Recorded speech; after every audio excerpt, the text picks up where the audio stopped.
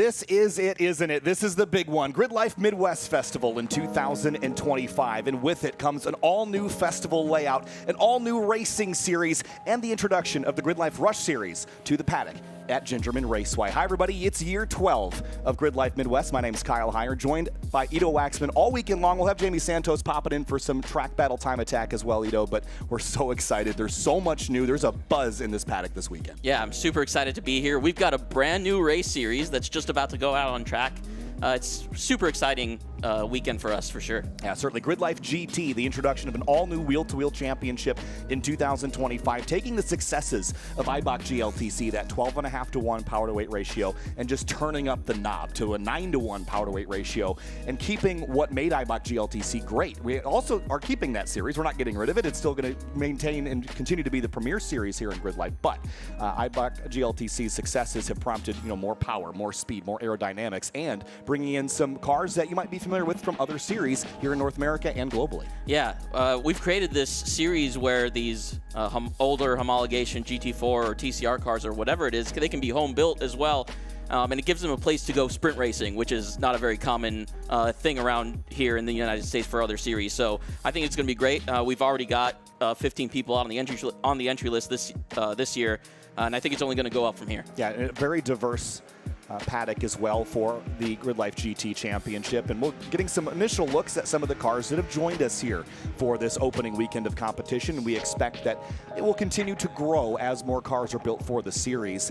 And already getting a look at one of the Hyundai Velosters that's here this weekend. There's a Toyota GR Supra GT4, a Honda Civic TCR, so just bringing in cars that are somewhere between 290 and 450 horsepower. That's a wide range, but again, it's a power-to-weight series that allows you to sort of build whatever you want within that category. Yeah, it's got a lot of the same different categorization that GLTC has adopted this year for tire width, weight, power level, and aero. But it just lets you do a little bit more, especially with aero. You're going from GLTC, which is a flat splitter, no diffuser, no flat floor, single rear wing series, and you're going into a series that allows a flat floor, that allows a diffuser, allows profiled splitters, similar to what you see on GT3 cars, and puts them all together out on track. Yes, certainly. I think it's a really taking advantage of kind of a little bit of a gap in the market for them to play. Yeah, and some new drivers coming into the series as well. Some that have pro racing experience, some like Luke McGrew that have been with us for many, many years here in GRIDLIFE. So we're really excited about that. We've got some all-new camera angles here this weekend as well. Really excited to show you Gingerman Raceway from some slightly different locations.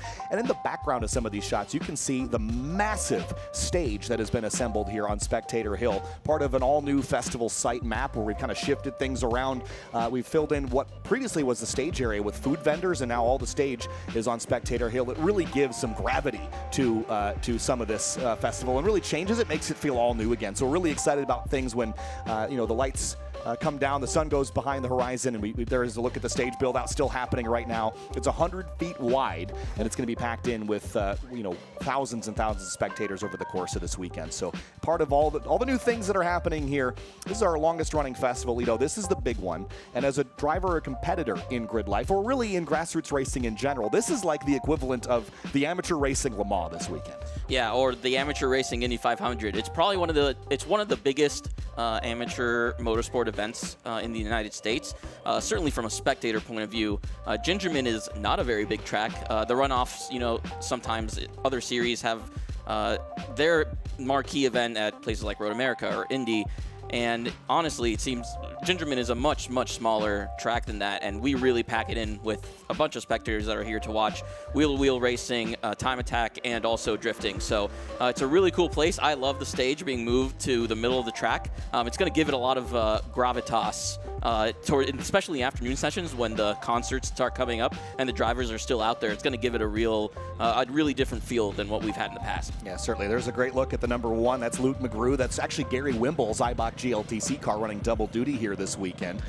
And that car is going to get lots and lots of laps. David Calzada's right behind in that MX-5, makes about 290 horsepower. And Tony Barber in that 333 Nissan 350Z getting the rear end kicked out. AJ Hartman in his new Edge Ford Mustang, really cool build. He tested that back at CMP. That's Jordan Wisely in that Hyundai Veloster. Yeah, really cool car, that one. I hadn't gotten to look at that before the race weekend, and he has a great fire suit, too. Has a lot of experience running in touring car racing as well. Yeah, our only, excuse me, there's 3 other front-wheel drive cars in this field. James Houghton and Jeremy Boyson in old Honda Civic Type R TCR cars, which was a really cool little double duty that they're pulling, going from IMSA endurance racing into, bringing it into this amateur motorsport. I think that's really cool to see. Yeah, certainly. There's a great look at the 10B dip there. That's really the only real elevation change on this racetrack. There's not a ton of ups and downs, but there is some texture, as Greg Kramer and Tom O'Gorman like to talk about. Just enough elevation that you can sort of feel things fall away from you and kind of drop you into some compression on the uphill. But then this long run down to turn 11, a great passing opportunity, high speeds here, probably in a GLGT car. Again, all the cars are very different, but I'd venture to say about 130 to 140 miles an hour, maybe a little bit better than that.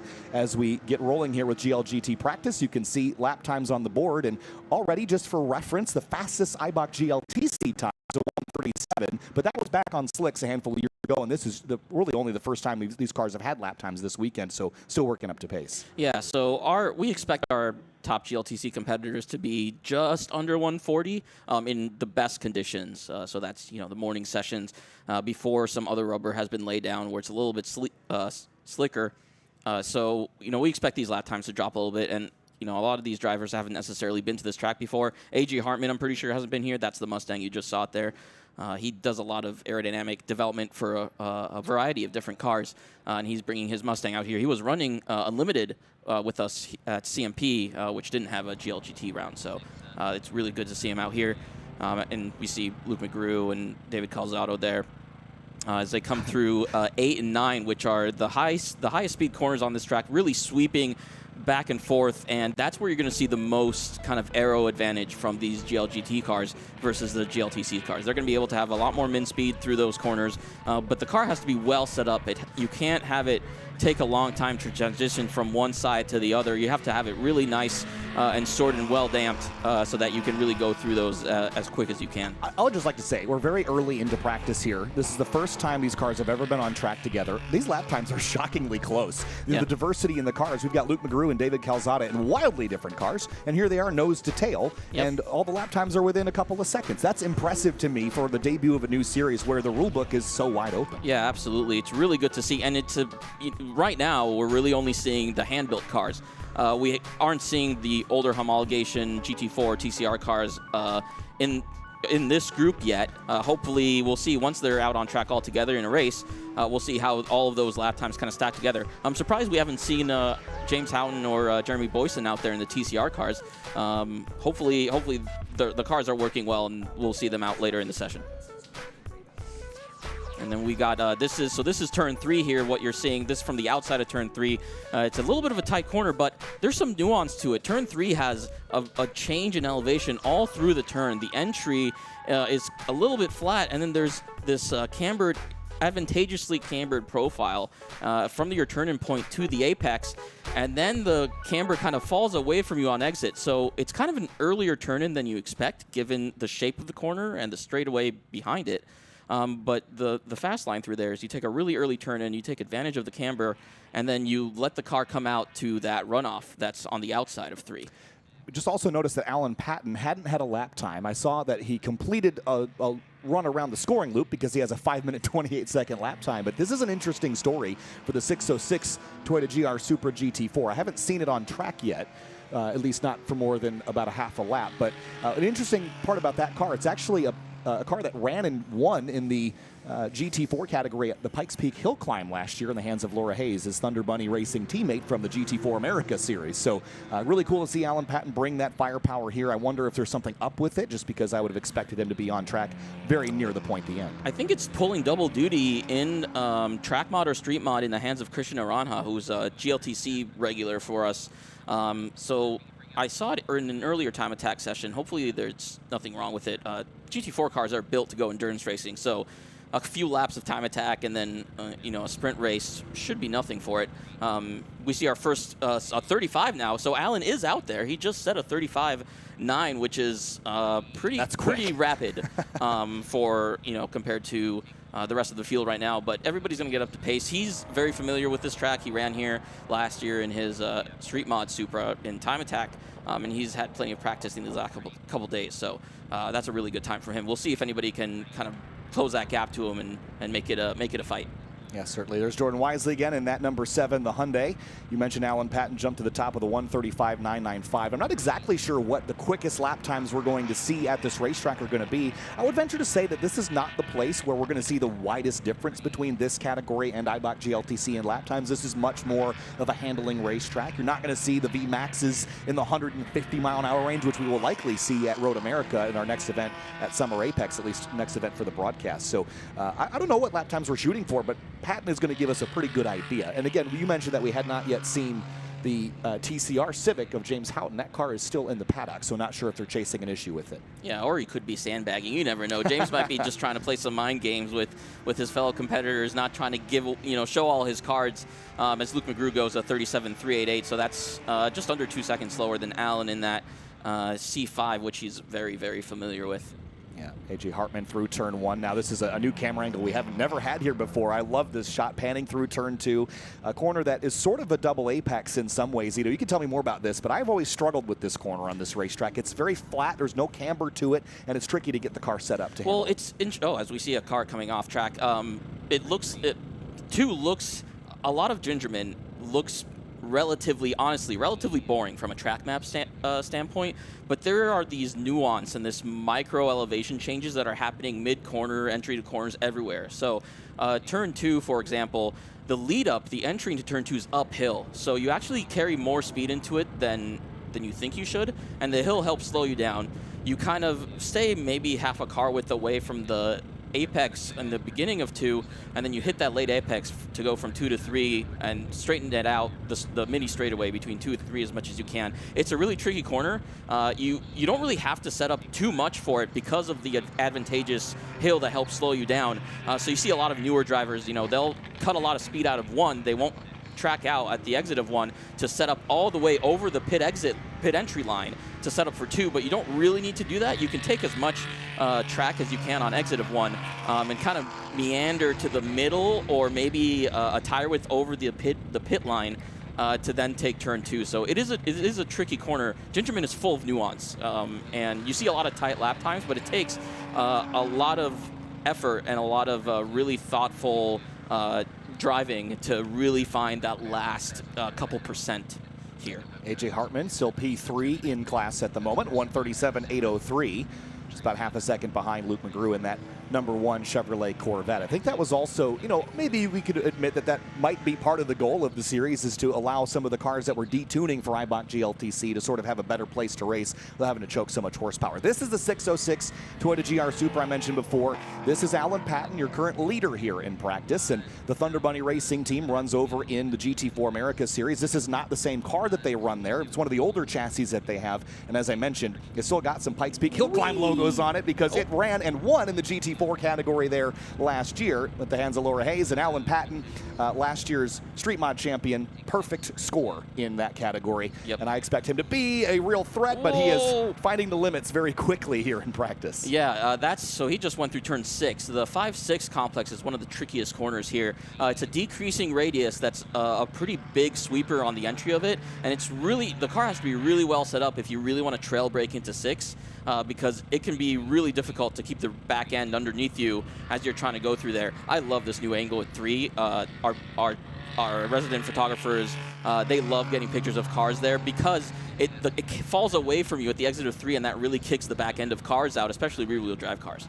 Yeah, certainly. Tony Barber in this 333 brought this 350Z out to a couple of events previously just to get some testing in and work up to this, but Tony's got plenty of wheel-to-wheel experience, has spent some time in Eibach GLTC as well. A.J. Hartman up to 2nd place, closes in on Alan Patton's 35.3, who Alan had just improved in that 606 Supra, but looks like he's going to hit pit lane and maybe check the underbelly. Yeah, that's really nice to see from A.J. Hartman. This is his first time here. He's adapting really quickly, so it looks like that group that's right behind Alan is going to be pretty tight. Again, we're really waiting on the K-Tune TCR Civics to see if they can give Alan a run for his money in that GT4 car. And these other competitors, AJ, as he gets more familiar with the track.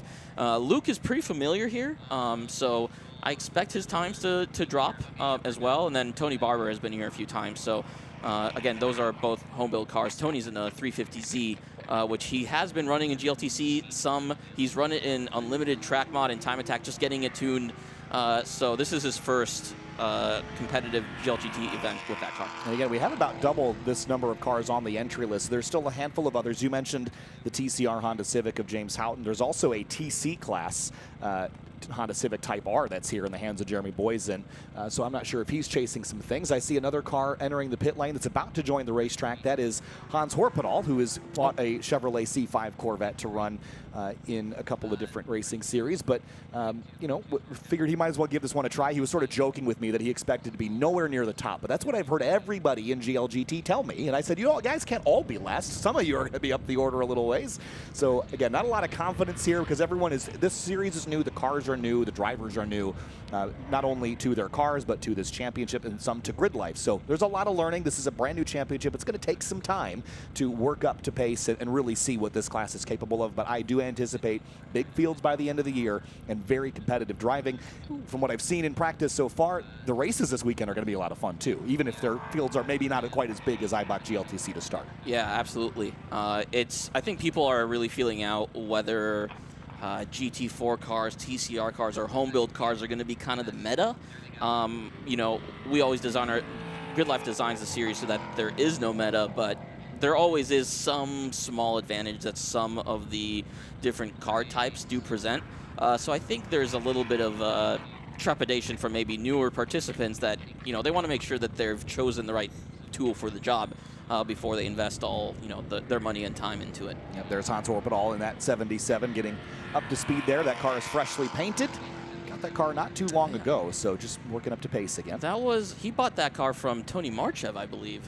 I think that was Tony Marchev's Corvette, which he himself bought from, that was Jeremy's Corvette? Yeah, Marchev still has Luke's Corvette. Oh, so okay. This is a more different one. Okay, yeah. I get all the C5s confused. This one has a wing though, so does. it's different. And Hans was telling me yesterday, actually, the front end of this car is unique in that it's actually a World Challenge Corvette front end, which has some tire spats sort of built into the front bumper. It's a very cool piece that bolts right up to the C5 nose, but it's got some race car parts on it. I think it'll be a cool addition to this championship and others. Look how fast they're heading down into turn left. I love this camera shot, real low to the ground, really gives that sense of speed. Yeah. And he's accelerating out onto the front straight. We'll see what he's got. He'll be starting a flying lap. Yeah, this is going to be his first flying lap. Hans is a GLTC regular, so it's going to be, you know, him and Luke McGrew are used to it. Obviously, James Houghton. So it'll be really interesting to see how these guys adapt to the faster cars. Again, these are around 9-to-1 power to weight versus the 12.5 to 1 power to weight that GLTC has. You know, these 35-minute lap times, they're about the same as Street GT. The pointy end of Street GT, which is some of the faster production cars with no aero allowed, but they're definitely going to be making their speed in a different way. Street GT cars, their power to weight is closer to 8-to-1, so, you know, C6, Z06, C8s, they're really closer to 8-to-1. These are 9-to-1, but they have more aero. So they're going to be making their lap times in different ways. Yeah, the other thing to note, Austin Hurl popping in the chat telling us that James Houghton ran a 134.1 on a test day with that Honda Civic TCR. So I mean, test days don't matter. That's not in the same conditions as right now. And he's also not on the racetrack either, so that's not going to count for anything. But just note that I think the Alan Patton versus James Houghton battle is going to be pretty thrilling. I think so too. That's kind of the battle that I've been looking forward to this whole weekend, is to see how Alan and James Houghton kind of match up against each other. But yeah, Austin, you know better than that. You know test times don't matter in different conditions. Unofficial. These these conditions right now, they're not ideal. The sun there's no clouds out there. The sun's just beating down on the track surface. It's relatively hot out there, relatively humid. 67 degrees looks like, but it's pretty humid. So the tires are going to be pretty hot. The engines isn't going to be making quite as much power. So yeah, I mean, all these cars could do 34s in early spring weather. Yeah, you mentioned ideal conditions. You're just not going to get those this weekend. No. The most ideal you're going to get is the right morning, now, actually. Well, really the morning sessions. Yeah, this is as close to morning as we're going to get today. And the rest of the weekend, once you get the drift cars on the racetrack, this place turns into a skating rink. And for Time Attack, it's very tricky to run record lap times here. But we will see records, I imagine, in some of the track battle categories. But as far as, running a consistent lap time over the course of the weekend, it's going to be impossible just because of how much the track changes, how much rubber gets laid down, moved around, how much dust gets brought onto the racetrack. I've driven here on a Sunday post-festival. It is a mess out there. These guys, there's 250 competitive drivers here this weekend running in various series between the Rush Series, Eibach GLTC, GLGT, TrackBattle, and Drift. So it's just a very busy racetrack. And it looks pristine and pretty right now, but it's going to get used up this weekend. The really interesting thing about Gingerman, I think, is there's not a whole lot of tire buildup of what's known by our British commentator compatriots as clag. So you know, it's the bits of tire that roll off as it gets worn. A lot of the times it'll build up offline on the outside of racetracks. I have not really experienced that here at Gingerman. I think there's actually quite a lot of line choice. Between all the competitors, you know, there's quite a bit different lines that people take here. Again, because of the small nuances that this track has. So in terms of, there's a variety of different lines that people can take. But you're right. As the weekend progresses, as drift lays down rubber, as all these different tire compounds are put on track, it does get sleeker and sleeker, or slicker and slicker, and it's really, really difficult to adapt to that. You have to change your brake markers, you have to change your turn-in points. Everything changes in the car as you try and optimize your lap time for the given conditions. Yeah, haven't seen Hans run a time yet, so not sure if the transponder's not pinging or what, but I would expect that. It seems to have been the case for a couple of cars also, so we'll keep our eyes on that. But Hans still working it out. That new Corvette to him, you know, comes from running a Honda S2000 in Eibach GLTC, so probably getting used to the torque. I know he's also has a Porsche 911 turbo, I believe, at home. So I think he's got a lot to learn here this weekend with this car. This is probably the first competitive weekend he's had it out. Yeah, he's going to take a little bit to get used to it, but Corvettes are pretty. They're a little bit difficult to set up initially, but once they're set up, they're very forgiving. They're a long wheelbase, double wishbone all around, so lots of tire underneath you. So they're relatively friendly once you get them dialed in. So you know, I imagine this one is pretty dialed in. And there's Hans's time just popped up. A 38.1 is what he set down so far. So you know, that's right there in that group, that you know, mid 37 to low 38 group. So I think he's going to have some people to play with in these races for sure. Hans heading down the backstretch towards turn 11 now. We'll see what he's got on the brakes. Looks like the third marker, which kind of makes sense for that car, turns in. It's kind of it's an earlier turn than you expect, again, because there's a little bit of favorable camber on the entry, and then you try and use as much track as you can on the exit, and he does improve a 37.9, so that's right in the meat of it. Actually ties DeLuca's time, Chris DeLuca's time, to the thousandths of a second. I think the tiebreaker is. I thought the same thing. It's a 37.944 to a 9.94. Yeah, so 50 thousandths of a second, half a tenth of a second. So, yeah, it's going to be really competitive, I think. And I think there's going to be a lot of competition for that last podium spot. Well, I guess, again, we're not sure where Houghton and Boyson are going to land. So. We'll see. We'll see what happens in qualifying here. This is just practice, so yeah. We'll see. We'll see how many of them come for qualifying. Hopefully, we'll get all 15 cars out on track. Looks like he's slowing it down. Thinks that maybe he's winding it down the moment. I have not yet seen a checker. I don't think the session's been checkered yet, but seems like a lot of he's the only one out on track right now. So right now he's going into turn 7. So turn 7 is kind of a funny one. You can turn in early and cut as much distance because it opens up on exit, and you want the car to track out as much as you can because you want to hit a late apex here, right where he is in that curbing. You want to hit that right on the backside of it to set you up for this quick turn 8, which is going to set you up for the quick turn 9, so you can straighten yourself up for 10B right there. And 10B itself, very tricky. It's a downhill braking corner, so you lose a lot of that front end grip as you come down the hill, and then you got to get the car hooked up to the inside before the hill up catches you. So you kind of get on throttle earlier than you expect as the uphill, as you climb the hill, and it kind of catches you as you track out. So yeah, again, from the track map, Gingerman looks pretty boring, and admittedly, my first couple times I was pretty unenthused about running here, but the more that I've run here competitively, the more I've enjoyed the track. I think there's a lot of these really small nuances that are really fun to get right. And Hans is going to pit in now and head back to the paddock. Still think the session is still open for a few more minutes. Just getting a look at the schedule is got this for another 5 minutes. So the track does seem empty. I am concerned, We did get a checkered flag thrown. Yep, just now as I looked away. Yep. I was going to say, I am concerned that we didn't see 5 or 6 of the cars that we expected to, which means that those cars are going to get their first laps with lap times in qualifying later today. That's never really a session you want to use as a test, Ito. No.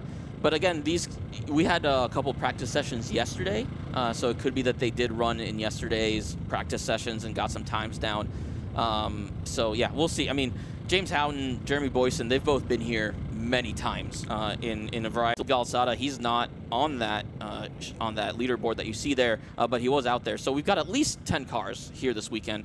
Hopefully we get all 14 that we have on the entry list. Have a look at the schedule for Friday here as we just warm things up here on the broadcast. It's going to be a fun day. We have 3 full days of action to cover, but next up will be GRIDLIFE Drift, full course drift here at Gingerman Raceway. We've got a lot of drifting on the schedule.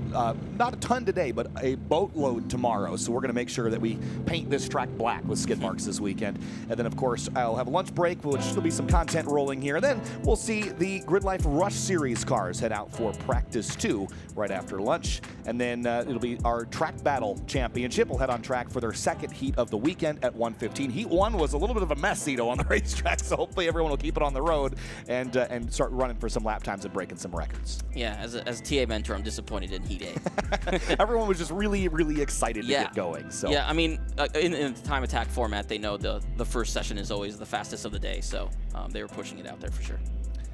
So wrap it up here for GRIDLIFE GT Practice, sort of working up to it as far as the drivers and pace is concerned. And in just a few minutes' time, it'll be GRIDLIFE Drift. Look at that paddock, packed full. I said 250 competitors, even more spectators going to be showing up all throughout the day into the evening. And the festival lineup is going to be really exciting. And of course, that stage, it's still, the build-out's still happening, but it is wild looking over there. So really excited for all that, Ito. Yeah, and the fun stuff, the fun part about Drift here is Road America has the car track where a lot of the drifters like to spend a lot of their time, and then they go out on track for the one of the only Road America drifting sessions there are in the year.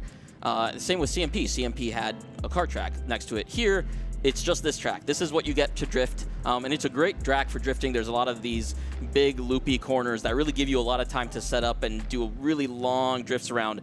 And then the reverse entries into one are something to behold, let me tell you. If you get a chance, you should go to the pit exit of turn 1, right on the wall that's closest to the apex of turn 1, and watch the cars reverse entry into there. It's a sight to behold, let me tell you. Really excited for that, but GRIDLIFE GT Practice is complete. We'll move on to GRIDLIFE Drift here in just a moment's time.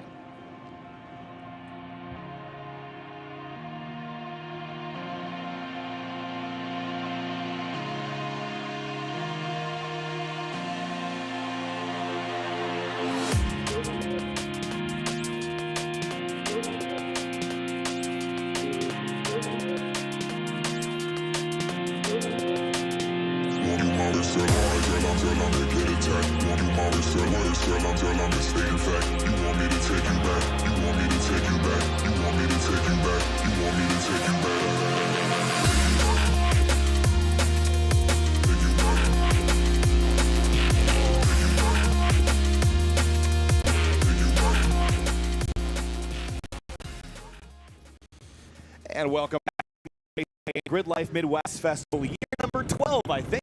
Hire, joined by Greg Bucell. Ray's busy this weekend, so we're going to drag you in for a lot of drifting this weekend. I am so ready for this.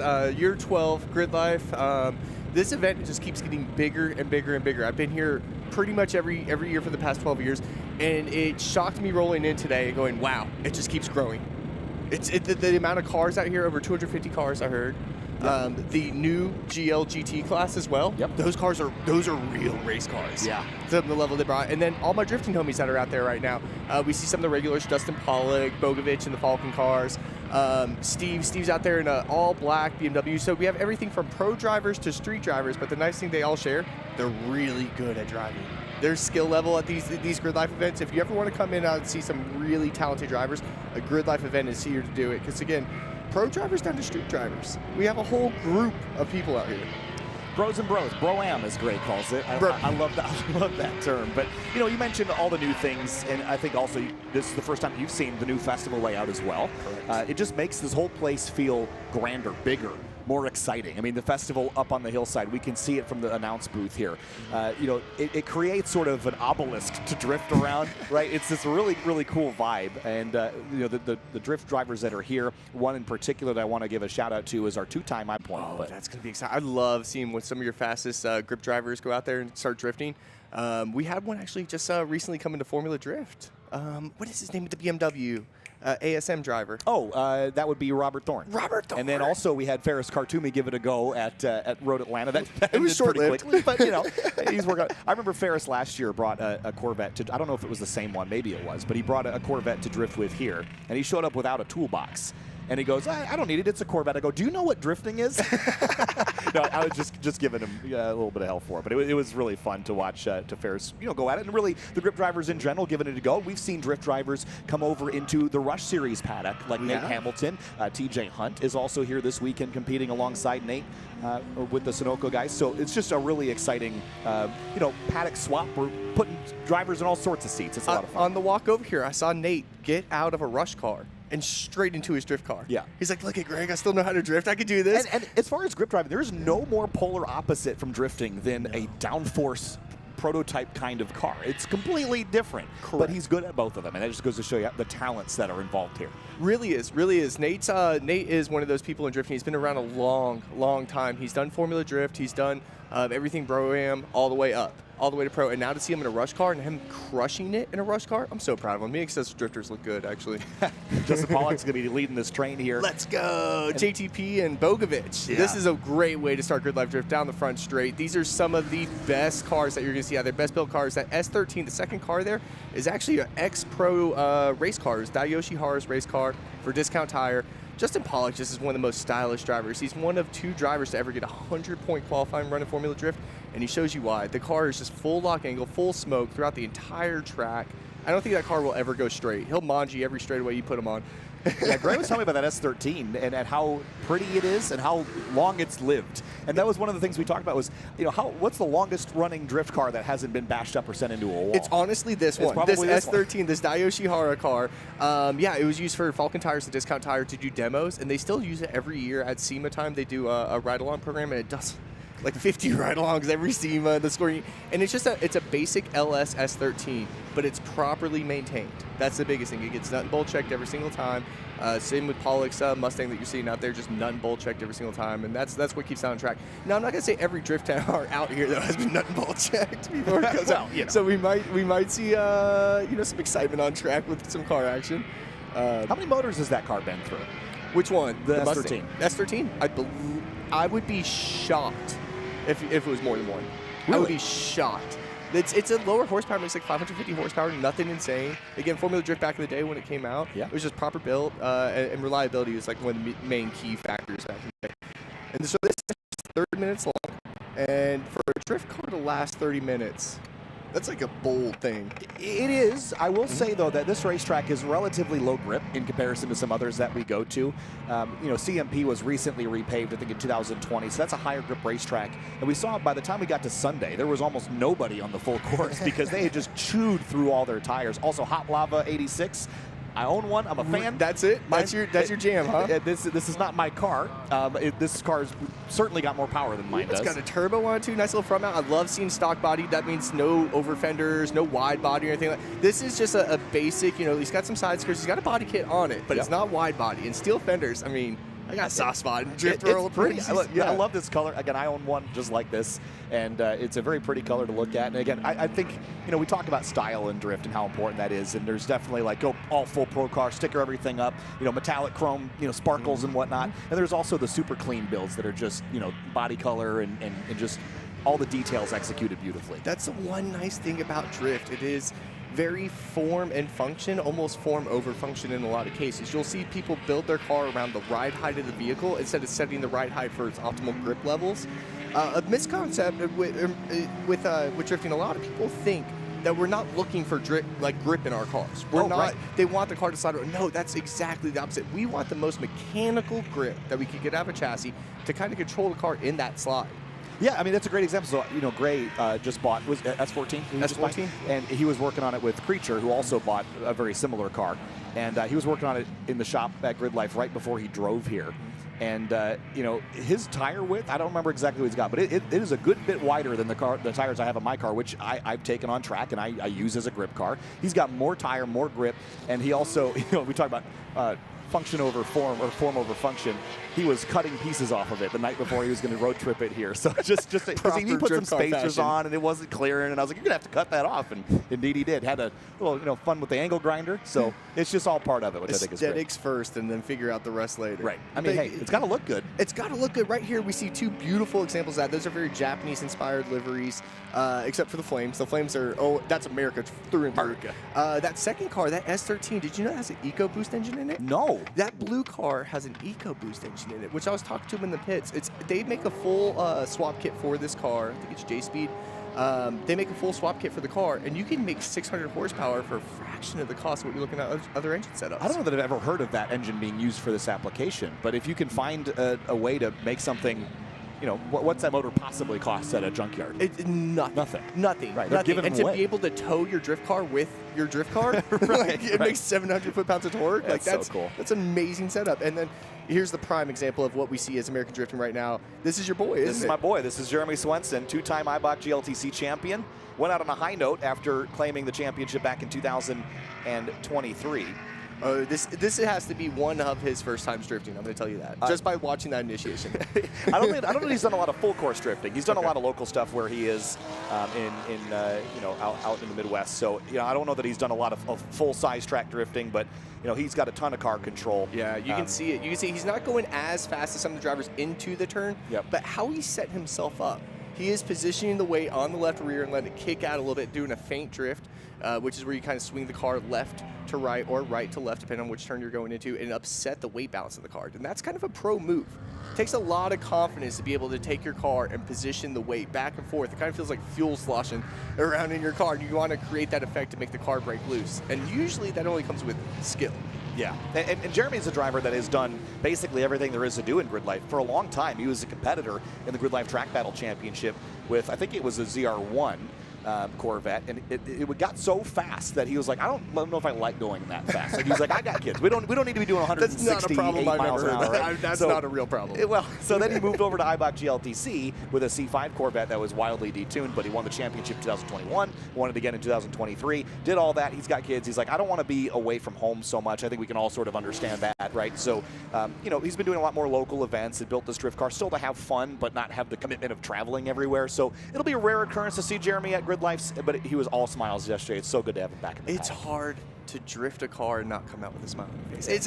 It's the best part about driving. Wow, I just saw that right out the window. What happened there? Convertible? Couple E36s doing E36 things, driving like a normal BMW driver. They thought they were on the highway in the city for a second. Didn't use a signal to turn right either. He just flicked off the person passing him. Exactly. Convertible drift cars need to be more of a thing. Oh, so this is about this. Had one built. Yeah. Convertibles need to be more of a thing. It's something about with drifting, though. When you run a convertible, you got to cage it just because it'll twist its chassis. Right. And it's a full commitment. Now, I want to talk about two of the stylish cars that are out there right now. This is Blake and Steve. They're from Midwest as well. Blake's in that Car Modified Wonder S14 silver car you're seeing on the screen right there. It's LS powered. It makes about 500 horsepower, and he has been, I think he's going for 5 or 6 GridLifes this year. He's trying to go for all of them. 10 GridLifes this year, he said. I'm in. Let's do it. Big commitment. He's got a full season of GridLifes as drift, and that is, again, when you come to being a person that's gone to a bunch of drift events, what separates GridLife from another drift event is this is the event where you get to drive with the pros. So you get to expand your skill. A lot of the tracks are very difficult tracks, or they'll challenge you in either high-speed initiations or technical corners.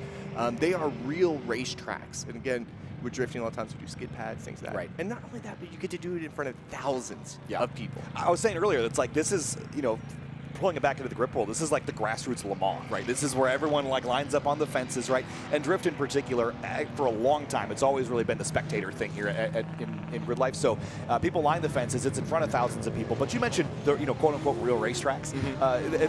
It's so interesting that you mentioned that, because GridLife has brought drift to the full courses at a lot of North American racetracks that have never seen it before or have seen it only in limited capacity. WeatherTech Raceway Laguna Seca, Watkins Glen, Mid-Ohio, Lime Rock Park. These are tracks that have never seen this style of motorsports before, and we've brought it to them, and all season long, that full schedule you mentioned, Road America is on that calendar. We were just at Road Atlanta. So, you know, all these racetracks that you only could ever drift in a game or a simulator. You could only do it on Forza. Well, now you can do it at GRIDLIFE. Now you can do it at GRIDLIFE. We are getting some good tandem also. Now, well, how long have they been out there? Wait to see what happens throughout this weekend. Yeah, and also just the sessions at night too, when the smoke's filling the air, you got lasers and lights everywhere. It just amps things up even more. It really does. It really does. Again, these guys are just, this is their first run. They have just pulled the cars off the trailer, making sure their alignments are good, making sure the car's acting how it needs to. Same as where they parked in the trailer the last round. But instead, we're seeing like pretty close tandems at the same time. I think it's probably hard to resist that, right? When you get out here, yeah, everything's fine. All the wheels are staying on it. Yeah, we're good. Look at Nate Hamilton just cutting them off on initiation. Nate, that was a ballsy move. That new GR86. Those cars look so good. I love them. I'm a big fan of the chassis. Like I said, I've subscribed to the first gen, but there's so much performance potential, and because the frame rails and the engine bay are so wide to accommodate the stock boxer engine, you can pretty much jam whatever you want in there. Anything you need. And look at how good that car looks, too. Again, Flames, very American-inspired. Are Flames American? I would say so. It feels very Jeff Gordon. It feels very Jeff Gordon. Let's go back American Graffiti. You know, like even further. I think flame liveries are an American thing. We'll claim it. We'll take it. I'll take it. But I love this car. Look at those rear fenders. You know, he could use a wheel spacer. I don't want to hate on my boy, but Nate, you could use a wheel spacer. I see some gaps. He's got 43 inches of them on the front. So, C5 Corvette, we're seeing that chassis. I'm sure you've seen it in the drift world too, but it's just those cars are getting inexpensive enough that you can turn them into anything. They're a blank slate. Performance potential is already really high in stock form. They're very, very good track cars, but even in the drift world, you got enough power to do what you need. And they're sort of a dime a dozen now. You can find them anywhere. You're absolutely right. The Corvette is the cheat code if you want to be a great drifter really quickly.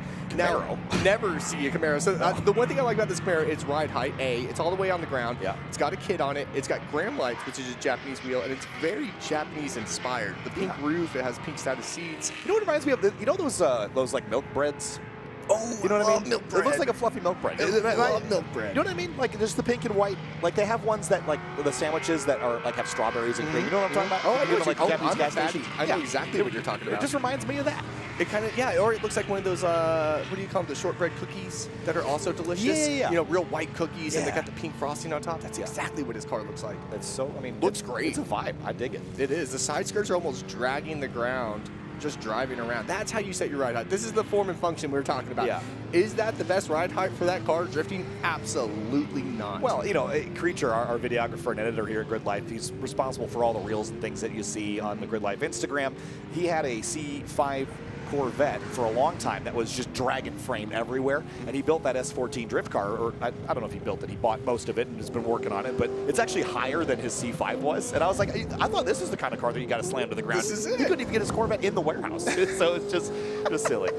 Matt Kaufman, America's hero, Matt Kaufman, floor to the belt. Look at him, he's gonna stretch his whole straight. Don't straighten out, look at this. That is so fast. You know that straight away. I do, and Kaufman, he has never lifted once. He gets on the racetrack and holds that throttle on the firewall the whole time. It's crazy. Some people get about 2 laps, maybe 3 laps to repair a tire. He's going to get 4 turns. Yeah, I mean, there's no way. Look at this stretch. There was a viral video from our first trip to WeatherTech Raceway Laguna Seca where he initiated an entry probably at 150 miles an hour and dragged it for a quarter mile down to the end-ready hairpin. It went on ESPN. I think the only time drifting has ever been on ESPN by that man, Matt Kaufman, right there. Yep. And he did something similar at Road America last year with the carousel. For those who are familiar, turns 9 and 10. It's a very, very long 180-degree sweeping corner. In a grip car, 110 miles an hour easily. He was probably doing easily that sideways. Smoke billowing the whole time. And it's a high grip racetrack that had just been repaved, and he somehow had wheel speed the entire time. GRIDLIFE is, again, we have thousands of spectators, so that means you have thousands of cameras. If you want to break the internet with some cool drifts or a backy, this is the place to do it. Yeah. So we're going to see a lot of drivers, especially as this track gets warm, sun starts to go down later on, trying to get that million-view Instagram clip. Yeah, just that's what drifting is. That's all you got to do. Yeah, just watch Kaufman. Watch this black car if you want to see the next internet clip go viral. Yep. They get restaged on the back straightaway. I think Nick Swan over there controlling the house for us. Always looks epic. This car's so cool, man. I've seen him drift with us all season, actually. So he's been at the last couple of rounds drifting with us. Brand new GR, but it's got all the bits on it. Who's it? Subi Mods? Yeah, this is a Subimod's car, and they actually had that on the skid pad a bunch at CMP, and that was a really great little track for it. But it's holding its own out here on the big track as well. This is not the same as a skid pad. No, it is not a go-kart track. This is a massive It's a 2.2 mile long skid pad. Oh, wow. So, and if you're looking at this track layout from an overhead, it's very deceiving when you look at it. You say, okay, it looks like maybe a little bit more of a simple track. There's a lot of elevation that you don't see from an overhead perspective of a track layout. And a lot of these turns, if you go, as we see with Matt Kaufman, if you're going fast enough, you can link a lot of the sections. That means, holding a drift from one turn to the other, as we're seeing right here. That is full angle. I'm impressed. And you can see the downhill drop there as well. You lose some grip on entry there that makes it challenging. It does. It makes the car want to shoot out wide to the grass. And this track, it's one of those things where the grass runoff is so long. You drop tire, it's going to bring you into the grass. And once you're in the grass, you're just going sliding for hundreds of yards, it feels like. Sometimes it never stops. This E46 is super clean. This S2000 is pretty as well. Love the paint color on it. This is rare for drifting. We never, ever see S2000s drifting. And he's been having this car now. He's done a bunch of grid lives in this S2000, actually. Yeah, I know that you throw a lot of the parts catalog at any drift car, but the S2000 is sort of known for being a snap oversteer car that is not really pleasant past the limit, which is all you're doing when you're drifting. But you throw enough suspension parts at this, you can make anything slide. You modify something long enough, it's going to end up working. And this car works. Well, you can see it right there. See how it wants to snap straight? Those cars were set up from the factory to be ultimate grip monsters. Yeah. So, especially front grip. So trying to lose the front grip and get the car to slide, like pivotly slide on its own x-axis, it's really hard to do. Oh my goodness, look at the pass by Peter, you see that? Oh goodness. Can you do that? Is that? Sure. Are there rules? Someone was asking in the chat, is this judged? No, this is all for fun, baby. I am judging. You are judging? I am judging. Well, I'm starting off with the style aspect, so I'm judging. If it's an ugly car, that's why I'm not commenting over it. Well, some people have asked, hey, why doesn't GridLife do competition drift? And we've talked about it a lot internally about, weigh kind of the options of adding competition to it, because certainly you could build a show around it and, do something, sort of fun. But the drivers have all told us, we love coming here because we can just go out and run doors with our buddies and not have to worry about the stresses of competition. So yeah, they're going out there, some of them with an agenda, some of them not. But the drivers have all told us, this is fun, relaxing, enjoyable. Let's not turn this into, some kind of competition where you're going to stress yourself out all the time. Sean Krebs back out there drifting as well. One of Jeremy Swenson's buddies are paddocked up together. Little baby 1 Series, isn't it? Oh, those are such good cars. And short wheelbase too, which has got to be tricky. Short. No. And so as we found out in drifting, which you guys knew in road racing for a long time now, cheat codes are buy a BMW. Get a BMW and the car will work. The cars are so good chassis-wise. And these 1 Series have taken a little while for us to figure out, actually. It's not the same rear trailing ours like E36, E46. The E92 is kind of a pain in the butt. Yep. They're beautiful cars. But there are 8 adjustable arms in the back side of it, so if you set toe, it messes up camber, messes up everything. Everything's attached together. Yep. And see, here we see an E36. This is dummy proof. This is a real rear trailing arm car. It's got rear grip for days, mechanical grip that you would not even believe. And that's Grant Anderson. I was gonna say, is this Grant? I wasn't sure if he was running the Rush car this weekend, but I think he's double duty. Is he double dutying again? Dutying twice. Dutying all over the place, dude. Here's the Reef BMW. So they actually have an aquarium as well. So there's Reef Motorsports and then Reef Aquarium or something like that. Yeah. I love these guys. My mom gets out to a GridLife maybe once a year, and she came to Mid-Ohio Sports Car Course a couple of years ago when we drifted, I think 2022. And they took my mom for a ride at Mid-Ohio, and she didn't understand what drifting was about. Went for one ride in that car and was like, okay, I get it now. So. No, they're a great, I met him last night. They're a great group of guys, and what I like about them is they come out and do kind of more exhibition drifts or things like Grift as well, or GridLife Drift, and but they Grift. That's a different thing. It's a whole different thing. But they represent themselves as like a pro team. So you go to the pits and it has their branding everywhere. All the team is wearing matching T-shirts. Yeah. Their pits are clean. Their tools are put up. Even though this is not a competition style event, they present themselves as professionals. Yeah, I think was it Enzo Ferrari that said something along the lines, it costs nothing to make something beautiful.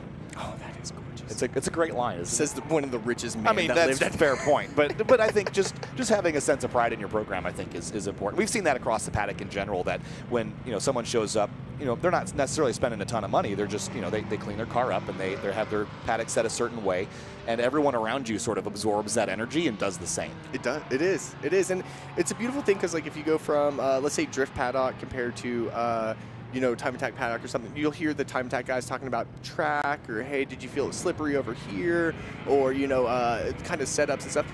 You go over to the drift paddock and it's just jumping out of their cars going, oh my God, that was awesome. You know, it's a totally different conversation. There's no strategy in what these guys are doing. It's more or less, let's get as close to my buddy in front of me as I possibly can. Well, hatch coming up. I That's love extra it. points. Active aero. Yeah. I don't know why that happens so much in drifting. I mean, I know the cars go sideways and the air will come through the window and push open the hatch. None of you guys have bumpers either, so all the air is coming up from underneath too. There are at least, I'd say 50 to 80 zip ties on each one of these drift cars out here. When it's holding down, that's up to them. You know, obviously it was that guy's hatch up until a minute ago. I always just joke that if you need a zip tie at a GRIDLIFE, just go to a drift paddock. There's millions of them. I keep them in both of my doors. Both doors of my, yeah. So Why if I'm in the doors? passenger, You can't do it when you're driving. okay, you've never been to a drift event before.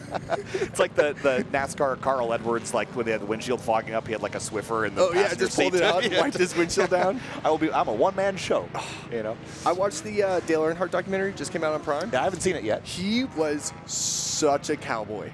Such a cowboy. Like, it was not a show at all. He's in there chain smoking cigarettes Well, so or whatever. Yeah. speaking of, I was going to mention, because you mentioned Cowboy, Luke McGrew, right? Our GRIDLIFEs episodes, which we have as some content that we can air an extra heading to lunch here shortly. So we'll show you some GRIDLIFEs content. But Alex Freeman did some documentaries about our Eibach GLTC competitors, and one of the drivers that got a little bit of a feature was Luke McGrew. And Matan was joking post-race at Road America that Luke's probably lighting up a cigarette right now, and Not cool at all. But if you're Luke McGrew, it's cool. If you're standing on a podium, you know, you light up a cigarette, it just makes you look so much cooler. Yeah. That's all. But don't do it. But don't do it. Don't do it. Just watch no. Luke do it and know how cool he is for doing it. Just sit back in jealousy and enjoy it. I'm seeing this little primer Mustang. Yeah, there's a new edge. Ooh, kicking up some You dust. see, so there's some stuff that's happening off screen right now, guys, where these drivers are getting faster and faster and faster. They're And we're testing the starting to limits. see some really risky maneuvers. I'm pointing over here. I'm grabbing shoulders, showing you around. Look at this guy. Look at this guy. Yeah, it's great. And this is a great racetrack for spectating, too, because it's relatively flat. I talked with Ito earlier about how Tom O'Gorman and Greg Kramer have always said this place has texture. It goes up and down a little bit, but it's not huge elevation like we're going to see at Road America or Lime Rock or anything like that. But it's great viewing angles for the most part. You just lose the cars a little bit on the backside of 10B where these cars are now. But it's a great racetrack for spectating, and especially around that turn 1-2 S-curve area, it's perfect for drift. It's one of those racetracks where there's a lot of digging yourself out of corners, which is kind of funny. So you'll find yourself in a really sick corner, and then you get out of the corner and you see a massive straightaway. And you go, all right, back on throttle. And before you know it, you're back in like a carousel. This track has a little bit of everything as a drifter. One of the higher speed initiations that we're going to see all season. It's a massive, you can go as fast as you want on this initiation, realistically. My favorite thing about drift initiations, because again, I was new to the world, and I think I rode my first drift ride was with Chris Forsberg at Pikes Peak International Raceway. Spoiled for life. I know, exactly. And the crazy thing is that they just aim at the wall, which is not a thing that you ever do in a grip car, and it just turns at the wall, and you're like, we're about to die. And then within 3 feet of hitting that wall, you swing back the other way to throw it into the corner. It is the craziest experience. And then all of a sudden, everything gets really smooth. It does. It is, especially riding in. So I've rode in grip cars, and I'm like, this is violent. Yeah. This is violent. If you ride in a good, like a Chris Forsberg drift car, it's slow, technically. It feels just like everything just feels very fluid. fluid. Yeah, exactly. Now, if you ride in a drift car with a bad driver, it gets scary really quick. I'm lucky that hasn't been my experience yet. I was riding with Pete Collins back at Pit Race, and we had a little argy-bargy, as Calvin Fish would call it, with Andy Smedegard, but bounced off each other. A little bit of this. But again, it was one of those moments where we're heading towards Armco. I'm like, yeah, this is it. That was cool. So it's all good. It's fun. Just experiencing the limit in a different way. Exactly. Again, I don't know how the grip guys are, but if we get tire marks on our door, it's kind of like a badge of honor. Yeah, I mean, probably maybe elsewhere in our grip paddock, it's like I see the ASM cars, and there's like 14 different tire marks on every S2000 over there. Well, those are over several years. Okay. But I think Lena Chin in particular, she just did a Gulf livery on her S2000 after having she had like a light blue and pink car that was super, super cool, but she's changed it up for 2025, and I think most of that was because there was too many donuts to clean up. They were through the wrap at that point. So, is there anything better than a Gulf livery on a race car? Is there anything better than the Gulf livery on a race car? A Sunoco livery on a race car, probably. Sunoco gives you creative freedom. That's a beautiful thing. Sure do. Let's have a look at some of the highlights here from GridLife Drift. This was a fun session, getting things warmed up here at Gingerman Raceway, but we got a ton more drift coming your way, kicking things off right out of the gate. That's a highlight I want to see. We were talking over a little bit, but look at that. That's door-to-door action. That's a tandem that we're going to be seeing sooner. A lot of buddies are going to start linking up with each other, and they're going to be trying to get them doors. We see Zelensky, Pro Spec driver out here. Getting it done. Again, same thing through turn 2. Just a great corner right in front of the fans, kicking up the smoke, getting set up for that Manji down the back straight. I want to see these Falcon tire cars really on each other. Next couple laps, I want to see Bogovic just push it right through Pollock. I'm calling it. Love that. You said Ryan. we're not judging, but I'm judging. I mean, you're judging. I'm going to start calling people out. I'm going to go to the pits right after this. I'm going to say, hey, I didn't like what I saw. Yeah, I don't have the chops yet to say anything about anybody, but I'll say, well, that looked cool, you know. But again, stylish cars. You have everything out here. You have some of the best looking cars, some of the best performing cars, pro cars, amateur cars, pro drivers, amateur drivers. Look at this. Kaufman is one of the fastest drivers in the U.S. right now. He left FD and he just got better. He's crushing it. Well, first sessions of the weekend on the broadcast are done and completed. GRIDLIFE GT Practice. We saw a little bit of a taste test of what we're going to see for the rest of the weekend. And then our first session of GRIDLIFE Drift on the broadcast. First session of GRIDLIFE Drift on the weekend, Greg. We're just amping things up. Again, this was a little bit of a taste. Now we have to actually go get a taste because it's about to be lunchtime. Oh, I love it. I got really excited when they announced Drift was about to go. I got really, really excited when you just told me lunch is about to happen. Yeah, so it's about to happen, and we're about to kick things off with the rest of the day. There is a broadcast all afternoon, and then all day tomorrow, and then all day on Sunday. So make sure you're tuned in. But it's about time to take a break. We're going to get some things fired up for the second half of the day. Kyle Heyer with Greg Bussell. Thanks for watching. We'll be back after lunch. 6-4 with the gangster lean. 6-4 with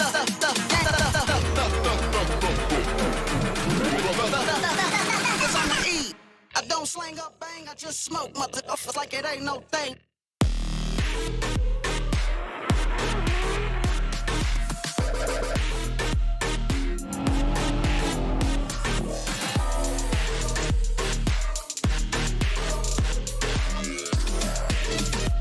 I just smoke motherfuckers like it ain't no thing. Born on the track, bred on the mountains, raised on the podium, ready.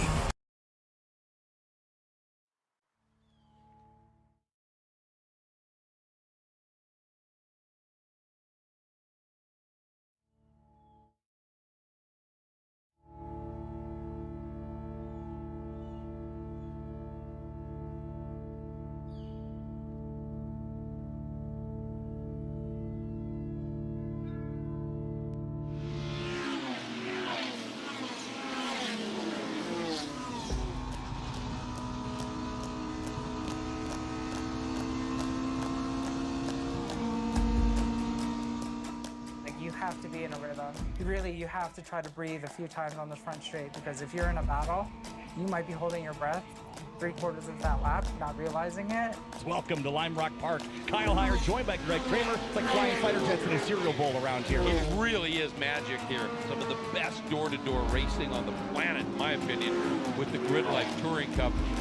I've been in a lot of series where I've been podium, no problem. The field is much more stacked in GRIDLIFE than pretty much anywhere else I've raced.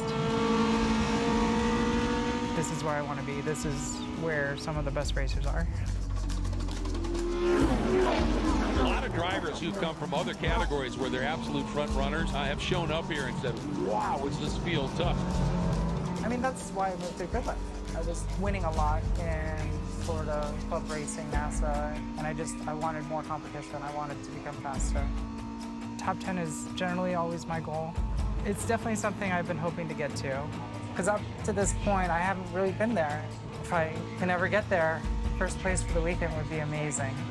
And the other driver we just have to talk about is Lena Chen. She came in here, qualified 10, drove her way up to 6th on the track, and is showing some real speed.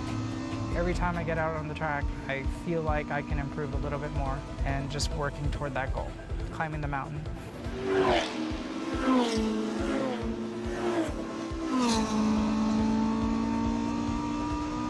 Nick Barbado was in front of me. E36 BMW, multi-time national NASA champion. He was the guy I wanted to pass. Look at Lena. Woo, side by side there. Granted, this is his home track, so it was a little more difficult to get around him. You're really heads up, being cognizant of who's behind you, who's beside you, who's in front of you. This just intense concentration of a high-speed game of chess. I love it. It's pretty much my favorite thing. It's the only place I can kind of get it in my life.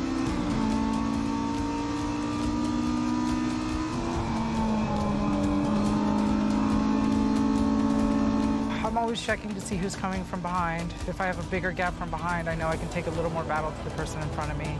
You kind of just stay behind them until they make a mistake. You put the pressure on them.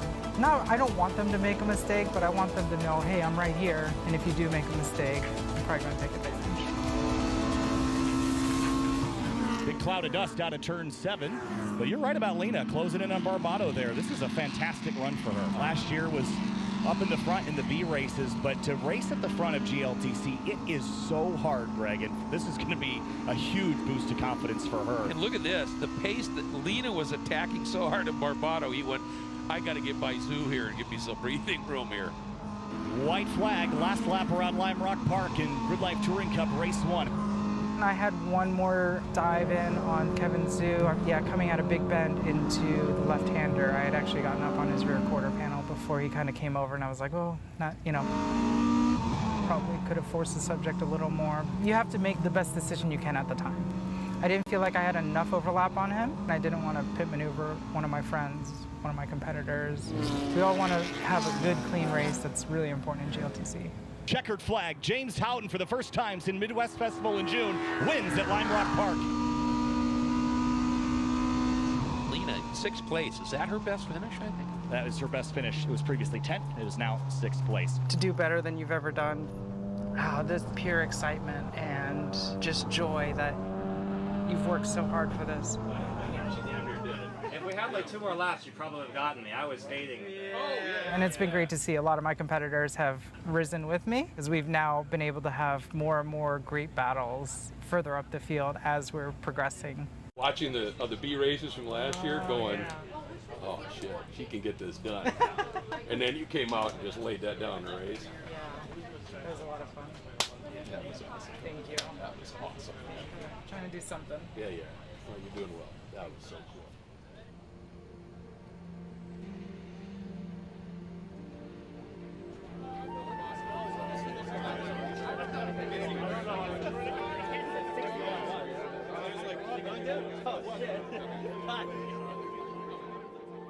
This is the special flag.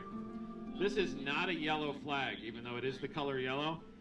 This is for bears. I don't want you to put the car where it might not work. I want you to put it where you know it will work. If you go 2, 3 wide into a turn, I want you to hold your relative position towards the inside or outside of that racetrack. You do not get to... I think there is a high level of respect needed to race this hard, this close.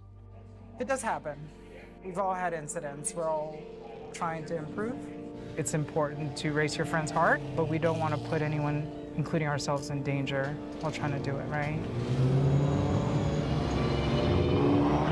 Hi everybody and good morning. A beautiful Saturday, August 17th, as we get ready to go racing for the second time this weekend for the A group. James Houghton, Matan Rosenberg start in the front row. It's Mark Chev and Lena Chin in row 2. This is I think, a career weekend for Lena with the way she's going. Best finish, best qualifying, and now highest start. She starts 4th. Having only 2 cars in front of me was an amazing feeling. I had no idea how I would be able to hold on to 4th. It's trusting that they will give you the same level of respect back that you want to put out there. I wanted to prove to them that I did belong at the front of the field. Your 27-car field for GLTC Race 2A. Pace car, the Nissan GTR, is going to peel off and head down the pit lane. Green flag flies and we're racing again at LRP. 5 abreast heading in to Big Bend, and from the outside, beautiful move, Matan Rosenberg in that big Corvette. Look at Lena Chin up to 3rd place. She took out an opportunity from the outside of row 2. It's intense. a lot to think about while you're racing, trying to do, you know, really perfect the laps, but I kind of love it.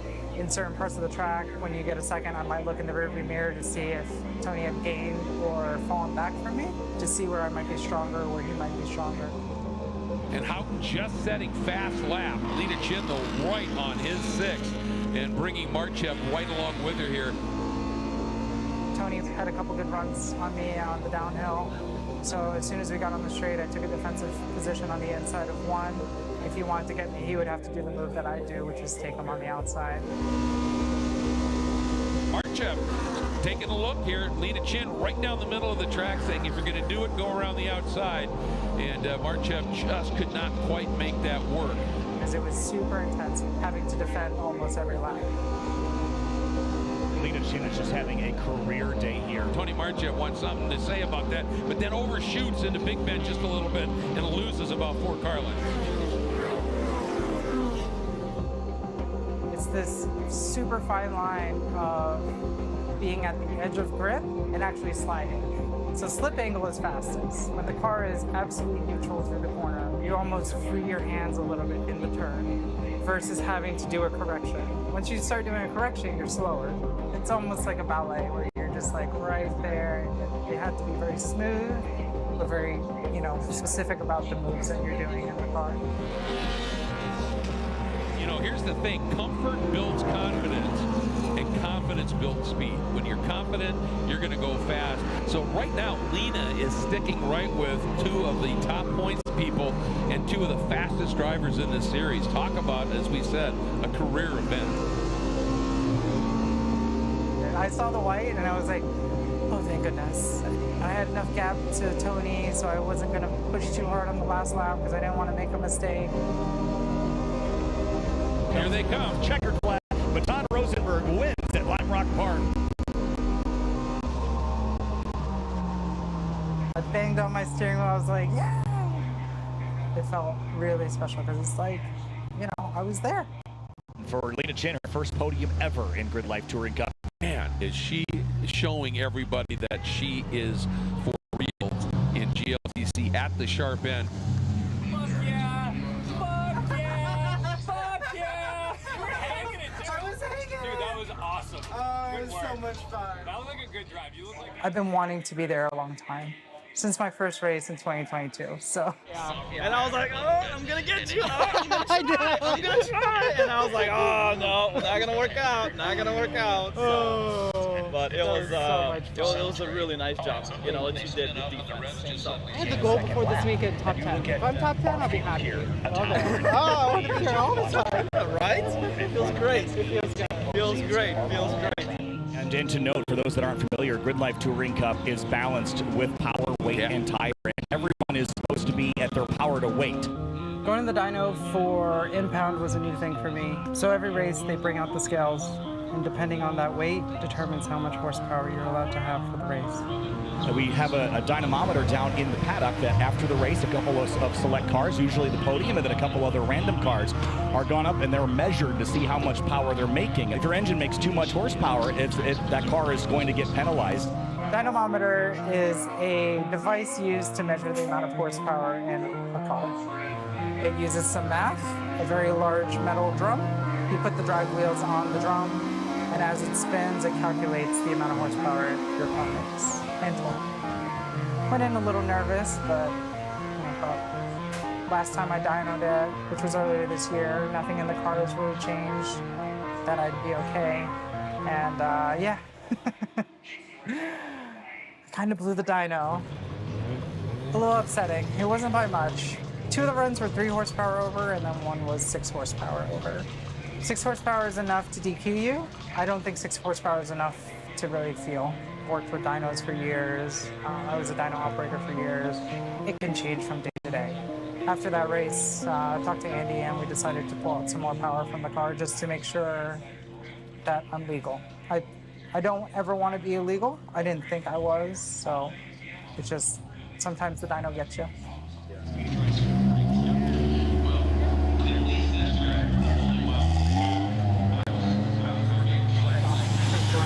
We'll see if it does better.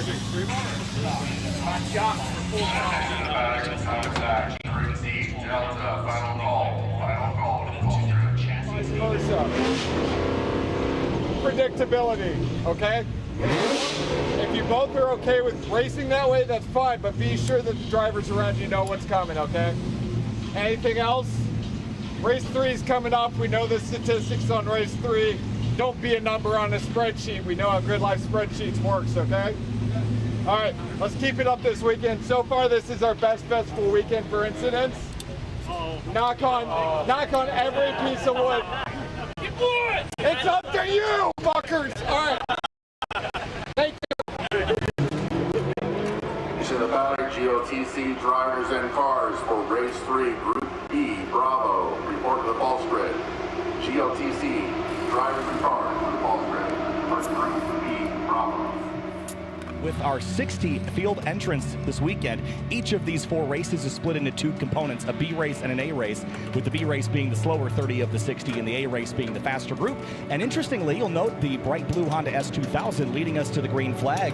Greg, she was on podium in race 2A, but Dyno. Yeah, just a tick over, and it really wasn't enough to offer a huge performance advantage in any way, but rules are rules. And Lena understands that. You know, she was surprised to be over it. Well, again, just very little. So she'll just put her head down, race hard there in that bright blue S2000. So I got relegated to B race, but I was starting first in B race. It's not a lesser skill, it's not a lesser driver, it's just more on lap time. I was just gonna run my race. Here we go. Cars are coming down. Chin on the pole.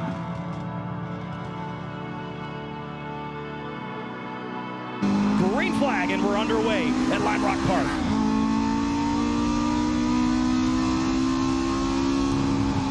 Kevin Zhu has a look at the inside of Kevin Bandy. Brian Leonard, big dodge and weave to try to miss Zach Lavoie. All of that jockeying. Look what Lena Chin has been able to do. She's taken advantage and opened up a big margin already.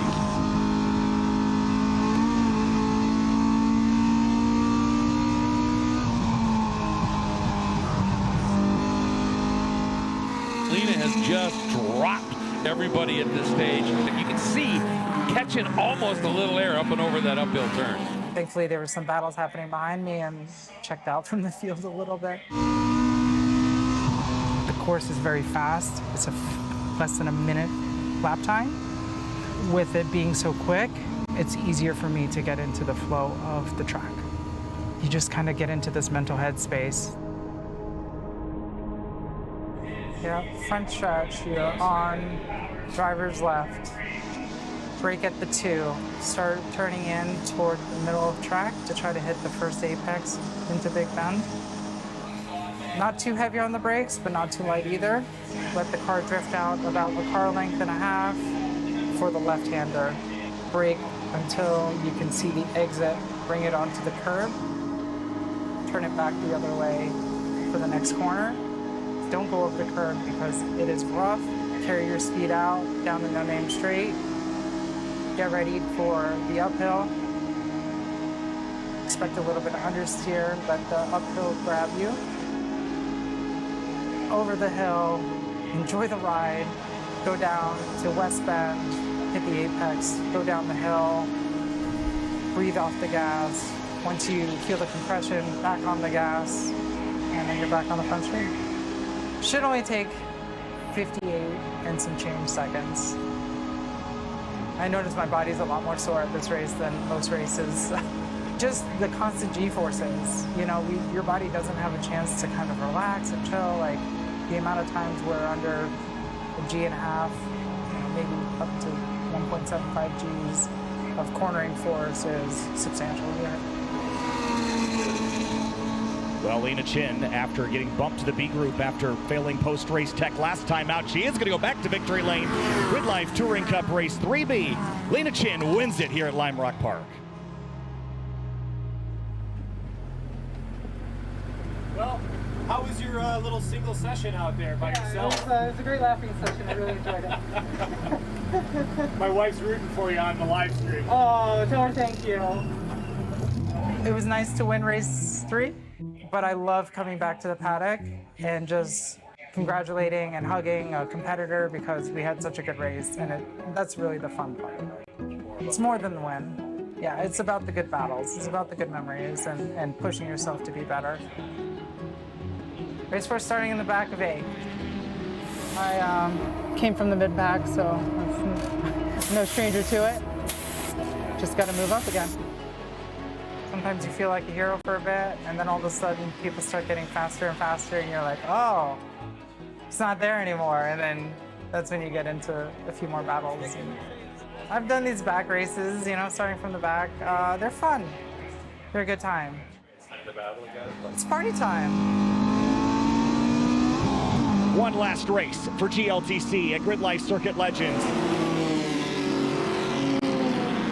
This weekend, you know, called Circuit Legends, and it's about as apropos as it gets because Sam Posey, a legend here, Paul Newman, a legend here, Skip Barber, and then, of course, the new legends that are getting formed in GRIDLIFE. And here comes Lena Chin, and is working through on Robertson. And the one thing to watch here is Lena Chin, folks. She is an absolute master of the outside pass. I've been called the queen of outside passing, which is kind of funny. There's really only one passing zone at the track. Turn 1 is Big Bend. My car has a ton of grip here, and yeah, I can just hold my line really well on the outside for turn 1, and then by turn 2, I now have the inside, and I was able to kind of hold it out there and make up a few positions.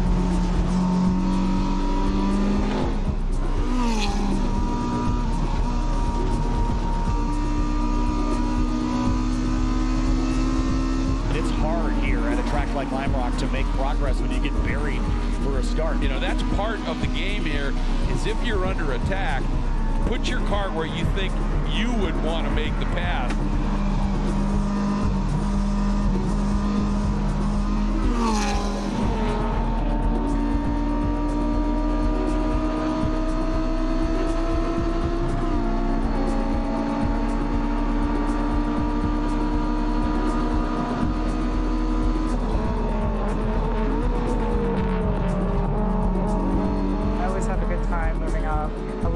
I love seeing where I'm faster than others, where others are faster than me, and just making moves.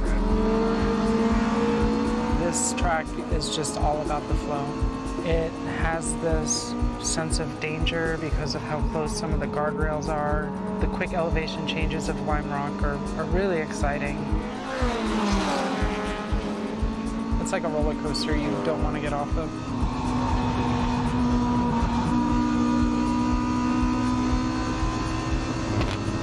I think Greg said it best, is once you start getting up there, 1, you hope that you continue to stay up there, but 2, I think that confidence you get kind of sticks with you. We have a new fast lap set in the race. Lena Chin. Really? Just put the fast lap up on the board, a 59.12. Fast lap in this group, that says something. I finished 16th, got the Hard Charger Award and the fastest lap of the race.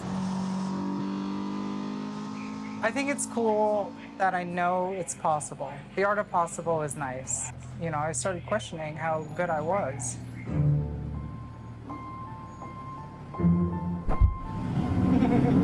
I know that I can still be up there, fully legal, and take the battle to them.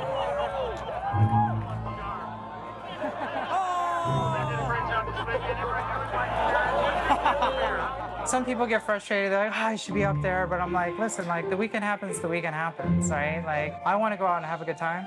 I want to play with my friends. You know, it's not the only time I'm going to be up there, and it wasn't a fluke. No, it sure as hell was. No, it's coming up. Just Seriously, seeing you. great racing, good Thank weekend. you. I love this track. I love this race. I want to get a podium in a race. That's the next step. I did my top 5 win. If I can ever get there, first place for the weekend would be amazing. Just keep on improving, you know.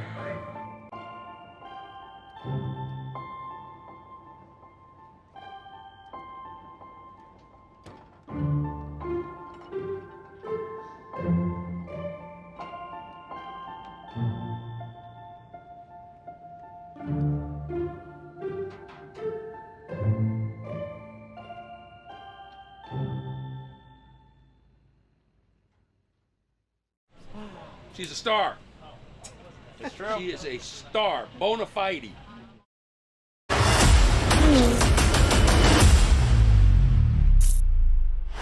Dropped up to the curving. They touch.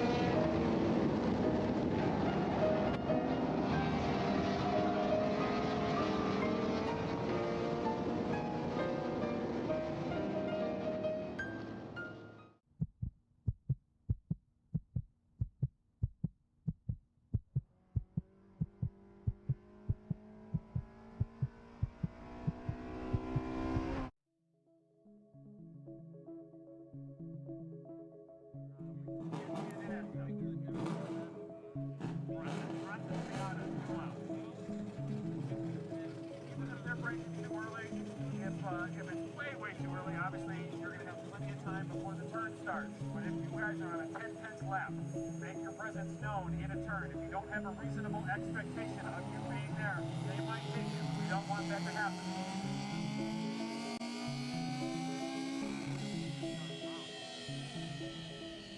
I don't know what to expect tomorrow. I came in knowing, hey, I got a couple things I got to knock out. Some are critical, some are optional. This mess of wires is kind of like how building the car has felt. You know, it's like a million things need to happen for this to be a complete car and to compete. There's a common saying, you want to always be in a state of discomfort, a little bit of discomfort so that you're growing, right? And I think this experience seems to be where I'm there all the time. I'm on that ragged edge of like pushing myself to the limit of what I can handle.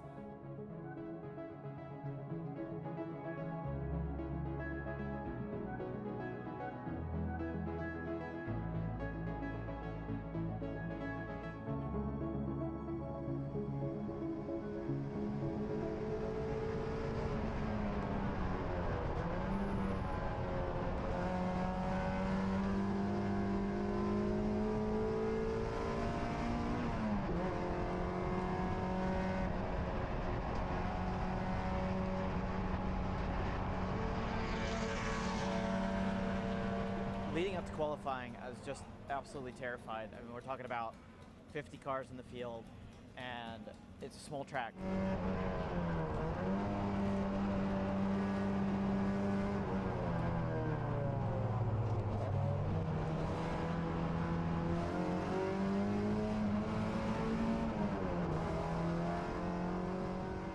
I ended up with a 152, which is not fast, and it puts me 5th from the bottom, which is disappointing. I thought I would be a little higher up in pace. My car is not optimized, and I know there's some areas that I can improve in confidence, maybe a little bit of car setup too, but yeah, I'm trying to figure that out right now.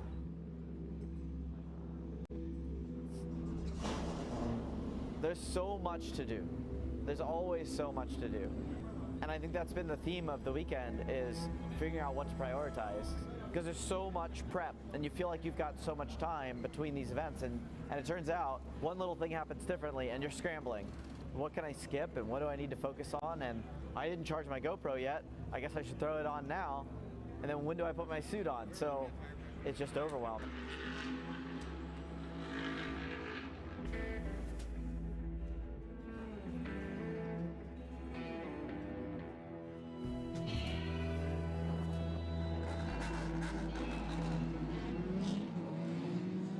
Welcome to Carolina Motorsports Park, located about equidistant between Columbia, South Carolina and Charlotte, North Carolina. It is a gem of a club track, if you will. Very challenging, very fun, and we have a massive field of cars that are coming out for the opening race of the 4 that will be unfolding here in the GRIDLIFE Touring Cup. And we are racing. And you can see really close quarter stuff. It's a very short race start. You have maybe a couple hundred yards down to turn 1. I think we're really bad at knowing what we're going to do when we actually get in the car and the adrenaline starts pumping. Because there's no adrenaline pumping when you're wrenching on the car. So you can just like do exactly what you signed up to do. But it's so different when you get out on the track. And here this is such a tricky section of track. It's known as the carousel here, but it's really a 3 apex series of corners, isn't it? Yeah, C&P is definitely one of those tracks you have to know which curbs to hit. On a lot of the corners, the exit curbs are very tough and choppy, but a lot of the apex curbs can help rotate the car and give you that extra minimum speed. And this is a very long run, isn't it, here? Yeah, into turn A especially, there's a little bit of an elevation difference into this braking zone, and it definitely gives you help.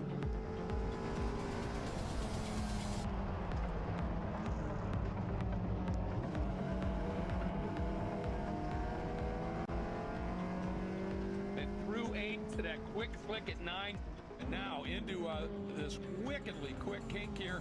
Turn 10, they're carrying some serious speed here. Oh, how really pounding that curb. You can see it unsettled the car. My big fear is in the kink.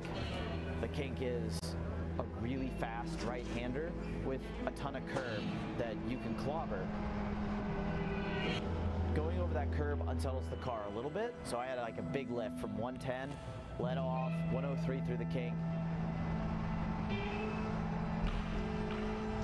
With my aero, it's fine. With my power level, it's fine. With my grip level, it's fine. But I'm a novice driver. I'm a new driver here. I don't want to do something totally awful.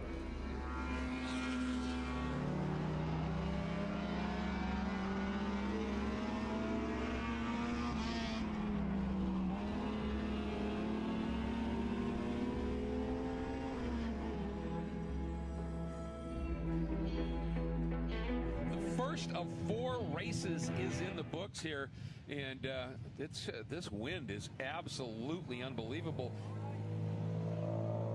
I'm fighting fear, but it's not so much fear of like getting hurt or something like that.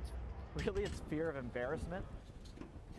What's up? Is that you? Yeah. Oh man, we got to battle. Yeah. Dude, you're dragging something. It might just be exhaust. I think it's exhaust. It was sparking a bit. I know you were right on my tail for a while, but it was fun. Coming through, was it the carousel like back here?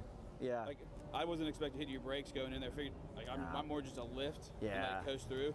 So you caught me off guard on that one. But Sorry about that. It's just like I don't have confidence yet in some of those turns. Yeah. But that was fun. Good stuff, man. Yeah. I don't think I'm running up against the wall of like this is all I'm capable of as a driver, but it is disappointing. Yeah, I'm looking for more of a result, and I just have to figure out how to get it.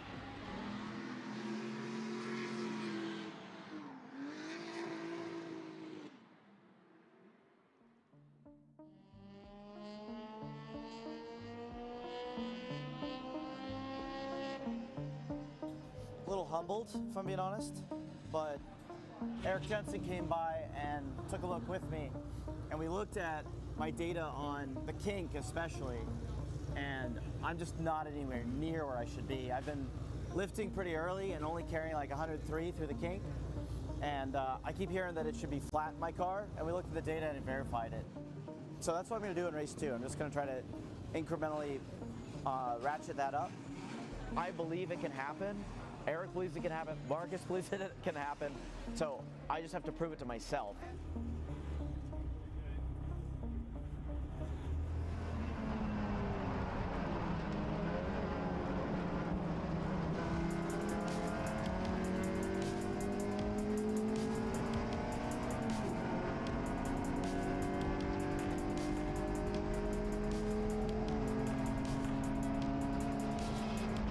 Talking with Jensen, he was like, you just gotta attack it. Don't be scared of that. Like, be brave. Like, go do it. He said, you know, work up incrementally. And I know that. But to hear someone else tell me that, you can do that. You can go flat through the kink. I had a plan.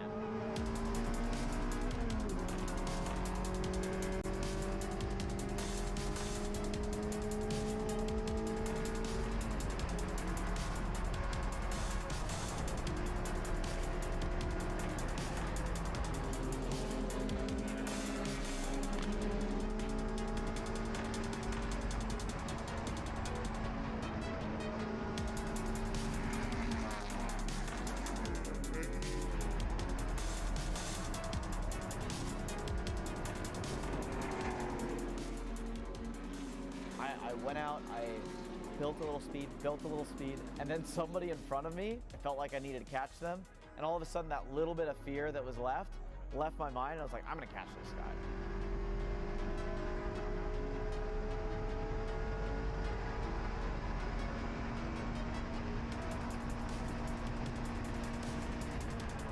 So I've been scared of it the whole time.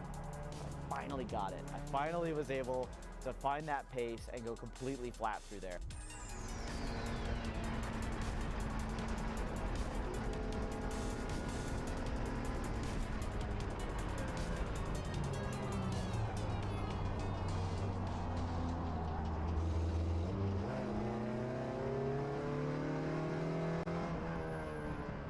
Do you know the Silver E46 562? Yeah. Do you know where he's paddocked?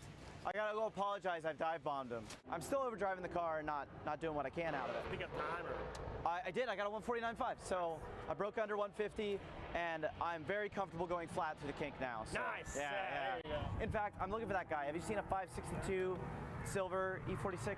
And I was coming up on him really quick into 11. Oh, Yes. that's him. Perfect. Oh, yeah. look at this. I'll get you coffee later. Who's the E46? Is that you? This one, yeah. E46. Oh, that's Who's this guy? yeah. So you need to apologize to him. What'd you do? Yeah, I thought I was going to rear end him, so I dive bombed him instead. Oh. He did a great job keeping it clean, but. I told him when he gets out here, you're going to whoop Oh, his ass. yeah, okay, good. Is this you? That's my car, but I wasn't driving. Oh, okay.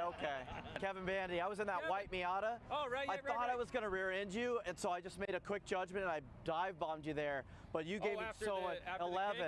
Yeah. Yeah, that was fun. And, okay, good. I was like, you kept it No, I super saw clean. ya, I saw ya, Okay, yeah. thanks for that. Yeah. These drivers, they're so friendly and so eager to help that I feel like a peer. I know that I'm new, and I know I'm coming to them for their help, but they don't make me feel like I'm not part of it. They don't make me feel like I'm, as inexperienced as I truly am. The fact that I'm out here and I'm making it happen and they're more than willing to help me get there is really exciting.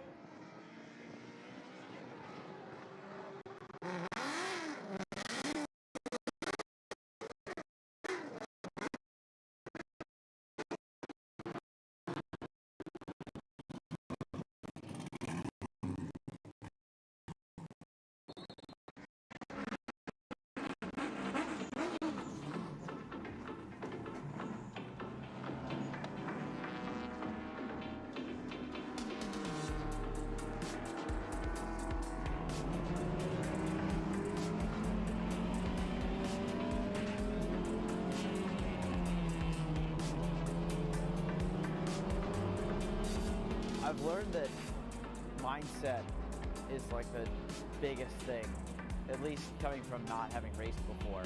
It's just that really close dueling, and you're right up next to another car, and you got to figure out, what are they thinking, what are they about to do, when do I need to brake early to not run into back somebody, or when can I switch over and gain an advantage because I know they're going to run wide. That kind of stuff was really fun.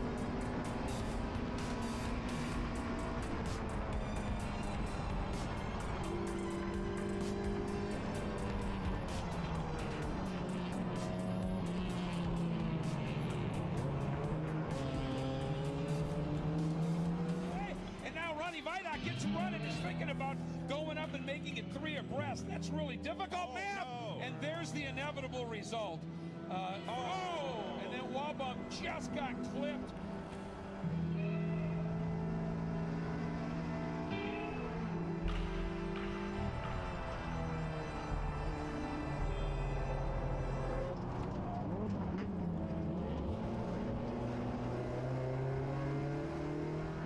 There's the full course yellow. There it is. So everybody's going to scrunch up. Here comes our pace car. And you can see Wallbaum right in the middle of the track here. So they had absolutely no option but to throw this full course caution. I mean, safety is always paramount. Here's a new variable. Now there's something to avoid. The guy I bought the chassis from thought I was absolutely crazy that I was going to take this meticulously built chassis, build it into a car, and then take it to wheel-to-wheel racing. In his mind, it's immediately going to get crumpled up and thrown away. And where did all that hard work go? This is incredibly hectic. 50-car grid in a small track. The things that come with incidents, like heated arguments in the paddock and people being aggressive back and retaliation and those kinds of things that I fear, is not present, even with all this going on. These are the racers I want to be door to door with. These are the racers that I am okay bringing a car that I've poured everything into and putting it at risk out there. The hard thing about building a car and building a driver at the same time is like your learning curve is just steeper than Mount Everest. Like for me, I was an idiot. I built a 500 horsepower car, so it was, traveling twice the speed. Terrifying to get to that limit. Yeah, exactly. Which is just stupid. If I could go back and do it again, I'd be like, buy a spec Miata, you idiot. Right.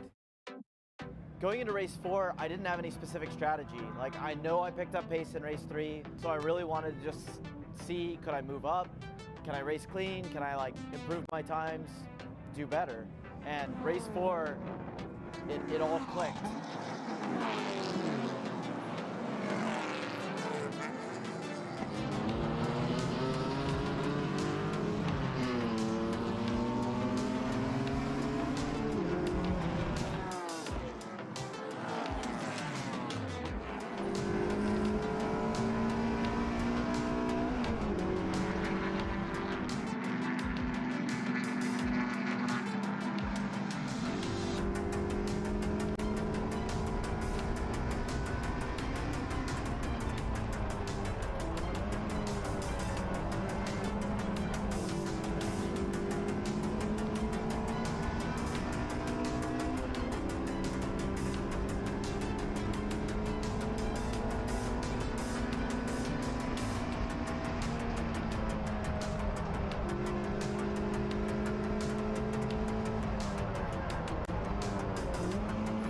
I'm definitely a much better racing driver at the end of the day than I started at the weekend.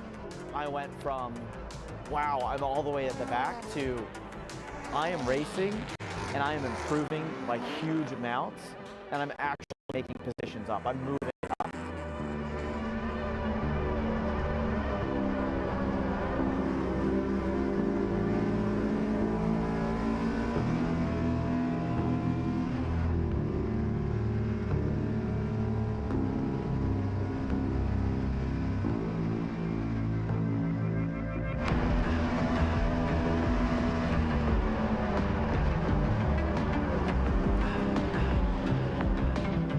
.49.5 was the fastest time I got in race 3, and the last like 6 laps were all 1:48s. I'm really proud of that. I am on cloud 9. Like, this is what I'm here for. I got that experience. I'm getting that experience, and there's so much more left in the year. I know I've got a car that is more capable than I am driving so far, and I know I'm capable of driving much better.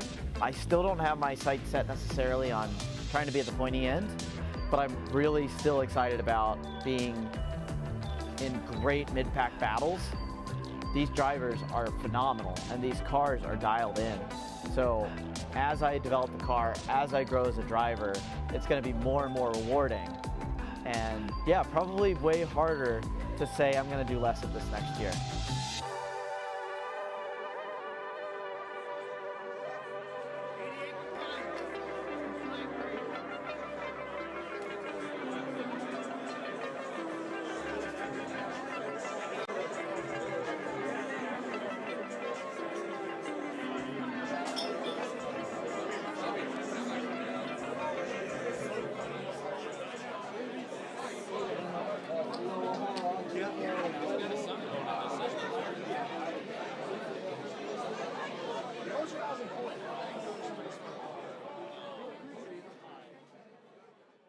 Live look outside. There is so much going on around the area this weekend, and a lot of it is right along the lake. A new thing here at Road America. This is Grid Life.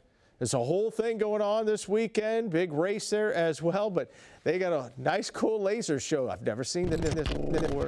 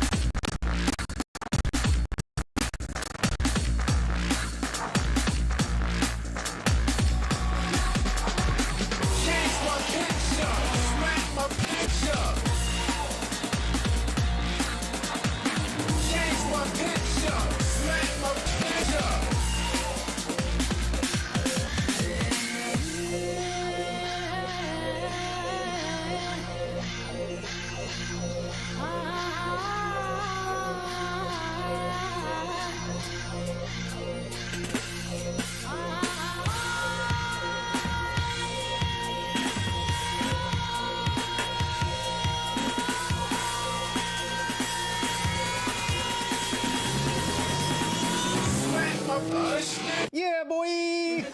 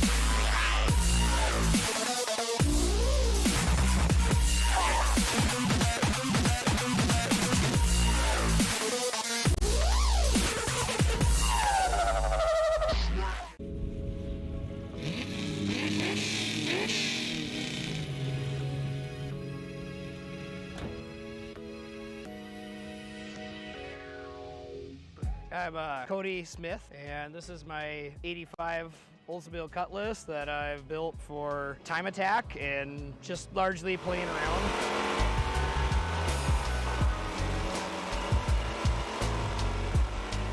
I do a lot more than just Time Attack with it. I also do autocross, and at the end of this month I got a hill climb coming up that I've been doing the last couple of years too. So really it's just about being an all-arounder for me and really having fun with. Last weekend I was at an event where we actually got scored on autocross, drag race passes, and a standing start on the road course. I like to do a little of everything with it.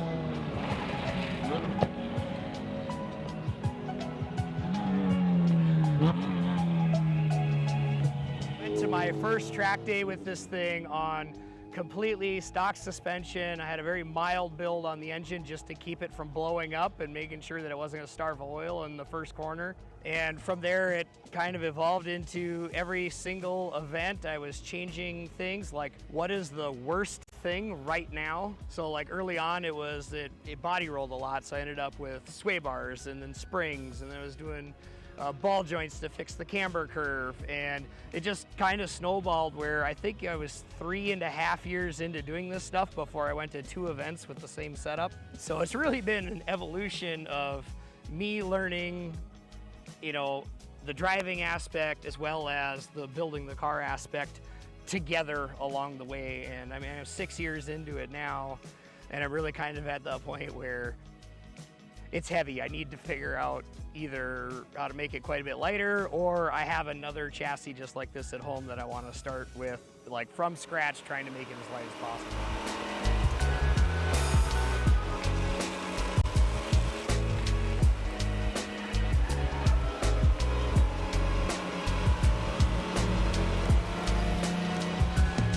The engine is a 350 Oldsmobile diesel block. But all the bolt hole slabs, so you put all the gas stuff on it. So what I did was I bored it out, so it's 384 cubic inch, ported aluminum heads, big intake, full dry sump system. I ended up doing that because turn 2 at Brainerd, I was watching my oil pressure gauge go from 40 down to 20 and then come back up to 40 exiting the corner when I was on the old engine. And then now with the new engine, I'm making another 100 horsepower more, makes around 520 on the engine dyno and around 460 foot-pounds. It might be a little bit more now because I had some teething pains last year where I ended up having to take it back apart because I broke the head off of an intake valve that bounced twice and got stuck in the intake manifold. So instead of kablooing the whole engine all over turn 14 at Road America, I got extremely lucky where I actually drove it all the way back to my pit spot and loaded it in the trailer, unloaded it at home, put it in the garage, and then found out I had no compression in cylinder 7.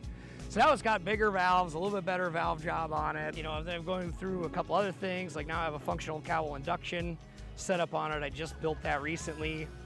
Added a few more vents to the hood, not necessarily because I need the cooling, but to try to get more front end downforce. Because when I put the cowell hood on a few years ago, I noticed a loss of front end downforce because it was pushing air underneath the hood from the windshield. The suspension is basically every place where something bolts on's been modified now, except for the lowers in the rear on the chassis side. I built a custom 3-link Watts link for the rear end. A couple years ago, I got to the point where like I don't think I can do anything more with the factory 4-link, especially in the mounting points that were near there.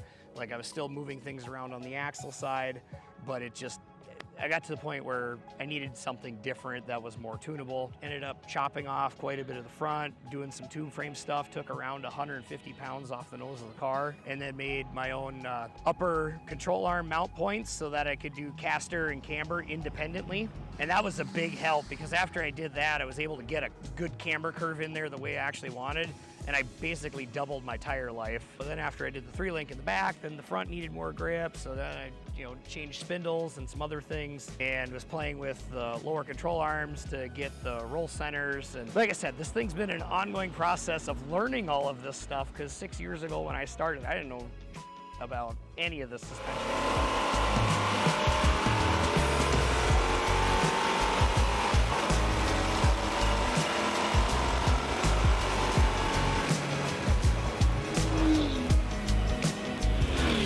How I got into grid life. In 2016, I had a buddy who had other buddies that were gonna go, and then work ended up coming up for him, so I just bought his ticket and be like, yeah, whatever. I'll just take a week off of work and go to Michigan and, see what the heck it's all about. And like, from that first time at GRIDLIFE Midwest Fest, it was like, no, I'm doing this every year. I'm gonna come to this. I wanna get on track and do this. Kept telling myself that, and at that point, I'd been wanting to.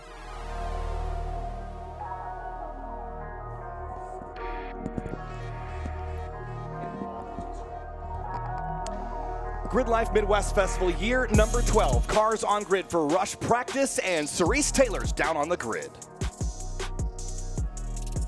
right, guys. We good to go?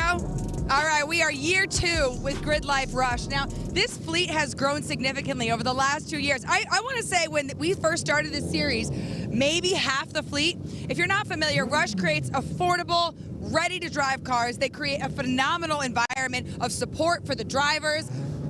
Just look at them. They kind of speak for themselves. They look like a ton of fun, and Rush is in the name. It kind of speaks for itself. The guys have mentioned, too, we have some recognizable names here. We have Nate Hamilton. We have TJ Hunt. And Grant Anderson is not doing Rush this weekend. He is driving his Z36, but he is here to support the team. Guys, we have an amazing fleet of cars. Here, one sec, here.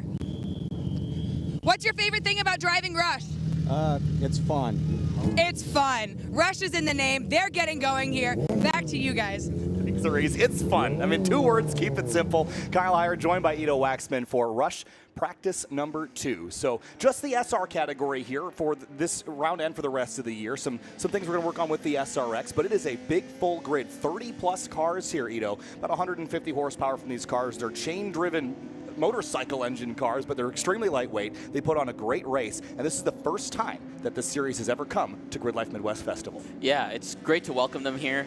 This track kind of fits them well. It's a pretty narrow track. It can be a little bit hard to pass in full doored up, a full-size car, but in these, which are, less than half the width and half the track, a lot more of them fit in one piece of asphalt. So I think it'll be a lot of fun. I'm interested to see how good the racing is. Yeah, so, Cerise touched on a couple of the favorites that are here, including TJ Hunt and Nate Hamilton, but there's also Andy Volkel in this number 34 car. Andy has been a long-time competitor in our GRIDLIFE TrackBattle Championship, won the Street GT Championship last year in a C8 Corvette, but sold that car, bought one of these, and is now getting after it. He's finished second 7 times this year, though, to Ryan Leach, who's won every race so far, all 8 that we've had. And I can tell you, Andy Vogel is very tired of finishing second. Yeah, absolutely. I competed against Andy for the last couple of years in Street GT, and he's a intense competitor. So yeah, it's definitely nagging him. He wants to get that first win, and this is the place to do it. This is arguably his home track. He's been here at least 3 years with Time Attack. He has more experience here than any other driver in the Rush SR field. So he's got the advantage this weekend. We'll see whether he can put it all together and get a win and a weekend win as well. You know, one thing I'm interested to see with these cars at this racetrack is Gingerman Raceway, while it's 2.2 miles, which is roughly the same length as a lot of the other tracks that we go to, including Laguna Seca and Mid-Ohio Sports Car Course, at times this track feels sort of small and narrow. But with these cars, dimensionally, they're not quite as large as a full-bodied normal car. So this place is going to feel a little bigger to them, and I think it's going to allow them to race a lot more side by side than we might see in some of our other wheel categories. And these cars don't really need a ton of straightaway to get up to speed. They get up to speed very quickly. They have a pneumatically operated paddle shift gearbox that you don't necessarily need to use the clutch to use. So this is going to be a fun event to watch these cars get after it. Yeah, absolutely. You know, a lot of these, there's a couple of really good overtaking spots. Turn 1 and Turn 11 are probably kind of the best ones. But here, because of the size of these cars, you know, a lot of the high speed to low speed corners, I think it opens this up as well. So Turn 3, you don't normally see that many passes in Turn 3 in full-size cars, but I think we might see that here. Turn 7, 8, I'm really curious to see how these drivers handle where we are right now. That's Turn 8, 9. The 789 complex is the highest speed, most sweeping feature of this track, so it's interesting to see how they'll deal with that with the aero that they have on these cars. This car on screen now, this is Ryan Leach. This is the driver that leads the championship standings with a perfect score so far this year. 8 wins in 8 attempts, all 4 races at Carolina Motorsports Park, all 4 races at Road Atlanta. Can anyone stop Ryan Leach? It seemed like Andy Vogel had an opportunity, but there was a late race yellow in one of the races at Road Atlanta. He lost the race on the restart. And again, it's just been Leach all the way. Have a look there. No lap time set just yet, but I would look very quickly at the top of the scoring pylon next time around. Got the cowboy hat on. He's a driver to beat for sure. Yeah, and the championship standings don't paint the picture of how tight the racing has been between Ryan and Andy in particular, but even outside of those two, James French, who's an IMSA LMP2 driver, has won Daytona in IMSA before, and Blair Hosey, both of them are equally, they can keep up with these two for sure. So it'll be interesting to see whether they can come up and we can have a 4-way fight here this weekend. Yeah, it should be a lot of fun to watch as he dives down into turn 10B here. Pretty short braking zone. Nico Bratz jumps to the top of the board at 1:37.265. That's a really quick lap time there for Nico. And again, we don't really know where these cars are going to stack up on their lap times in qualifying, but this is already quicker than some of the fastest times we've ever seen in Eibach GLTC. And these cars have about half the horsepower of some of those cars. So just not quite half, but 40%, 60, 70% of the horsepower. So again, just doing a lot more with what they've got. I've been hearing, I heard last night that they were setting some 35s in practice. Wow. So these conditions are definitely slower. You can see James French gets down to a 37.0. I don't expect them to hit 35s in these conditions. That was late evening, kind of sun setting, perfect track conditions. You know, but I would expect them to be in the mid 36s to set competitive times here. Yeah, we'll see what else is on the board. 23 cars. A lock up there. Have taken times there. There's AJ Campo, the number 227. Yeah, that pink car. It's easy to spot, isn't it? Yeah, absolutely. And, you know, a lot of these cars, they have very unique liveries to them. That's the way that they kind of differentiate themselves from each other. So, you know, and all of them, you know, they have these sponsors that help them out.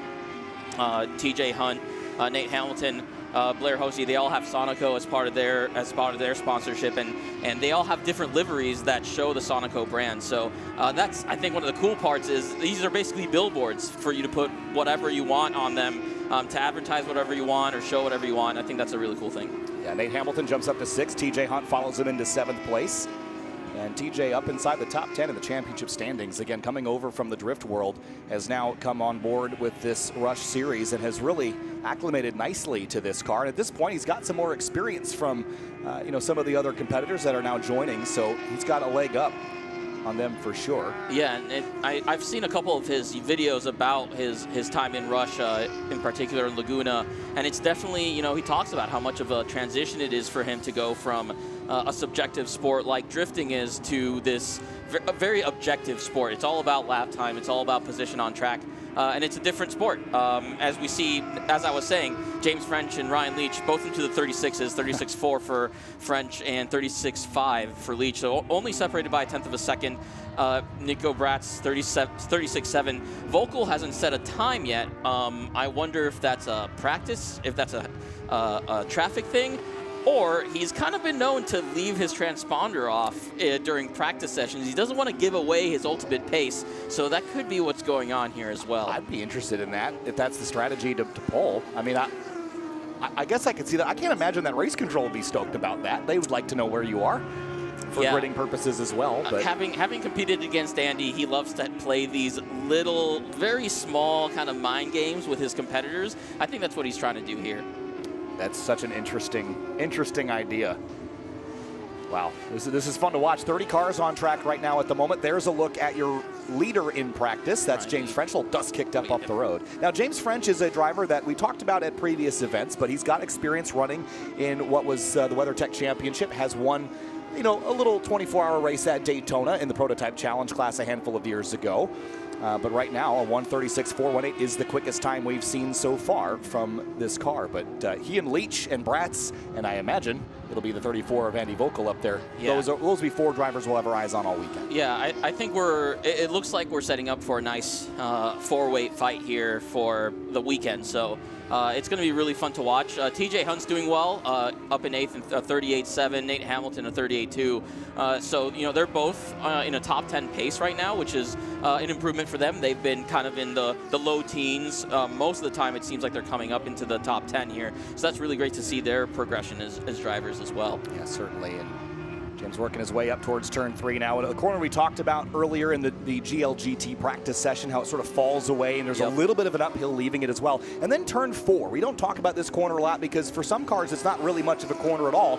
In lower downforce cars, it's a lift there, but these cars should be easy flat through that section. Oh yeah, turn 4 for these cars isn't a turn. They're definitely just getting through it, pointing straight to set up for the outside of 5. I bet 5 and 6 are pretty fun in these cars. It's a decreasing radius set of corners. So 5 is relatively open, but you need to be slowing down for 6 while you're in the middle of 5. So it's a pretty tricky corner. You have to have the car really well set up to handle trail braking in order to be able to go through there quickly. And in these cars, you know, there's a lot of aero dependency. There's adjustments that they can make to the car setup to make them more compliant there. So that'll be fun to watch to see if, and honestly, they're narrow enough that could become a passing zone too, and that would be quite the thrill. If we watch some car passing into turn 5, that's going to be a lot of fun. I think it's a great point to make, actually. And something I touched on earlier is that this track sort of expands with these cars that are a little bit smaller. It gives you the opportunity to really explore multi-lane racing here and take lines in ways that you wouldn't. I mean, look how many car widths you could fit across this racetrack. A little busy down there into turn 5, isn't it, with some traffic? Yeah, a little 4-wide action would be pretty cool to go through 4, but I wouldn't recommend 4-wide for sure. A little surprised to see Ethan Alexander in that 33 down in 25th spot. I would have expected him to be higher up the order as we get a look down. I think that's Nate Hamilton in the Sunoco car. But the 25, Ethan Alexander, such an incredible talent, but I have to imagine, there he is right now, I have to imagine that he's struggling with something because a 146 is not what we'd anticipate out of a driver that was top 5 or better at Road Atlanta last time out. Yeah, so this is Rush's first time here. So a lot of the drivers, this is their first weekend putting laps into Gingerman, and Gingerman isn't really available on the most common sim racing setup. So it's actually kind of hard to practice. A lot of our Time Attack competitors and other competitors, there's a mod for it in Assetto Corsa that people run. I don't know if our Rush SR field knows about that, but it's a hard track to get experience on, especially if you're not from the Michigan or Ohio area. Yeah, that's actually a great point. Is that the simulator usage, just a track like Gingerman, it's in a couple of simulators. There's a good mod for R Factor 2. You touched on the relatively new mod for Assetto Corsa, but I hadn't I knew about that previously, but you have to really be in the know to know that it exists. And this is a track that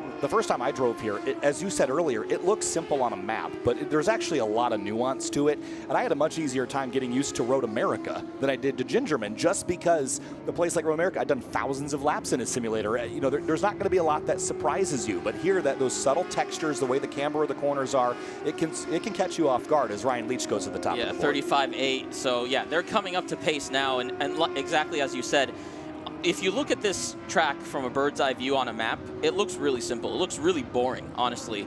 But when you start driving it and you really start to get that, trying to get that last 5% of your lap time, it becomes harder and harder, and there's more and more nuances that you start to notice. I really recommend people, if you compete here, try and do a track walk, because all the different elevation changes really become evident when you walk it on your feet. At speed in the car, they're kind of hard to kind of see at speed. You know, the great thing is that this year, these lower camera angles kind of give you a sense of that. We're down closer to the ground. It makes the cars look faster. It really is cool. But you also see some of that track texture that I don't think we've picked up so much in the past, which is really neat. You know, we got to look at the 190 of John Robinson as well, 17th place at the moment in that orange car. Yep. Note also inside the top 10, Ayrton Grimm in that 121 car, making only his second weekend start in the GRIDLIFE Rush Series, was top 5 last time out at Circuit Legends last year. He'll be quick. Yeah, we haven't talked very much about Ayrton Grimm. He's doing dual duty here in GLTC as we get the checkered flag on this session. It'll be really fun to watch him compete in both these series. He's a very talented driver, very young. I think he's only 15. So, you know, that's going to be really interesting to see how he does with this, see if he can make his way into the top 5 and kind of play around with those guys. Yeah, there you go. A little different livery on the 190 this time as well. You see the green that was on it primarily. Might be a new front clip on it if I had to guess. But, yeah, that's a fun, the old Mazda 787 livery. Yeah. I love, again, these are billboards for drivers' personalities and their partners. So it's a really great series. If you're trying to get into the sport, if you're trying to sponsor somebody and try to get eyes on your brand, Rush SR is a really great place to do that. Yeah, it certainly is. Checkered flag here on the practice session. So Ryan Leach currently at the top. A little bit of a wiggle and a wobble there by Ethan Alexander, leaving turn 10B up the back straightaway now. Just still getting after it here on their last laps of asking. But again, still surprised. Have we seen the 33? He did jump up into 6th finally. Yeah, and I was just smiling because I saw Andy Vogel come into turn 1 on his last lap, and he's nowhere on this leaderboard. So there's definitely a little bit of mind games going on, trying to hold his cards close to his chest. It'll be really fun to watch. He can't leave his transponder off for qualifying. That'd be a really bad idea. So no, yeah, he's got to remember to definitely hook it up. But that's such an interesting thing. He has been so motivated to defeat Ryan Leach, and every time he goes, Kyle, don't even say it. I know. So he just knows that getting beat by Ryan Leach again is going to really make him mad. So that's how competitive Andy is. He hates finishing second, and he has finished second more times than he'd care to like. Yeah, and he's got a good group of guys helping him out. Turn-In Concepts out of Cincinnati. They're the ones that kind of take ownership of his car and help him with all the setup. There's another organization, Not Fast Racing, which helps him set up the car as well. So he's got a good group of guys behind him, and he just has to put a complete race together. And I think he'll have Ryan Leach's number. Yeah, 88 of Jalen Batley headed back to the pit lane as well, so he'll be one of the drivers headed back that way. The 74, Jason Oler, and with the checkered flag falling here for the GRIDLIFE Rush Series. Let's have a look at some of the highlights here. Pretty exciting session. Lots of cars on the racetrack here, Ito. Here's a look. Cars rolled off the grid earlier, 30 cars deep. And early on, it was Ryan Leach that set the pace in that number 56. Yeah, as we expect, Ryan Leach is going to be the pace setter. Along with James French, who was right behind him, I believe just over a tenth of a second separated the two. So we're going to be keeping an eye on those guys as they're in the high 35s, low 36s. Yeah, TJ Hunt and looks like that was 144. Nate Hamilton chasing each other through turns 7, 8, 9, fast area of the racetrack here. And just getting a sense of where the passing opportunities are. Blair Hosey making his way by the 55 there. Hosey now competing for points in the SR class versus the SRX. And for a little while, it was the 70 car that was at the top of the order. That, of course, being James French, but he will be one to watch in qualifying. Yeah, James French really getting a little bit sideways on the exit of 10B there. Well, GRIDLIFE Rush Series practice is complete. There's still another practice to go before qualifying, and the first of the Rush Series races will be tomorrow. That's not Ryan Leach there. I got to fix that. But Ryan Leach at the top of the order, 135.891. James French, Nico Bratz, Bryce Merceberger, and Jalen Batley, your top 5 there, Ito. Yeah, and then we've got Ethan Alexander out in 6th with a 37.8, so just about 1.5 seconds or 2 seconds behind Ryan Leach there. Mark Sharnagorski in 7th, Lee Keller in 8th, Jason Oler in 9th, and Ayrton Grimm in 10th. Hey, look down the rest. Nate Hamilton and TJ Hunt, the highlights here, 11th and 14th there. Brett DiGiacomo, 15th place. Jeremy Boysen pulling some double duty in GLGT and in Rush SR. Kelsey Billingsley rounds out your top 20. Yeah, and in 21st, you got Larry Brady, followed by Pat Brady, Jared Anderson, AJ Campo, Tom Kirsting in 25th, Jake Sanders in 26th, Tim Burkhart 27th, Paul Klitsch 28th, Chuck Desjardins in 29th, and John Howe in 30th. And that's going to wrap up GRIDLIFE Rush Series practice here from Gingerman Raceway.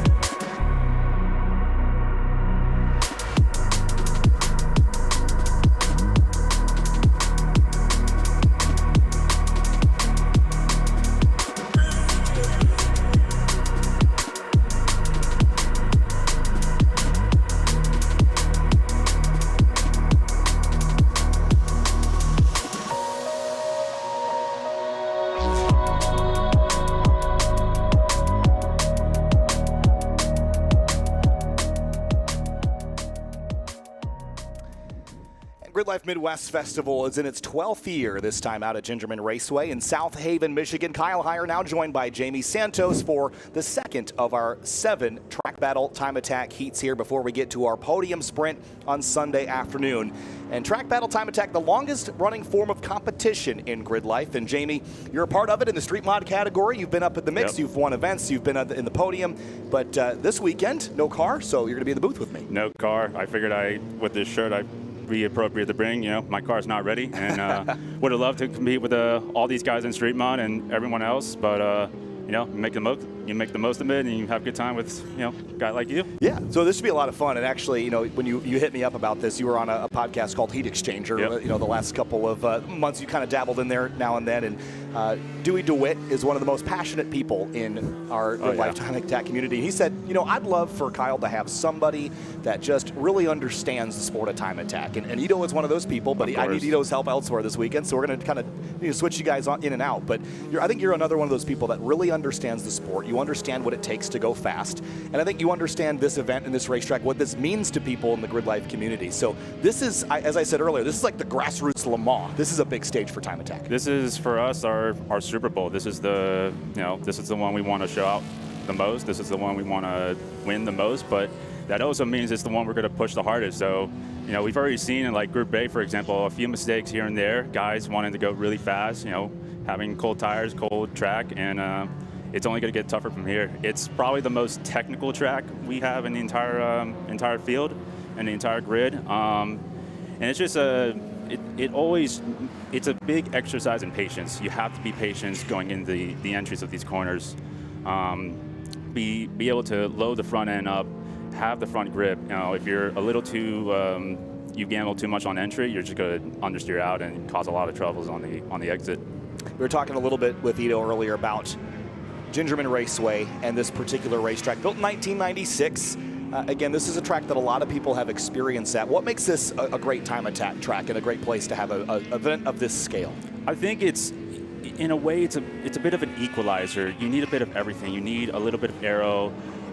You need a car that has great mechanical grip, especially on a lot of these corners. A lot of people don't realize when you drive it on sim or you just look on a track map, a lot of these entries are downhill ascending. So you think that you can carry so much speed into them, but then you realize you just have no grip, and you're wondering, oh, maybe it's the car, maybe it's me. And it's just one of those tracks where you have to do as much homework as you can, a lot of seat time. And I think you're going to see the guys who are really quick out the gate.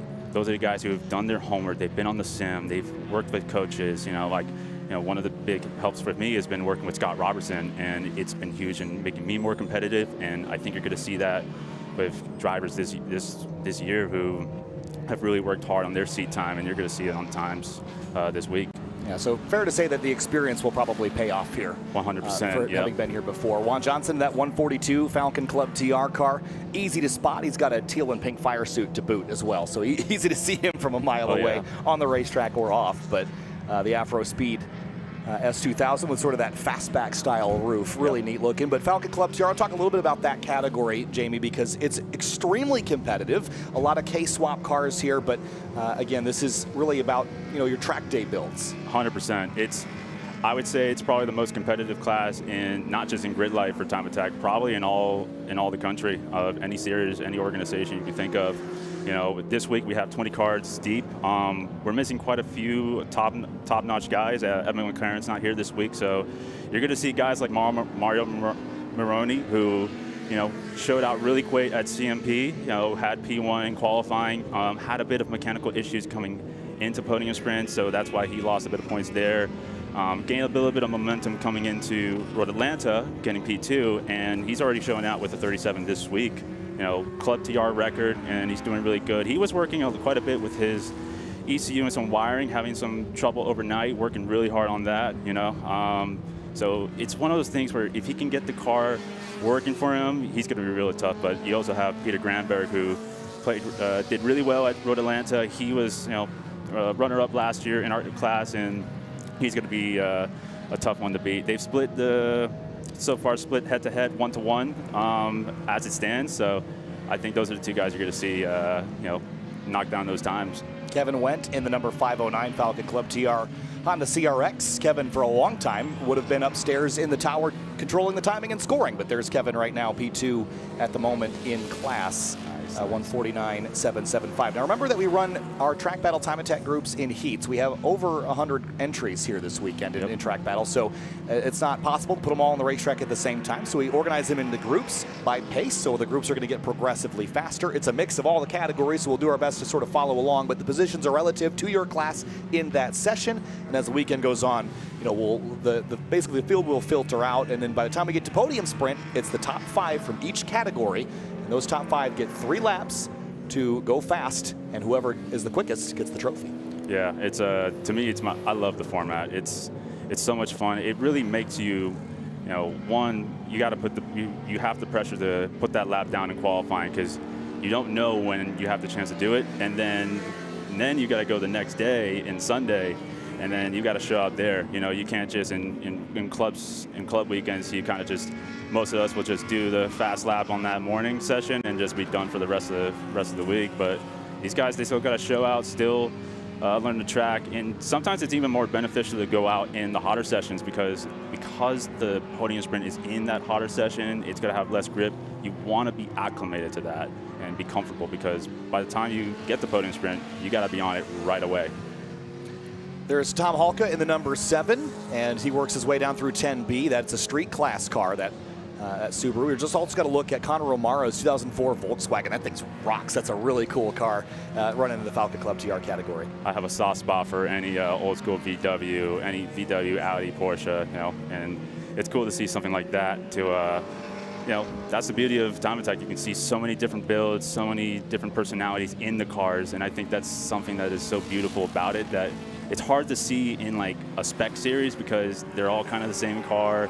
Obviously, everyone has a bit of different livery and kind of express their own personality in that way. But to see it in a car, I think it's just so unique. It's great to see guys like Tom Halka back in. We got a little bit of a fun time coming out of 2. But it's great to see him because at CMP, he couldn't make it having a foot injury, I believe, right? Yep. I think it was a foot or ankle at CMP. Yeah. So that was sort of became, a couple of drivers that were, as we get a checker flag here, a little earlier than we thought. I see a car across the way that is stop with the driver out, which means that there might be some smoke or some other reason to get out of the car. But to your point, it was a foot issue, and they basically traded off that number 7 car a bunch at Carolina Motorsports Park, settling on Tony Barber that drove that car later in the weekend. Not a bad substitute to have. Not as a bad driver, substitute. That's for sure. No. We also going to get a really good look at that Lamborghini Gallardo that Zach Zal's got in the 2013 Gallardo, number 470 in track mod. I think we'll probably see that car move up through there it is again. Great look at that car. Beautiful car. Great livery on it too. Gold and green, I think. Is that green or gray? Yeah, it looks like a dark green. Oh, that's pretty. Almost like British racing green with a bright gold. Almost some Green Bay Packers colors right there, You know, beautiful car. You're going to see this thing move up for sure. I believe, from what I've heard, the driver just got this car recently, so obviously you're still learning the platforms. You know, taking it slowly, taking it easy. As you go, whoa, that's 4 off. And again, exploring the limits with it, and he's going to slowly get it mid-engine slide again off into the grass. And that's the challenge with mid-engine cars. I was just about to say that this is a lot of car to come up to and learn quickly, right? So he'll get it rolling again. Good thing, because you don't want to sit in that tall grass for too long. But especially if you don't want to catch it catching on fire. I think that's so many times going off and there. And you see a little bit of fire come out afterwards. Yeah. Not super dry here. There's see Conor O'Mara again, but hard to learn, and mid-engine cars are notoriously tricky on the limit there too. So again, just coming up to speed. That's a challenging turn as well. Turn 9 very, very fast. You're sort of on the limit of balance, even in a car, even a stock FRS BRZ 86. They get really light and sideways over there. So in a mid-engine car, you don't necessarily have that sort of pitch and catch that you get with the front rear drive car. Right. So that's not unsurprising to see. Yeah, it's especially for a car like that, I would imagine he's probably running on slicks. And the thing about slick tires, the margin of error in terms of slip angle is that much tighter. So if you're not comfortable with that, the car you could be dancing on the limit, trying to find it, and then all of a sudden it wants to snap the other way if you're you get past that limit. So it's definitely a lot of cars to learn. It happens. We're trying to go fast. We're going to have 4 offs. I can't say for myself that I would do better, because everyone knows I like to go 4 off a little too much sometimes. So, it's trial and error. But he's learning. That's the important thing. He's learning. He's going to get better and better as time goes on. It looks like we got a car off there, I believe, right? Yeah, there's a car on the entrance to 5. I didn't get a good look at the number on the side there, but it looks like they're going to flatbed it, so it might be some kind of fluid out of the car. Yep. But checkered flag is out here for, are we C groups or D groups this weekend? I would think D. Yep, Group D, so I think Group C is going to be up next. Yeah. But there's a good look at our Falcon Club SC category. Old habits die hard. I think at CMP I called it the old class name 4,700 times. So start off on the right foot there with the Club SC class. Sorry, this is a 25-to-1 power to weight class, so 25 pounds per horsepower. And what you get with that is effectively a max horsepower limit of about 130, which is in the rules this year. Yep. And you're going to be probably talking mostly mid to high 90s in the horsepower range here, but this is a class designed for, your grocery getter Honda Fits, your Toyota Corollas. We've seen Ford Fiestas in this category, Mini Coopers, but this is all about maximizing the fun and the track time and fun per dollar, and have time attack on a budget, so that the car and the barrier entry is so low that the competition level is very high, if that makes sense. 100%. It's right up there with the Club TR as one of the most competitive classes you'll see in time attack. And we see this all the time. I mean, last year, for example, Chris Rice, even though he won, the top 3 were separated by 3/10. CMP is another good example. We saw 6 cars within I think 8/10 of each other. So it's, for as cheap and as simple as it is, it creates and generates so much competition. And that's what you see in a lot of these lower entry-level classes, is because it emphasizes the driver mod that much more, and you've got to find ways to get a competitive advantage there. Whereas in something like street mod, for some of us, we're like, all right, how can we find a competitive advantage performance-wise in the car? For them, it's like, well, do I need to do more seat time? Do I have to try some different suspension setups? Do I have to get an engineer to set up my car? It's like, it's getting so much more competitive now, and I love to see it. Yeah, track is clearing out now with the cleanup still going on between turns 3 and 5. And again, as we continue through our second track battle heat of the weekend. Remember that this is sort of a blending of the formats that we had in previous years. The last few years we've done our qualifying sessions or our heats by categories. So you have 2 or 3 classes in track. And then intense. You got Micro G2 at 52.5, so it's really tight as we see all the time in Club SC. So these guys are going to keep competing with each other, going to find more time where they can. It's going to be a dogfight all the way until the end, I would say. And you know, that's the thing. You know, all these guys too, they know each other really well. They all pit with each other relatively close all the time. I mean, the Eibach guys have like 5, 10 like Honda Fits. It feels like every time they show up, it's like they almost dominate the field with how many. And it's a great group of guys. The one thing I love about it is it seems like everybody wants to go fast, but everybody wants to help each other go fast as well. It's great camaraderie that I think even the higher classes we'd love to see more of for sure. Yeah, it's a great community as well. Here's a look at our Club SC track records. The front-wheel drive record, which is the quickest of the group, is James Smith from 2 years ago, a 151.162. I bring this up because there was a comment in our chat. Ferris Khartoumi, unfortunately, is not here this weekend, but he said it's so important to run a quick lap early in the weekend before the drift cars hit the racetrack. They already have hit the racetrack at least once today, but Ido and I talked about how the track conditions vary so wildly. It's so hard to have the blank canvas to run the record time. So we're about 9/10 clear of getting there. Maybe tomorrow morning or Sunday morning when the track is very cool, but that just gives you an idea of where the conditions are versus where they might have been in the past. And especially with this place, because it's so exposed, the sun just loves to bake this place and bake all the carcass that the drifters leave out. So it gets that much more difficult of a place to try and set that lap in. Like Ferris says, probably your best chance to set that record was probably this morning. It's going to probably have a good chance for tomorrow morning as well as Sunday morning. But this morning, we had nobody, no drifting, no dust or anything.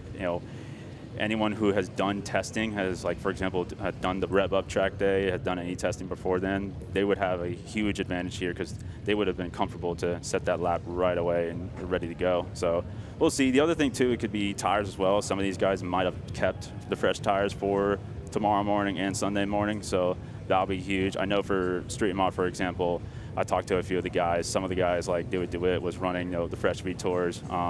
Guys like Kyle McHugh and Ryan Matthews, they're thinking of saving those tires for perhaps tomorrow morning or Sunday morning, depending on where they grid up and set up. Wow, look at the festival grounds beginning to fill in here. Again, gates are opened a little earlier today, so people are just finding their spots trackside and getting set up for the festival weekend. It's a little bit of a different formula now because we've moved the stage over to Spectator Hill and kind of turned things around backwards, but I really like this new layout. I think it makes this place look and feel like a really big deal, the big deal that it is, and I think the fans and the spectators are going to get a heck of a show this weekend. It is. I love how they did it, and the whole setup here is it feels special. It feels, obviously we've gone to places like CMP, Road Atlanta, and events last year like Lime Rock, but something about Gingerman, man, from Midwest,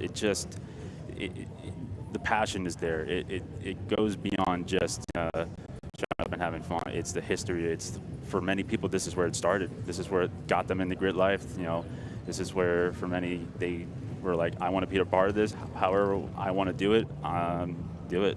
Yeah, and we've seen as the next Group C, heads out on the racetrack, we've seen people or heard people talk about how Time Attack in particular, this is a sport that, is trying to grow and trying to add context and make it easier for people to understand. And I think there are just some cars in the classes we have here, like that K20 Ferrari, that I think are just so cool, that really give context to this is a builder sport and a driver sport all wrapped up in one. And what's not cool about a garage-built engine swap Ferrari? The garage swap APB, that's probably a little bit generous. There's been a lot of hands on this car, but in general, I think Time Attack and the sport is so underappreciated, and I think what GridLife's mission is to put it on a pedestal like we have with our other series as well. 100%.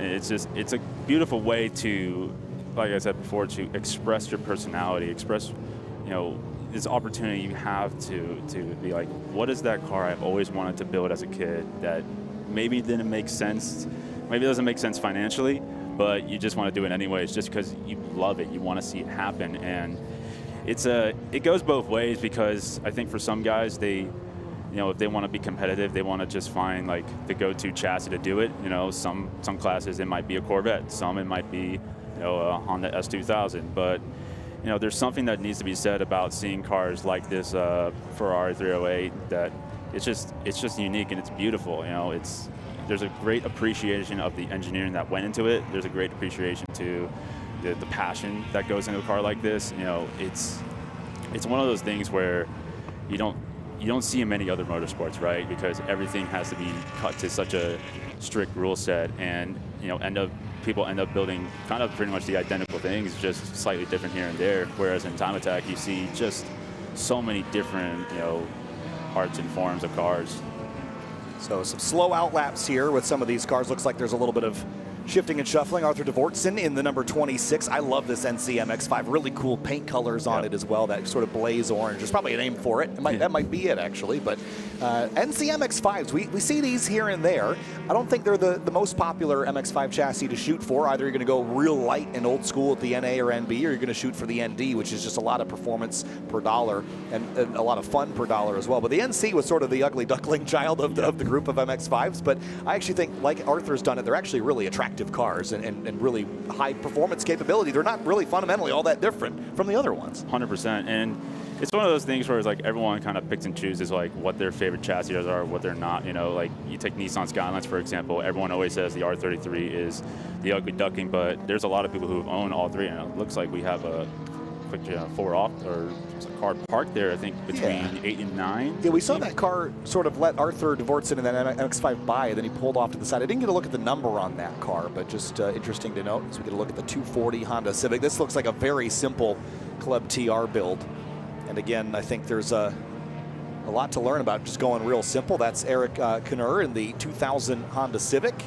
But again, I don't know what's under the hood of this car, but it looks visually quite simple. Yep. But looks like there's a half cage or a roll bar in the back there, which is always a benefit to have a bit of extra safety, even in a car like this. I think I speak for everybody when I say a cage is super essential in a back crash. You know? There was a conversation that you had on that Heat Exchanger podcast I've talked about that, where you had a Honda Fit out last year at Carolina Motorsports Park in Club SC and went for a tumble.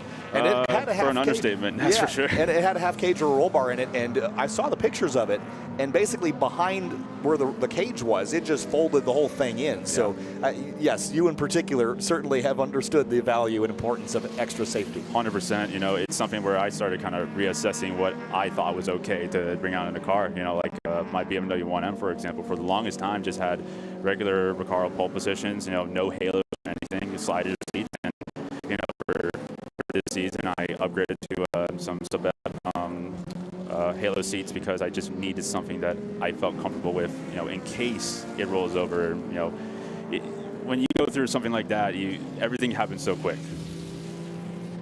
And this is a good look at the 740. This is Alexis Fragoso in this Acura RSX. That was a really neat car that we saw, sort of classic livery, paint scheme, just a really neat car. Again, one of the drivers we've seen at a couple of events so far this year. There he is again. Love the livery on it. It's very, I hate to bring it up out of context, but it's very Cotillish to just have a vision and execute it like this. There he is in that 740 in the Falcon Club TR class. I think if anyone, that was Devin Hoffman off to driver's left there, leaving turn 10B. So yeah, Devin was having some issues with some management issues. I was talking to her earlier about it, and that might have been what's happening now. It's such a shame because she worked so hard to improve every event as we go into it. Actually, I remember now that I was talking to her where she was on power in the first session, and she was still pretty much putting up close to her personal best. So that just shows how much she's improving as sessions go on. But you know, it's the same. Hopefully, they can get that sorted. Yeah, I see Alexis Fragoso's best time right now. First in class of this group, and 142.662. Just for reference, the records in the 138 bracket right now. Rear-wheel drive, a 138.433 set by Dana Basinski a couple of years ago. Last year, front-wheel drive and all-wheel drive records, James Houghton and Graham Gaylord still to be beat this weekend. We're a little ways off from that, but again, we still have two more groups to go where we expect to see those records get pushed even further. It's amazing. You know, back in the day, it was all about going 1 minute 40, but now we're in the days where Club TR is in the low 138s and shooting for 137s, right? So it's just amazing to see the progression of these classes. You know, these guys push each other to go faster and faster and faster. And, you know, with their driving and also with their cars, there's just always finding a way, because of it's so competitive. You have to do everything you can to improve your car, but also improve yourself as a driver. So it's really cool to see how much these classes have developed, considering how young some of them are. Yeah, quickest car in the track mod category so far, Darius Eibach in the 716 Chevrolet Corvette C6. We'll talk a lot about Corvettes this weekend, as we will all year long. Oh, yes. They just are so good for so little money, relatively. And even in our Street GT category, I talked to Nicholas Hendricks. He had a Z06.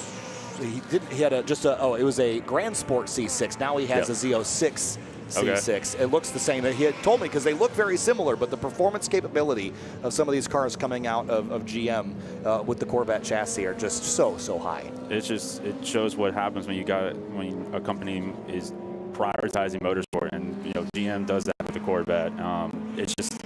It's such a good package to go with. You know, double A-arm suspension, simplistic motors that make so much power, just the power band of them. They make the power everywhere, and they have such great chassis and can they have so much great mechanical grip that it just makes sense as a platform for stuff like Street Mod, for C5s with Ryan Matthews, Street GT with Ryan Matthews as well. And you know, we're seeing now with the C8s going into track mod and unlimited, like Louis Delatras.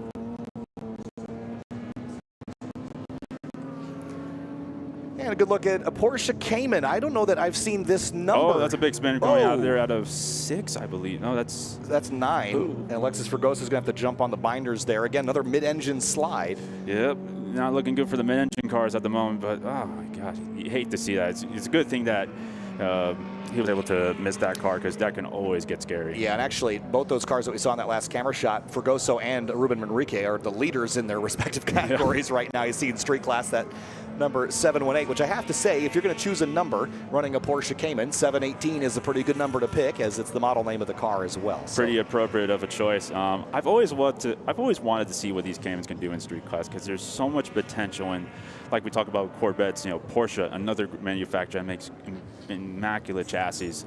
You know, so it's cool to see that one. There's also the yellow one with the GT4 arrow on it that, you know, hopefully that helps them out performance-wise. And you know, these are really cool cars. 2.55 cylinders with turbos, can come PDK as well, so you don't have to worry about downshifting, heel and towing by yourself. So it's just one of those chassis that have so much potential to be competitive in this class. And you know, we see them in even other classes. You know, David Banworth with the GT4 Club Sport and track mod. You know, that thing, you know, that's probably one of the most beautiful track cars you'll see in the GRIDLIFE paddock. And he always seems to do some really good times out there, no matter where he goes. But yeah. Rebecca Cohen in the number 202 Honda Civic. She's done some changes to this car. This was a street mod class car. She stepped down into the street class this year with a couple of parts changes, and she's really excited to be here. She's always a blast to have around. She took one of the best photographs yesterday, too. She came so prepared to do the driver pictures yesterday, but currently 4th in street class as it stands. And again, we still have 2 groups to go, but as it stands, podium sprint qualifier. Yes, absolutely. That's how it works. It doesn't matter what time you do. At the end of the day, if you can get into the dance, that's really the priority for many of these people. And I'm happy to see Rebecca going into street class, because I think chassis-wise, this is a perfect class for this car. We've seen quite a few of them. Cody Onbar with his in street class, the white one, and then we have Eddie Siegel, of course, with the Acuity, his Civic Type R. He's not here this week, but you know, he's shown what these things are capable of with not much mods too. Yeah, you can see, you know, Rebecca Cohen in that front-wheel drive category, 144, 656, really only about 5 seconds off what Dustin Williams ran in the newest generation Honda Civic FL5 last year here in 2024. So really not off to a bad start here in Q2 this morning. It's great because you know, she's clearly helping, setting yourself up for the rest of the week. You know, at the end of the day, like you said, we have 2 more sessions to, you know, for others to go faster, but for her to go faster as well. So, you know, she's going to be able to find more time in. You know, Lutfi and the 19 we talked seem to be great canvas. What's the multiple of canvas? I think it's canvases. I think it's probably. canvases.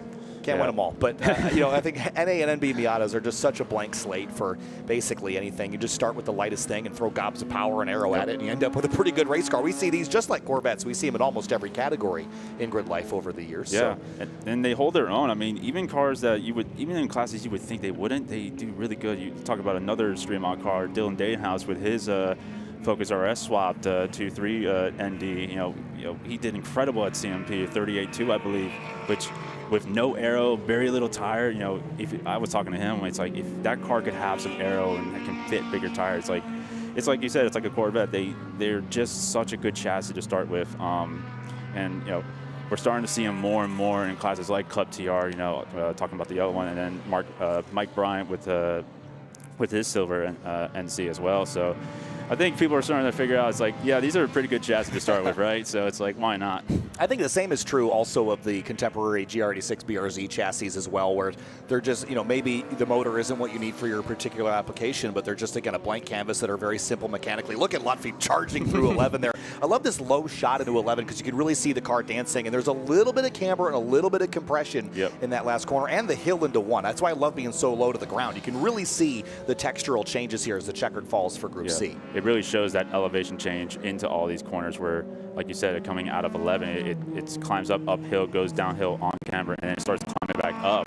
And then you see turn 1 where it's coming up, and you kind of see the disappear because it goes down into the apex. So that's the beauty of Gingerman, is it has the elevation isn't crazy like something like Road Atlanta, where you feel like you're, you know, dropping from 10-story buildings down on places like turn 12, but here it's just constant. It's always changing. It's always flowing, and that's the challenge of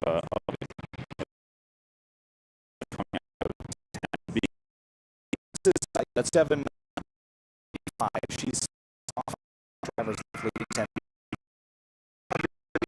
Has the hazards on. Might just think that she's got some fluid or something else coming out where she doesn't want to get the track messy. So just going to wait for an extraction there, but doing her part and get off the racing surface, because especially in a festival weekend when the schedule's so tight, the worst thing to do if you have a problem is just to drag your problem all the way around the racetrack. So did a nice job there. She's really stoked. Currently, she didn't really be able to go really fast. If they can get it sorted and hopefully it's nothing too serious, then I'm confident in her and absolutely killing it for the rest of the week. And Juniper Zarder in the 521. That's the Nissan 350Z. Pretty solid start for Zarder. Yeah. I'm not too familiar with this car. This is the first time I've seen this 350Z out, but really another really fun chassis to have some fun with, right? You know, you don't see too many 350 or 370 chassis. You know, I would love to see more out in Time Attack, because it's one of those where it's like they're easy to find, very affordable, and it's like like you said, it's a blank canvas. You can do so many different like engine swaps, suspension swaps, so many different drivetrains you can throw in it. You know, it'd be cool to see. It's cool to see one out there now in Street Mod, and hopefully we can see more in the future. So cooling down here with the checkered flag out here for Group C. We'll be moving on to Group B and then Group A as we progressively get faster. Times in all of these categories are going to continue to shift and shuffle. Mazda RX-8 as well, car 49. Again, I don't know if this is a competitor we've seen before or if this is, that's Nick Zalisco. I'm not familiar with that name. A 2010 Mazda RX-8.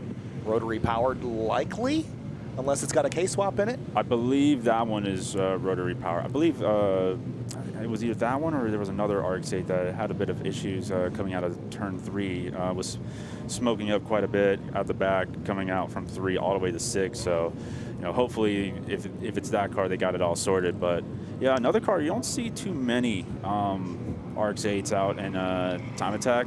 You know, there's some pretty cool ones out you see everywhere else, but it's, you know, another platform you'd love to see more of. And like you said, it's all about, you know, seeing people like express themselves and the individuality of the chassis, and, you know, just see so many different things like that. It'd be cool to see.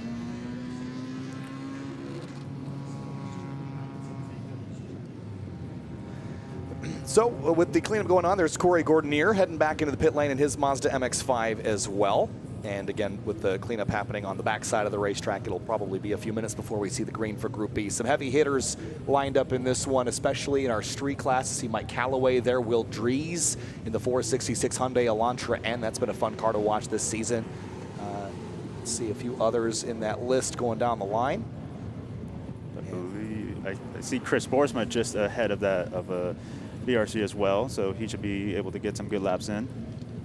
There's a look you can see off in the distance there across the racetrack. The grid filled up and waiting to go. Love this camera shot, looking down the barrel of the front straightaway here and getting this whole pan through turn 2. Just a really unique angle we haven't really had here before. Yeah. No, it's beautiful because you can see everything from turn 1 all the way when they start coming into turn 6. So, and it starts panning around. So it's cool to see because it's such a technical bit of the track that sometimes it's just kind of hard to capture in person. So to see it from that vantage point is just spectacular. Yeah, see Devin on the hook now heading back towards the pit lane there. Yeah, hopefully they can get it sorted for the rest of the week and she can go have some fun. Yeah, again, she's just so excited about it. And I don't know that I don't know if any of her programs for the future are secrets or not. I didn't really ask if I was allowed to share what she told me, but there's some fun things coming for them, potentially in some wheel-to-wheel categories for 2026. So again, maybe it's not secret, but I don't know, so I'm not going to share it. But yeah. You see on the very front there, Ryan Matthews in his Street GT entry. I was talking to Dewey yesterday. Dewey said, man, no one talks about Ryan Matthews enough. And I think it's because he's such an understated, sort of low-key guy. But he is just slaying it. He's leading both Street Mod and Street GT points right now. Has had a handful of podiums at our event so far. He's got 2 different cars for Street GT, both Corvette C6s. But again, just slaying it in every category, and it's just so understated about it that he doesn't ever seem to turn raise an eyebrow, but he is just on it everywhere at this Corvette. Yeah, he's Ryan Matthews, great person to hang out with. He's sort of the like you said, the understated competitor in this field, and just very laid back, very quiet, keeps to himself, and he puts up great times. We've seen, like you said, in Street Mod, first 2 events, he wins on the trot, and then in Street GT, he's leading that category as well. Something that I find really cool when he talks about these 2 cars is, even though they're 2 different classes, they still feel similarly enough to where it's really helpful to help him gain as much seat time as possible. Obviously, with a Street GT car, you don't have that aero, but you have quite a bit more mechanical grip because you have a bigger tire. Where a Street Mod, you're limited on tires. So, peak grip is probably pretty similar, but obviously with that C5, it's got a God's worth more power in it. So cars on the warm-up lap here for Track Battle Q2 Group B. It's like we got to have it's like a CVS receipt. You got to attach a number and a letter to everything here, but a lot of cars to get on the racetrack throughout the day here. And again, for those asking about the weather back home, it is just very pleasant here today. I have to say, it's supposed to be pleasant all weekend long. You never really know with Western Michigan what's coming off the lake, but it's just been beautiful so far. Low 70s, high 60s in the morning. Sunny with a little bit of clouds here and there, but have a look. There's the sun. 76-degree air temp at the moment. Track temp is NA because I don't have a way to record it live yet. We're going to work on that. But humidity, nice 60%. No precipitation. You see on the little geolocator there, not a drop of rain in sight. So that's all good news for us so far. And I don't anticipate that graphic really changing a lot. It is live. It pulls live weather, but I don't think it's going to change a lot this weekend. Tell you what, coming from Florida, I'll take that weather any day of the week. Over there, it's still like 90, 95. So 76 degree feels like heaven to me. And lap times beginning now. There is Ryan Matthews in the 211 Corvette working his way through turn 2, throttling up now against Street GT. This is a category that has been pretty popular and fun to watch because we talk about prep and what it takes to get to the pointy end of a field. While there is an MSRP limit, see a big lateral slide there through turn 3. There's an MSRP limit, but this is a fairly low prep class because you can't modify engine internals. You can't put anything non-OEM aero-wise on these cars. This is almost a run-as-you-brung category. 100%. It's very much, a lot of these cars are, like you said, very capable out the box. You see, with Ryan with the C6 Z06, you see a lot of Camaros, BMW M4s like Mark Kilgore's, and it's cool because there's not a lot of stuff you can do to them for this class, so it really becomes, in a way, kind of similar to what Club TR and then Sunday Cup is, just that much more. Or you have to focus on driver mod, being able to get on top of it, because the separation of the classes or of the cars is really not that much. We've seen it already this year. I believe in Road Atlanta, top 3 were separated by around a second, I believe. So we've seen how competitive it can be. Ryan's absolutely zooming over here. Holy cow. And that's the thing about Street GT. What's fun, especially with C6s, and this is something that Ido Waxman knows all about, is no aero C6s are kind of wild at this power level. And they're going to be dancing all over. He goes right to the top of the board of everyone so far, 136.5 in Street GT. So that's a really solid time. It's still about 3 seconds off Andy Vogel's time, who said that in a C8 Corvette last year. So I'm curious to see if he can break that in a Corvette that is about a decade older. But it's more power in that car and lighter as well. These modern cars, they keep getting heavier and heavier. I believe Andy Vogel's car was pushing closer to like 3,600 pounds, whereas like a C6, it's around the 3,100 range. It's as light, if not lighter, than some of the street mod cars, and with relatively not much taken out of it. And like you mentioned with Ido's car and the straight line speeds before, those, because they don't have the aero and the drag, and they're already such a slippery platform as it is. They can, once you got some power in them, they are just rockets off the straight. I think I remember watching one of Ido's laps at Lime Rock, and we hit relatively the same top speed, even though I'm in a class above him. Yeah, Brad Moore, the 193, leading in street class at the moment, a 138.489. Pretty solid time. Another Porsche Cayman. We've seen a handful of these on track already today. And here's a look at your street track records. And man, I love that we've got some new tools to help us understand the context of where we are. You're looking at the rear-wheel drive record is what he's chasing, and he's not too far off. He's about 0.8 of a second away from that right now. And this is only the second session of 6 in our qualifying sessions before we get to podium sprint. We rarely see records set in podium sprint. Track conditions are not ideal there, but Brad's not too far away from that, from beating Team Twitch's 4-year-long standing record. He's pushing it hard. He was coming out with a lot of opposite lock coming out of 10B, and he was pushing hard to the braking zone of 11. See what he pulls off here. And not sure if is he still on it through turn 1. Looked like a little tentative there through. A little bit. Maybe just didn't beat that lap out. It looks maybe he might be taking it easy now here, but really good time nonetheless. I mean, if you're anywhere within that, sub 40 to mid to high 30s on the street class cars, you're going to be, as Peter Gramber has, navigating some traffic, just having a little bit of a tail end slide. Let's talk about Peter Granberg for a second. So Peter Granberg chasing in this K-Swap BRZ in the Falcon Club TR category. Is he intending on continuing with this BRZ chassis? Because he showed us a little bit of a preview of another car that he just purchased. Right. Is that going to be a race car, or is this the plan to keep pushing with the BRZ? Do we know? That'd be a great question. I would have to ask him. Pete's a competitive guy. He wants to do whatever it takes to win. So maybe he sees that this chassis is at its limit, or maybe he wants to keep it as a Club TR car and explore working with a different chassis or a different setup. Kind of similar to what Andy Smedekar does with his trainer cars. You build one, and instead of improving it, you build another one to make it even that much better, see what you can do differently, right? Absolutely. And Peter working his way around towards turn 5 at the moment. Looks very pointy. I also noticed that the corners of the bumper looks like they're sort of fanning out, like there's sort of air getting up underneath it, like the bumper isn't attached to the splitter at the base like it needs to be. I wonder if that is causing some issues at high speed. You see where it's sort of pinched in the corners there? Potentially some damage on the supports, or maybe midway on the bumper.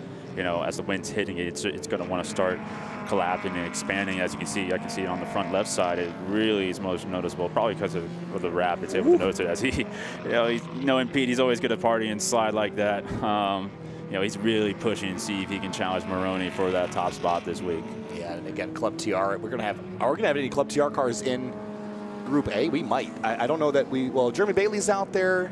Feingold's out there. I haven't seen Maroney, so he might be at the bottom of A, perhaps. Yeah, that's impressive to me, that cars with so little horsepower relative. But you see Stan Feingold quickest so far in Club TR, a 138.962. That's a great time right there. As far as the Club TR records, I think we're not too far away from those either. We'll keep our eyes on that. There's Michael Young in that number 96. Is that supposed to be Dallas Reed? that car maybe? Did I have that graphic wrong, or is that right? No, Dallas is in the 22. Never mind. Still different orange Corvette. Yeah, I was I'm gonna say, it's like second-guessing the same myself orange with color, the, too. Yeah. The new driver photos thing and these lower thirds are all new, and I'm just panicking at every moment that they're not right. So, but You're doing a much better job than I am, that's for sure. So I'm trusting the process. But and again, we got great team behind us right now, working through all the challenges of GRIDLIFE Festival. This broadcast team's slaying it. Look at all the stuff on the screen. There's so many cool things implemented here. New camera angles for this season. Great sounds. Just awesome stuff. Michael Young, 37.399, and currently leading in track mod there. Yeah, really good time by Michael right there. That's in terms of great car that do track mod out the box. A Z06 is probably as good as it gets. The speed that these things have stock is incredible. I have a friend out in Florida, Matt Cloutier, who has one with some relatively good aero on it. And when we were on track on the straights, it's pretty neck and neck. So, if you can buy a car out the box that can, pretty much be hanging with a street mod car that's close to 5-to-1 power to weight, then you can only imagine when more mods, more parts come out to make these things even faster, how they do.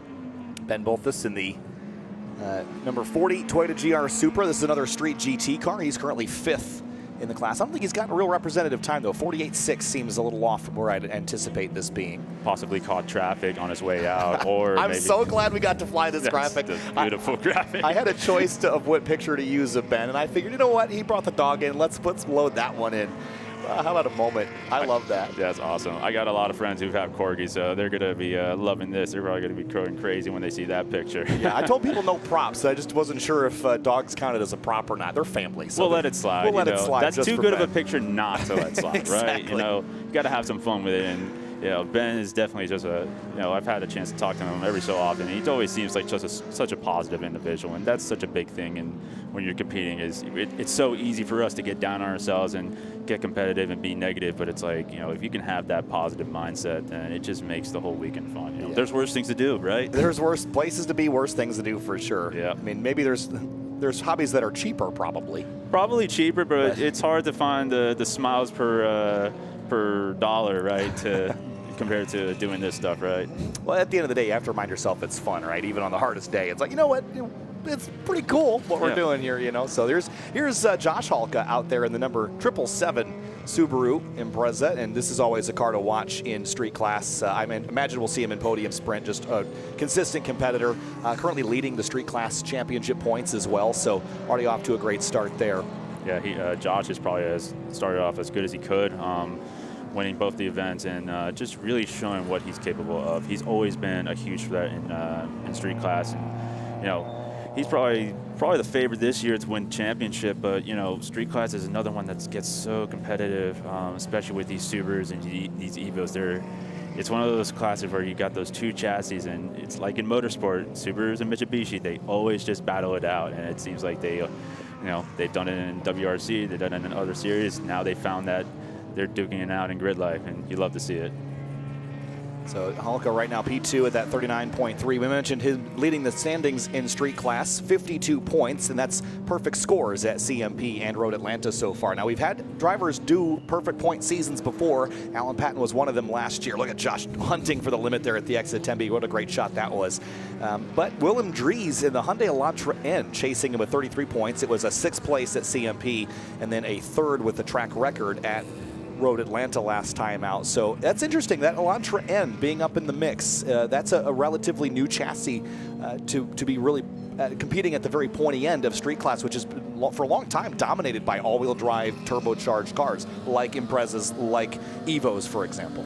Yeah, 100%. It's great to see. You see the top 3. You have Josh Halka, of course, but then you go Willem Dries and Eddie Siegel, 2 front-wheel drive cars with relatively moderate mods compared to some of the top guys in street class in previous years, but it just shows they're making the most of what they got. Dries, he had a bit of unfortunate luck going at CMP with the 4 off. Relatively lucky considering where he did it at the kink. That is as scary as a corner you want to go 4 off. Obviously, it was all with him and Justin Peachy as well. So, but he's got a great opportunity to grab some good points here. Obviously Eddie's not here this week. He'll be back at Mid-Ohio. So, if Will can take advantage of here, Max, maybe get a P2, that can be all the difference in the championship as we go into pit race at the end of the year. Nice point by there from Stan Feingold, giving Brian Van Oersdahl an opportunity to go by unimpeded. Yeah, Ryan here, he's had quite a few times going out at these events. Right now at a 35.6. It's relatively what I've seen him do before. I think he's got more pace in it, and as we're going to see in the rest of the week. So, it's good to see. It's good to see some 890s back in the street mod. It felt like it was kind of the Corvette show. So now they're coming back. I guess they saw everyone kind of saying, "Oh, it's no longer the super class," and I guess some people said, "Okay, we'll bring some here." Yeah, good look for a brief moment there at the 310 of Mike Coons. There's the number 23 Falcon Club TR car, EK Honda Civic. And that this weekend driven by King Tao, who's a new driver name to, at least to me, here in Grid Life. 1997 Honda Civic with some aero on the back. Yeah, beautiful looking car, but almost just super clean and simplistic. I love sometimes, I love seeing some of these liveries on these cars. They're awesome. But sometimes it's really cool to see just a very basic, simplistic, almost prototype look where, you don't see the sponsors and anything. And, he's really pushing it. Oof. Oh, man, he used all the curbing at the exit. Was that over 6 over there? Yeah, coming out of 6. He must, very likely that he maybe turned in too early, then put the power down a little too quickly, and it's so easy to run out wide there, and then you're just kind of panicking at that point. But he kept the control really well done, and he's doing really good. I mean, 42.2. I don't know if it's his first time out or whatnot at this event or at Gingerman in general, but that's a very respectable time in such a competitive event. That's mid-pack. I was going to say it. P9 with a 142. That's so impressive. Just the speed and pace that we're seeing. I mean, a 142.2. That would have not quite been a winning time in previous years, but not far from it. And here we are now with that time being relegated down the order. I mean, that's a very respectable time, as you pointed out, but it's just so competitive at the moment in Falcon Club TR. It is. Falcon Club TR, it always brings really some of the best drivers for Time Attack, I would say, and it's one of those things where it's like to get top 10 in Club TR it's very rewarding. It's very you gotta hats off to anyone who does that, and especially when you see some of these guys who do these hot laps in Club TR, it always seems like they're just on the limit. They're always dancing with the car, not much aero, and they're very light cars, but also not much grip because they're all relegated to a 255 tire. So I always find it entertaining to watch because they're always playing and having fun, drifting these cars around. As we see Jeremy Bailey sitting in 5th place with the 40.7. So Jeremy's doing really good this year. He was able to get P1 at CMP and did really well at Road Atlanta. So hopefully he has an opportunity to get some more good points here, especially with a few competitors not making it. Yeah, so Jeremy Bailey in that number 13 headed up towards the timing and scoring loop to see if he can do better than a 140.7. There's Mike Coons there. Checkered flag out here for Group B in the GRIDLIFE Track Battle Championship. And as they head back to the paddock and get set up, the Group A cars are set on grid. And interesting to note, while I'm looking out my window to my left here, Jamie, and I see the Thunder Bunny Racing GR Supra that is a GT4 car that's actually running in GLGT, but they were struggling with getting their full power output out of that car. It's running a different tune than it would run in a GT4 America, for example, but when they went on the GRIDLIFE dyno earlier, they found they were 30 horsepower low. So I think they're going to try some tricks, maybe run the car a little lighter, see what capabilities they can find. But that car will go out with Group A as we get a look at Mike Coons headed back to the paddock here very shortly. P6, the 140.1. Yeah, talking about the Thunder Bunny Racing's GT4 Supra. Actually, coincidentally enough, that is who I gave my ticket to when I realized I couldn't make it. So gave it to Alan Patton, who's having Christian Aranja, who is a familiar face in a GLTC with the yellow Corvette. He is driving that car for Alan in the Time Attack sessions, kind of feeding off each other, getting as much data as they can. Obviously, the more data you can get, the better.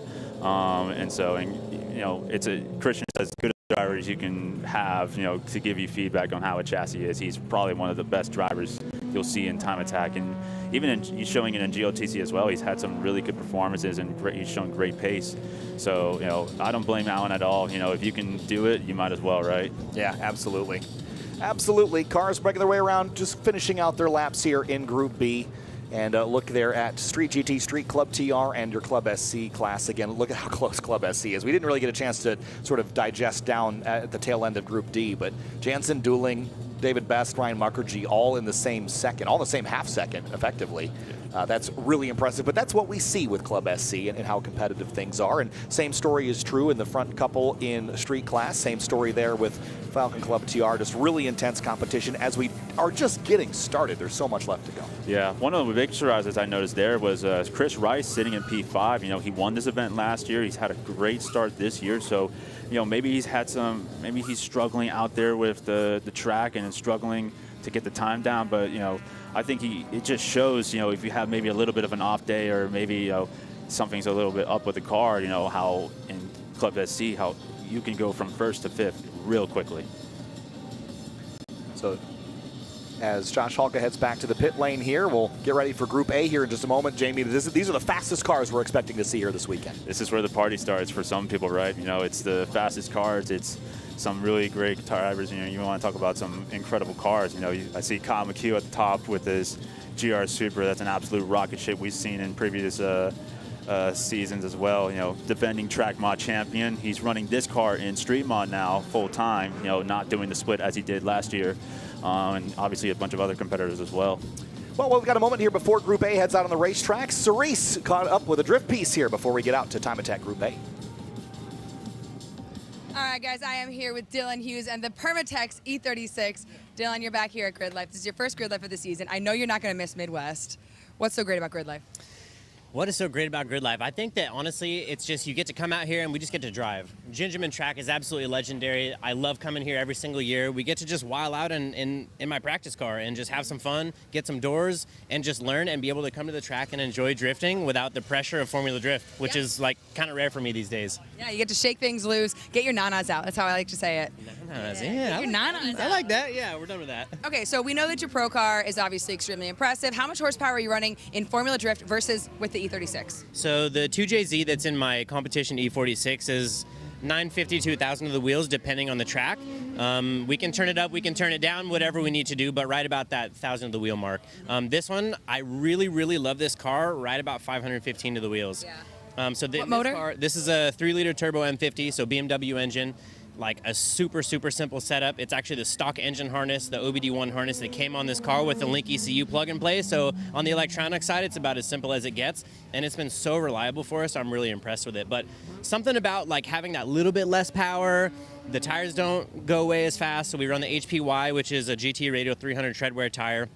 A little bit smaller size than the FD car, and I really prefer that because they just last, right? So the more time on track is better for us, so we want tires that just last, and if you don't make 1,000 of the wheels, your tires last a little bit longer too. So this car is perfect for GRIDLIFE. Front mount radiator, front mount intercooler, it cools better than my FD car does while it's pacing around the track.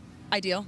And the FD car is basically made for like running the crap out of it and then just sitting there because you just pull off the track and you just sit there in line. So it's really good at cooling down while not moving, where this one's the opposite. It's really good at cooling down while you're pacing on the track. So road course car versus pro drift car. And the M50 engine is really malleable. Like you can do a lot to it. You can kind of mod it. You can go up, you can go down. If you weren't running this setup, what's another motor that you would put in this car? Oh, 2J all day.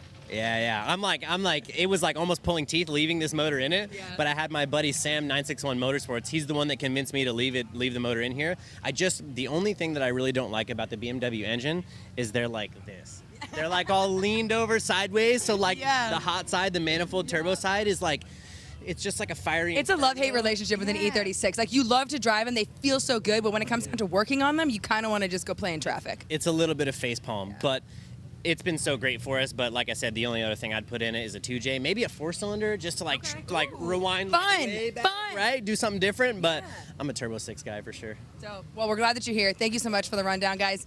Go follow him on social media, Instagram, and catch him in FD. All right. Thanks. Love that. Cerise catching up with the folks down there in the paddock. But while we were watching in the double box there, a little bit of an off there for Alan Patton in the Track Mod C7, pushing really hard. He told me right before we went live here today that they were really struggling getting the car to turn, and it doesn't appear that they've fixed that problem yet. No, it doesn't. It's very unfortunate. You know, Alan's been working so hard to be able to get comfortable in this car. You know, it's something that, you know, I got to see Alan at a previous race he was at with a different org, chatting with him when he was driving the GT4 car, and he said one thing he's noticed, like driving the Corvette and the Supra now, it's hard to, you know, kind of get in the flow of either car because it's such a difference in time. And as he just goes flying through, you know, that's, you know, probably the most unique sounding car I think we've ever heard in Time Attack. You know, that supercharger, you can hear from a mile away. It's just such a beautiful package. Yeah, 304 Alan Patton pulling double duty. Look at that thing. It's going to outrun the drone. He's really fighting it. Goodbye. That thing, I mean, it's ripping. It's not exactly handling the way that he wants, but you can. It just sounds like he's slowing the rotation of the Earth every time he hits the throttle. Look at that thing big slide. Oh my gosh. You know, and Alan's such a good driver. He pushes it to the absolute limit from very get-go. So that's the one thing. He's just got this natural talent, this gift. I mean, you want to talk about someone who's talented. I mean, he's only been on track in general in his life for like maybe 3 years now, whereas some of us have been here for 5, 6, 10, some people even 20. So it just shows how he's been able to, you know, get used to it. But he is just really struggling with this Corvette right now. It's you know, it's so much power, and it's only getting tougher with the track temps. Perhaps are getting a bit slick, and you know, it's a lot of power for a car that it's on street tires, so it's not like it's on slick like you see Ferris Cartoon or Eric Fleming. So, you know, he has to fight it that much more compared to those guys, as he looks like he's going on a slow down. Yeah, just playing pitch and catch with it too much at the moment, and catching more than pitching, it seems like at the moment. So that car definitely needs some work. But again, this is a lot of car for this racetrack. You mentioned a lot of power, but the Gingerman Raceway is 2.2 miles of corners. Yes. Right. This is not what this car, I think, was really set for. I don't remember exactly what it was doing at Circuit of the Americas when it was out with our friends at Super Lap Battle, but it was in the 170s. He was doing. I was chatting with him. He had maxed out at 182. That's so dumb. At Road Atlanta, it was 183, running out of gears. You can imagine, like, if that car is at, God forbid, what that thing's going to do in at Road America and those front straights, you know. Look at Luke McGrew in the Street GT C6. Yeah, he is doing really good. Already with a 35.7, so that puts him into P1 ahead of Ryan Matthews. It's going to be a beautiful battle between these two C6, CO6s. Yeah, that'll be a lot of fun. I think, well, I imagine we'll see Ryan Matthews sort of get bumped up into Group A alongside Luke as well. Actually, he might not be because he's running both cars, right? So he has to sort of figure out which group is better for him to be in. But which one are you chasing? Because right now Ryan Matthews is fourth in Street and second. Which one do you prioritize? Where is the traffic easier for you? It's tough because in both classes it's super tight. You know, he's sitting P4 in Street Mod at 34.1, and you know Luca Barberas is at a 34.3, so it's not too far from him. Kyle McHugh, it's attainable at that 33.1 as well. So, and, you know, it's tough. I can't imagine the struggle it is to run two cars at the same event, right? You know, and especially he doesn't have a big crew. It's usually just himself. It's one thing if you have a huge crew like, you know, James Howden, for example, with the K-Tune guys. He was able to do Club TR with his Honda and the TSX for GLTC, and he had 10 guys helping him out. You know, to do it with your own, like, your one-man band, right? It's just stressful. Chris Smith right now leading in track mod, and I think he's owed one after Carolina Motorsports Park had a bit of a miscommunication. Might have been on our part at CMP, but he ended up going off and disqualifying his times. And I'm not sure, you know, it's always a coulda, woulda, shoulda, if, right? But he was lined up to be the winner at CMP, I think, in many ways. So I think he's sort of owed one, and right now is putting himself right back in contention. You see, as far as track records for the rear-wheel drive category, still chasing Jason Kanakry's McLaren 720S time from a couple of years ago. And here's a driver we haven't seen in track battle yet this year. That's Kyle McHugh, who was a persistent front runner and the champion, I believe, of the track mod class last year. Yep, defending champion of track mod. This time doing just the street mod class this year. Don't blame him at all. I mean, if you can win all the championships, why not, right? You know, might as well prioritize one street mod since it's such a competitive field this year. You know, Kyle's such a great driver. You know, he's another one where, you know, it's not been too long ago that he started tracking in general. And I got a chatting with him last year. One of the big things he's really noticed was just working on himself, working on that seat time. When he was a bit disappointed with himself at Lime Rock, you know, felt like he was kind of owed one. And when he went to Audubon, he told him he basically did a track day at Audubon like every week. So he was just doing everything he can to maximize that. And I think that approach has really helped him and become a much more bigger threat in street mod and just any class he's going to go to now. Yeah, worth pointing out Cal Fortner as well, one of your compatriots in the street modified category. Always fun to watch. Now, the big story behind this car this weekend is it's been running in the high 500s in the horsepower range, but this weekend in particular, they've cranked it up. It makes 769 wheel horsepower now. So that is, as Jackie Ding called it back in the Super days, it was the kill mode. I think that's kill mode for this Mercedes-AMG GTS. This car rocks, and we have yet to see it up right in the top 5, but he's not far off, a 134.972. Right behind Luca Barberis, who's in a GR Super this weekend. That's a change in program for him in that 444 car. Yeah, a lot of exciting news in Street Mod this week. Like you said with Cal, with the new power, Luca making his debut in Street Mod, and how much he's going to be a threat. I got a chance to talk with Luca as well, and some of the stuff that's in that car. With a pure 800 turbo on it, making around high 6, low 700s. He was having a little bit of issues last night. He was noticing that it was slipping in 6th gear, so they were having to dial the power down to make sure it would last this week, because I believe they're going to be swapping in a built transmission, which is very common in these A90s. They have those 8HP 50s, which is a little bit smaller than what you see in like an 8HP 70 on the upgraded cars, so hopefully that sorts out his issues. Dewey DeWitt, front runner right now in Street Mod, and one of the most passionate people about Time Attack. And when I was looking at how to make some new graphics for this week, and in particular with the track record graphic, I called Dewey and I said, what do you want this to look like? And so that the top of the screen, that was sort of his idea. And Dewey in Boogeyman going forward again. And I think he's really excited about the changes he's made, some sequential action going on in the transmission of this car, and just lots of parts and pieces. He is so stoked and amped, and right now leading in Street Mod. Yeah, Dewey's probably one of the more vocal but also passionate competitors out in Street Mod and Time Attack in general. Like you said, a lot of upgrades going into this week. They actually found out that they were having turbo issues, wasn't making the full power that it should at Road Atlanta. So they swapped in a new turbo. It's making the power that it should appropriately. Actually was even telling me that they had just finished tuning it 2 days ago. I'll also point out that Dewey's time of 131.727 is within 0.3 of the all-wheel drive Street Mod record. So we're really getting close to that. 3:10, but in the morning session, both him and Andy Smedegar hit to the 30. So Dewey was in the 30.6, Smedegar 30.9. Talk about a competitive two-way fight right there.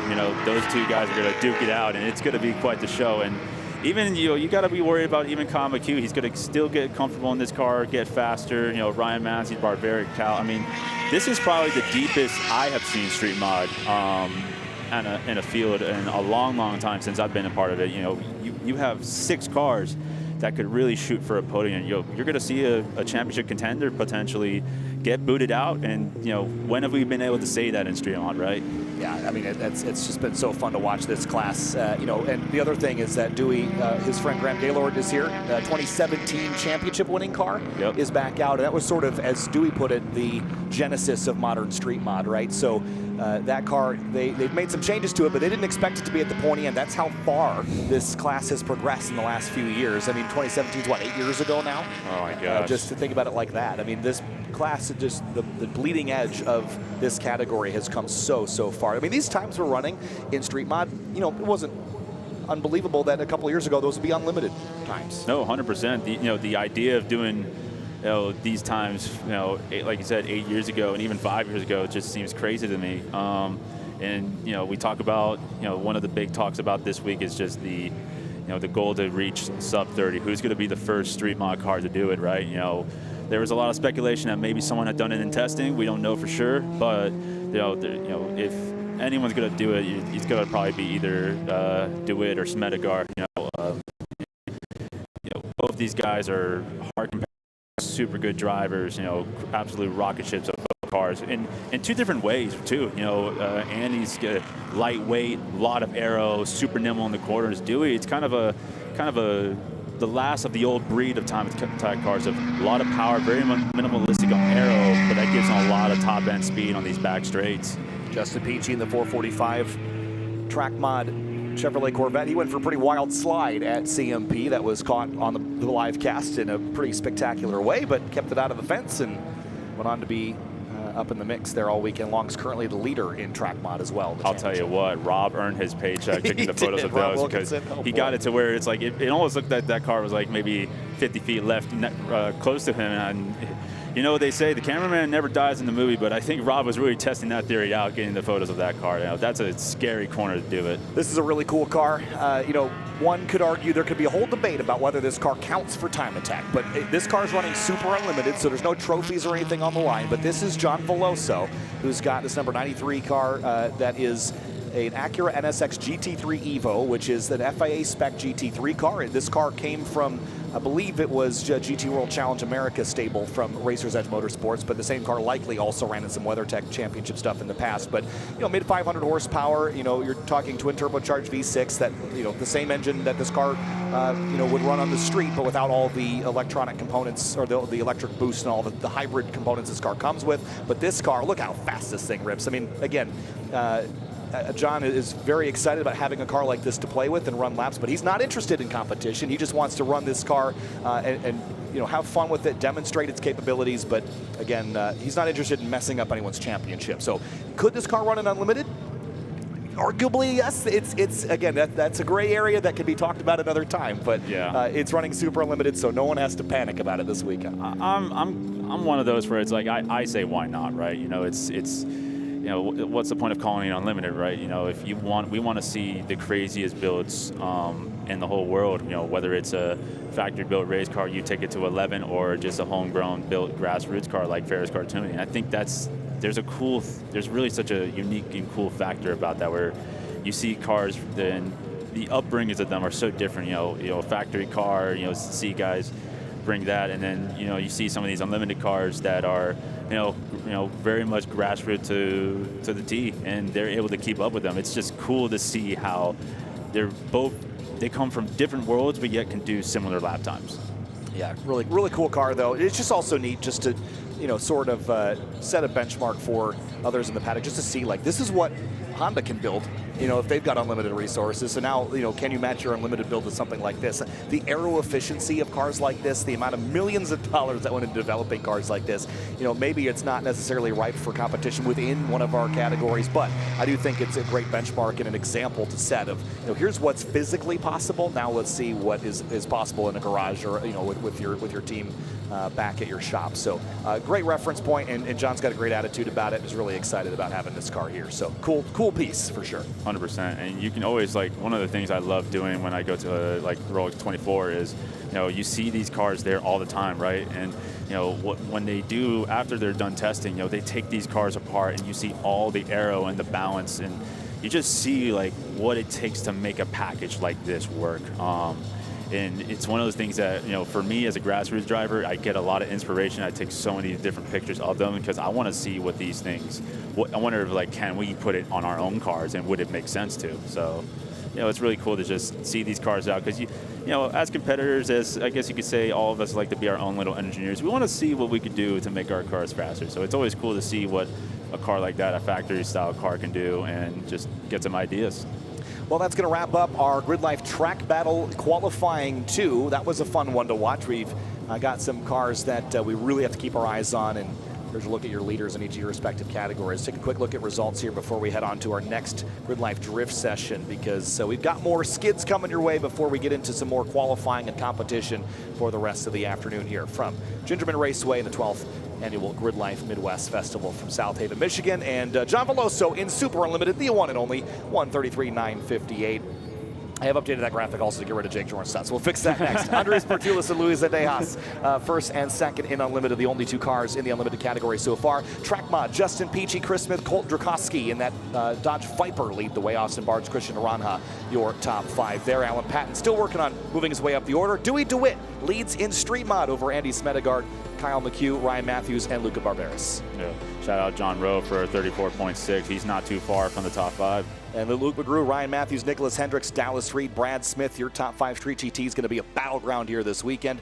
As we move on to the Street category now, Brad Moore, Josh Halka, Willem Dries. This is going to be fun. A bunch of drivers in this mix here. As we move on down to Falcon Club TR. Very quickly, Stan Fingold, Chris Heidemann, Mario Moroni, Ian Flavin, Mike Bryant, your top five, and then Club SC wrapping up here results from Q2. It is going to be Mike Jansen, Sam Dooling, David Best, Ryan Mukherjee, and Chris Reitz. Let's have a look at the highlights here from our track battle session, qualifying 2 here. And started off with Group D, and most of the group that we're paying attention to here is our Falcon Club SC, but it was the 718 Ruben Manrique in that Porsche Cayman. Charles Bucky Lasek out there is giving it a go in the Subaru. WRX, a relatively contemporary car with some parts and pieces from Subi mods on it there as well. Great look at E30 BMW getting after it as well. Juniper Zarder in the 350Z working up to speed. And then Ryan Matthews in the Street GT Chevy Corvette pulling double duty in Street Mod and Street GT. He's putting his workload in, that's for sure. Brad Moore leading in Street Class. Ben Bolthus in the number 40 Street GT Supra, also getting after it and up in the mix there with one of our categories. It's been so hyper competitive. Mike Coons in the number 310 Subaru. Mike Calloway also giving it a go. Peter Granberg in the 511, moving up the order in the Falcon Club TR class. That'll do it for the GRIDLIFE Track Battle Championship. It's going to be Drift up next.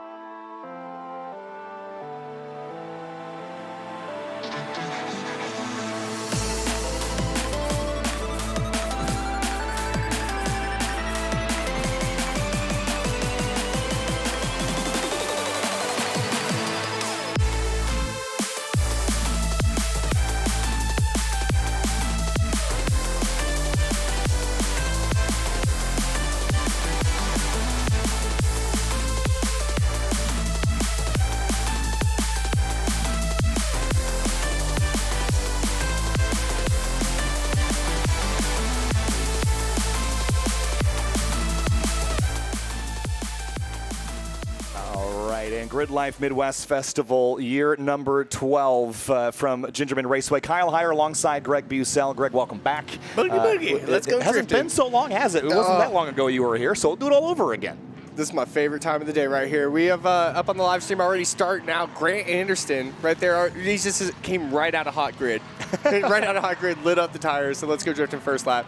Again, this is GRIDLIFE Drift. This is what I originally came here for 12 years ago. It was a good piece of this, and now I'm commentating with you about it. Yeah, it's been super fun so far. You know, we talked very briefly at the tail end of the last show. It's like this is really just a fun hangout for everybody.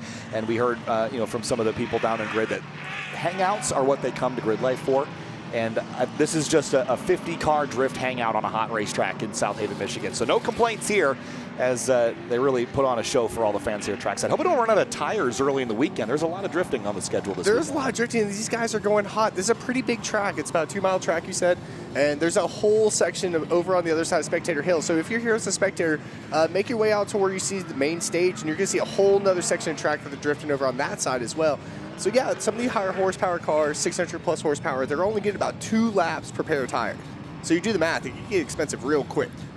Yeah, I mean, I don't even know how many laps they're doing per weekend. I've always thought it'd be fun to throw a transponder on one just to track the data through the weekend, just to see first of all, what lap times are we doing when we're sliding around at 130 miles an hour, and then how many laps over the course of the weekend is it tripping the timing and scoring when it comes by. I think it'd be a fun stat to track. It would be kind of cool too, because again, these cars are looking for a lot of mechanical grip out of the rear end of the car. Misconception that we have is that these cars are just kind of sliding around. But no, a lot of these cars make a ton of grip, so if they need to get a section of the track quickly, they can absolutely do that. So I'd love to see a transponder on there and see who's the quickest person, let's say, drifting through like turn 3. I'd love to see something like that. Yeah, so Jeremy Swenson, one of our buddies, the 2-time Eibach GLTC champ, slowing down and getting regridded again. Look at how many cars we have out here, just hanging out, having the best time. And, you're about to see a 50-car drift train, basically. He's going to send them hot. Nick Swan over there on grid is just going to start sending these cars hot. You're going to see them group up. A lot of the buddies are going to start linking up together, so you're going to see 2, 3, 4 cars all at the same time. I've always wondered what it's like on grid here when you're trying to find your buddies. Oh, it's so much chaos. That's actually one of the more stressful parts, is like everybody wants to drift with their friends. Yeah. That's a big thing. Again, like you said, coming here, it's for the hangs. Yes, we do come here to burn up our tires, have a good time on track, but there's a lot of time where we spend in the pits with our buddies. So to get those laps with our friends is so valuable. So yes, when we're gridded up back there, we're pointing around, looking everywhere, strapped in the car, trying to find our friends to go out. And here we're seeing some of the first cars come down the first turn. We have Justin Pollock, Evan Bogovich, both Formula Drift drivers, or ex-Formula Drift drivers in those Falcon cars. both ex-Formula Drift cars as well. These things make a ton of angle, ton of smoke. They always put on a show. They know how to get the proximity on one another. Then we have Hurt still has his hood on. This might be a record. This is like the third lap around the track where Hurt has kept his hood on his FCRX7. So is this a thing where he takes it off on purpose or it falls off? Do you know, honestly, it's got to the point where I can feel like it's on purpose, but no, every single time. I think the record's maybe 100, 150 feet in the air. Yeah, about 4 years ago here at GRIDLIFE on the backstretch. That's a lot of feet. That's a lot of feet. Yeah. Yeah. Oh, man. Oh, that's a beautiful train of cars we have going around the backside. So again, you're seeing these cars kind of group up. All the buddies get together, and they're basically, if you've never seen drifting before, it is a form of dancing basically with two cars. You want to mimic the same angle and kind of a similar style to the car that you're following, and kind of dance with that lead car if you can. These cars are all over the place in horsepower. There's some as low as 250 horsepower. Some cars out here make it as much close to 1,000 horsepower. And they're all on the same track at the same time, similar style tires. Most of these guys run DOT tires, so the same type of tires you get on your sports car. And yeah, man, this is drifting is something to watch. I'll tell you what, if this is your first time out here, you're in for a treat. Yeah, I mean, again, this is just such a great spectator experience. And it's just something a little different, too, because the energy is always changing, right? You're always like, what group's coming next? You never really know what's about to happen. So there's always like this constant anticipation for the fans trackside. And wherever, I mean, there's really only a couple of corners where you can really get a good view of this through mostly the first sector. But they're still giving it all the beans down here at 5 and 6 where we see the Camaro. Where are they at now? They're all the way at 7. They're out at 7 drifting. They're way off in the distance. Yeah, where people can't even see you, and that is fine. Woo. And then you got, oh, there's her. Okay. He almost made it a full lap. Yeah, he threw his hand up like he was saying hi to the drone. He was. Honestly, he did that spin on purpose. It might have looked like an accident over there. Totally on purpose. Hurt has style. He knows what he's doing. I love the Falcon guys getting out there and just putting on a tandem show. They don't make mistakes. You know, Justin Pollock's known for throwing a 360 drift here after turn 1 sometimes. So if you're out there, if you're at the track, make sure you kind of hang around that drift or turn 1, turn 2. That boy can throw a full 360 drift and link it to the next turn. It is something, it's so much, I've seen it a few times, and when it's done right, it is so much fun to watch. Yeah. Jeremy Swenson getting after it again, getting more comfortable. He's got a passenger with him too. Might be wife Tiffany. That's a race car boy, isn't it? That's one of your race car friends. Yeah, Jeremy Joe, we talked about earlier, two-time Eibach GLTC champ Jeremy Swenson. Just here for fun. All the best smiles, no stress, no pressure. Just and a Corvette, a very, very fast Corvette. Oh, yeah. I mean, and the Corvettes have always been his thing, but I've seen him stressed out and under pressure before. He is not in that headspace this weekend, that's for sure. You notice I'm noticing right now the aggression coming out of these drivers. We had one session earlier today, and now they have completely elevated their driving. These guys are going so much harder than the first session. And again, they've got today, tomorrow. I'm looking down the front stretch, and these guys are well over 100 miles per hour taking these initiations. Yeah, big speed around here. Look at this tire smoke on these cars, right? That's Mr. Peter Collins out there looking like a pro. Is that Pete Collins in the D46? Yeah, he took the wrap off. It's all black. Oh, I was going to say. I was going to say this car's really pretty and it looked familiar, but that's why it looks familiar. He made his car non-ugly. I've ridden. Was this the white one or the blue one?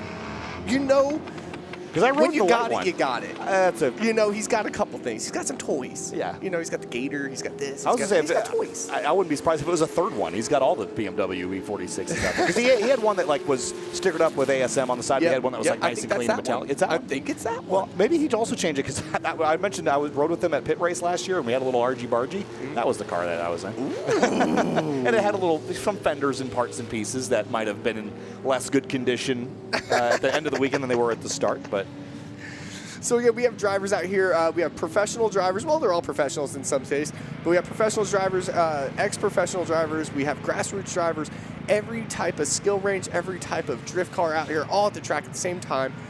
So even on the live stream right here, we're seeing Nate Hamilton, Grant Anderson. Grant's just kind of pushing them on the round track. He's like, "What's going on, Nate? We're not doing grippy cars no more. This isn't rush racing. Come on, Nate." Getting after it here. Look at this Look big at this. send. Oh, Dylan Hughes. Again, Formula Drift driver Dylan Hughes, just coming fresh out of Orlando, Florida from round 3 of Formula Drift. This is his backup car. He's got his crew chief with him in the passenger seat. And talk about a driver that Look at that. The Permit E36 BMW, that car. He is so smooth behind the wheel of a car.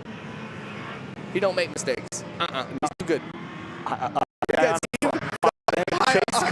Yesterday, the Hyundai Ioniq 5 is so fast. That you're going to see a little red Hyundai running around track chasing some of these drift cars. Yeah. Got to ride it yesterday. It's a full electric car. It has a drift mode in it. You can push drift mode. It sends all the power to the rear wheels. Is that Michael Herschen driving it too? Michael Herschen, yeah. That's by the way, that's the CEO of GRIDLIFE out there on the racetrack driving the Hyundai Ioniq 5 He's watching us on car. live stream. He's giving us a thumbs up. That is so cool. Wow. I mean, look, if you want a boss that is in it. Yep, there he goes. There you go. He is in it. That's cool. A couple S chassis. That's drifting at its purest form right here. So on the live stream, we're watching a couple S chassis get around the track. The S chassis is like a Nissan S13, S14, 240SX here in America. And that's kind of the gem of drifting. And now as time has gone by, I said the new big king is the FRS. Hey, I'm not upset with that because I'm an owner. You are. They are. There's a very limited amount of suspension travel in the rear of the car. It's the only downfall to this car.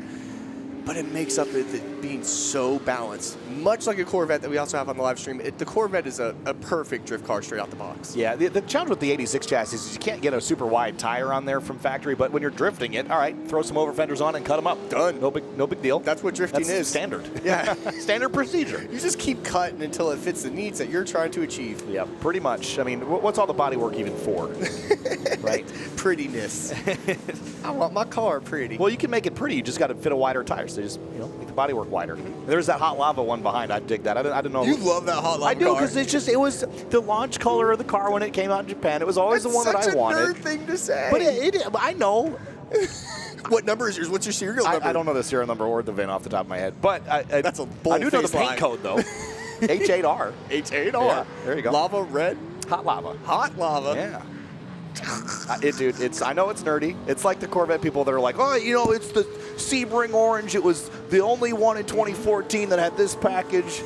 And yeah, I'm definitely like that. They'll brag about oh yeah, this one has T-tops with red interior. It's an automatic and had the chrome wheels. So that makes it 1-1. Totally. No. Corvette guys. Yeah, I mean, I will say that the hot lava was the least produced color.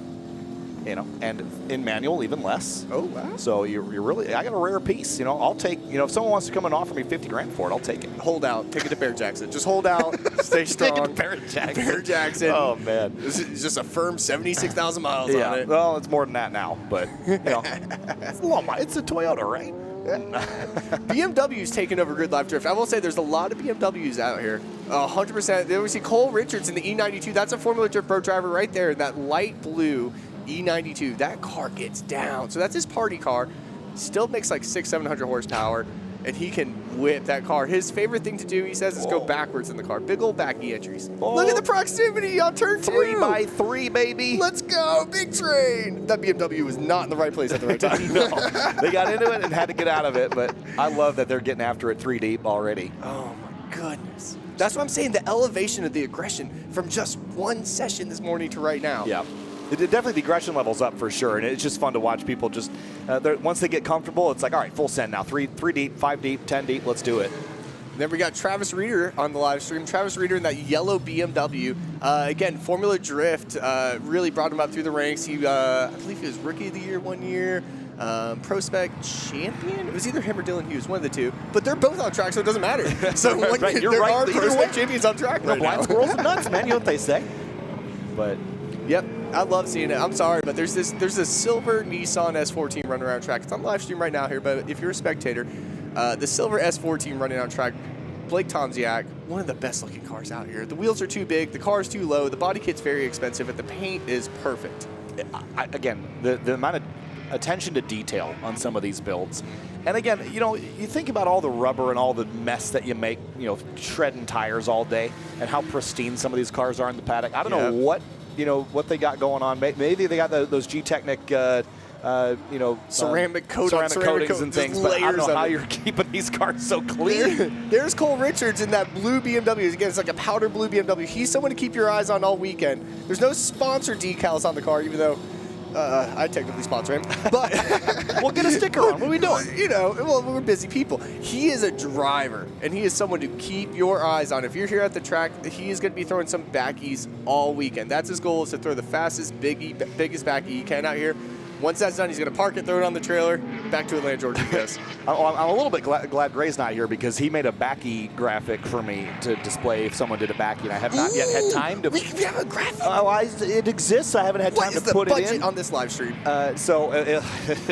You know, we got a graphic. We got a graphic. It's not so much that; it's more Kyle's bandwidth to get it in. I got all sorts of toys and things I want to implement, but we got to get the backy graphic in there at some point. Beautiful. Can you ask for better weather? Can you ask for a better? Oh, I can. I don't think we'll get it. Oh no, he ran over his own front bumper. Well, you know, that's part of the. You know, they got 47 on a shelf in the truck, don't they? Sure. No, they don't. They don't. That was probably his one and only. Well, and it's a one of one. Again, so these bumpers that you're seeing on every one of these cars is held on by 2 to 6 zip ties. So sometimes, if we could add that graphic of him running over his budget to the highlight reel after this, I'd love to see that in slow motion. You know, we'll find a graphic for that too. Yeah. Whoa! Whoa! Breeze Look guys. at turn 1 coming in hot. There's your favorite car. There it is. Look at it. That's that wide the body kit on that. Oh, we got the drone on turn 1 now. This will be cool. This will be cool. Let's see. So we got some cars getting stacked up. We see cars everywhere on the grass. What are we doing? Cars, you know. Cars everywhere. That car's EcoBoost powered. Yeah, you were talking about that earlier. EcoBoost. Do you know what the engine's out of? Is it just probably everything that's Mustangs? EcoBoost? Yeah, Mustangs. Mustangs. So it's a 2.3. I think a 2.3 liter turbo. And the funny thing about that is, like, I told him, you know, what if I want to put this engine in my car? He's like, how much power do you want? I said, 350 horsepower. He said, throw it in the car, turn up the boost, you're done. And it'll make 450 foot-pounds of torque. That's dumb. I love it. Ross Budasoff. I call him Budasoft. I like that he has his name on his car. That makes it easier without numbers. Just paint your name on the side. You Ross, want to there get it the is. recognition, just put it on the door for us. Like, what's this guy's name? Reef. Mr. Reef himself. The Reef. Now, that BMW is pretty cool. It doesn't make a ton of horsepower, but it is gripped up well. The fun fact about this car, he's running the cheapest tires you could buy. He's running 225s. Well, this feels like that makes sense to some degree. To some degree, you want right? grip, but he was telling me last night, he's like, I just go online and I find the cheapest thing I could buy, and now I'm running 225s this weekend. Look, hey, there is a strategy to that because again, you talked about how you want grip, but do you want grip or do you want to be on track more than everybody else? That's the thing. So he has a 5K rear spring rate. If you don't know what that is, that's basically a pillow for a suspension in the rear of the car. That car just, when he gives it throttle, it squats on the rear. So he's getting around having a cheap tire, but doing a very soft suspension. So look we're learning race car stuff.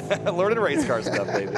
And that's applicable to to grip driving too. The softer in the rear, you gain yourself some grip. So correct. Again, there's definitely swinging too far, but this car. Boss 240. That thing is so cool. That's he's a full pro spec driver. That Boss, it's a Rocket kit car, and it takes the front end, kind of turns it into I think they say a Datsun, some type of old Datsun. Oh, he's trying to. Oh, yeah, he's really maxing out the steering angle on the car. I love fender mounted mirrors. I was gonna say, I was literally about to say that. The Right? fender mounted mirrors. You know, it's very like Grand Theft Auto, like mod shop to me. That's how I build my cars. Whenever I want to like paint my car new color, I'm like, all right, let me log on to Grand Theft Auto real quick. Let me change What's your this. premise? Or what's the thing the guy always says when you pull in the garage? The guy when you call him, he's always like, "What you need, some wheels?" Oh, what needs some wheels? You know? But what's it when you pull in the garage? Boss. Be there soon. Oh, yeah. Yeah. When you pull in the garage, he's like, what'd you break now? It's always something stupid. I'm like, Yeah. I'm here to spend hundreds of $1,000s on my Primus RS2. It's relevant because GTA 6 is coming, but one of my favorite GTA 4 sound bites from AI or the NPCs was always, camera rental place is closing soon. And I just, like, it's so random. Oh, I can talk about GTA 6 all day, and I know nothing about it. I don't either, but I imagine that we're doing some drifty stuff in it probably. 100%. Drifting in GTA is like really good. I'm telling me and my fiance are talking about having a child around GTA 6 so she can take a maternity leave and I can have time at home to play it. That's awesome. It's a really good idea. It's a great idea. I'm hoping everybody's hearing me when I say this. It's a great idea. If you were thinking about planning a child, plan it around GTA 6. That is excellent advice.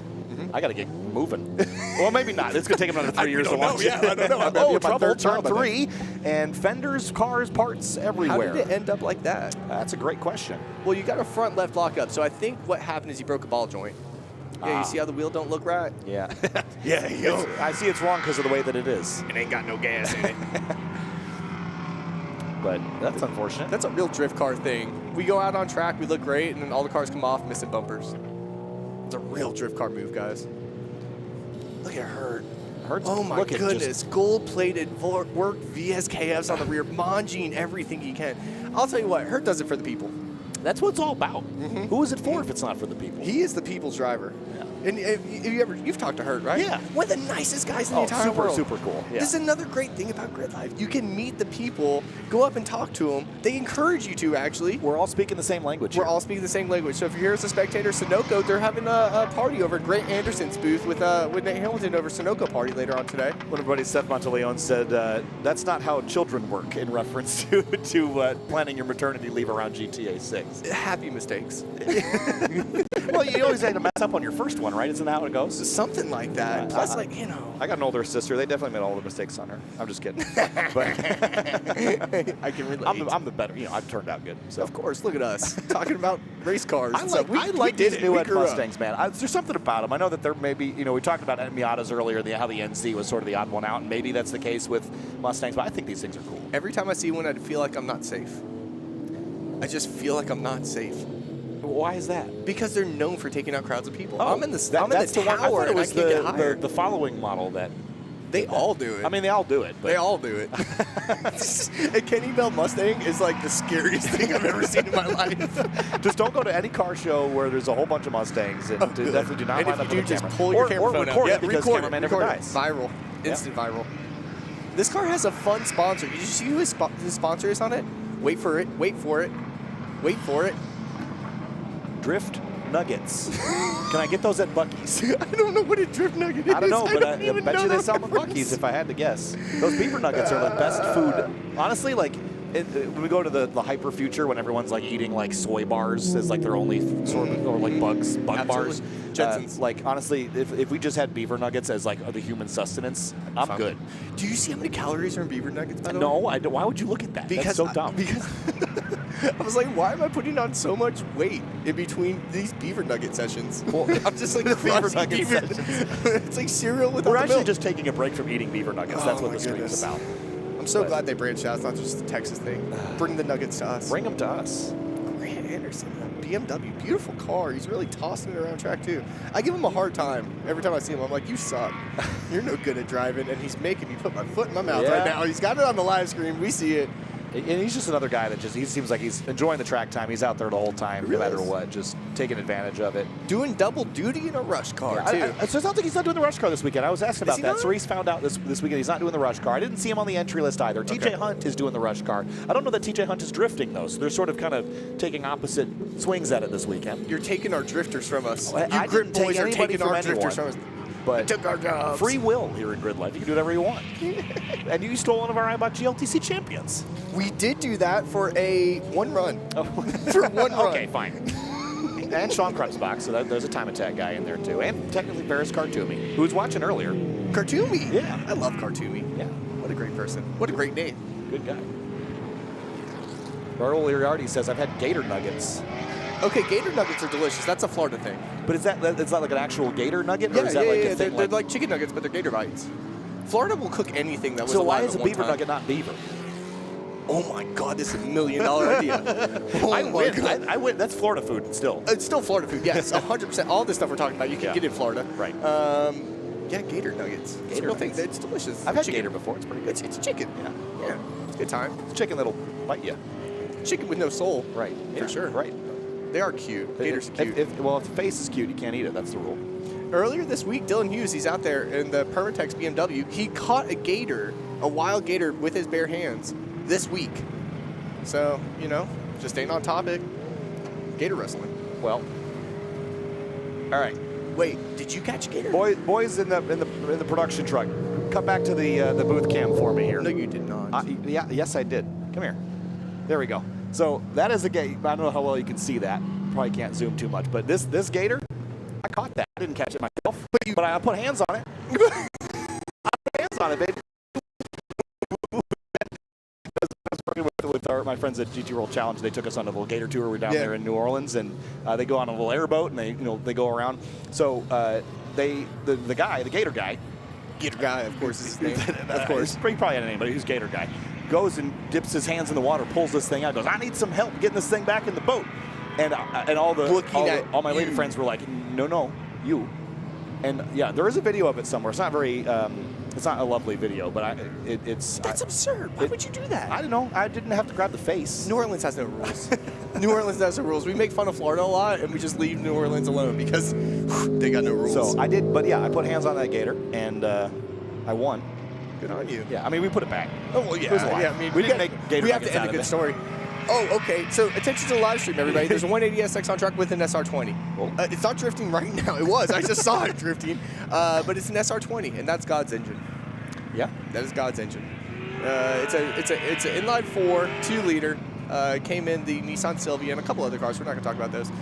Just best engine ever. Yeah, I mean, it's always fun. How much engine diversity? Like, because in the grip world, especially in our time attack stuff on the track day builds, it's like the Honda K. The K20, the K24 is like the engine to go to. I mean, is it LS? I mean, what else? In drifting, it's LS, and I'll tell you why. The LS is the best engine swap. And I'm a SR20 guy. I'm a turbo guy, all through and through in my personal cars. I'm going to tell you why the LS is the best. If anything breaks down track right now, you could go to any of the auto zones around us, any of the O'Reilly zones. Go to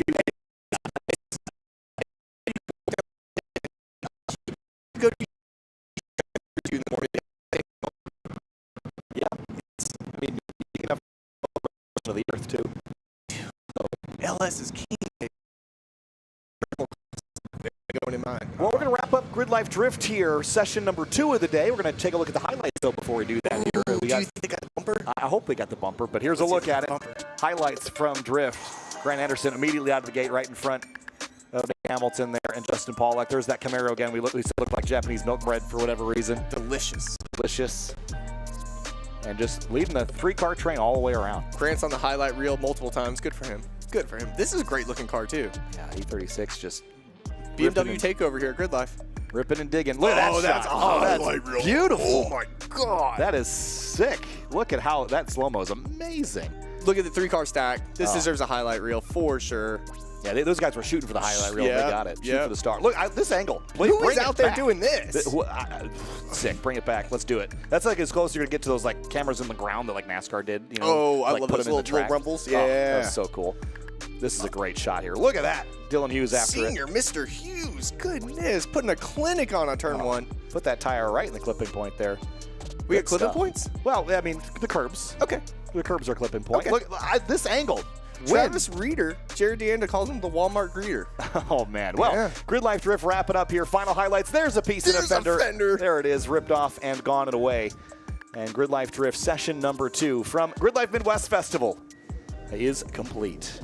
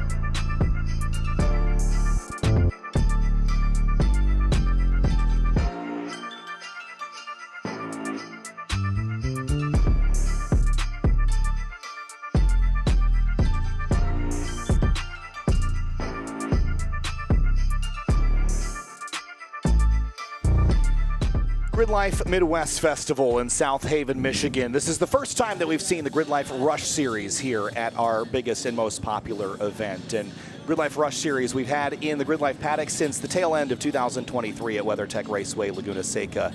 And more Rush Series racing last year. This year we fully pulled the Rush Series into the GRIDLIFE community.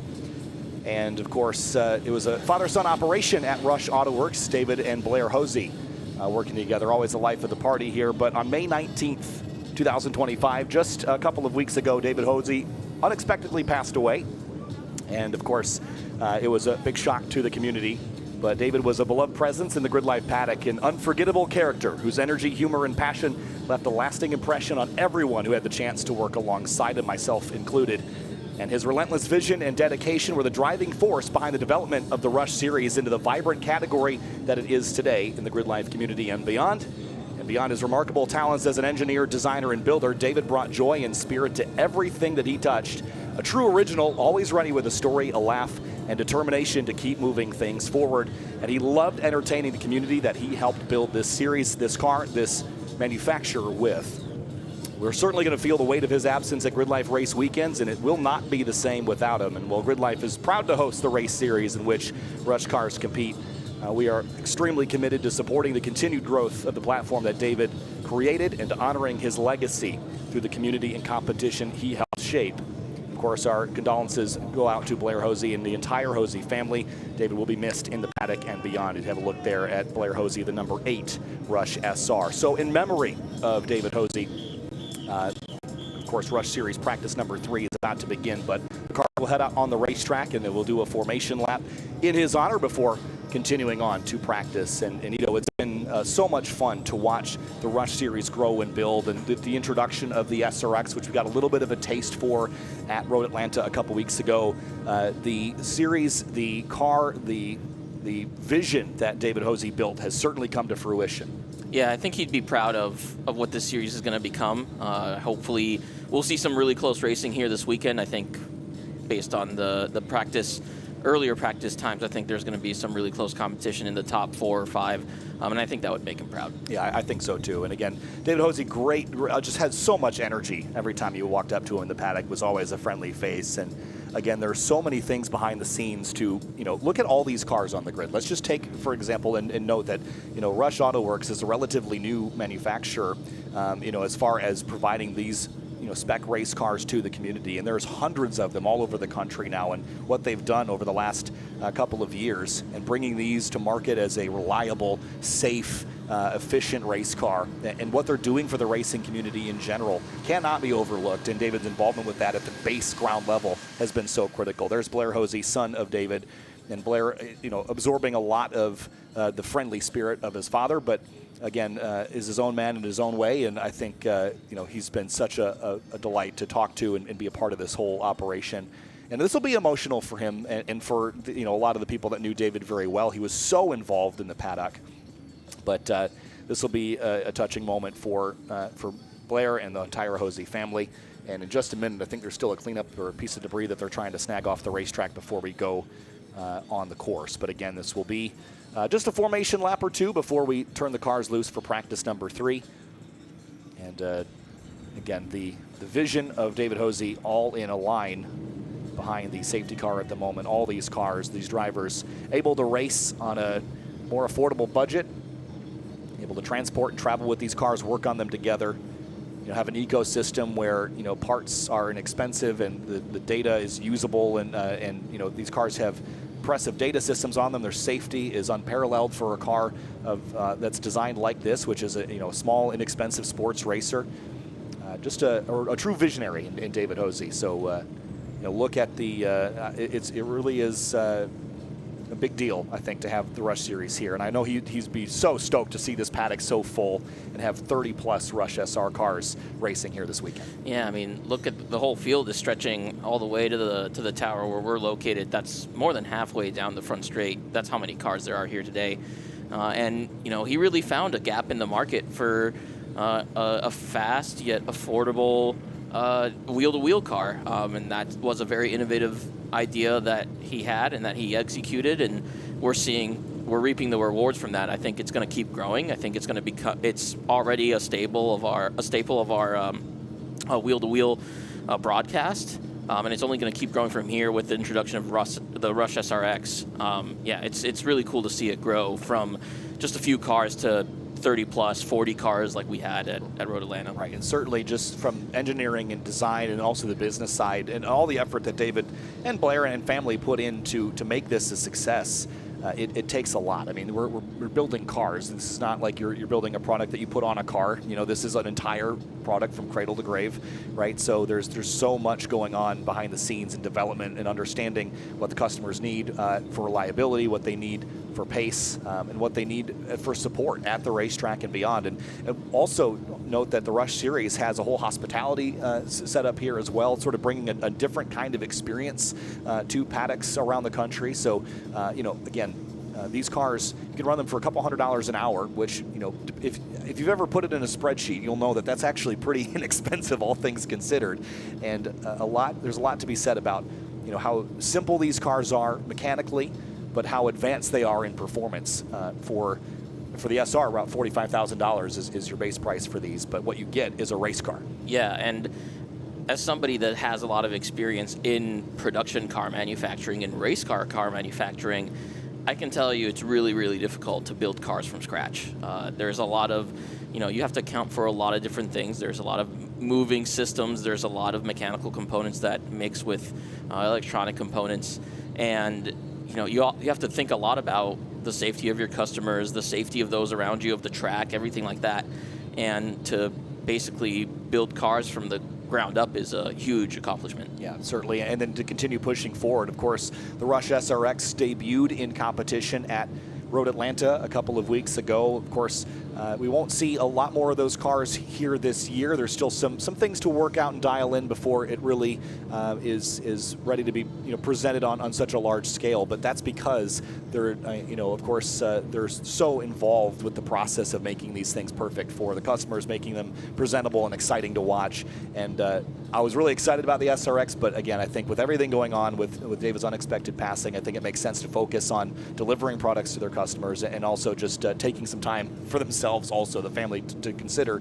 When you lose someone like David, it puts a hole in the community for sure. Yeah, it's a really difficult loss to process when it's such a surprise like that. So I'm glad that they're taking the time that they need to accept it or come to some sort of acceptance with and just a guy like David Hosey, how involved he was in the company. There's a lot of things that need to get reorganized and restructured, and I think there's a lot that goes on behind the scenes, and Blair is ready for the challenge, and I think he's just really motivated and excited to keep racing. He's running for the championship this year in the GRIDLIFE Rush Series, and he'll be in the mix. In the past, he was, the Rush Stig, they called him on the timing and scoring, and he'd pull in at the end, but no pulling in at the end this time. He's going for points and is racing in the series that he and his dad built, and I think that's really, really cool. Yeah, it's great to see. I think it brings a lot of honor to him to instead of pulling in and kind of letting the others play, so to speak. He's going to stay out there and he's going to show them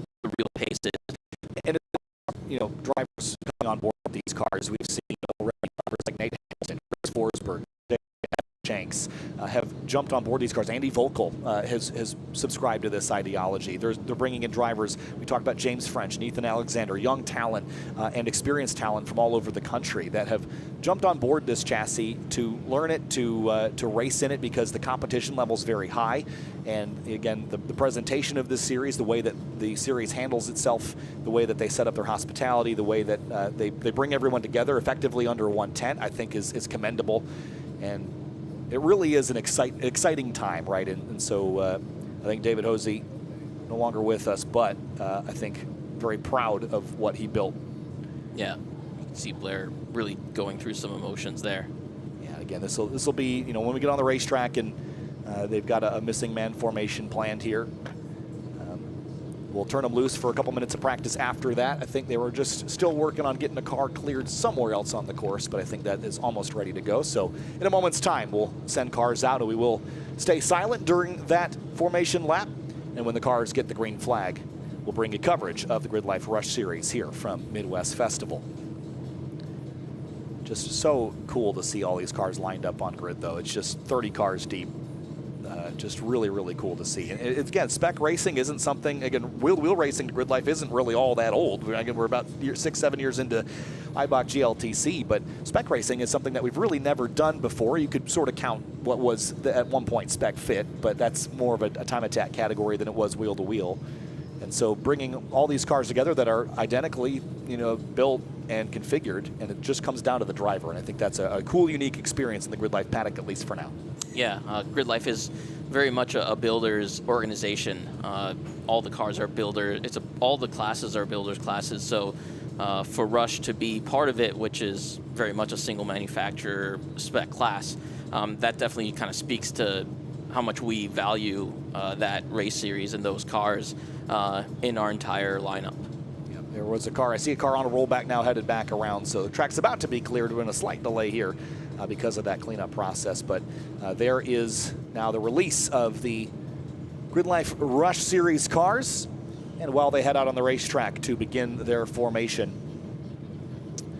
we are going to step aside here in just a moment, but we'll let cars get on the course and get organized for what will be an emotional moment, I'm sure, for the Hosey family. But again, for those that have just joined us, a moment of silence and a formation lap in memory of David Hosey, founder and owner of Rush Auto Works, the manufacturer that has designed, built, constructed, tested all of these Rush SR machines, built the Rush Series, and unexpectedly passed away on May 19th.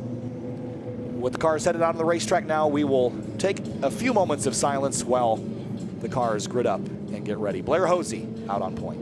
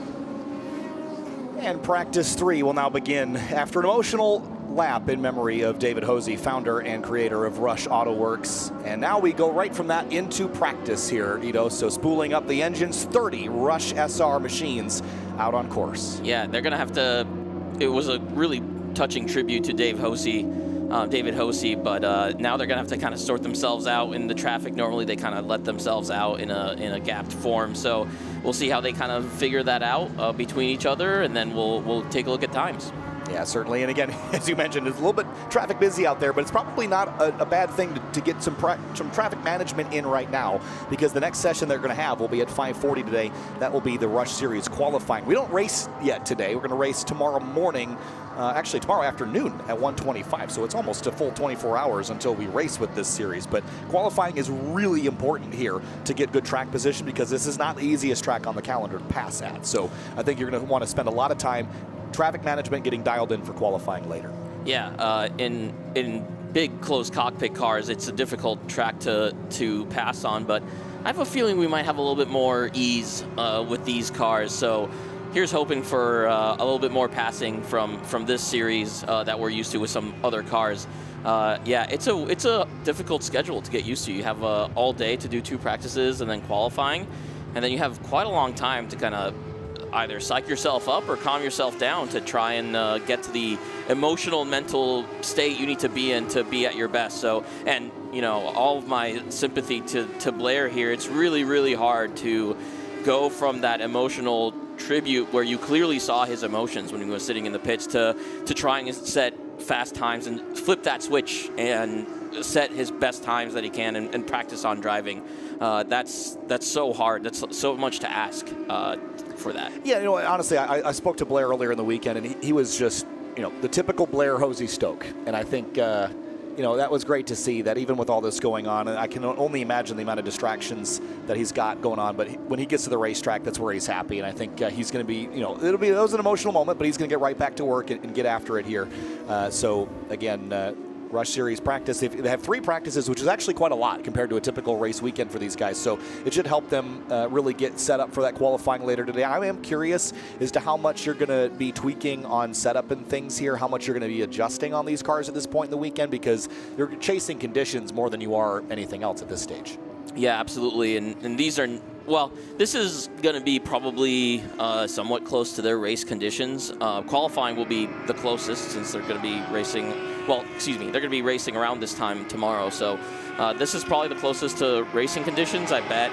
It'll be interesting to see how their times compared this morning. We were down in the mid-high 35s. So we'll see whether they get close to that here in this afternoon. The sun's been getting hit, or the sun's been hitting the track all day. We just had drifters out there. We've had 2 sessions of drift, so it's definitely, you know, made the track a little bit more slippery. So we'll see how it affects these times here.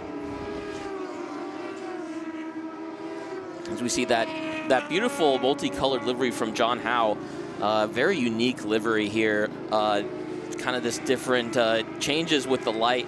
And he's right behind him is the car of, excuse me, number, I'm just tripping over myself. Which car? Over this here. car? The one behind. That's John Howe. Yep. Yeah, he was followed by a different car. Sorry, I was looking at something else while you were mentioning. But yeah, that's John Howe right there in that really multicolored, beautiful multicolored livery. Hosey putting down a 37.2, Bratz a 38.3, and look, there it is. Andy looks like they figured out how to make his transponder work. Yeah, now we really get to see what Andy Vogel's got in comparison to you know, Blair Hosey, Nico Bratz, and also the 56 of Ryan Leach. Where is Leach on the scoring? Leach was somewhere in the middle of that. P30, no time yet. Yeah, he was somewhere in the middle of that that pack.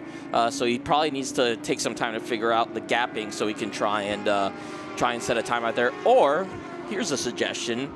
You know, never mind. Speaking of that, never mind. Goes to the top, 136.4. I was about to say, maybe he saw what Andy was doing. He's like, you know what, I can do that too. But yeah, 36.4. He was our pace setter this morning in the mid-high 35. So, you know, just about less than a second slower in this session, which I think makes sense given how hot it is, how much sun is out there. And yeah, the rest of this top, yeah, there's Hosey, a 36.3. So, Yeah, everybody's about to lose some time. Everybody's warming up their tires, so it'll be really interesting to see all of them come together. Oler with the 37.6 effectively. So yeah, it'll be really interesting to see how these guys close their gaps up for the remainder of the session. They take a little bit of a while to get up to temperature on those tires. So yeah, we'll keep a close eye on these guys. Still waiting on French. I think French hasn't set a competitive time. He's 14th, but there's a lot of traffic out there, so I'd expect him to make his way back up there. You know, we expect a pretty tight battle between the top 5, Hosey, Leach, Volkel, Bratz, and French. So yeah, it'll be really interesting to see them come together as the session continues. Already less than a 10th between the top 2, so bring in some more into this mix once we get more representative lap times. I'm really excited to see how that'll pan out. Leach up the back straightaway, like we said earlier, undefeated this year as far as race wins are concerned. Is this going to be where he might be defeated this weekend? 4 races on tap, but James French up to 3rd place. As you surmised, he was likely going to go quicker than that. Yeah, you know, Leach has been, the standings don't show the whole picture as I talk about him. It's like every time. Yeah, he gets this feeling. He must have this feeling in the back of his neck, 36-0. But yeah, the standings don't show how close it's been between him and Volkel especially. And as I said earlier, this is Volkel's kind of home track. So we'll see if Volkel can kind of eke out a win here against his arch rival, Ryan Leach. So it looks like GRIDLIFE Rush Series practice number 3 is already checker, and that was, again, we were in a slight delay from the drift session earlier, and we've had plenty of practice time on the racetrack, so very short practice session, only a couple of laps able to be put in here, but they'll be coming back to a checker next time around. And Blair Hosey up to 2nd place. French looks like Tranogorski in the number 25 up to 6th place. Bryce Merceberger into 7th. Ayrton Grimm goes 8th quick. Ethan Alexander and Andy Volkel. Volkel only down in 10th, though. Does he have anything on this last lap? Yeah, we'll see. He was somewhere around the 4th or 5th position in the line, so he had some pretty clear track. Hard to tell, you know, what's affected his lap time there, but I fully expect him during qualifying to jump into the top 5 and give everybody up there a run for their money. Blair, Ryan Leach, they're only separated by just over 1.5 tenths, so really, really close up there. James French, 36.7, so about half a second behind them. So we expect that to close up here during this qualifying session that's coming up in a couple hours. Yeah, 71 to Klitsch working his way around turn number 9. Again, a very high commitment area of the racetrack where you're basically flat out in these cars with a little bit of downforce to lean on additionally. Brett DiGiacomo in the teal and gray car in trail of, I think that's AJ Campo in the 227. There's a couple of pink cars. Yeah, I believe that is AJ Campo in the 227. There's a car in the 22. Yeah, it's also painted the same way. Yeah, sometimes, as I was saying earlier, they all have just kind of their own. Oh.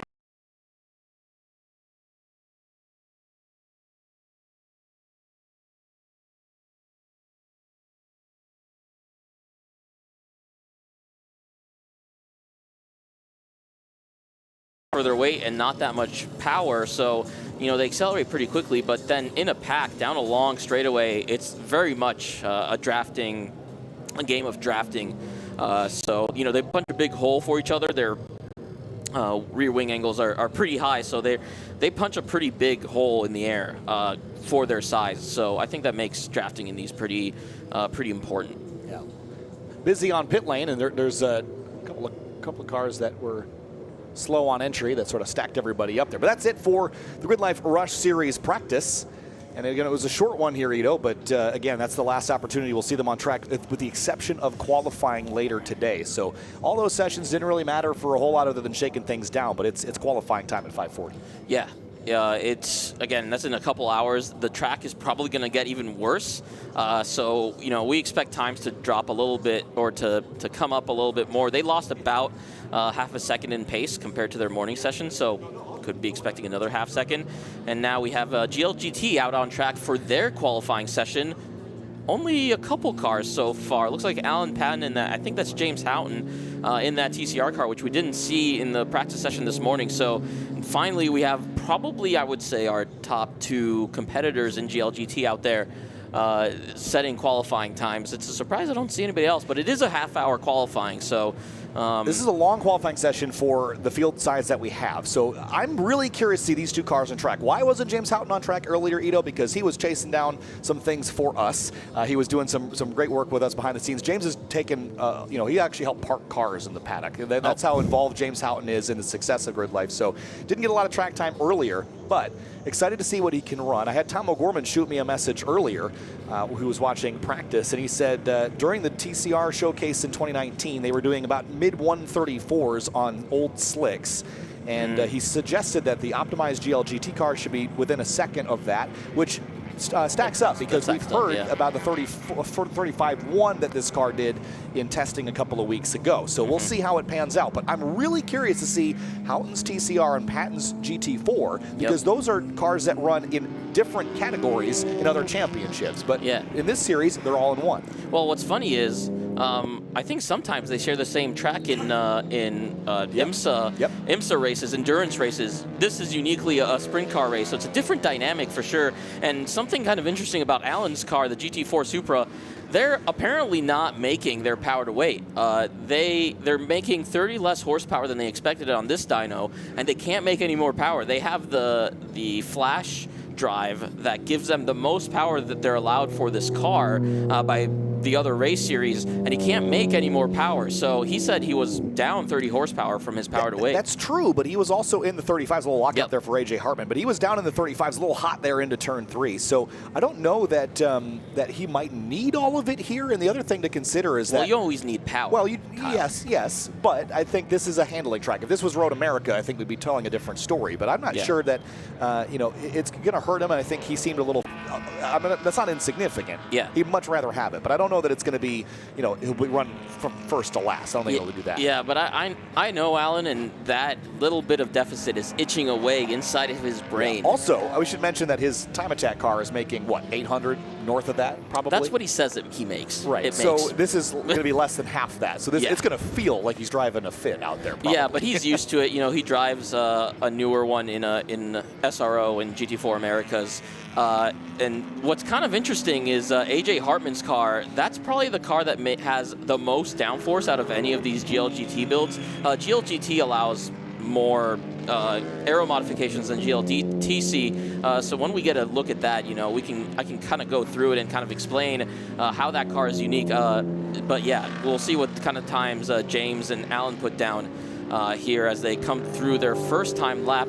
There's Luke McGrew in his C5, a car he's very familiar with. He's racing it. He's sharing it with Eric Meadows this weekend. And I guess they're putting a different tune on it to get it to that 9-to-1 power to weight, which is pretty easy in a Corvette. My C6 Z06 in Street TT trim is about 7.5 for 8-to-1. So it's relatively easy to make that kind of power and kind of make them do whatever amount of power that they want to make for given whatever weight they want to run. So down off into, let's see, it's turn 7 over there, heading back around. We'll see what he's got.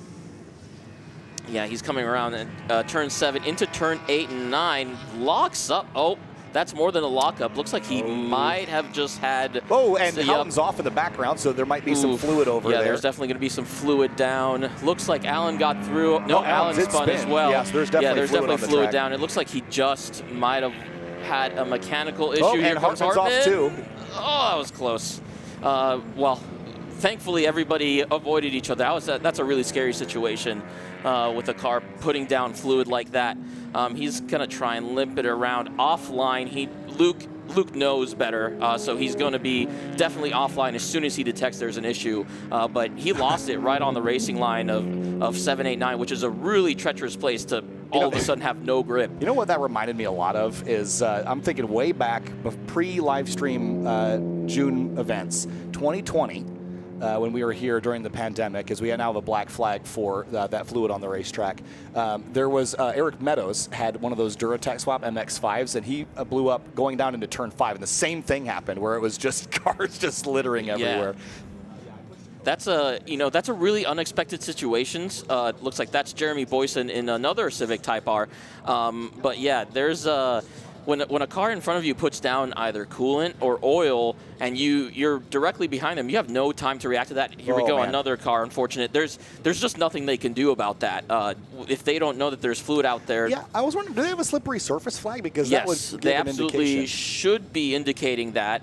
We're seeing wave black flags. They should be off pace when they're seeing a wave black flag. So you should be at such a pace. He looks like Jeremy also got real sideways through there. Yeah, big waving black flags means definitely come into the pits. Yeah.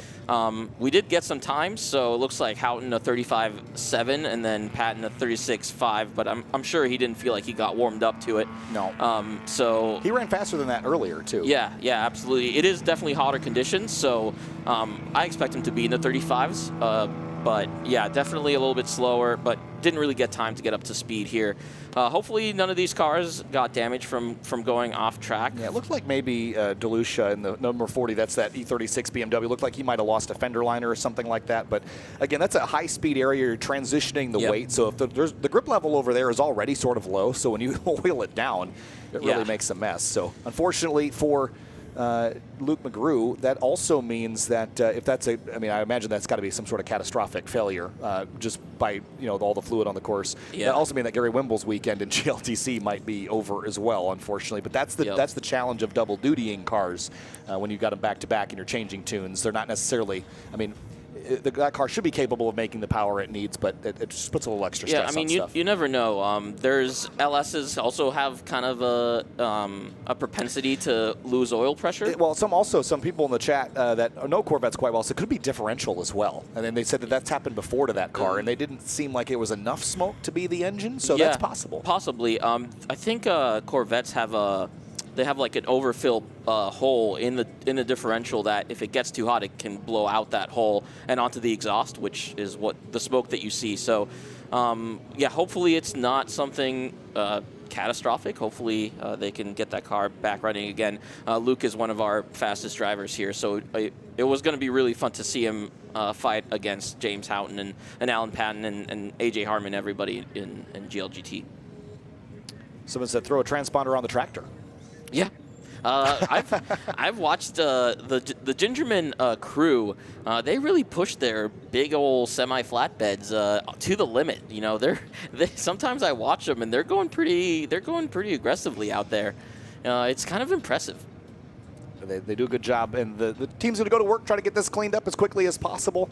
It might be a little challenging to see if it's not a perfect stream of fluid. If it's sort of sprayed around the racetrack, it could take a minute here. So we'll hang tight while we continue with GRIDLIFE GT Practice. This is qualifying now. I'm reading the wrong thing there. So as we see the team go to work there, they're going to get some oil dry down and see how much work they have to do. But looks like they found a stream. Yeah, fortunately, it seems like you can see it coming from the center of the screen to your left. You see that kind of darker stream. It seemed like it kind of started at the exit of 7, so it shouldn't be too long of a trail of fluid, but definitely in one of the worst spots on track to have that happen because of the fast and transitioning nature of it. Again, hopefully it's something fairly minor that they can fix relatively quickly and get Luke and Eric Fleming out there for their respective races. GLTC qualifying is right after this session, and then the first GLTC race is this afternoon, or this evening. So, Eric Fleming is going to have a harder time than Luke McGrew, but hopefully. We'll see. They'll get the car back from the flatbed, and hopefully they can get it fixed. So I don't know all the stories on everybody here, but we are still missing a couple of cars. We have not yet seen Tony Barber on track for qualifying. We have not yet seen Jordan Wisely in qualifying, and we have not yet seen Anthony Pearson in the 721 Supra in qualifying. Yep. David Galsada, I got him. I think he did come out there, but he didn't get. I don't think he got a clean time before the track got oiled down. Excuse me. He did, P3. It's right in front of me. Yeah, but as far, I don't know where those other cars are. I haven't seen that 721 Supra of Pearson on track all day, so I'm not sure if he had an issue that kept him from going on course or if he broke something. Yeah, I saw Jordan Wisely's Veloster had its head apart. Everything in the engine underneath the hood is being taken apart. They're looking at something there. The whole front end of the car is off. So hopefully it's something that they can figure out and kind of fix, put back together for him to come back out there. Another front-wheel drive car, this time a Hyundai Veloster. Compared to our Honda Civic Type Rs. Yeah, I'm looking at it out the window right now, and it still has the hood up and front end off, as you suggested. So still some work going on there. Again, this is a relatively long session, so we should get some more time on course. And curious to see what AJ Hartman can manage, and Hans Horpedal. Again, Hans was joking. He goes, this car is not really set up for this, but we're going to have some fun anyway. And like I said, everyone in the field I talked to was like, I'm not really prepped. It's like, well, it's the first event. Everyone's not prepped, so you can't all be last. Right. Someone's got to, you're going to be up the order somewhere. Well, so. Racers love excuses, so Yeah, they're all trying to give themselves an out for maybe why they don't perform at the level that they expect from themselves. But everybody's like that. All of these, Alan Patton, James Houghton, Luke McGrew, they're all, some of our fastest time attackers, some of our fastest wheel-to-wheel racers. So, they're also some of the best at making racers excuses. Yes. So, yeah, we'll see once the session goes back green.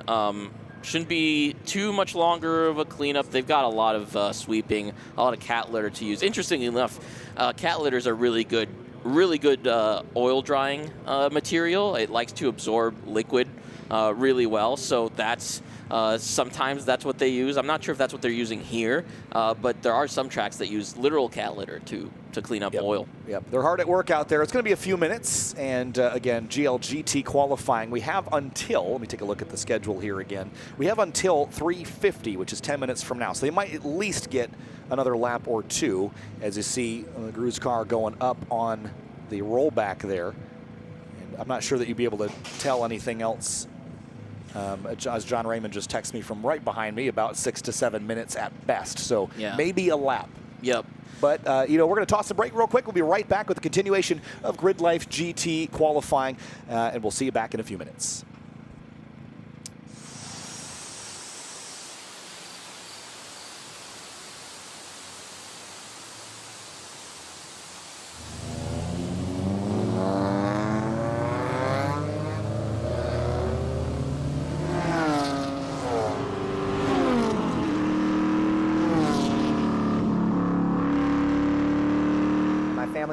A scrap business, and I've been operating skid steers and other machinery just since I was like 4 years old. So I guess that's how I've always been. Like, I just like to operate and drive stuff to their limit. It's always been in me.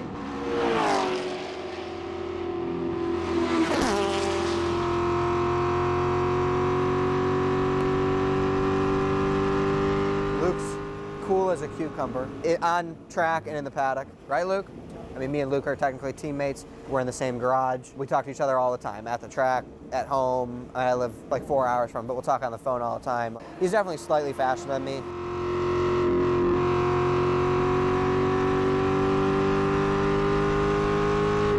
Practice, I was like fighting my mindset. I knew what times I should be running close to, and I was like, I am way off. Like, I don't really know if the car is making as much power as it should be, or if it's making too much. But I was like, I'll get those sorted out by qualifying. I'll go over some data with Luke. Then the car broke.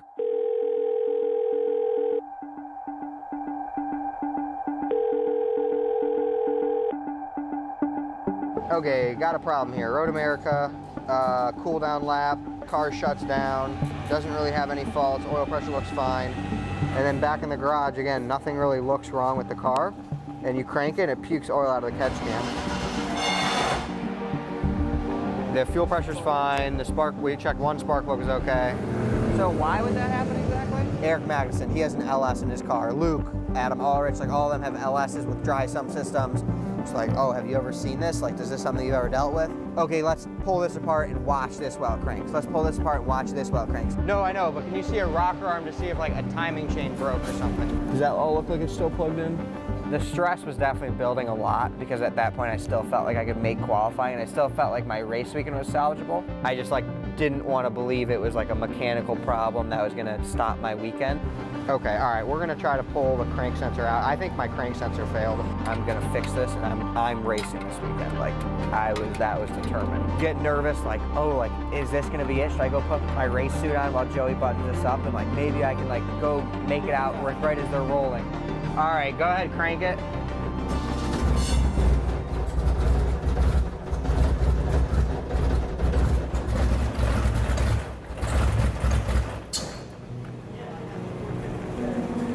Where's Luke?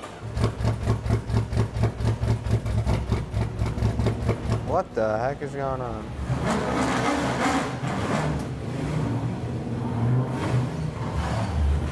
No, it's still not fixed.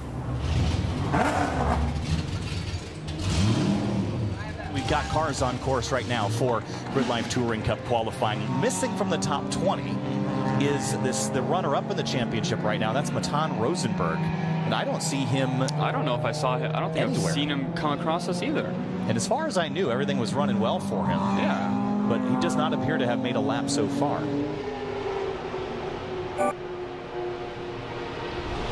Let's yank all the spark plugs. Sometimes when you get in that mindset of, I'm gonna get this fixed, then you like overlook or like force yourself not to look at obvious things like, holy shit.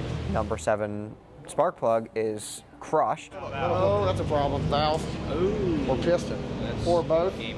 The saddest part about it all is we spent 3 hours diagnosing it, 4 hours, because we didn't pull that plug because it was super far back. So I don't know. I mean, we're gonna take it apart. I mean, like part of me is like, I don't know, just leave it and fix it next year, you know?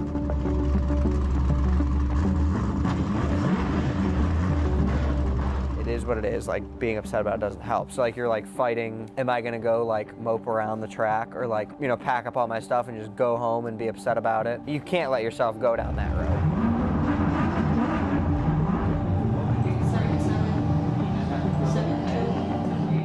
Welcome to Road America. Kyle Heyer joined by Owen Horst and by Matan Rosenberg. And Matan, welcome. So I assume you're done for the weekend. Is that sort of the scenario, or you're looking to try to fix? No, my engine's done for the weekend, unfortunately. But I already drove out here, and I already have camp set up. So I'm going to enjoy the GRIDLIFE Festival. Awesome. One of the most scenic tracks in North America. Probably one of the most scenic tracks in the world. GRIDLIFE Touring Cup race number 1 from Road America. Green flag, and we're racing at the National Park of Speed, and a good launch by the 330 and the 41. Gary Wimble pops out looking 3 wide, and it's a dead heat. Lichty versus McGrew towards turn 1. Big pack of cars. They're 3 wide to the first corner here. Matan, tight quarters on this opening lap. Lots of 3 wide action there going on. Looks like everybody made it through clean so far. Looks good.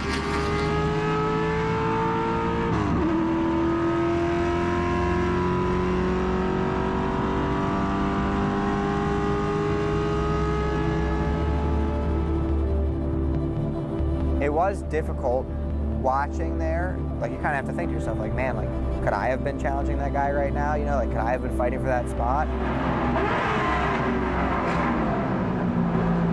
Defense from the 7 down towards turn 5. Same with Aaron. I think Luke was side by side with Eric Magnuson. Looks like they single filed out Dana's now. keep holding it together. Can he hold around the outside of turn 7 here? Big wiggle, he's off, and Wimble spins right center track, and that's a bad place to be. Contact and crash at turn 6, and Eric Cattill's nose collected from there a little bit too. all punched in. Yeah. And that is going to be very, very frustrating. We saw Austin Hurdle in there. We saw Tyler Pappas in the midst of all that. Yeah, full course yellow in this one. Let's have a look at the replay of this incident. Not everybody's dealt with crash damage, but almost all of us have assembled our cars. They spent all the money and time to get here. They put in all the hours and hours and hours in their garage, at their shop, and it's like gone, right? And so like you feel for them a lot. You really hate to see it, you know, you're watching from this perspective, and especially for me, you know, these are my friends who I race with all the time. But hopefully everybody can learn from the situation and come away and talk about it. Well, it's not under the conditions we wanted, but checkered flag for the end of day 1 and for GRIDLIFE Touring Cup Race 1. Luke McGrew is going to add to the win total that he has gotten this season. It'll be his 7th win of 2024. Like I think I can get back out there. I mean, I don't know what I'll do with the bumper. Leave it, tape it up. That was terrible to watch. It really was. I thought I could fucking save it too. Like, I'm sorry to be part of the cause of this chain reaction. Yeah, I saw that. I think the mindset you need to have is just be as clean as you can on track at all times, but still you have to know in the back of your head, you know, anything can happen to anybody, you know, at any time. You know, I mean, you can get just caught up in and something, and that's just kind of what happened this weekend. Shit has hit the figurative fan, and there's a lot of guys here that love to jump in and solve problems. And so when that happens, you just try to build up a little enthusiasm, empathize with the person who's struggling, and help them out. This series, more than any other, seems to bring the best out of people. It's like an insurance policy, right?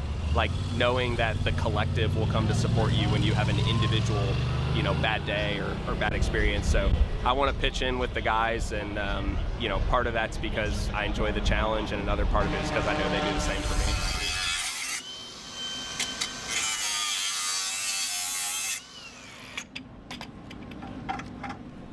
I think we all know what we want, and I think yesterday was not what we want. I want 3 absolutely perfect races, and I know we can do it because we have done it many, many times. This place is very dangerous. I don't want to pull anybody out of a wall. I don't want anybody to have to fix their shit tonight, or tomorrow, or next week, before the next race. I don't want anybody to quit after the race. I don't want anybody to go to the hospital. It's all very, very real. This place is very dangerous.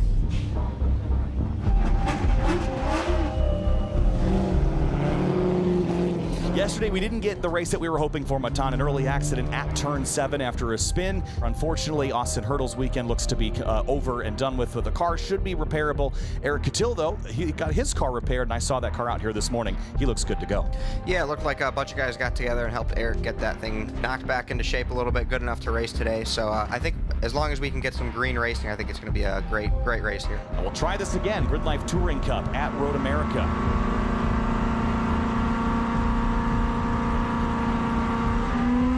Flag flies. Magnussen gets a great launch in the 330. They're side by side down towards turn 1.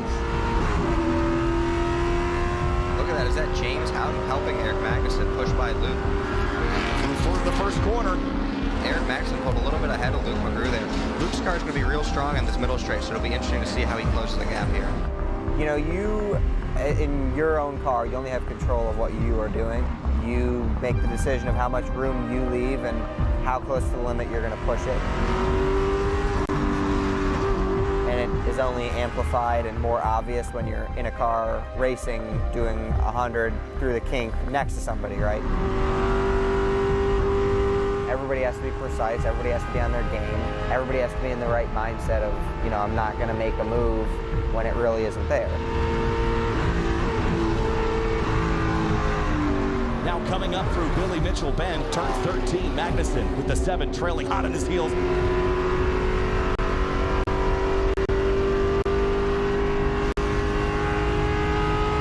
Luke has already driven right by him on the outside. Luke McGrew takes the lead away towards turn 1. Can anybody defeat Luke McGrew? The strength of that car has been in a straight line. Here comes Lichty, deep on the brakes into 5 on the outside of Eric Magnussen. You know, if Lichty keeps pressuring Eric like this and keeps battling, it might just allow Luke to run away with this.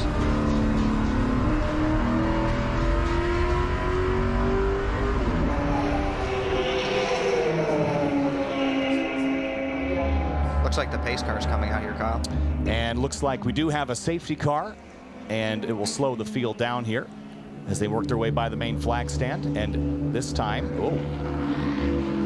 so that is Jake Jornstad's car. Is that Jake? It looks like there might be a fire inside. Yeah, there is a fire in the car. You see Jake getting out of the way, getting out of the car and to safety as quickly as he can. You see red flag now. Red flag, red flag.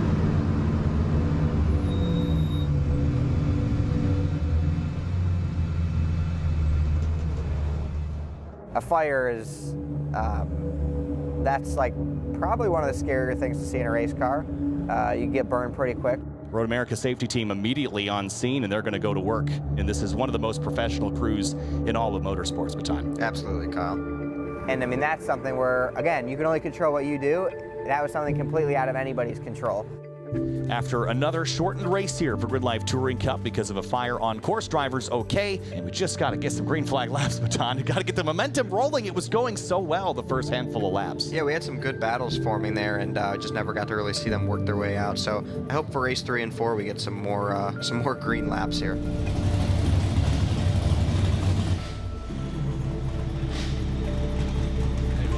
Coming into the weekend, most of the time I try to focus on building on the previous weekend, and that gets real difficult because you could have one setback, one little thing can ruin a session for you, and then you feel like you've gone 2 steps back. So it gets hard to keep building and building and building on top of what you feel like you've learned. And sometimes that fight can leave you. If you have multiple incidents in a weekend, 2 sessions go bad, 3 sessions go bad. But then the power of like one good session, one good race with a new friend on track can bring you right back in. And then all that washes away. It's like a team effort to actually make it through the race cleanly.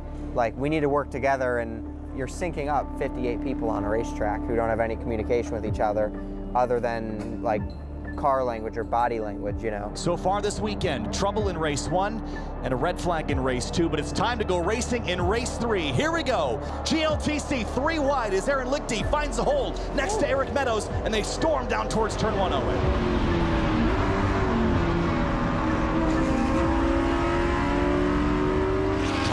Tight. 3 wide with Tony Marchev, Emil Tab, down towards turn 3. Pretty orderly, all things considered. Yeah, looks like Aaron Lichty was able to take advantage of that braking zone in turn 1 and pull away with a little bit of an early lead here. Now he's got to be on defense. My mindset, I feel like the harder I try, the harder it gets.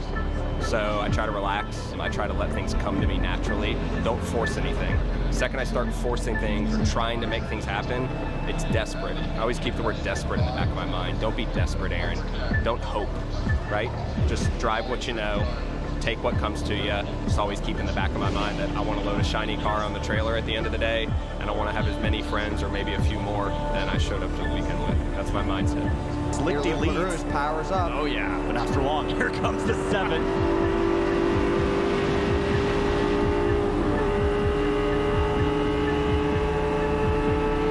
He's going to tuck back in line and try to get some slipstream here. The strength of that 7 car has long been the runs down the straightaway. Ryan Power on the brakes, really late on the brakes in that 245 there, Matan, but he got it done. Nice polite pass there, left room in the braking zone. It was good actually to watch a full race. As an announcing point of view, I was like, oh, I actually have to talk for a way longer time, right? We're going to go side by side through the carousel. This is going to be a tough one.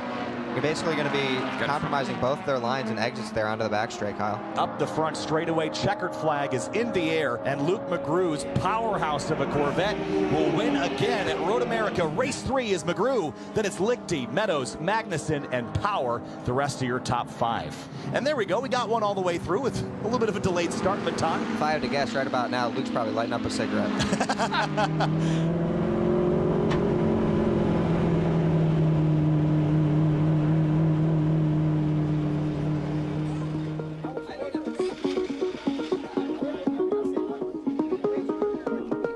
So the ratio of working on the car to getting to drive the car. You decide your own level of involvement. Gosh, what is the ratio? It depends on how reliable of a car you build.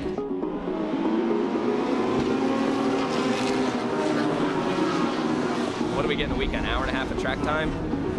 So it's somewhere between 10 and 30 to 1. So why'd you ask me that? I'm like, damn, this is a bad investment. Like, when you look at it, it doesn't really make any sense. Like, this event, I'll be driving close to 16 hours both ways, and I'll be on track for, what is it, like an hour and a half or something like that? Driving the car is worth way more than the hours spent in the garage working on the car. No matter if you're one of the guys that's just changing oil between events, or you're trying to get every last little bit, corner balance and alignments, dyno, all that stuff. I mean, it's worth it in the end to come out and you know, those clean races, those ones you come back from and you're just hanging with your buddies. That's worth a lot.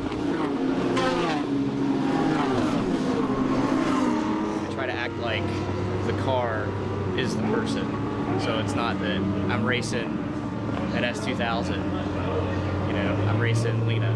You know, I'm not racing a Corvette, I'm racing Luke. And And here comes Houghton, 3 wide up to turn 6. This is going to be a squeeze. Wallbaum has to back out. Magnuson takes advantage, going into 6, and they're side by side for what's 3rd place now. Yeah, I think that really just shows the level and skill and also care that our drivers really understand when they're driving out there on the track. They just actually love to be here, and they're not just out there to glory hunt. You know, they want to just love driving, and that's what they're doing. Full green race is perfection, pretty much. From all 58 drivers, for 58 people to be all aligned in the same thinking, it's pretty special. Scott Heckert picks up his first GridLife Touring Cup win, and it is a Corvette Sweet Baton here at Road America. Great job, guys. You got it all.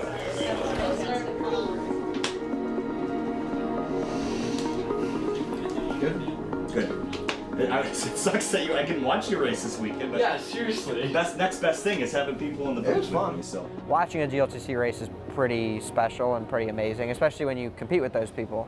It was pretty difficult to come back in. Like, yes, obviously I'm a driver, I know all these guys, but it's much different when you get out of the car, you have that adrenaline, you kind of have like the same vibe as everybody else, and you were racing them, and like everybody wants to talk to who they were just next to, and like, oh my God, like, can you believe we made that work or whatever? And you know, you're like, oh, it looked really cool from the live stream, but like, I don't know, it makes you think a little bit about these weekends. Just how it's interesting, like how driving together like that at a high competition brings these people together so tightly. It's like, man, like we have to spend all that money for that conversation. And then like spraying the champagne if you get on the podium is probably like the most fun. Mr. Luke McGrew.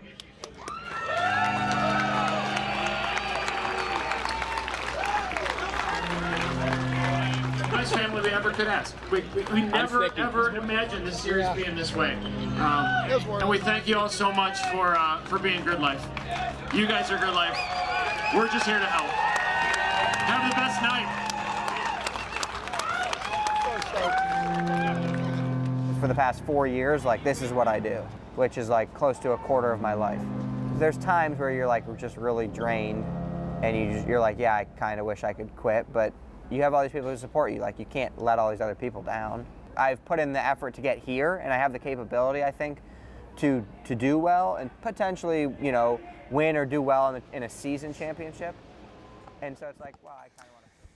And GridLife GT qualifying on the racetrack one more time. They're going to get 2 laps here, Ito, before we get moving on to the Eibach GLTC qualifying efforts here. So long cleanup for fluid down at the exit of turn number 8. And as you see there, GLGT will attempt to get 2 laps in before we throw the checker flag. Message from John Raymond and Emma Adams up in race control. So we got all the cars on the racetrack. We'll try this again. And again, we have some times on the board, but maybe not all completely representative. Yeah, and this is the most cars we've had out on track here this weekend, so this is going to be really interesting.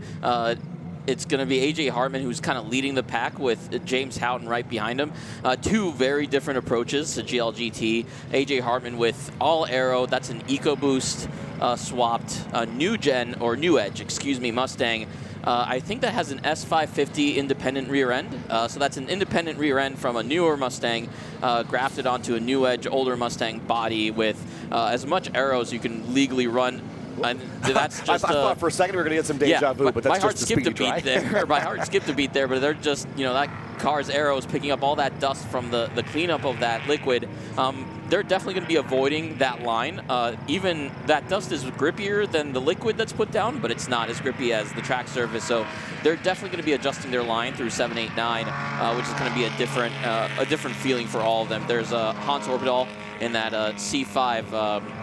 Looks like James wanted to get by AJ, and AJ didn't let him. AJ wants a clear lap for himself, so a little bit of a argy-bargy, as it's known in the professional world. But yeah, AJ's going to lead us out here. We'll see what he can do. James Houghton right behind him. Yeah, A.J. Hartman into turn 1 will lead the field through. And again, I think it'd be tricky, to improve on a lap time that you thought was already fairly good. I don't know that Houghton has an opportunity to go a lot faster right now with that speedy dry over there. But if you didn't get a time, or you ran a time like David Calzada, who I know can go faster than a 38.8, that's what's still on the table. I'd be surprised if Houghton could go quicker, but we'll see if he can. He's only going to get 2 times to do it. Yeah. This is lap 1 of 2. No, and Hartman didn't really set a representative time for himself. I think he was in the low 40s, so I think he's got more pace than that. So he's going to try and set down a time, although it does look like James is really hounding him through this lap.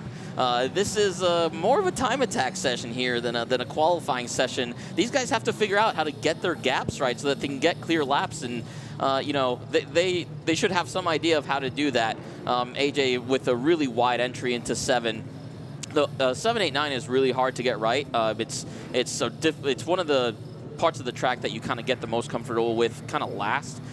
So, you know, if you take too early of an apex in 7, or excuse me, in 8, that kind of throws you right into the entry of 9 with nothing to lead you into it. So you kind of end up compromising your turn 9, and then that kind of compromises your turn 10. So, yeah, it's definitely a different approach. Looks like James is letting people by here.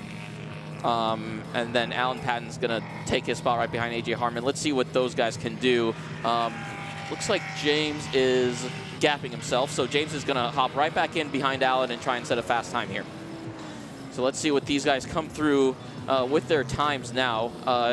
Nothing yet, so nobody's improved. Hartman, there you go, a 38.8, so that's a nice improvement for him. He's going to try and keep improving on that. Galsada looks like did a 38.8, Horpedal a 41.1. So the order changing a little bit out there. Only 8 cars so far qualifying. Yeah, I think next lap we'll get a better indication to see if anyone can improve. And again, we're down a few cars just from people fixing things. So who knows what the grid's going to look like tomorrow. We're expecting at least 12 or 13 cars of the 14 that we had enter the weekend. Of course, with the one car, we don't really know for Luke McGrew what exactly has gone. I sent Cerise a message to see if she can go grab that for us. But checker flag is out. But remember that they get to finish this lap. This was an expected checker there. So Patton's off pace now. Houghton, we'll see if he continues on a quick one here. Looks like he's still sort of getting after it. There's Tony Barber, P6 on his first go around in this 350Z. Yeah, and that's going through turn 7 there. You take a pretty early entry and cut as much distance on the entry of 7. Let the car come out and take this really late apex of 8. And then to set you up for a late apex of 9 that lets you carry as much speed as you can through 10A, where he's going through now, which is a cutout that's not really used anymore, and to set up for 10B, down this hill and then right back up it. Throttling up there in that 350Z, right behind David Calzada, who he said also we'd expect to be a little bit quicker just based on what we saw in practice times earlier today. So here comes Houghton. He'll round turn 11. So does Hartman. Anybody improve this time? Let's see. Cross the stripe here for the checker for AJ Hartman to the 24. 137.513. It's a pickup, but not a position. Yep, he found 1.3 seconds there, and Houghton didn't really find any time compared to the time he set earlier, but he did have a clear track, so you know, he gave it his best shot. Looks like Tony ran a 39.176, so moved him up into 5th. Horpedal a 39.287. So yeah, that's going to be everybody in through this session. Boyson a 41.8. So that's going to be your grid order here for this first race. That's going to be tomorrow morning. Yeah, unfortunately for Chris DeLucia, actually, is it tomorrow morning or is it later today? Is it later today? It is still later today, 6:35. Yeah. Chris DeLucia, unfortunately, with the off that he had in the oil, he looks like he tore the kind of the front splitter off the car. So I saw that car down when I ran for a quick break. So yeah, that's unfortunate. Yeah. It's a lot of those splitters, those kind of flat splitters. The mounting for it isn't really designed to take a big off like that, which was no fault of his own. So that's unfortunate. Hopefully it's a quick fix. Again, those aren't super complex the way that they're mounted to cars. So hopefully he'll get that back together for the race this afternoon. So heading back around to the pit in, and of course it'll be Eibach GLTC qualifying up in a moment's time. Big field, and this is again our premier wheel-to-wheel racing series that began at Mid-Ohio Sports Car Course in 2019, and it has just grown into a real gem of a grassroots road racing series. So pretty excited to see what we have on tap for us here today for qualifying for that series. Yeah, arguably it's some of the highest quality sprint racing in amateur motorsports. So it's really cool to see it. And this field here this weekend is probably 20 to 30 of the top drivers in all of GLTC.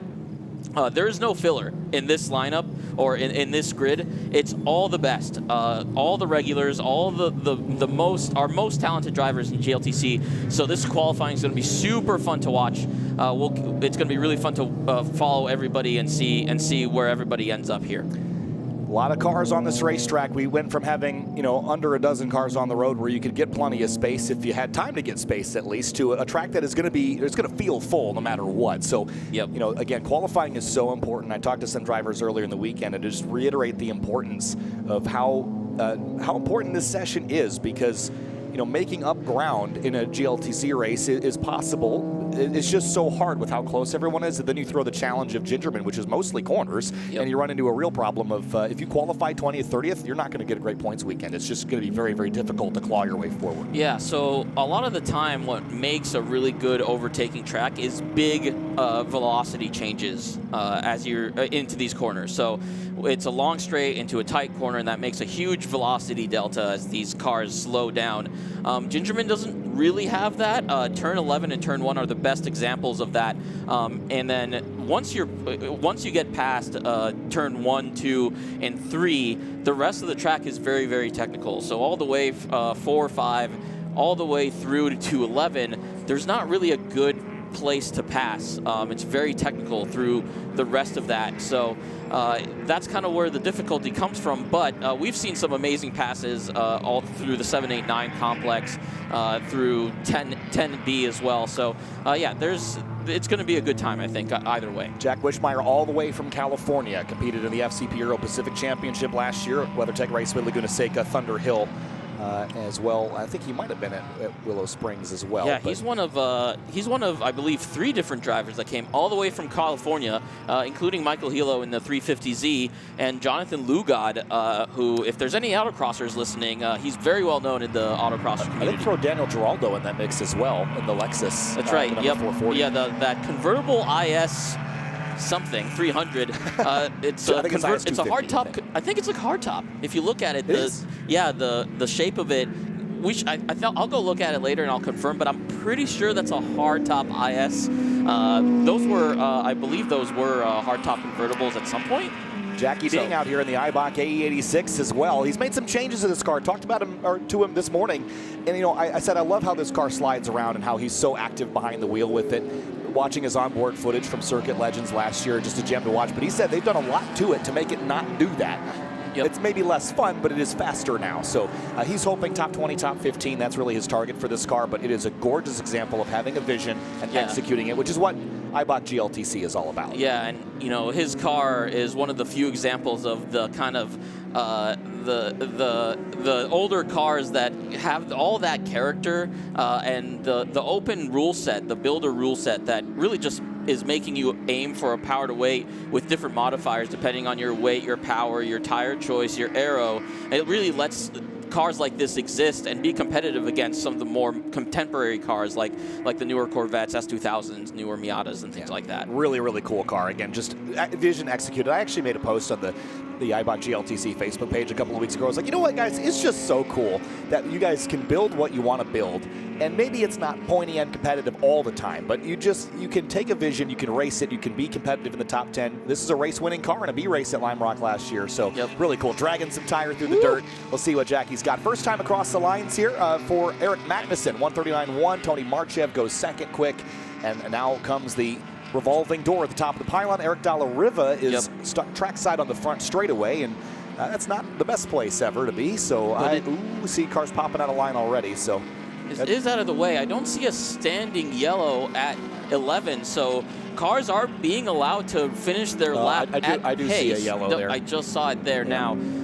So they'll get that car out of harm's way as quickly as possible, and then bring the track back to a full green as soon as they can. And there's the full course yellow now. So as you see on the scoring. Yeah, we've put out the GLTC safety car to kind of bring everybody to the same pace. Instead of bringing everybody in on a black flag, they bring everybody in at a pace car pace. I love this car, Ito. This is Michael Pagano's BMW 116i. And I want to get a feature on this at some point because this is a Japanese market 116i hatch. It's actually right-hand drive. And there's, I think at one point, it's had a couple different engines in it, but it's just such a unique car. He designed it to look like basically a British touring car from the mid-2000s. And again, we talk about visions and executing them to perfection.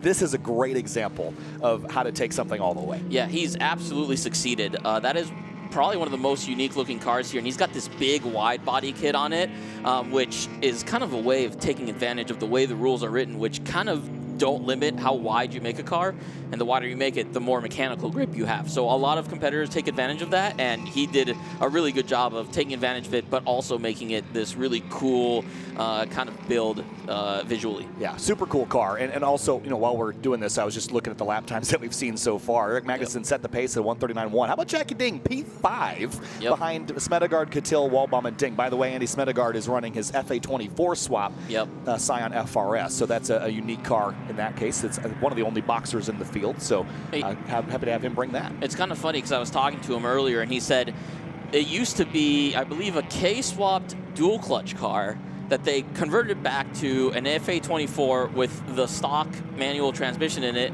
because Andy in ASM is a really big believer in keep it simple, stupid. That's his motto. So yeah, they kind of went back to basics with that car, and it's paying off. And Andy's one of our fastest drivers here in the series.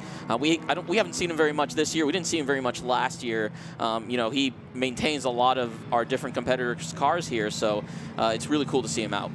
Just behind him, also a couple cars back, Ayrton Grimm in the number 2 Mazda MX-5. There's Jonathan Lugod, one of the drivers that you mentioned, coming all the way from California in a Honda Del Sol, or what's left of a Honda Del Sol. There's some Del Sol in there. Yeah, I mean, it's got a wide body kit.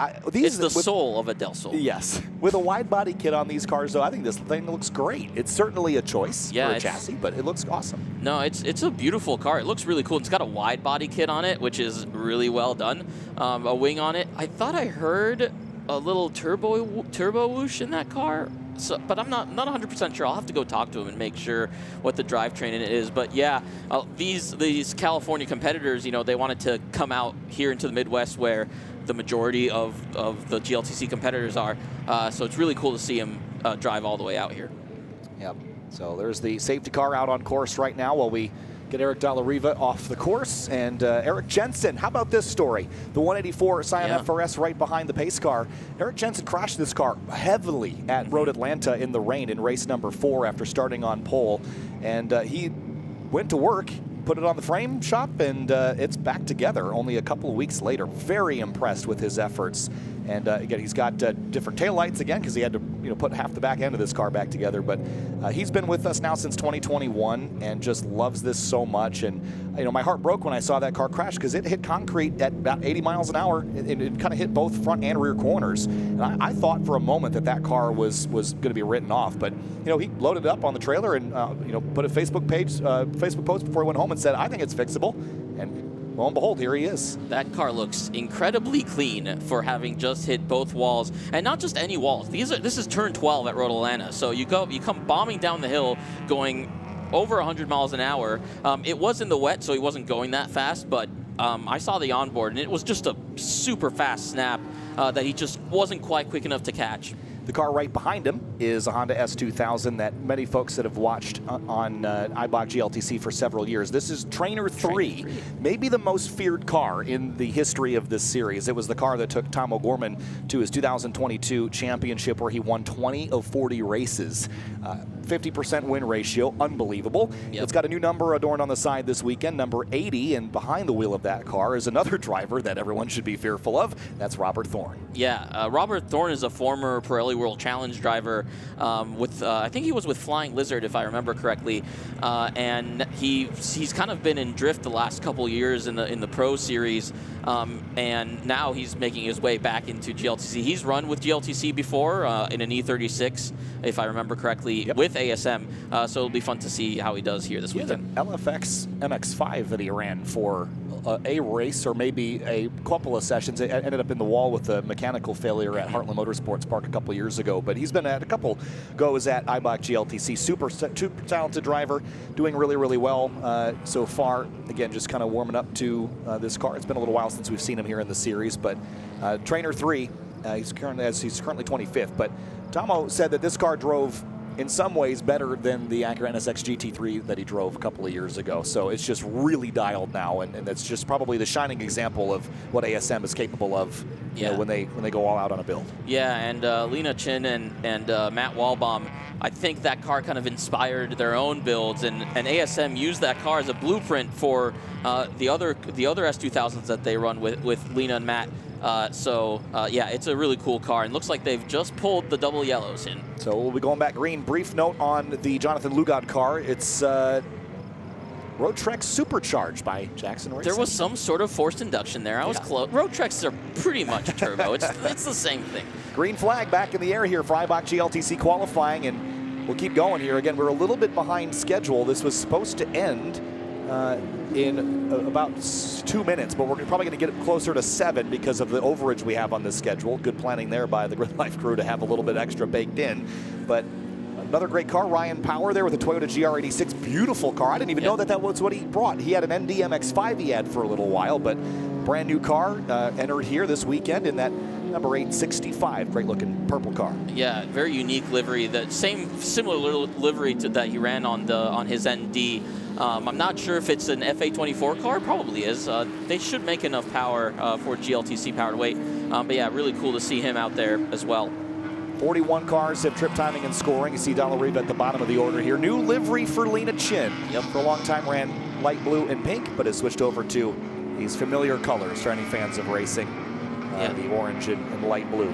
Yeah, now we've got a little bit of a stack up heading into 11 as people see the double yells being pulled to get a clean lap in. So this is a really difficult thing for all the drivers to kind of navigate around as they try to build up a gap so that they can set their fast times. They know they don't have much time left, so I think everybody's kind of anxious to get a quick lap time in. Yeah, Lena's also following Dana Basinski, the orange BRZ just ahead. It's been a little while since we've seen him back in Eibach GLTC, but longtime Falcon Club TR competitor, and immediately was competitive here, especially last year.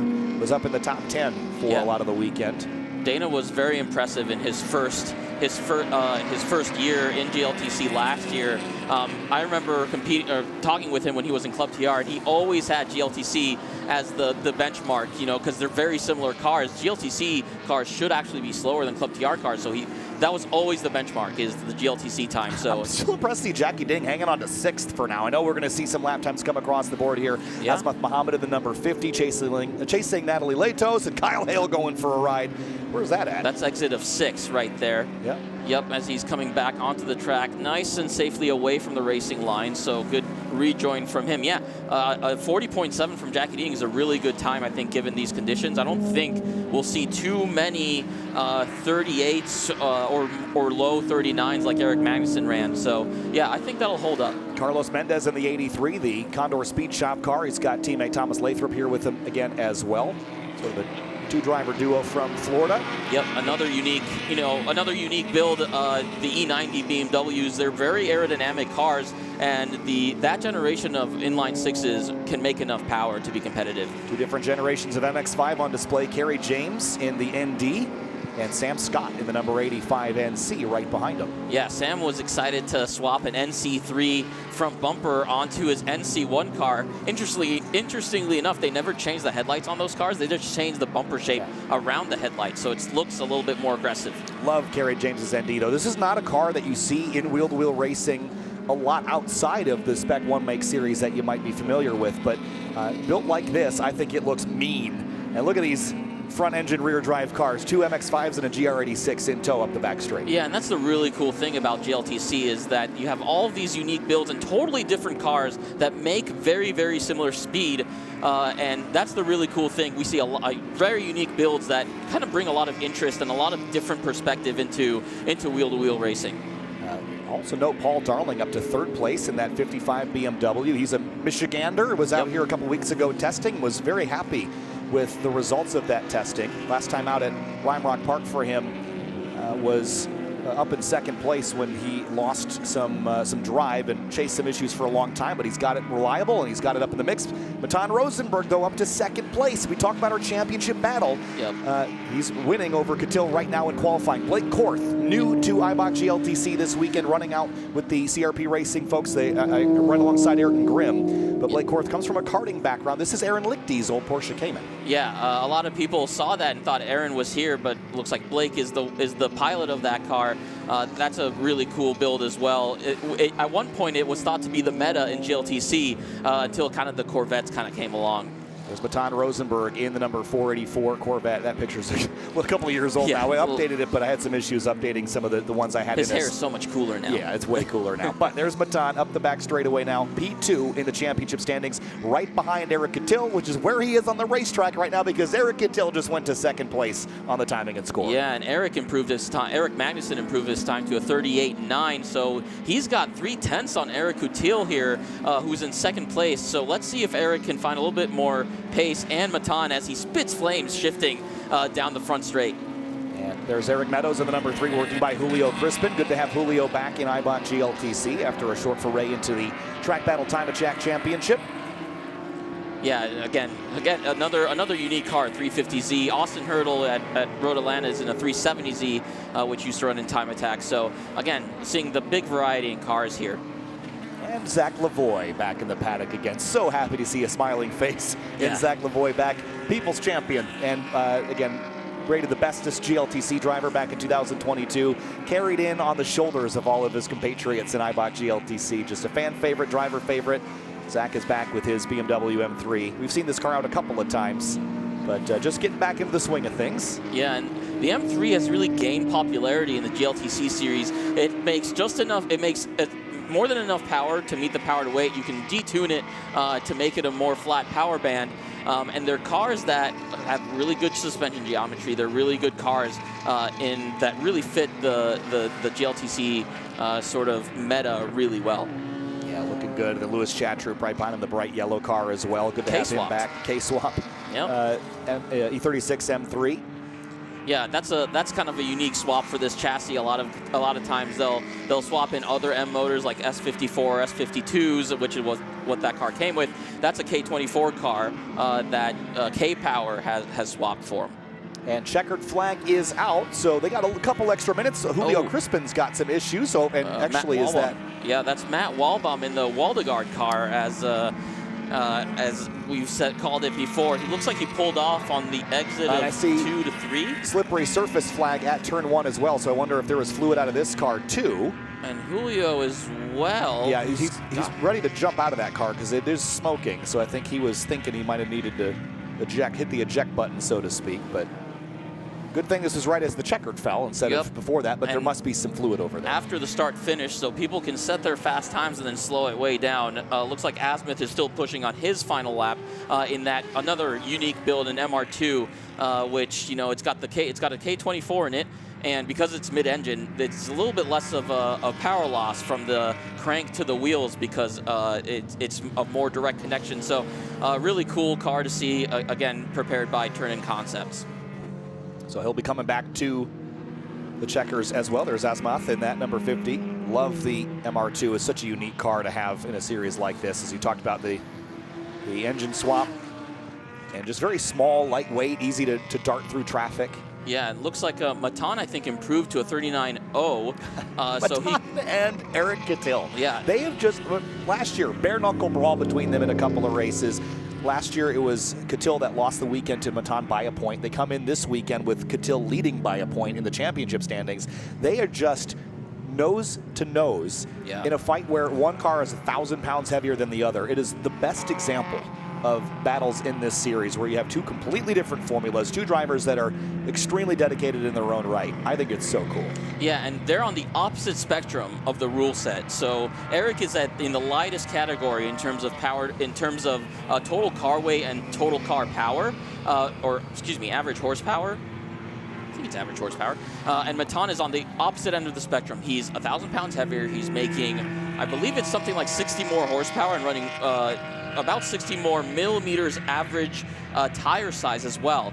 So what that means is Eric has a little bit of an advantage in the corners that he likes to try and take advantage of, which we saw with a lot of success at CMP. And Matan has more of an advantage in faster tracks with longer straightaways where he can really use his higher power level to try and set quicker lap times. So that's a really fun dynamic. And again, they're fighting it out for the championship here. I think they're only 1 point separates them heading into this weekend. Blake Korth on debut, P8 in qualifying. So That's very impressive. strong effort there as they'll head back around. I think we've had everyone pass the timing loop, which means that Eric Magnussen is going to be your pole sitter. That's a surprise. Yeah. He did not think that this car was set up for this racetrack. He was really looking forward to Road America, but he will be on pole alongside Matan Rosenberg in the 484. Yeah, and Eric's been improving steadily over the last couple years with his own driving, and that's an LS swapped E46 M3.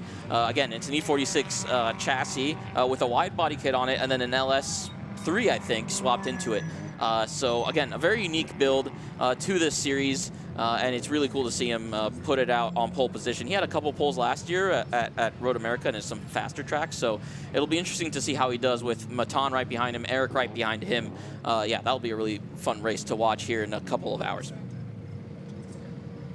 Tony Marchev into the box as well. So it'll be Eric Magnussen and Matan Rosenberg alongside each other there. Matt Waldbaum back on the road after that slip up in turn 1, likely in some kind of fluid from the 350Z of Julio Crispin. I see some oil dry going down.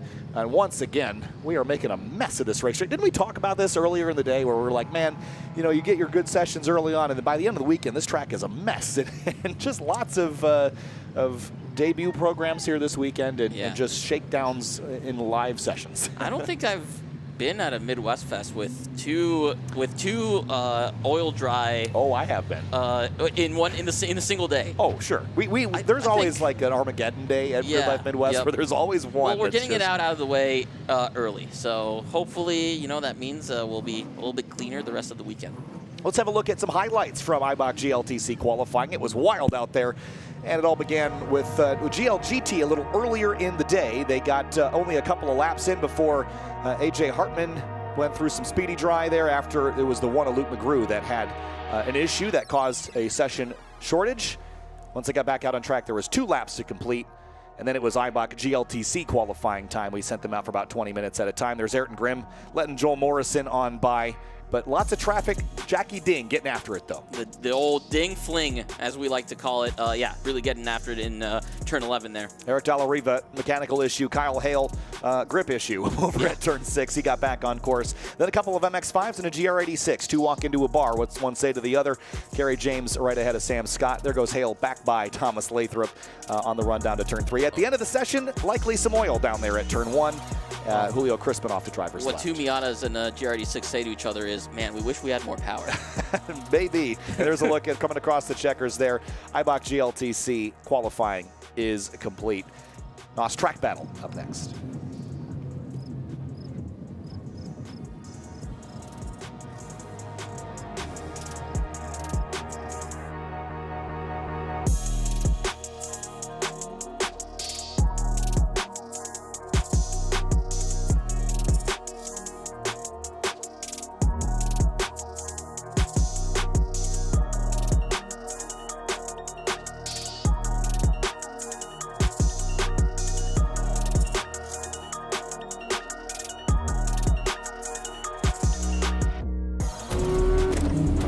Born on the track, bred on the mountains, raised on the podium, ready for anything and everything. Falcon Tires.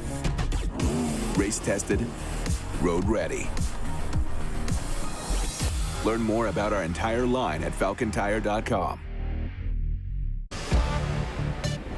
There's a moment behind the wheel of what I've built, where power overrides gravity, and I hit that zero moment. Zero doubts, zero fear, zero competition.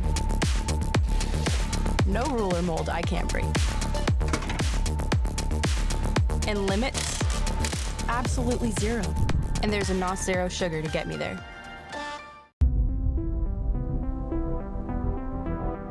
when we modify our cars, we do it to feel a greater connection, more responsive feel between ourselves and the road.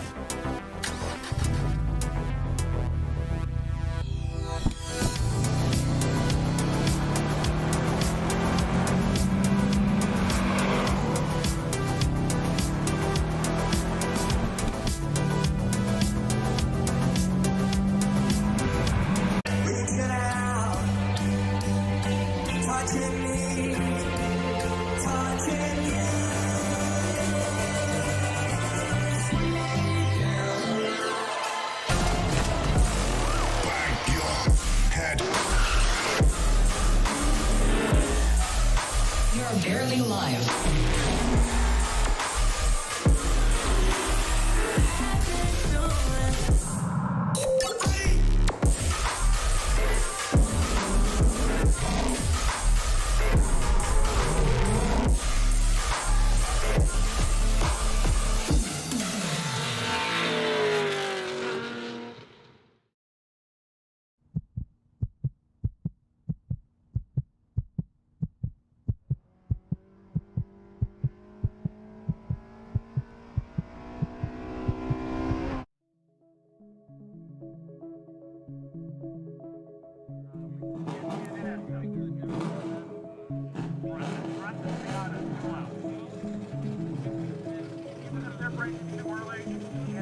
If it's way too early, obviously you're going to have plenty of time before the turn starts. But if you guys are on a 10-10 lap, make your presence known in a turn. If you don't have a reasonable expectation of you being there, they might hit you. We don't want that to happen.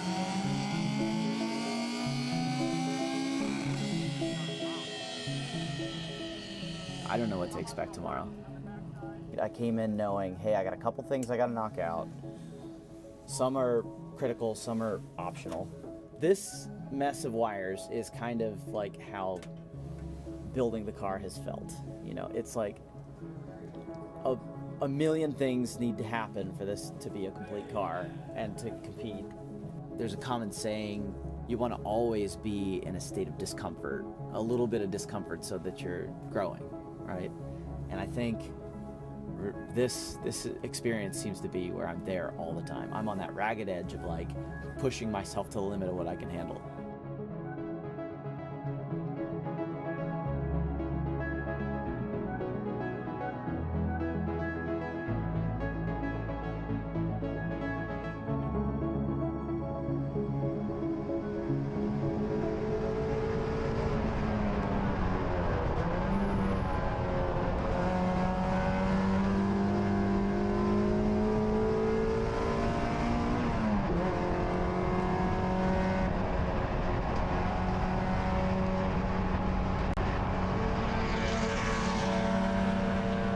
Leading up to qualifying, I was just absolutely terrified. I mean, we're talking about 50 cars in the field, and it's a small track.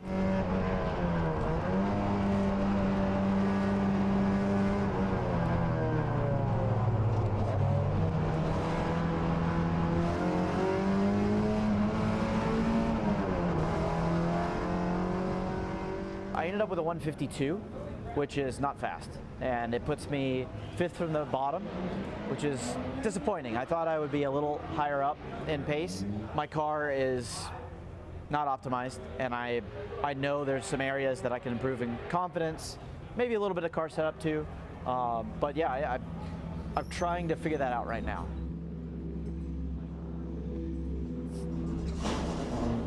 There's so much to do. There's always so much to do. And I think that's been the theme of the weekend, is figuring out what to prioritize. Because there's so much prep, and you feel like you've got so much time between these events, and it turns out one little thing happens differently, and you're scrambling. What can I skip, and what do I need to focus on? And I didn't charge my GoPro yet. I guess I should throw it on now. And then when do I put my suit on? So it's just overwhelming.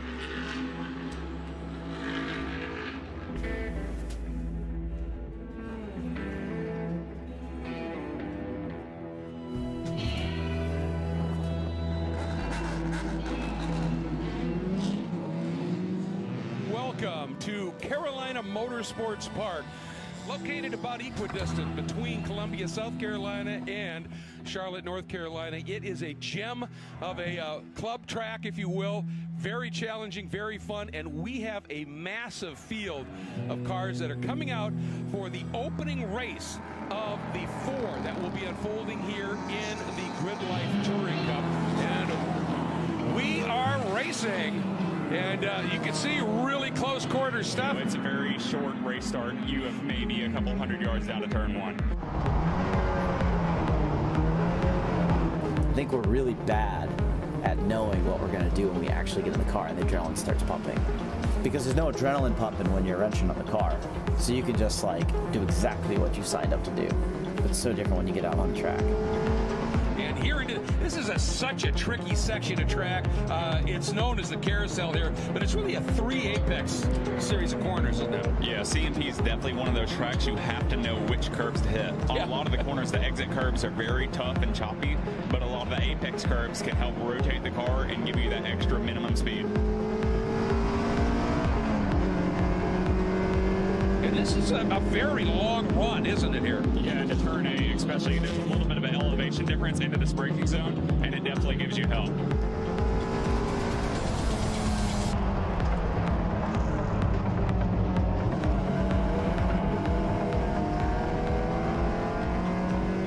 And through 8 to that quick flick at 9.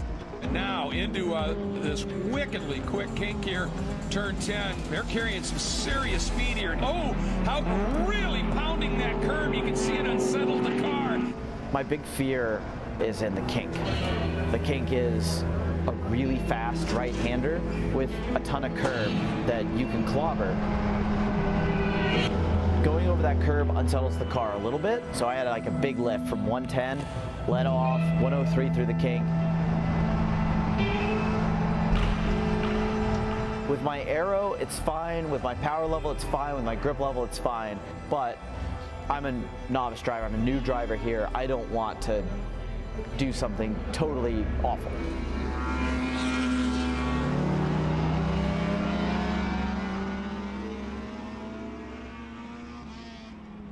GRIDLIFE Midwest Festival is in its 12th year here at Gingerman Raceway in South Haven, Michigan, and we're back with GRIDLIFE Track Battle, the 3rd heat of the race weekend, starting out with Group D. Kyle Heyer joined in the booth by Jamie Santos. Jamie, it's been an interesting day so far. We were talking off air about how there always seems to be one day at GRIDLIFE Midwest where it's like Armageddon, there's oil dry everywhere and cars going off left and right, but as drivers get ready for the rest of the race weekend, we move into more competitive sessions and things start to really matter. The ship tightens a little bit, and we're looking forward to it. There's Ryan Leach getting a shakedown lap in here, but it is time for the Track Battle Championship stuff.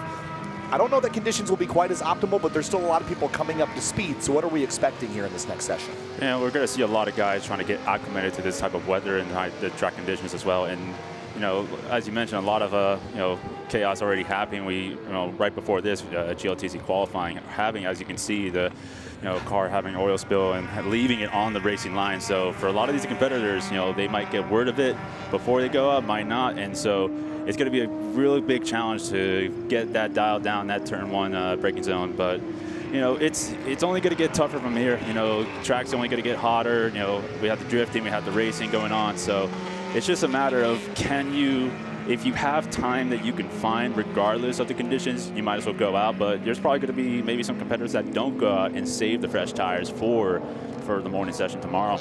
Yeah, certainly. I think saving them is probably smart, but then again, you never know what you're going to get as far as conditions in the morning or what stoppages or shortages you might get. So it's always important to get some good banker laps in, and if you feel like you weren't at the limit earlier, now's a good time to do that. 56 car's a little slow here through corner number 1. Might have had trouble in the braking zone. We see a lot of that dust kicking up earlier with the Mini Cooper. Might have just maybe got a little back end, might have gone a little slick, and he's like, you know what, it's not worth it. Might as well let these cars behind me go past, as he's doing right now, which is what you want to see. You know, track etiquette is super important, especially at a place like this where it gets a bit chaotic. Yeah, that's Nicholas Alpin in the 2010 Chevrolet Corvette. Look at a Subaru here, the number 498. I think that's Brad Fultz, I believe, that's in that car in the street category, again, which seems to be popular with the all-wheel drive turbocharged cars. There he is. Yet to set a lap time here as everyone's sort of on an out lap, but just working up to pace. About 20 cars in this group. We've got 4 groups to run through, progressively faster for each one.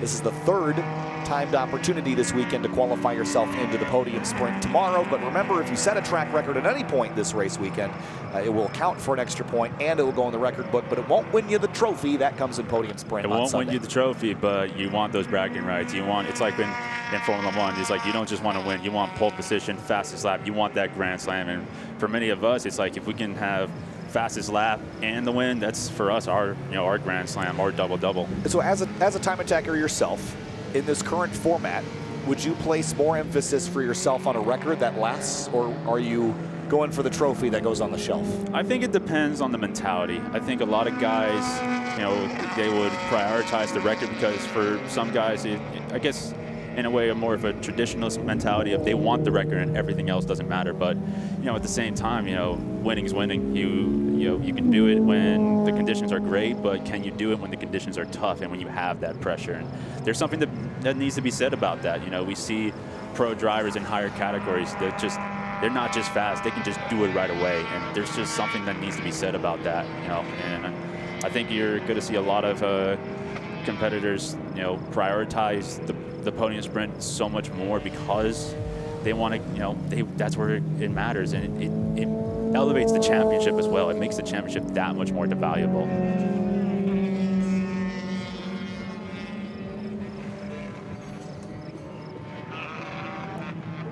So Track Battle Q3 underway here, and see Arthur Dvortson in that number 26, the NC MX-5 as well. And Jamie, again, we're going to keep you covering the track battle competition here a little bit later, but we are going to pull in a guest we have here for a couple of minutes time. So we'll have you watch it and maybe grab some updates for us and keep your eye out the window, see what you notice here in this session. I'll see if I can find any chaos to talk about. Sounds good. Thanks, Jamie. And now we're going to bring in a special guest here this weekend. Of course, we have a lot of partners and people that make this all happen, and the logo on the screen is actually quite fitting. We're going to bring in Nick Nazaro from Subi Mods. Nick, how are you? This is a really special event for us here at GridLife. Great to have you here. Absolutely. This is the first one I've been at.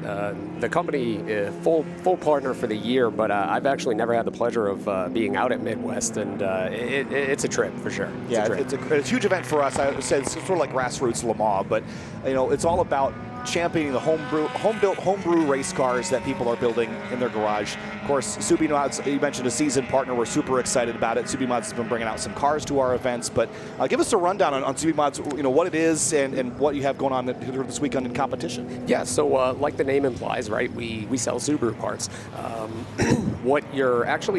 What you're talking about is what we're actually doing, right? Our big thing about being here is we didn't want to bring out, fully prepped race cars. Nothing against that, but we wanted to come out with OEM plus vehicles that the end user, our consumers, are able to go, oh, I can do that, right? Like, the gap to close for me to be out here is very minimal, right? I mean, the car that's actually on the track right now, driven by one of my guys, Chuck, it is a very mild build. We're talking everything that's available, or excuse me, everything that is on that car is available for purchase on our site. There's nothing custom done to it. So that was really what we wanted to do, is we wanted to come out here in the spirit of GridLife and compete, pretty simply. Yeah, and of course, you also got some presence in the drift paddock as well. But take me through, what your experience has been at GridLife so far this year. We saw the cars out at Carolina Motorsports Park, and we had our event with Formula Drift at Road Atlanta. But this is an event of a totally different scale. Yeah. So I'm curious your perspectives of joining the party this year. Yeah, I mean, CMP was really cool because of the activation for the skid pad. Yeah. So for us, what was really nice about that was I'm a skid pad demon. That's where I come alive, is on the skid pad. So we ran all day, ride-alongs. Really trying to get the community involved, that the BRZ that we're out here with can actually do it. It can throw down. It can have some fun. FD, a little bit of a different show for us. Yeah. We're not on that. Right. I'm not on that level yet. And then coming here and getting the green light for full course, it was extremely cool for me, because I'm like, okay, now we're starting to see the fruits of what we've been working for, to be present on the live stream, to engage with the customers. And for me, being a driver, I drive the BRZ in the drift sessions. It's just a really, how would I put it? I'm blessed to be able to do this. For sure, and looking at the grassroots amateur racing community, whether it's time attack or whether it's wheel to wheel, I think often there's a question for people that are on the other side of the fence of, how do I get started? What does my car need to get going. So where would you start, and how far do you take it? Yeah, so let's talk about Chuck, right? He's out there right now. I think he's setting some pretty good lap times today. Yeah. He's doing well. That car has a good set of tires, OEM brakes, just upgraded pads and rotors, coilovers, and a couple performance mods. I mean, we're talking barrier of entry, retail, probably no more than $7,000. To me, that's where you start, right? I'm all about leveling up, right? You do a couple things, you come out. The cool thing about GridLife is if you have the ability to attend multiple events, you can actually kind of, it's like a domino falling, right? You can do one thing, see how it goes, go to the next event, do another thing. And to me, that's really the spirit of it, right? I think a lot of people maybe confuse the fact when they see the level of production in a lot of the higher classes that this isn't just, it's intangible. They can't come to it, they can't do it. But in reality, if you look at the field, you can, and it's very attainable. So, you know, to answer the question, I'd say obviously anything suspension related. To me, I'm a big believer in, you know, everything brakes, suspension, tires, and then if you can put your foot to the floor for the entire lap, then you can talk about needing some more power. Yeah, here you go. Here's the 541 car that we were just talking about. And we've seen Bucky Lasek out here plenty this year, and this is a cool car. Tell me more about what's done to this thing. You mentioned it's relatively simple, but again, you know, the tires and performance parts, what specifically is on Yeah, it? so partnership with Feel for the suspension. Odie has been a great partner helping us style this car in. There's a couple performance modifications, front mount intercooler, intake. It is running Cobb's new Flex Fuel kit, so we are getting some extra bang for our buck with that. But other than that, you're looking at a good set of tires, a good set of brakes, rotors and pads, the stock Brembo systems that come on these new cars, and just some safety stuff to make sure, you know, God forbid, everything is okay. And stock driveline, stock motor. That was the key. We couldn't be, you know, swapping out transmissions and building the motor. Like, no, and that's the same for the BRZ, ironically. And you know, Chuck is out here just, he's pushing it to its limits. And same with Bucky. You know, we've battled some new things that, you know, we didn't know existed, right? If you're going to blaze a trail, you're obviously going to step in some holes. I love that. That's great. That was FD Atlanta for us. We kind of stepped in a couple holes. But the big thing is in a competitive spirit, you fall down, you get back up, you come out, you go again. And you do that until you win. Or until you run out of money. Right, one of those two things for sure. You know, and we look at the grassroots racing community and how much we subscribe to different chassis. I'm an owner of an FRS BRZ, so it's, you know, same sort of thing here. Why Subaru? I mean, there's definitely like, you know, I'm sure there's a personal background with you, but also just the tuning culture of Subaru is you know, long time existed. So is that really it? Is just there's a huge market for tuning these cars and tracking these cars? Yeah, absolutely. I think through and I kind of say the COVID term, you know, I know that's not the best term, but that's the good way to reference the time. We saw a lot of people get really hungry to do something. They wanted to be outside, they wanted to have a passion, right? So we saw this switch flip where motorsport was really being, I call it like a second wind, right? And for us, we were in this position of where it was like, how do we, you know, you have to blaze the trail through the cornfield to show others that it's there, right? So that's what we're out here doing. This isn't, you know, we're not out here looking to sell you a set of coilovers. We're looking to give you a dream to follow, I think is more important than just the one sale.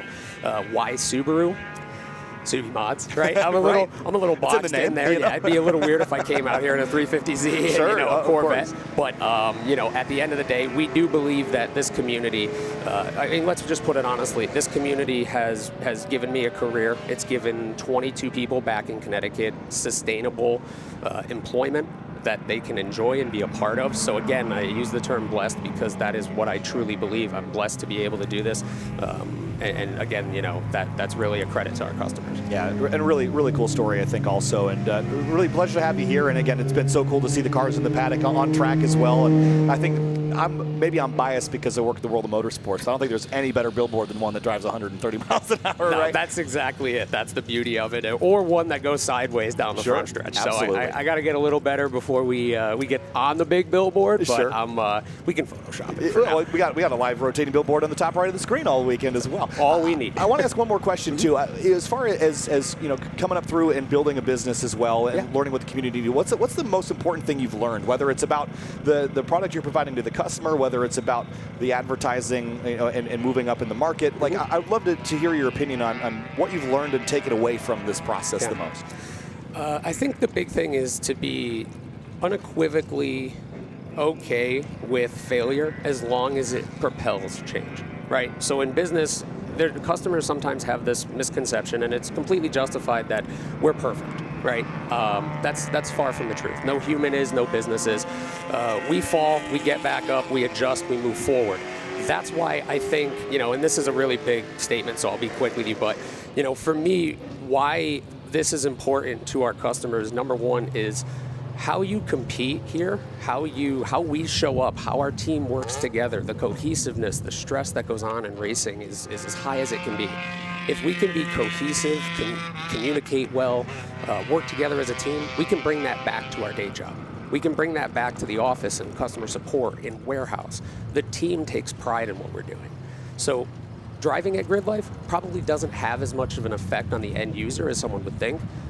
But when you boil it down like that, what we do here goes back all the way into every step of our business. I think also, you know, for people that are here at GridLife, and I think one of the things we pride ourselves on is, you know, the youth that are here, the younger generation that is just getting exposed to motorsports and seeing, you know, companies like Subimods not only, you know, show, hey, there are some parts on this car, but also here's some parts on this car that's going fast. Here's some parts on this car that's actually drifting, and showing that and demonstrating, you know, all the things that you're invested in. I think that's really cool as well. Show and prove, right? Exactly. That's what we're doing, and look, we hope that you know, others see it, and again, you know, we thank our community, right? The Subaru community as a whole, our customers, whether we've worked with you or whether we haven't, at the end of the day, you are propelling the passion that propels my team and my career. So again, I can't thank my customers and the industry enough, and also to GridLife. I mean, you guys have been great.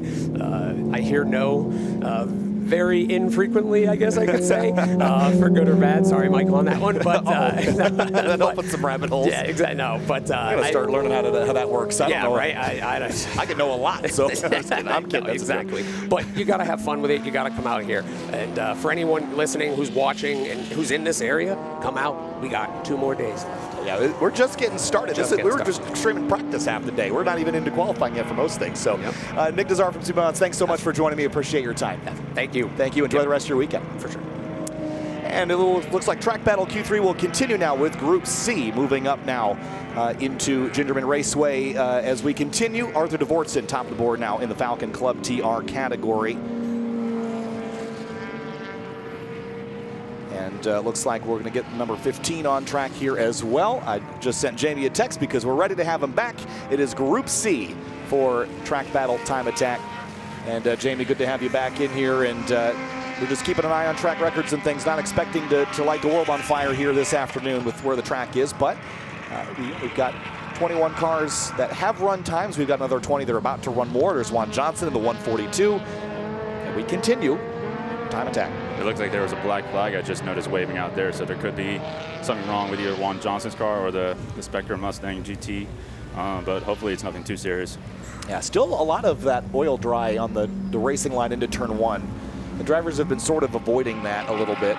It's Grant White in the Mustang, the number 58, working its way around course. 2 very different cars here, the Street Mod 58 Mustang, and then right behind the Falcon Club TRS 2000. Very opposite ways on how to go fast. Yeah, it's about as opposite as you can go with 2 cars. One's light, 4-cylinder, nimble. One's big American muscle, heavy car. So it's 2 ways to make it work, but clearly 2 ways that you can have a lot of fun as well. Yeah, absolutely. And Juan Johnson, loved the attitude and energy I always get. He yelled at me from halfway across back, "Kyle!" the other day as I was walking by. Love having him around. Fire suit matches the car too. Yeah, hard to miss, especially with that car. They were working last night on putting on new Fortunato, I believe, 2-way suspension on it all night long. It's like, and black flag there to Grant White. And that was aimed at him. That's not a black flag all. That is a black flag specifically to the 58. He could be rubbing on maybe the fenders or something might be leaking that he might be dropping. Hopefully he knows notices it soon, so we don't get any more fluids or stuff on the racing line. I don't see anything. The other thing, I mean, I'm not sure what else they would throw the black flag for specifically. Jamie, do you have a lot of experience with black flags on a racetrack? I plead the fifth. I've had my moments here and there, but at the end of the day, it's you gotta. It happens, and you have to take it with your head up high. I've had moments, unfortunately, where I might have argued with the black flag here and there, and it's just you're never going to win that battle. You have to accept that you made the mistake. It's always the driver that's wrong, and it's one of those things where I'm having to stand on the upper tower, seeing how Abe, Emma, Ryan, all of them are working. It's like you kind of get a huge appreciation of what they do, because it is not easy. Yeah, definitely a lot going on up there. There's a bunch of people up there too. It takes a lot to make Midwest run. Adam Roble jumped to the top of the board in Falcon Club TR, of course. Devin Hoffman in the Subaru. She had an issue earlier today where she had was off to the side with some kind of issue. That Lamborghini Gallardo we were talking about earlier just jumped to the top of the board at 140.651. So gathering confidence in a pretty wild-looking car. Oh yeah, the faster he can go, the more he's going to have a lot more fun with it. And that's the thing. Is that's such a crazy car to take out, and if first time out, it's like giving a toddler a golf cart and say, go have at it, right? Have the governor off, you can go 35 in it, that's just a lot to work with. So hopefully he can get acclimated with it soon and quickly, and I think he will. And Mario Moroni, by the way, is leading in Falcon Club TR so far this weekend with a 137.751. So that's pretty unbelievable. That's a really fast time. We'll talk more about those throughout the race weekend. Of course, you'll notice here that that time is about, what did we say? It's 3/10 quicker than the one James Houghton ran last year. So we'll update those tonight, make sure that I'm actually going to do a little bit of work this evening to make sure we can update those a little quicker. So I'll be hard at work to make that graphic a little more accurate. You're always hard at work, Kyle. Don't tell yourself like that. It's not the records graphic isn't tied into live data yet, and I really would like it to be, but that also didn't exist Wednesday. So it didn't exist last year. We've gone so much this year and added stuff. I mean, I remember seeing CMP stream, and it's just like the added angles you can see, like especially like turn 8, you can see it going downhill, climbing back up with the camber. That's a great corner. I have some great memories of that corner, that's for sure. It's cool stuff for sure. Here's a look at the number 30. That is Brown in the Street GT entry, chasing a 133.881 by Andy Vogel. Seth Brown there, see his picture. P1 of the Street GT car so far. Is the only Street GT car we've seen thus far. Of course, we're only in Group C of the 4 that we have who work our way D, C, B, A. Backwards. Beautiful looking C5 there. It kind of reminds me of the old school Pratt & Miller Corvettes of the early 2000s, the kind of stuff that Greg would call, seeing those beautiful things. So absolutely, got the beautiful yellow with the black rear bumper, maybe a nice little homage to those cars. It's something we all grew up watching and idolizing, those absolute beasts. So it's cool, seeing it feels proper, seeing a C5 in yellow. It just, that's the color you think when you think Corvette. I think so too, and he's actually gone 3/10 quicker in this session than he did prior, so he has picked up a little bit. That's great to see, and especially doing it in a session like this where we've had some oil spilling and some mechanical issues on other cars, and it's already hot as it is. Coming out of there drifting on 10B, that's going to be the toughest corner on the entire track, just because it's the place that gets the most sun. So you're going to have so little grip coming out of it, and you're putting so much angle into it that when you get back on power, now you got to open the wheel, and you might find yourself in a slide. And he's really pushing it now, coming out of 11. Let's see what he can do here. Yeah, absolutely digging at the moment. Let's see if he can go quicker than that. Maybe he does. 140.318. That's a sizable pickup. And I always like this because it gives us a bit of an idea of what the potential is. Maybe the very pointy end of the field has already gone as quick as they can go, but for a lot of drivers, there's still time to find. And so that they can find it now if they really dig deep and get it, no matter what the track conditions are. So that's given us, perspective that there still is time to chase, at least for some on the track. Juniper Zarder, the 521 350Z, is a street mod class car and currently second behind Devin Hoffman, who just ran a 41.8. We mentioned Hoffman didn't get a lap time in the prior session, but she did have one in Heat 1, a 141.532, and she has gone quicker by half a second. Yeah, she, shout out Devin. She's been going through a lot of stuff on this car this week, and to be able to get a lap time down today, that's great to hear. And hopefully that bodes well for the rest of the week to where she can go faster and faster, and hopefully be up there with the rest of them. See if Zarder can improve this time through 144.759. Doesn't look like it. Grant White looked like he wanted to go on by, but was not going to get the clearance there. Also, Grant's best lap time showing is a 5:22, so I don't think that transponder is hitting just right. I think I could probably run this place at 5:22, so I think it's safe to say that that's not working too well. 319 car. That's Schuster, and apologies, I don't know the first name off the top of my head. Relatively new competitor here, I believe. That's Chris Schuster. Best time previously was a 1:42.637, so a little bit down on his best of the weekend thus far. Yeah, it looks like he's going to have some clear track now as he goes by the Integra, and hopefully he can put a good lap on this lap coming up. These things are just beautiful. My good friend Fred Bobber, we all know, Banana Man, he had a beautiful one for the last few years, and he showed a lot of potential what these cars can do. Even though they're a little bit heavier than their previous chassis, their predecessors, they just show the development of the modern technology and the modern, geometry. It just really shows that these things, they can boogie. Yeah, Schuster right now, P5 in Club TR. We just saw him drive by Alexis Fregoso in that Acura RSX that you pointed out. Fregoso has not gone quicker this session. Schuster hasn't either. Roble in the 15, though. You mentioned he's at the top of the board right now in this session. A 141.262 was his best. He's also improved. So lots of green that we're seeing here. Yeah, to be able to do this in this session with all this chaos that's happened, it really shows how much potential some of these competitors have. A lot of it too is maybe some of these guys might be swapping to a fresh set so they can put that lap down and get a little bit of confidence going into this session. It's always so hard to drive on, if you're maybe having some old heat cycled out tires and you're driving in these conditions, it just feels like a pain and you know what. So, for maybe some of them, they might be swapping in the fresh tires, and that might make a difference as well. Or like you said, they could just be getting faster and faster, And it looks like, we got the GT Cayman S 4 off on 10B, I believe. Yep. And see, let's look at the 142. Yep. As the 718 car we mentioned. That was Moore. I was calling Ito in because I needed to run to take a break as the checkered flag falls out. So I'm going to stick Ito in for a few minutes here. You guys can talk time attack. I'll be back there at 5. There we go. Oh, this will be fun. Hey, Jamie. Hey, Ito, how are you doing? How's the first bit of streaming going for you? Oh, it's been going great, mate. This is a lot of fun getting to hang out. Kyle makes me look much better than I think I'm actually doing. So, it's a lot of fun. He makes us all look good. So yeah, we've got a checkered flag on this session. I believe this was Heat C, which means we've got our second fastest group, Heat B, coming up. Yep, Group B is going to start getting a little bit spicy for these guys. It's been quite entertaining for today, especially we saw Grant White coming out of that corner with a lot of sliding coming out. So he's partying it out for sure, but I think it's going to be interesting. You would think it'd be slower so far, but we've been seeing a lot of improvements from a lot of drivers in Group C, so hopefully you see more in Group B. Well, I think there's been a lot of traffic issues in these first couple sessions. People are kind of sorting themselves out by pace, and in terms of track conditions with the oil dry in a couple of different places out on track, that means the track is not in its best condition for sure.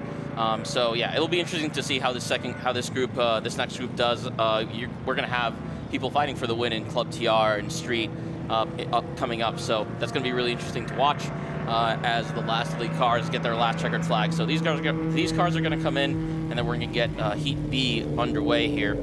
Yeah, I'm really excited to see what Mario Moroni and Peter Granbritt do. Mario this morning doing the 37.7, new Club TR record, and guys like him, they've really just, from last year to this year, have shown such an improvement in their pace. Mario had quite a rotten luck at CMP. Did the 40.6 over there, had quite a bit of a gap to Evan McLaren. Talking to Evan there, it's like he didn't really have an answer. So. If Mario can get a win here, I'm sure he'll feel a nice bit of a redemption from what happened at CMP. Yeah, and I saw that he swapped in a carbon dash on his Civic here over in this break between Road Atlanta and Gingerman. So, you know, he's definitely taking advantage of that little bit of an extra weight that he's taken out of the car.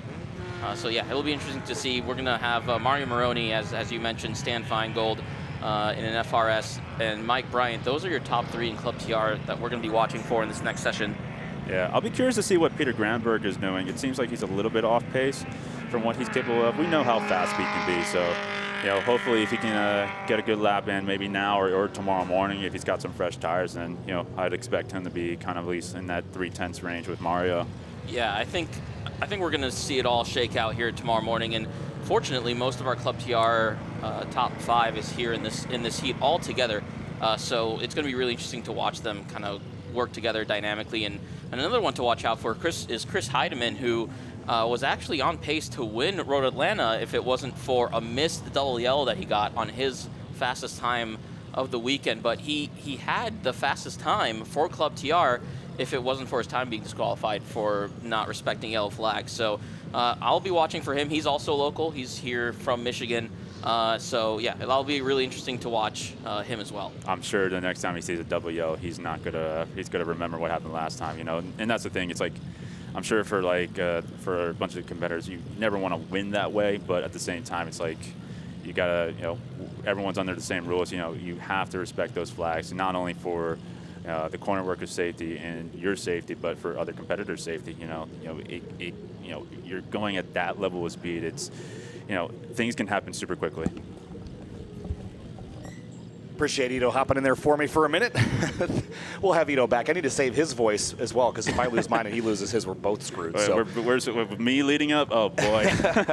Well, I'm gonna need a drink. Yeah, we've got a lot of racing still left to go. We've still got Rush qualifying coming up. We've got Drift full course and 2 races left to go today. So pace. We got to pace everybody out. So thanks, Ito. Appreciate you, buddy. Yeah. As my friend Dustin Diskin say at Rolex 24, you know, when we party it up, it's a marathon, not a sprint. Exactly. And we're on day 1 of 3. So for everybody, broadcast team included. So great work so far by everybody. Look, things are looking great. Cars are rolling now for Group B. Right? Is that where we're on? Yep. Okay, great. Losing track. It's been a day. So cars headed on course here, getting the warm up, and we'll keep our eyes, I think, on Falcon Club TR with Jeremy Bailey out there, and we'll also keep our eyes on Street Mod and Street GT as we start working up towards the really the meat of the sandwich here. Yep. But you know, it's pretty warm out. Actually, you know, I'd love to take a look at the weather again here in a minute, because it feels a little warmer. It was 76 air temp earlier. Yep. But I'm curious if the track temp has fluctuated a lot. It's been a couple of years since this track has been paved. Here's a look at it. A little bit more clouds than we had earlier, but again, exactly 76 degrees. So I said it wasn't likely going to change a lot. Humidity's dropped a bit. Maybe that's why it feels a touch cooler, but I'm not surprised to see times equivalent to or a little bit better than what we saw earlier. Especially, you know, because we got a bit more cloud coverage here and there, so it's like if the clouds can cover the sun, it kind of cools that track down that much more, and you really notice it. Another place that's very notorious for that is Lime Rock. Lime Rock's very heat sensitive, to where on those afternoon sessions, you know, it'll feel like you have no grip, but if it's a little bit overcast, and even if the drifters came out, sometimes you'll see guys do their personal best in those later sessions. Yeah, certainly Mike Coons in that number 310 is out on course as well. There's Jeremy Bailey, that blue BRZ that we talked about, winner from Carolina Motorsports Park in pretty spectacular fashion. Oh yeah. If I do say so myself, last lap of the podium sprint, sneaking in there and defeating a couple other competitors. And here's another look at Ryan Matthews, again, a driver that we just don't talk about enough, because he just silently goes and executes in both Street Mod and in Street GT, which is this car on track. You see him there, P2 of the session, because he has not yet set a time, but I don't think it'll take too long to see him go up to the pointy end. Now, in Street GT so far this weekend, the quickest time, unsurprisingly, perhaps was Luke McGrew, a 1:35.2. Ryan Matthews about 8/10 behind that. So I think Luke has brought a weapon this weekend, and we'll see if Ryan Matthews can get up to it. 100%. And you can see Ryan really pushing, you know, coming out of 2 and 3. He's really pushing hard in those braking zones coming out of the exit as well. 3, he really cleaned it up. Now we're at turn 7, I believe, going down the S's. This gets really difficult because all the way from the top of 7 to the bottom, it just constantly descending. So you're just constantly losing grip as you keep going. You want to put the power down, but coming out of 9, you got to be super patient. Now in the 10, he's got to trail it all the way to the bottom of the descent, and then you start putting power down. But it's, you know, it's super tough as he's taking all the way to the exit of it there. And it looks like we got a car 4 off of, that looks like Stan Fingal. Yeah, Stan Fingal, exit of turn 6. We've got Stan moving very slowly offline, but looks like he still is rolling it under power as Matthews completes his lateral slide there mid-corner. He's really fighting, and you know, all that torque you can get right away. You know, you got to be careful. Let's see what lap time he puts here. 36.2. That's good. That's really good. That is not quite as quick as he ran earlier, about 2/10 off. 2/10 off, but considering the conditions, you know, maybe there's more in it in the morning session. This is Jan Wildner in the 240SX. This is not a chassis that you see a lot in Time Attack, is it? You see a lot in it in drifting, but Time Attack not at all. Especially, it's a very simple setup. It looks, yeah, it's in street class, so all stock aero and everything. Such an iconic chassis, right? You know, you see them all the time everywhere. They're so popular. They're getting expensive now. You know, the prices of these, like the last few years, are almost doubling and tripling the amount. So it's cool to see these cars coming out on track and seeing what they can do. I've always loved seeing that. And honestly, not far from the top. I mean, he's 8th or 9th in class at the moment. I'm really impressed by that. That's really good. Again, you know, there are good drift cars for the same reason that they're good cars on the racetrack, but it's not a cheap place to start necessarily, as you were pointing out. So no, not at all. You know, it looks like we have real slow coming into 5. Something must have happened. It's the 777 of Josh Halka. He's stopped in sector 2. Coons is going very slow as well. It looks like maybe both of them might have had an issue, or just Halka, but seems like that's going to be double yellow for sure. But that looks like Halka's coming back out. So maybe one of them might have made a mistake coming out of 3 or 4, maybe missed the mark and then just got freaked out. But you know, we'll hopefully looked like nothing too serious happened there, so everyone's able to continue. But we got yellows in sector 2, so you know, we'll see what happens there.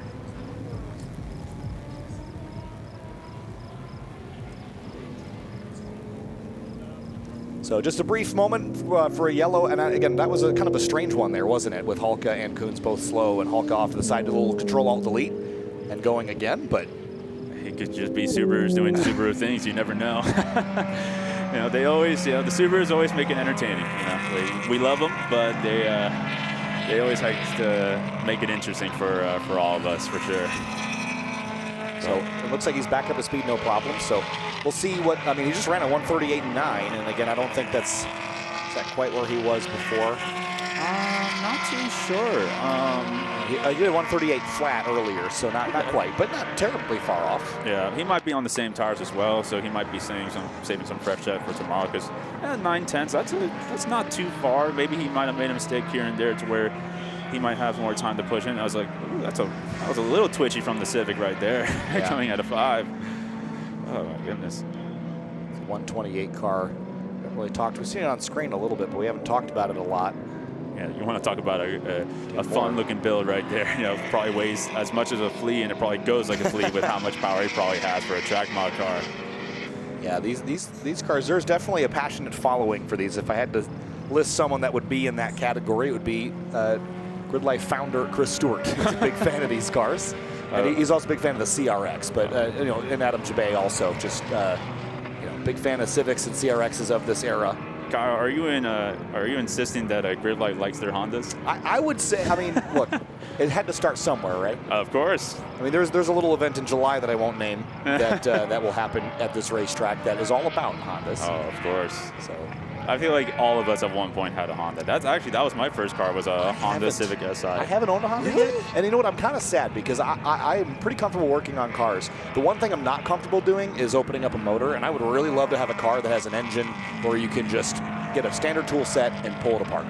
I would love to do that, but it's like I can do like suspension and stuff like that, but doing a motor, it's like, especially on like the 1M, I'm like, that's my life and that's my insurance for racing. It's like I'll trust someone else to do that. Yeah. You know, it can get well as an crazy. FRS owner, absolutely, I'm not touching that thing. Oh so. yeah. There's Jeremy Bailey. Speaking of FA24 swap in this car, so the newer, more contemporary engine out of the second generation twin chassis. And it's been a pretty successful combination in Jeremy's hands here, but got his first event win of his career last time out at CMP. Fastest non-K swap in Club TR at the moment. You know, before there was a Faz Bobber back in 2023. He was really the one showing up, but now Jeremy's kind of taking the lead on that. You know, he did really well these first 2 events, and he's doing really well here. 4th place. You got to take that for what it is. And you know, Jeremy's a hell of a guy. You know, he's always got the great vibes, always fun, always wants to just compete. Oh, that's a you might lose a little bit of time there. I was gonna say he's about 3 seconds off his best time of the weekend, which is a bit of a surprise. A little bit. You know, he might have caught traffic in that first hot lap or first 2. So he's got some open track out here, but you know that little bit of correction, just something like that could lose you, 2 or 3 tenths coming out of 6. Hopefully he can hold it on for the rest of this section here. You know, coming into 10B now. You know, this corner is just so tough because it tricks you. It makes you want to carry so much more speed than it is, and you just gotta trust it. And he really ran wide going around the exit of 10B. I don't see too many guys doing that. So maybe trying a little bit of different line, or maybe he's doing it the best out of anyone we see. He's coming hard in the brakes in 11, trail it off, and then put the power down. You have so much grip in 11. It's kind of a mind trick on you, because everywhere else it feels like it has no grip, and then you go to 11, you're like, oh my goodness, there's so much grip. Where's the rest of that on the track? Yeah, that's pretty cool. Ian Flavin in the 199. Sort of a similar story here with this car. Yeah, Ian Flavin's doing really well. 4.775 is impressive. Sitting 3rd in Club TR. So Ian's doing an incredible job right now. We talk about this class, how just tough and competitive it can be. It's a you gotta, any edge you can find, you gotta take it, because if you don't, someone else will. Ian working his way down through turns 5 and 6 now. Again, this chassis we've seen be so popular in this championship. But Jamie, in a moment, we got a checkered flag. We're going to bring you back in for the tail end of Group A, but we've got some more guests we're going to have pop in here for a minute. Yep. So appreciate your time. We'll see you back in a few.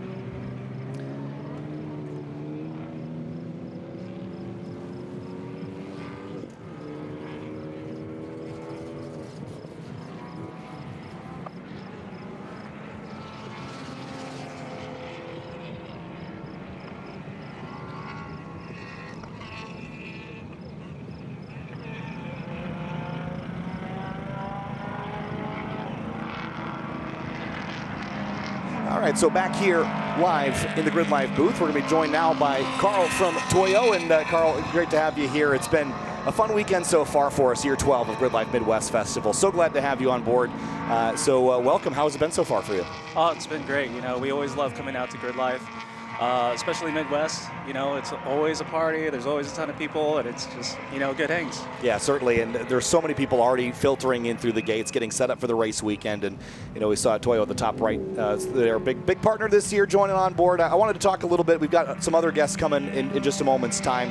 Sonny McDonald as well, so we'll bring him in. But I want to talk about just the excitement of grassroots motorsports. And again, we're so invested in the presentation and delivery of this motorsport that we know and love. So what's going on in your land to make this all a reality? We love grassroots events, and I don't know if you saw our booth yet, but we brought out our new rig, a whole new activation. So it's we're having a good time out here, and we just love supporting the grassroots drivers. And we got a couple of drivers in our booth. Sean Bassett. Yep. Unfortunately, he blew his tranny, so he's getting ready for Pikes Peak, so he'll be at Pikes Peak testing next week. And we also have GLTC driver Danny Giraldo. Yeah, it's good to see Danny back out here in Lexus IS 250. Yeah. I was right earlier. I had to take a guess at it because it's been a while since he's run with us, at least this season. Mm-hmm. But really cool car to have out, and the rig looks awesome, by the way. So thank you very much. The weather's been great too. It's been a beautiful weekend, but again, super stoked to have you here. What you got planned this weekend? What are you up to? You know, we're just hanging out. We're just answering tire questions. We're here to support our drivers.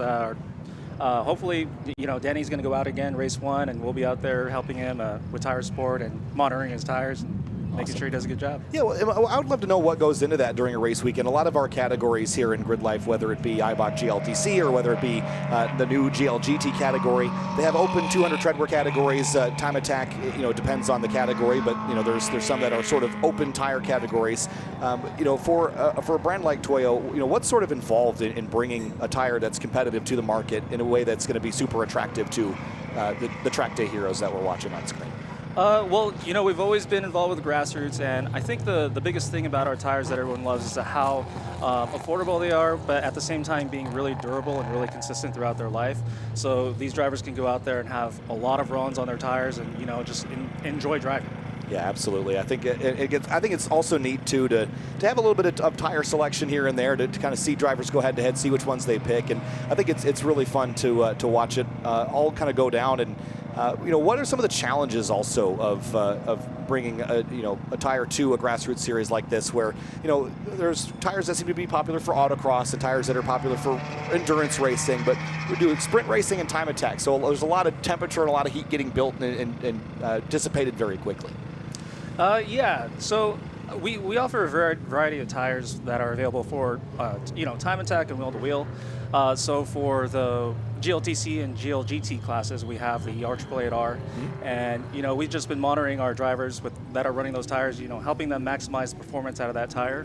And then for like the open classes, we have the new Proxys R, which is a 2-groove slick, and you know, that's probably our fastest tire right now for the time attack class. Gotcha. And time attack Group A headed out on the racetrack right now. Should we bring in Yeah, Sonny let's for a bring couple in minutes? Sonny. Let's bring in Sonny and have him chat for a few. Thank you so much, Carl, as these cars head out on course. It is about to be real wild. There's some 800 horsepower Corvettes and things hopping on in. So hop on in. This is welcome to the broadcast booth. There you go. Flip that air cup around. And Sonny McDonald joining us from Toyo. Sonny, what's your title? So I am our Senior National Trading Manager. I've been with Toyo now for 22 years. Awesome. Let me tell you something. I love our lifestyle branded customers, which are here today. These are true enthusiasts. They're grassroots.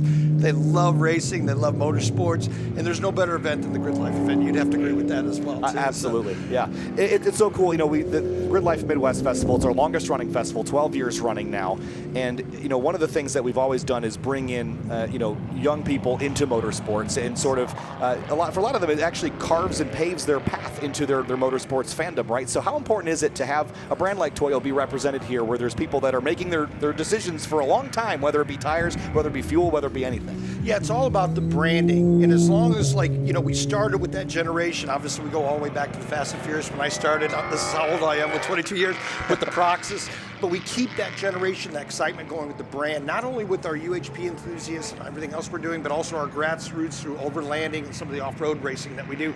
So we have to keep a diversified profile of products and also lifestyle branded events to make sure that we capture everybody. So whether somebody's a tuner enthusiast like we're here today and a race enthusiast, or they do off-roading, or they just like to go camping or off-roading, we want to make sure that we've got a one-size product for everybody. Yeah, Carl, let's talk about the new rig that you guys brought and having representation from guys like Sean Bassett and Daniel Giraldo that are here. How important is it to have, you know, sort of a presence in the paddock? You talked about, you know, the brand being super important and drawing people of all the rigs here to the Toyo rig. Yeah, I mean, that's what it's about. I mean, we always feel that people reciprocate.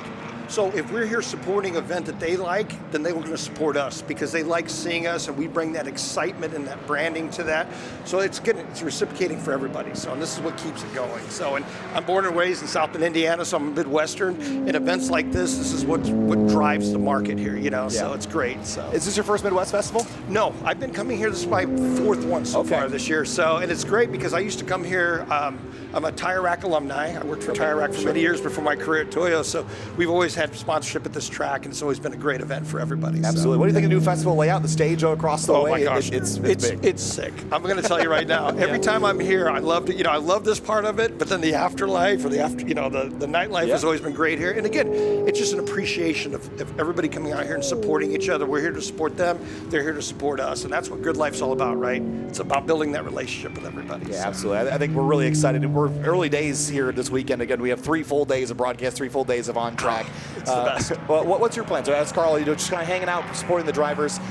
Any particular vantage point you go around here when the races kick off? I always like to go up and nose around the track a little bit, take different perspectives. I like to watch the drifting. I like the time attacks. I like to just take in it all. And then a lot of times, like when our drivers come back, I like to talk to them and get a feel for the product and what they're doing out there as well, too.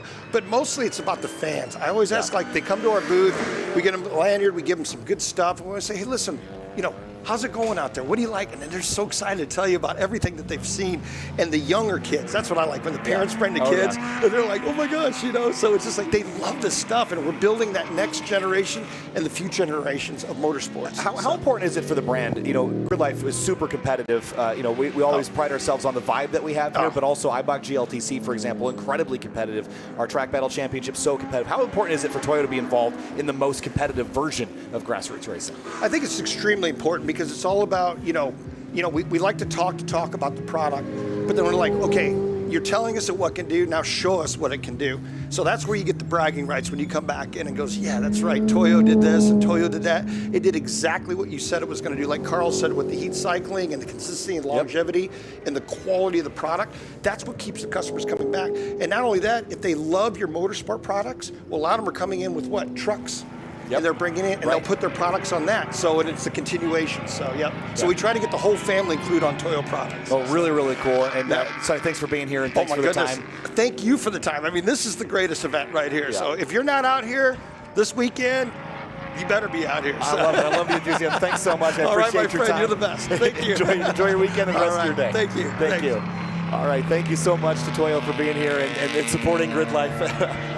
Huge thanks for supporting GridLife and grassroots motorsports in general. And Track Battle Q3 continues with Group A. Jamie Santos back in the hot seat here.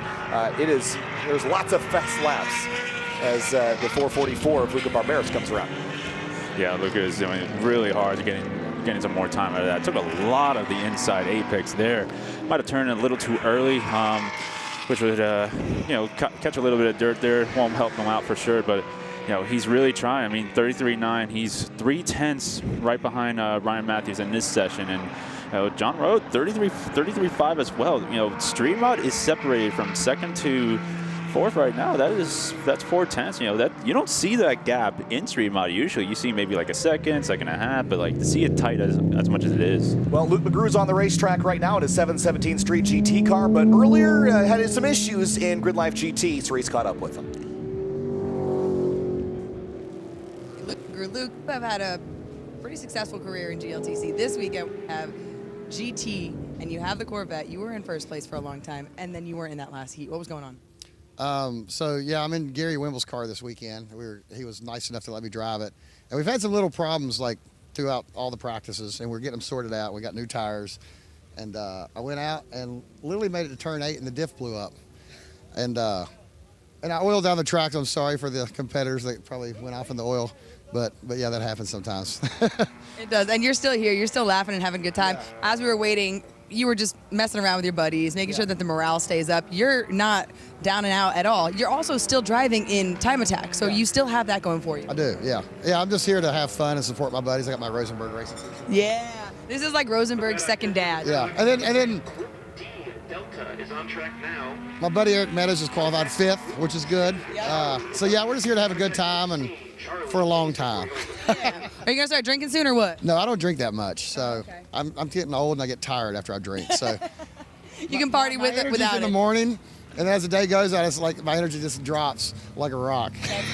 Like your car. Yeah, like the car, like everybody's car. Sorry, too soon. All right, well, we're glad that you're here. Thanks for keeping the morale up, and best of luck in Time Attack. All right, yep, have fun. Thanks, Therese. Luke McGrew, what a character. And Chris Trump said in our chat, no cigarette, no care. It's a good thing he didn't have a lie detector when he said, oh, we're not doing drinking tonight, because I don't think any of us believe him. What a great shot there, and excellent timing, because he's leading Street GT, and he's on the racetrack at the moment. There is John Veloso in that super limited Acura NSX GT3 Evo.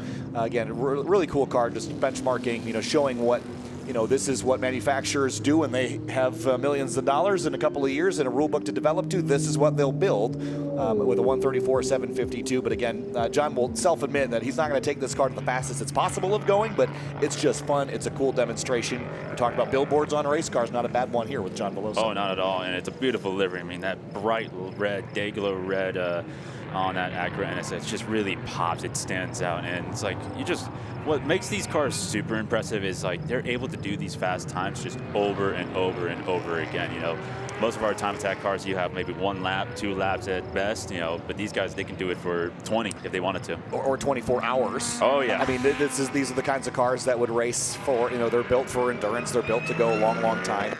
And just really cool to see it on display here and give us a benchmark there. So you see Veloso at a 134-752 in the Super Unlimited category. Jamie, what's Super Unlimited in comparison to Unlimited for those uninitiated that might not be familiar with the rule set? Oh boy, I mean, you know, it's in Unlimited. You know, there's some limitations there still. As crazy as it sounds, because it's called Unlimited, you know, it still has to be stock chassis. It still has to basically be relatively OEM in terms of the frame and everything. Whereas in Super Unlimited, you know, you can do whatever you want. You know, you can show up in anything you want. It can be as crazy as you can see. We've seen some crazy Super Unlimited cars over the years. I believe Rob Shute in the hill climb car. Yeah. Rob, yeah. The TCS Wolf. There's Austin Barnes, by the way. It's another C5 Corvette. How many times have we said that today?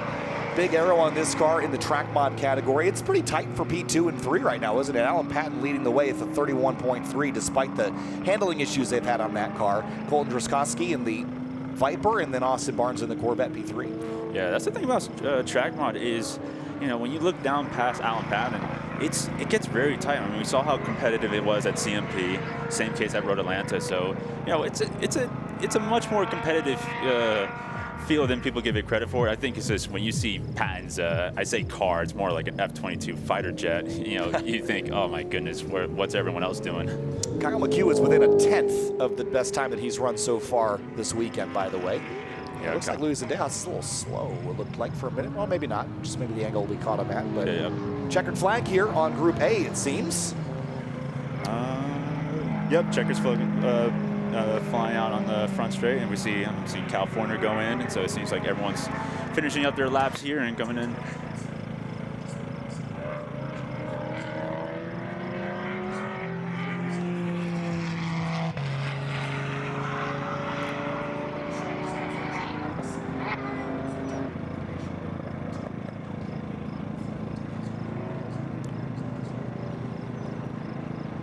And again, there's Zendejas heading up the back straight now, 138.277, his best time this session.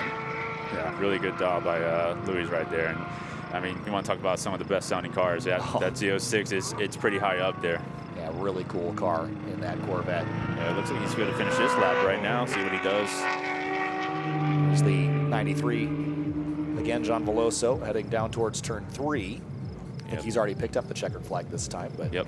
Yeah, he's going to finish this one up. So, yeah, it looks like it's going to be nice and relaxing for the rest of the day. Well, I say that, you know, GLGT and GLTC are going to be up next, I believe. So, you know, the chaos never ends when it comes to Gingerman, that's for sure. Yeah, we've got rush qualifying and some more drift, and then we go racing from 6:35 to basically 7:30. So almost an hour worth of racing coverage coming your way later today. But Group A for the Track Battle Championship. Been a fun one today, setting records, and we'll again update those records for you for tomorrow morning.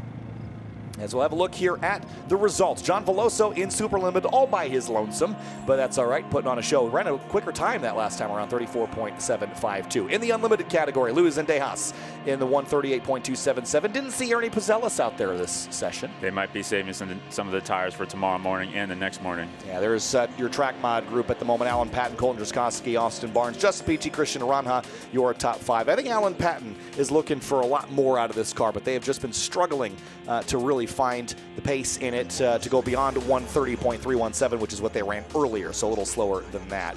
Moving on down into the street mod group, Kyle McHugh, just shy of the best time he's run so far this weekend, so they're right on the cusp. Ryan Matthews sitting in that pretty spot. Cal Fortner on the bubble for the podium sprint, but it's 4 seconds back to Devin Hoffman there in P6. Yeah, good job for Devin to get them in the sub 40s. And Yep, really good job by Cal. I'm sure he's gonna be motivated with some fresh tires tomorrow. Yeah, Luke McGrew, slight pickup there. That was by about a 100th of a second, rather, from where he was to where he is, a 1:35.206 down to Brad Smith, P5, and currently on the bubble for the podium sprint. In street class, a little bit of dramas earlier in the session. Josh Halka had some issues and kind of got reset, but Brad Moore paced the way in Track Battle Q3. Jan Wildner, Willem Dries, and John Laughlin, the rest of your top 5 in street class. Yeah, really good job by Will Moore there. He's 37.3. That's moving. Yeah, we didn't see Mario Moroni on track in Q3 at all. Peter Granberg is going to be the quickest in Club TR to 1:39.441. Christopher Heidemann, Ian Flavin, Stan Fingal, Jeremy Bailey, the rest of your top 5. And then looking down into your Club SC category, that's where things are really getting spicy. It's very tight there. And I think that podium sprint position is going to be fun to watch. Nick Berg currently scored there. David Best, top of the order in Track Battle Q3. Whew, that was a fun one. Yep. And still lots to go. And we'll have a lot more going on tomorrow, but let's have a look at the highlights for Track Battle Q3 before we move into our next event. But it was Group D early on, the Club SC cars primarily that were going out there earlier. Early point buys by some of the Street GT cars too. Some of the cars a little bit less power, but more momentum. Brad Foltz there in the Subaru getting after it through turn number 7. And that lovely little Mini in the Club TR class. Arthur DeVortson in the bright orange MX-5 getting after it. Chuck from Subi Mods at the 541 in the street class. Of course, the 718, number 718. Yep. Great number to have on that car. Juniper Zarder working way up the back straightaway here. And then, of course, Ryan Matthews in the 121. Yeah, Ryan has just been working really hard. It's not easy running 2 cars at the same time, and so the fact that he's able to do it and do it effectively, it just shows the kind of talent he is as a driver. And Track Battle Q3 is complete here, and it's going to be Rush Qualifying up next.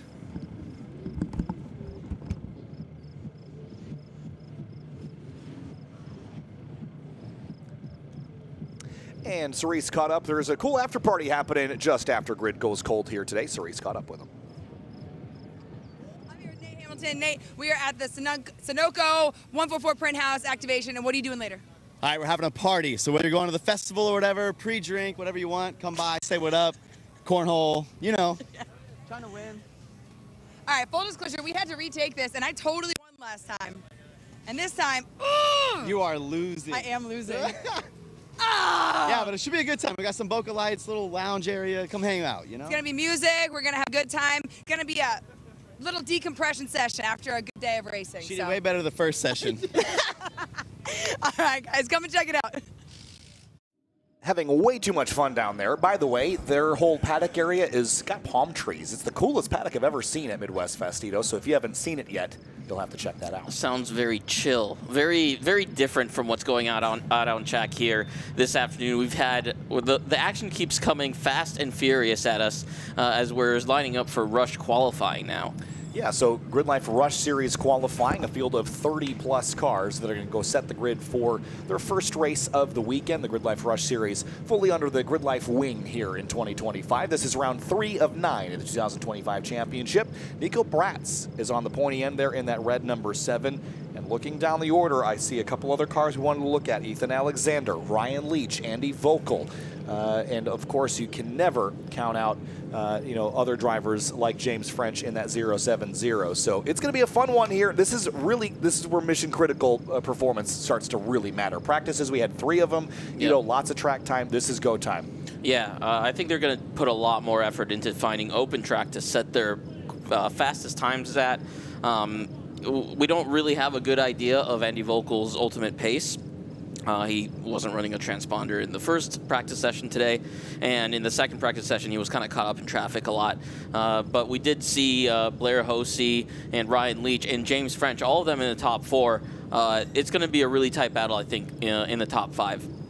Great look at the front straightaway here at Gingerman Raceway. Very busy place this weekend with the 12th annual GRIDLIFE Midwest Festival, and cars lined up there 30 deep all the way through the grid.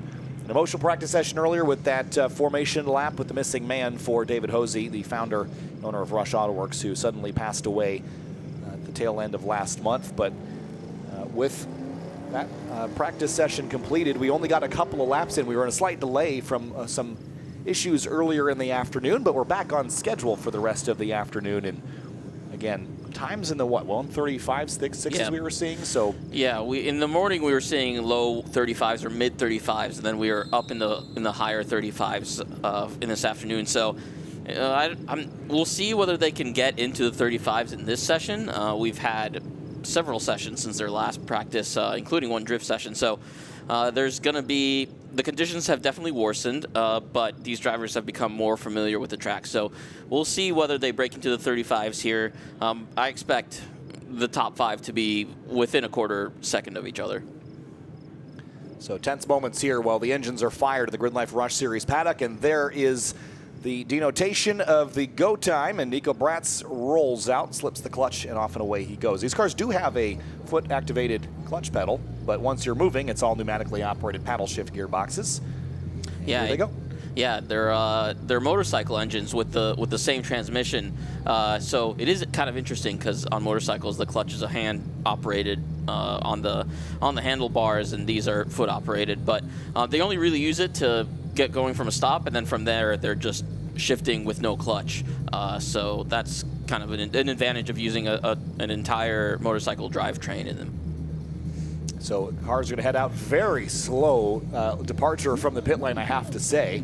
Yeah, interesting. Well, working up to pace here very slowly. I wonder if they're just trying to preserve tire temp, if they've been sliding around a lot or something like that. But we noted in lots in the Track Battle Championship, the very slow outlaps keep engine temps and tire temps low, but you don't typically see that in these cars. You'd think that you want plenty of temperature by the time you get to the green. Yeah, I believe they use Nankang Air ones, which are tires that tolerate heat fairly well. So it is interesting. I think they're maybe trying to be more methodical about gapping to each other rather than kind of being a free-for-all session, if you will. So maybe that's kind of the strategy they're trying to use, is to establish this kind of clear gap to each other.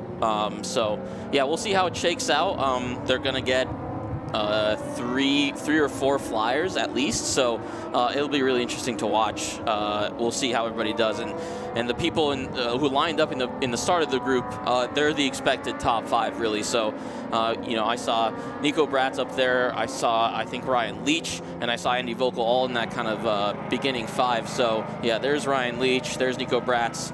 Actually swap positions because Leach came out behind Bratz. Yeah, looks like it. That blue car, I believe, is Ethan Alexander, and then that white car.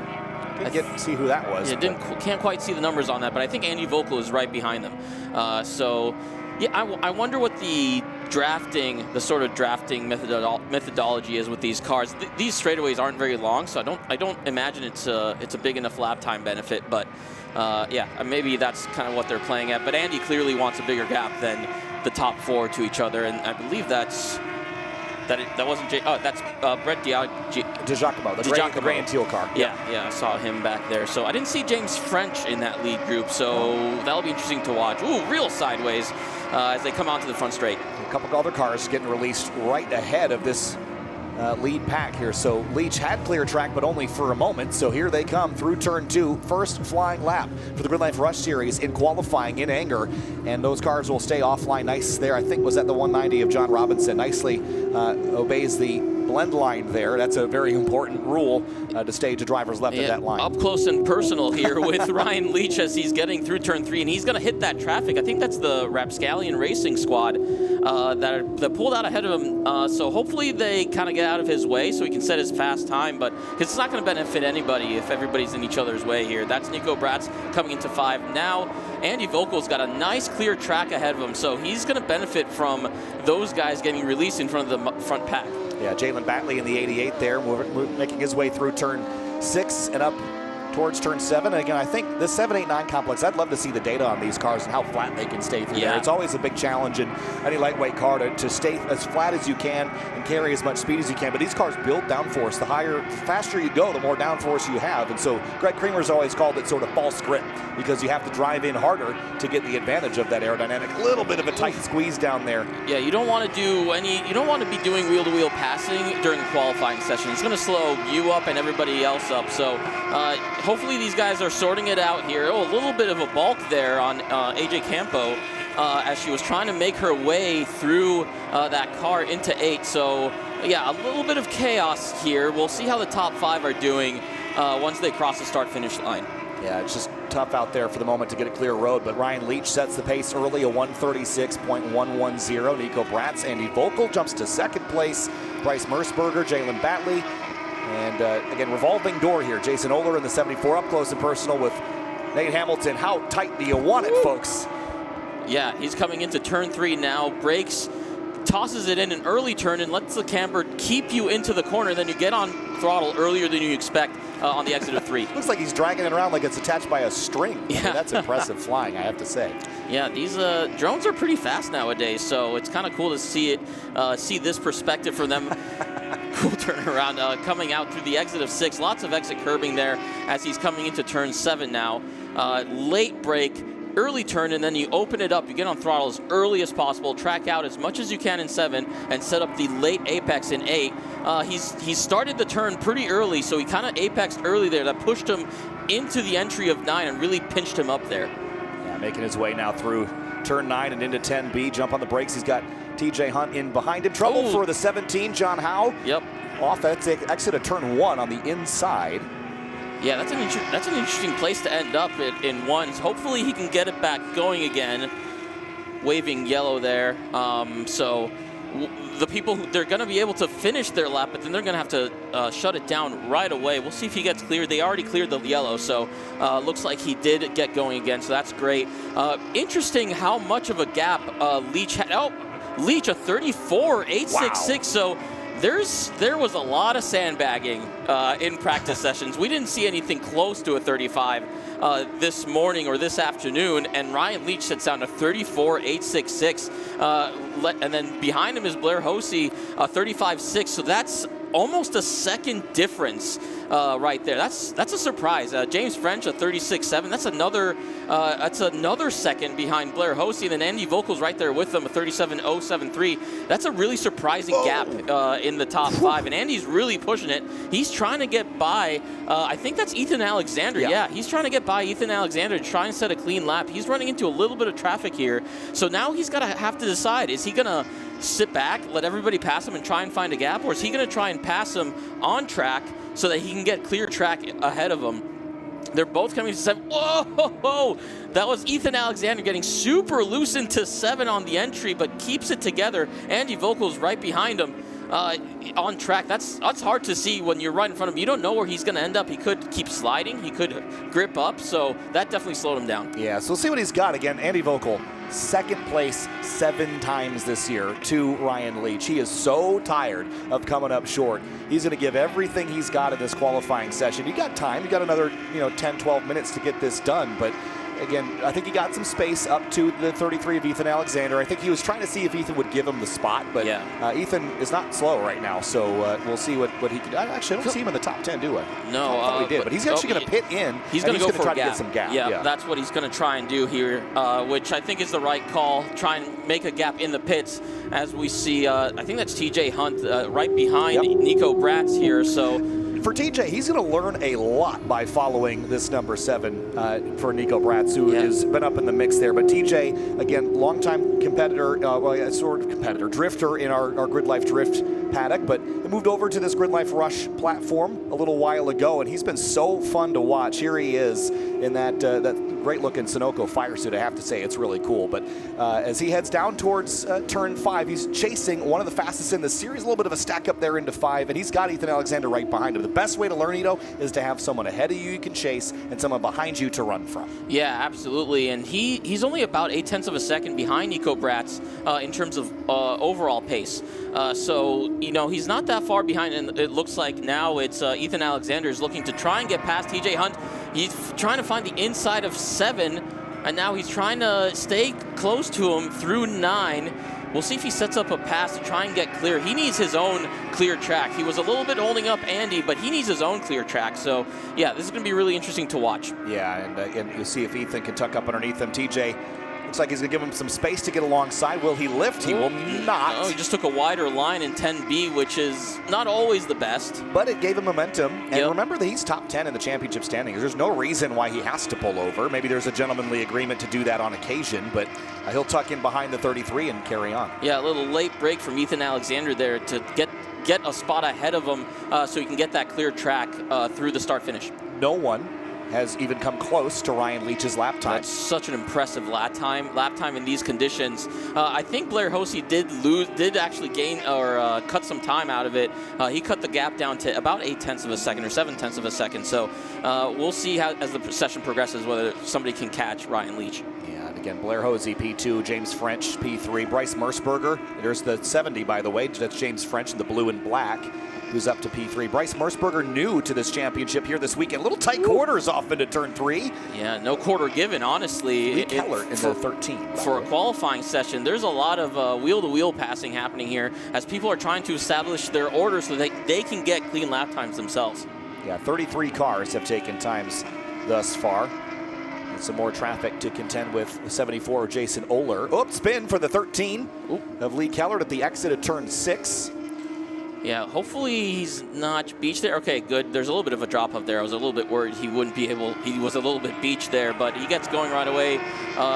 Good job staying out of the way of his competitors coming up behind him. A little bobble there by James French in a high-speed area of the racetrack. Did a nice job gathering it back up. Again, short wheelbase cars, so once you get them sideways, they can sort of be unforgiving past the limit, but he got it in check. We've seen already today in a couple different sessions how treacherous turn 9 can be. Yeah, it's interesting to watch these cars go through 10B. They're very much momentum cars, so you see them kind of go for an early apex, and then they get on throttle super early and kind of take a wider exit out. It's almost like they know they're going to grip up as they come up the hill. So it's definitely a different line than like higher powered, heavier time attack cars, for example. So that's really interesting to watch. Yeah, French looked very comfortable there at turn 11. Lots of dirt drop there. John Robinson in the 190. Yeah, going through 2 now. There's a big bump, looks like midway through turn 2, which I don't really notice in my car, but you kind of see these cars kind of skipping over it as they go through there.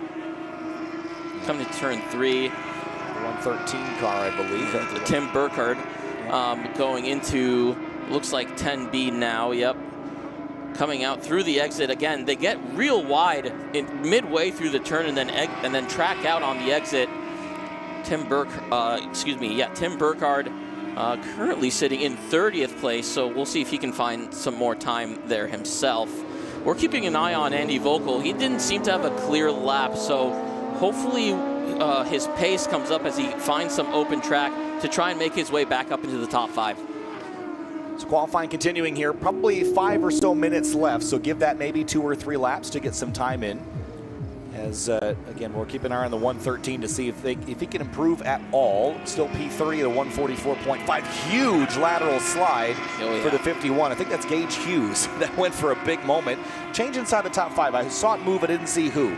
Leach, Hosey, Bratz, and Vogel, actually. There's Vogel. He came up into the top 5 at 36.363, but it's Ryan Leach's time is holding up here. That's a rapid time for these conditions. I wonder if he bolted on brand new tires or something like that, because that's really, really impressive to gain that much time over his morning sessions in these conditions, which are definitely worse. Yeah, again, I think Leach and see James French knock Bratz and Vogel down another spot. So French back to B3 at 36 flat, but still 1.2 seconds south of Ryan Leach. That again, 8 races, 8 wins for Ryan Leach this year. That can be really demoralizing for his fellow competitors there. I mean, it's like, do you remember Lime Rock Park a couple years ago? I think it was 2022 when Tom O'Gorman won a race at Lime Rock by almost a lap. And it's like, how do you go back to the next race and take the green flag and just not feel like that's going to happen again? But someone is going to have to dethrone Ryan Leach at some point. He can't win every race. Everyone knows that. So. Yeah.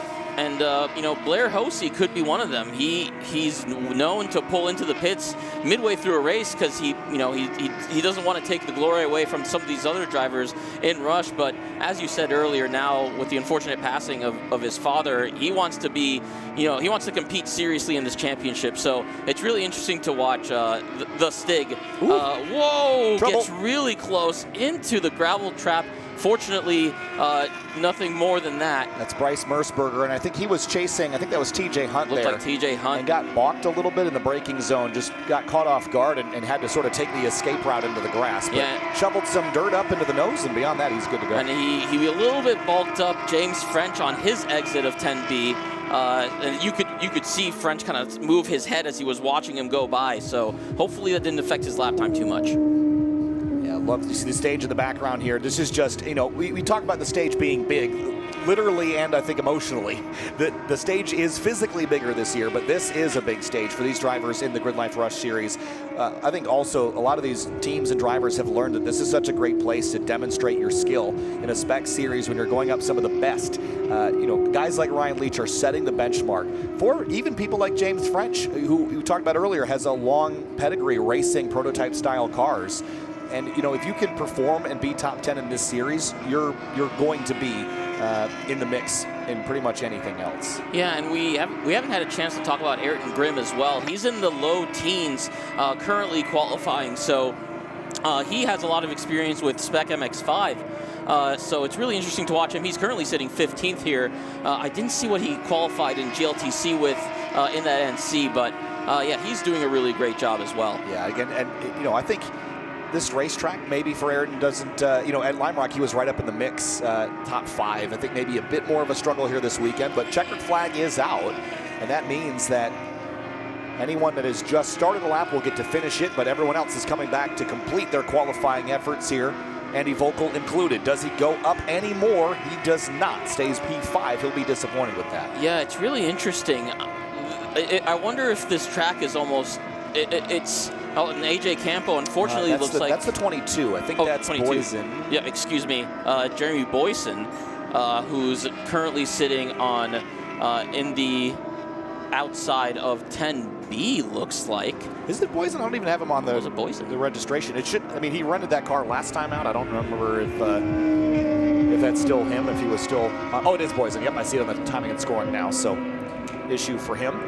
Yeah, hopefully that's nothing serious, and he can get back out there for the race here tomorrow.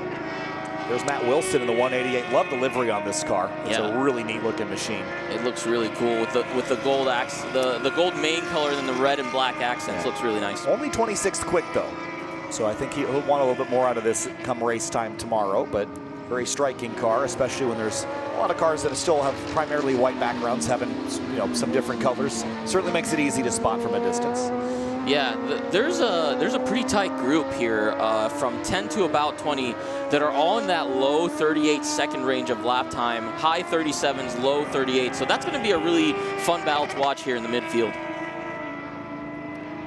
And again, with the field coming back around, we did see some yellow flags waving on the backside of the racetrack there. I think I didn't get a look at where that 22 car was, but if I had to guess, oh, there it is. And it's actually like 7. Yeah. Yep. Right before the entry into 8. That's a weird place to go off, actually. Could have gotten a little bit of a tank slapper in 7, and then kind of kept going back and forth until they ended up on the exit of 7 there. We see John Howe there coming through 2 after he received the checkered flag. So everybody should be slowed up. Yeah, really cool looking car. Well, let's have a look at our results here for our GRIDLIFE Rush Series qualifying. It's Ryan Leach at the top, and in that number 56, Blair Hosey in 2nd place, then James French in 3rd, Nico Bratz, Andy Vogel 4th and 5th, Merceberger, Oler, Keller, DeGiacomo, and Ethan Alexander, your top 10. We look down, see if we've got some more on page 2. There we go, Mark Charganorski in the number 25, Bill Wright, Nate Hamilton, P14, TJ Hunt, 19th place there. I think chasing his teammate. I think they'll have some conversation, some data after this. AJ Campo, we talked about, 24th place. Matt Wilson, who we were just watching, down in 26th. And wrapping up the rest of the field there was 33 cars that ran times. John Howe, early issues, didn't get a chance to get a better lap in. Let's have a look at the highlights as well for the GRIDLIFE Rush Series qualifying. Slow roll out the pit lane as everyone tried to get a gap. Ryan Leach straight into traffic on the opening lap there. Yeah, he was trying to find an open gap aggressively, and it paid off. He set the fastest time of the session. And a little bit of Shifting and shuffling there as everyone tried to find space on the racetrack. Andy Volkel in behind Ethan Alexander. Didn't seem satisfied with his position on the racetrack, so tried to make a pass, then came to the pits for space. Some side-by-side passing here. Everyone just trying to find some room on the racetrack. Oler, James French nose to tail on a spin for the number 13 car of Lee Kellert. Yeah, now we see AJ Campo getting past John Howe into turn 8 there.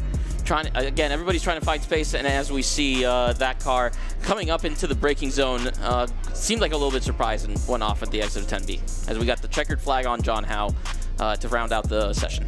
And of course, with the GRIDLIFE Rush Series qualifying complete, it's about time for the Drift Jam. Cerise caught up with one of our artists that's here this weekend, getting the full GRIDLIFE experience.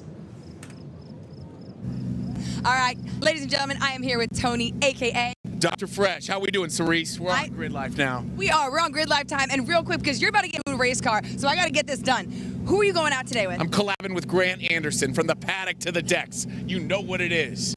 He's coming from Northern California. He's down here in Michigan. Never been in a drift car before, so he has this calm, composed energy. Let's see if he can maintain that after the fact. How do you feel about getting into a drift car? I've been wanting to do this since Tokyo Drift, so it's been 20 years of just being a fan from afar. We'll see if I can maintain my cool. Get over here, Grant. Come here. Let's go. Come on. Now, you're about to take this guy into your car. Are you a fan of his music? Are you stoked? Like, what's going on in your head?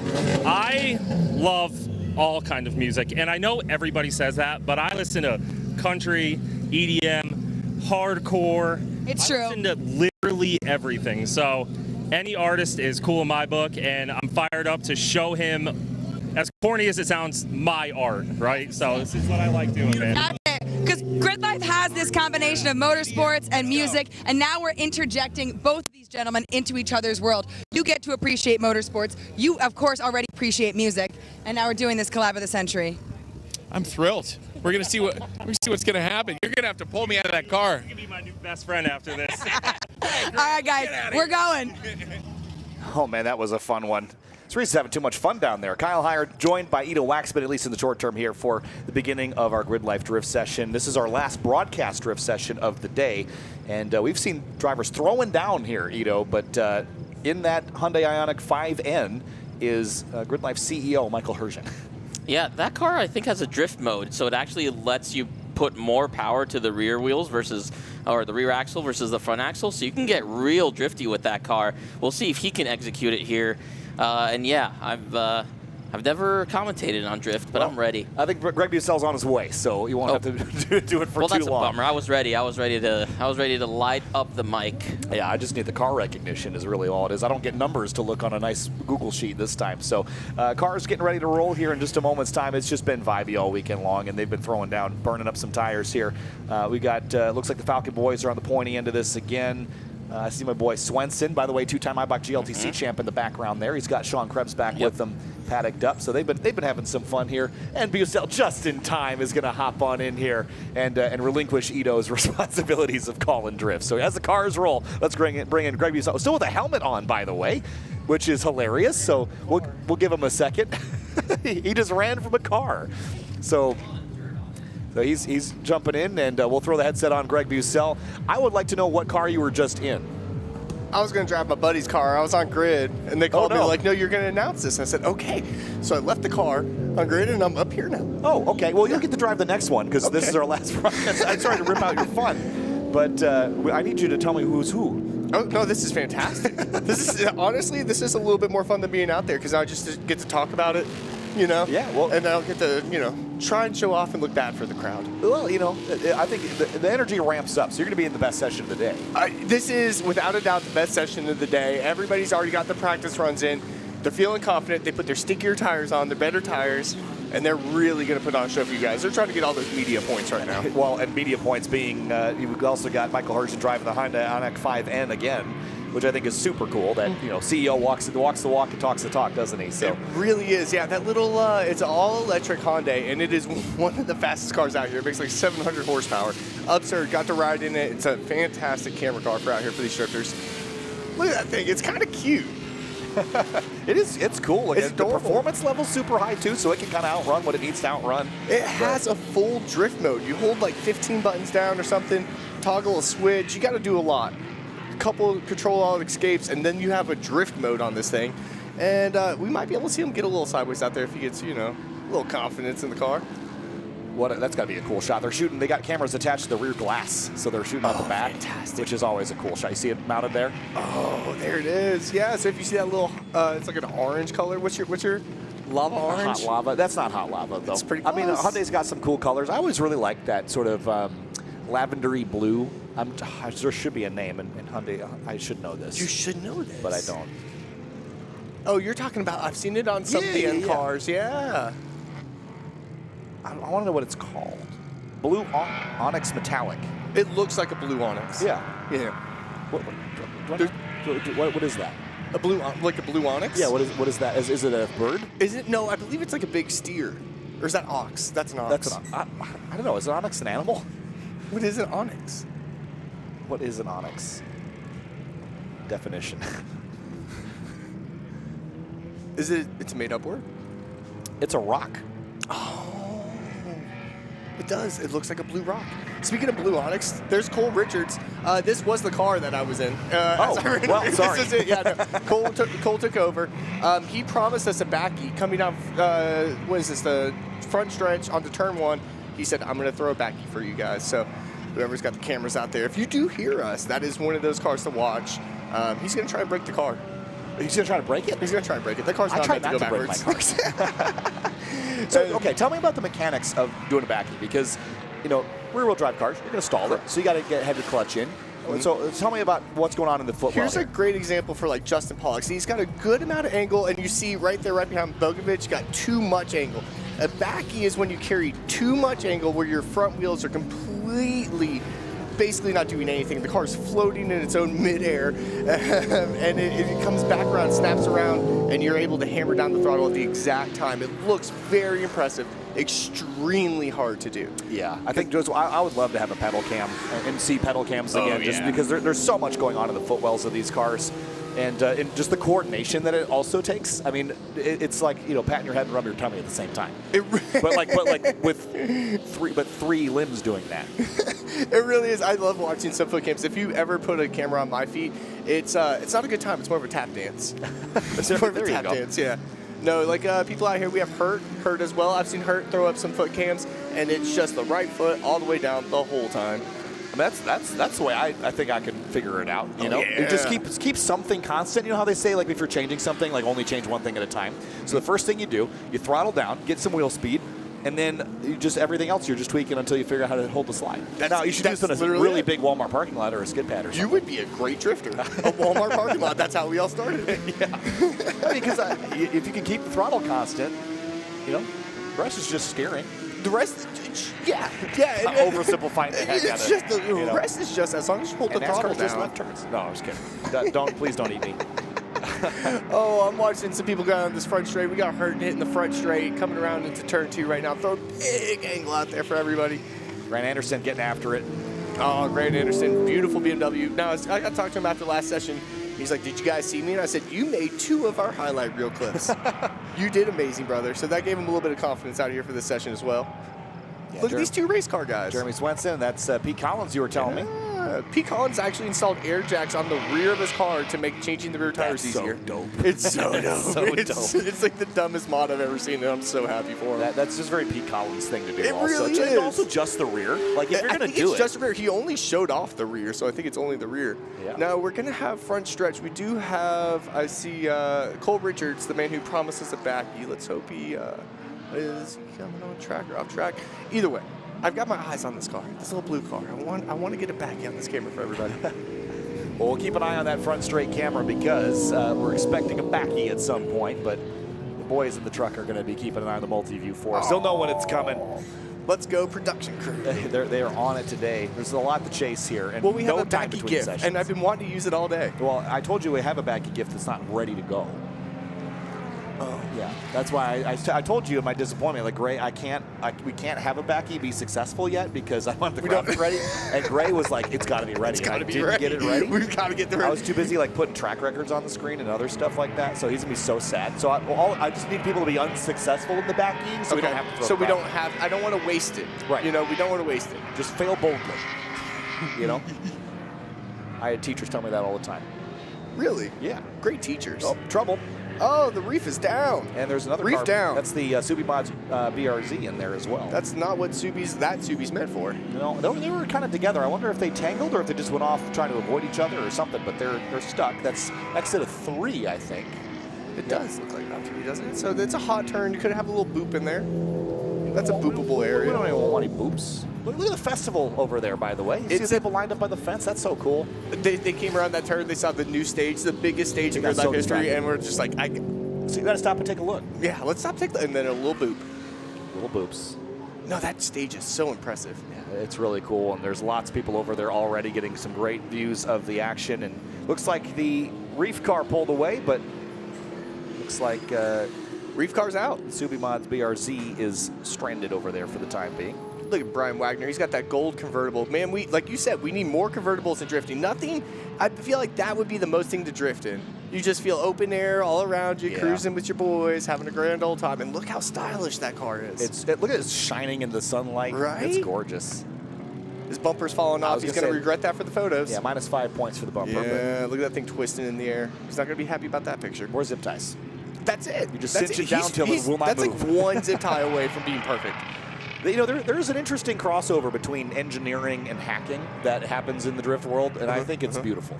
Yeah, a lot of the drifters just have the mentality, I need to get the car around so I can do one more lap. We don't really think about seasons. Man, I just saw it into turn 1. It was a yellow E36. Oh, Travis Reeder, the Walmart greeter. Yeah, yes. and Michael Hergen chasing him in the Hyundai Ioniq 5N.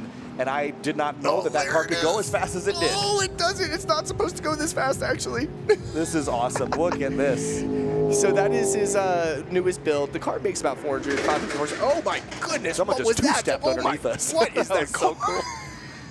They were just testing how much air they could pass through their turbo. Someone just two-stepped during initiation by the tower, and it made us both jump. There it is, that BMW. Whatever that BMW is, it two-stepped at us, scared us. It definitely made the building shake. I'll allow it, but I'm a little upset. It scared me, startled. There's a drone hanging out so low, it almost looked like it was debris on the track. I saw that. We don't want any more debris. That S13 up front, that's EcoBoost. I've said it multiple times. My mind is blown. That is a Ford engine in a Nissan. That is that Ford Mustang EcoBoost, and it is just such a good sounding engine, and it works, man.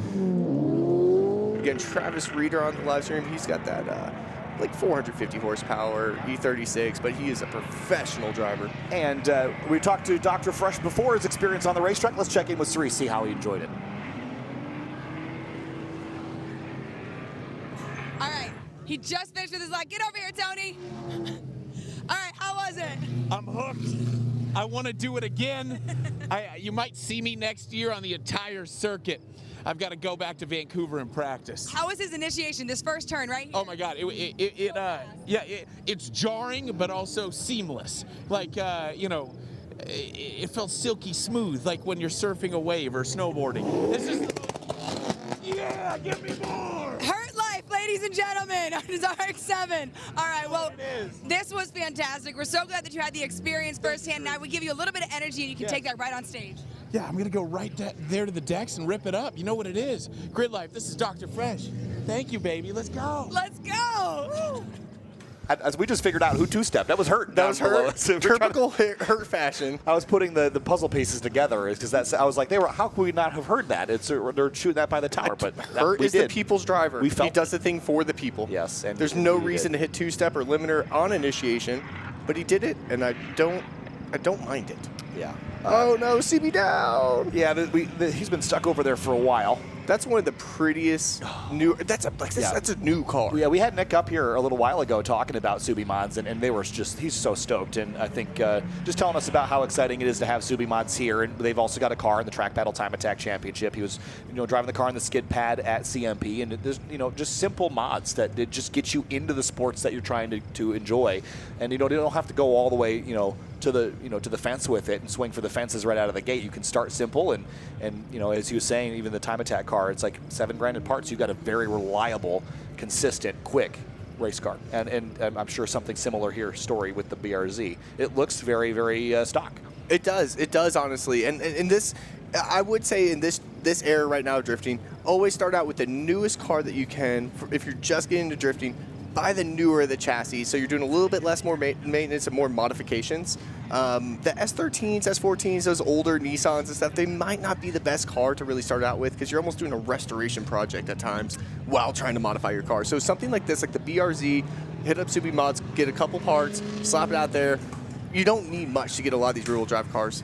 And there we go. Well, that stage is so cool. So cool. And There's so many screens on there. I have some homework after this because one of the things I was tasked on doing was making this really cool transition effect for that main screen. Yeah. And I didn't know what file type they needed, and they told me, but I'm here. So, as soon as this broadcast is over, I've got to ship them a file. It's PNG. And we have ChatGPT now. You can whip up something right now during this conversation. I mean, I have it like queued up, and I have to add some sound effects that Creature did, though. There's But your I'm going to give you a little Okay. preview. But no one else can see this, but you know, this is effectively. Hold on. Blow my mind. No one else can see this. You have to be here. You had to be here to see it, and and you're not here to see it. Oh, you did that with graphics? I did that, dude. Look, You're going to melt minds. and if you're going, man, I wish I could see that. You have to be here. Got to buy a ticket. GRIDLIFE Midwest Festival. All 3 days. You can get a ticket for the weekend. You can get a ticket for tonight. Still, if you're local, or you can come tomorrow or Sunday. See those cool graphics I just showed Greg. So, really cool. Can't wait. Yeah, that whole stage area really comes to life at night. Oh, I can't wait. And again, this is a new stage built for 2025, so there's some cool effects. I can't tell anybody what's gonna go on, but I think everyone that is able should be over by the stage Saturday night because there is, you know, just be there. I think, and just for more than what's already you already know is happening. I heard we got government clearance for it. I did. That's awesome. That's so cool. But it's really exciting. So, hey, look at that. That's your face. That is my face. I didn't get a chance to get your face in here, but I should take a nice headshot of you like I did all the drivers. Okay. And we'll bank it for next time. Oh, that would be so cool. Yeah, let's get it in there. Here we are. Here's your face. Lovely Greg Bussell. How are you, buddy? I'm doing great, guys. I'm doing great. I'm a little verklempt. I'm a little hot. I ran over here. Yeah, you came over in a helmet, and you know I was like ready to hand you the headset. Like here, literally, right here. Here's the helmet that he had on, and he was wearing this thing, and I was about to try to throw the headset over the top of the helmet, but that was not going to work. They called me. They're like, "How quick can you get to the tower?" And I'm parked right in front of the tower, so I just hopped out and came upstairs. Yeah, we were saying earlier that we're not streaming the tail end drift sessions post the GLTC race today, and I think I probably wasn't super clear with which one we weren't doing, and I was like, I texted Greg, I was like, "Where's Greg?" I was like, because I had Ito ready to do drift, you know, and Ito would figure it out, but I need Greg Bussell to hold me down. Oh, God bless you. God bless you. So no, I'm going out later in that Sonic Ioniq 5N. I want to go drift that little Hyundai. I really want to. I mean, that thing rips. You said You see it chasing the E36. It was doing like a $150 down the front I straight. want to do a $150 and just toss it. It's got drift mode and an extended warranty. And it's not ours. That's a great point. So, you know, Hyundai, one of our season partners, we had a Hyundai Elantra N all of 2023, and it was Kyle's task to drive it to all the events. And I also got to do a couple hot laps, including here at Gingerman and also at Watkins Glen, a couple other places too. That Hyundai Elantra N is so good, and the N line of vehicles is so good. And I think even their EVs, like the Ioniq 5N is an EV, but it's so capable, and it's got all these gizmos and gadgets that are just fun. And I think Hyundai N as a brand has just made EVs, made in the case of the Elantra N, a four-door sedan, super fun. And that is a formula that we've seen work in engaging young people into making choices of which manufacturers they're going to go with. It's true. It's true, because when I go out and I look at a car, I'll see the new Civic, and I want the new Civic, but I'm not going to buy one because I want the Civic Type R. Right. Same with the Corolla Hatch. Yep. The Corolla Hatch, I think, is one of the best-looking cars, one of the most capable cars. It's just like a daily driver, but they also make it in GR form. So I'm not going to buy the Corolla unless it's GR. I think Hyundai's doing the same exact thing right now, where I rode in what an N car is. I want an N car. Yeah, and I drove the Elantra N at Watkins Glen with Greg Creamer in the right seat and Creature shooting some video in the back seat. I've done no laps of Watkins Glen at speed. It's my home track. I grew up around there, but the lap time I ran, I had one go. I'm not any driver. Like, I don't pretend to be fast, right? Like, you're quick. I've seen you drive. On a simulator, it's whatever. But I did one lap, and that lap time was about 8 seconds slower than the fastest Elantra N in Time Attack. And our car was stock tires, stock brakes. I had 3 people in the car, and I had one lap. And I was like, that is a public humble brag if I ever No. You deserve it. No, it's okay. No, it's okay. Take the what brag. was scary is I watched that lap back, and I was like, I think we did like 127 into the bus stop.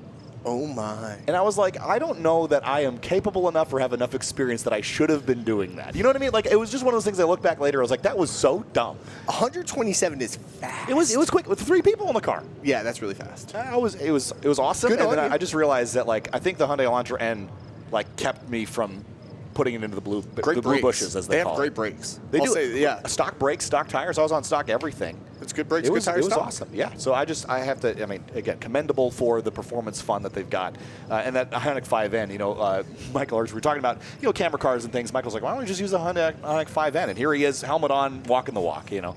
Love to see it. Love to see it. Super I don't want him to go through the tires though, because again, I want to use up some of those tires. Oh, he'll be fine.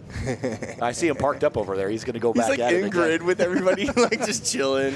It's Yeah. got heated and air-conditioned racing seats. Again, this is definitely GridLife is not a company where your CEO is going to be wearing a suit and sitting in an office all day.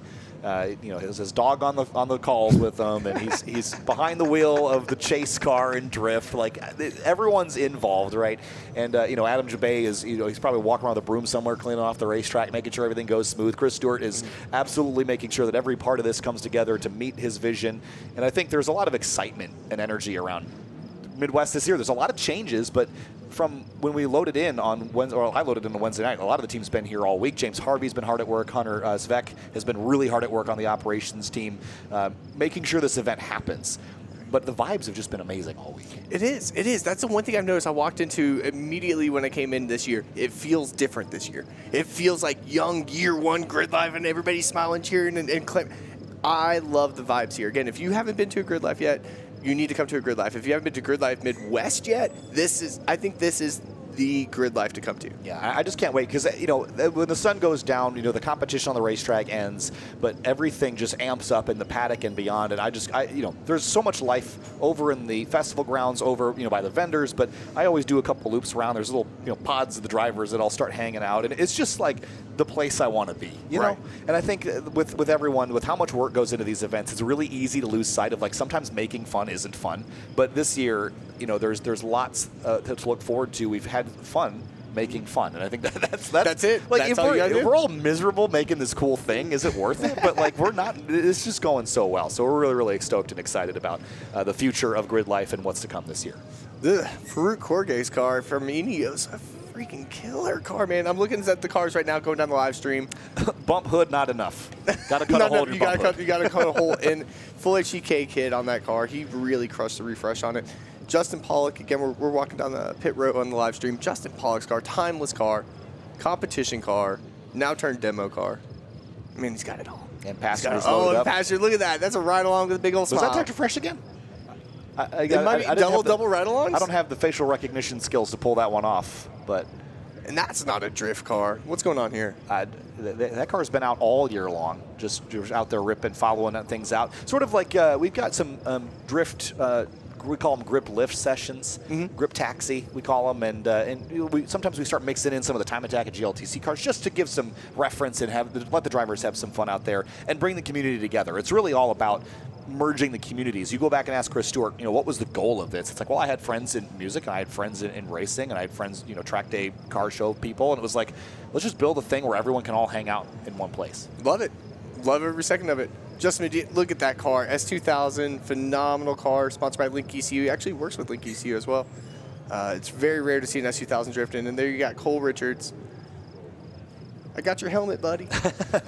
Grant Anderson rolling on through. There's still cars gridded up. We're in a bit of a delay from a track cleanup there. Yeah, but it looks like they're gone off the track, so it should be any minute now. Maybe we just got to get the car off. And I see Swan going to his radio. Is he? He's on the comms. He's just checking people's belts. See Hughes there, Swenson set up, ready to rip. Mike Cohn out there pointing with those cool gloves. Kono Bono. Ready to rip. I actually named my dog after Cone. Did you know that? I did not My know dog's that. name is Cone. I named it after that Cone. Yeah, Cone Zone, dude. Yeah. I think he's in my phone as Cone Zone.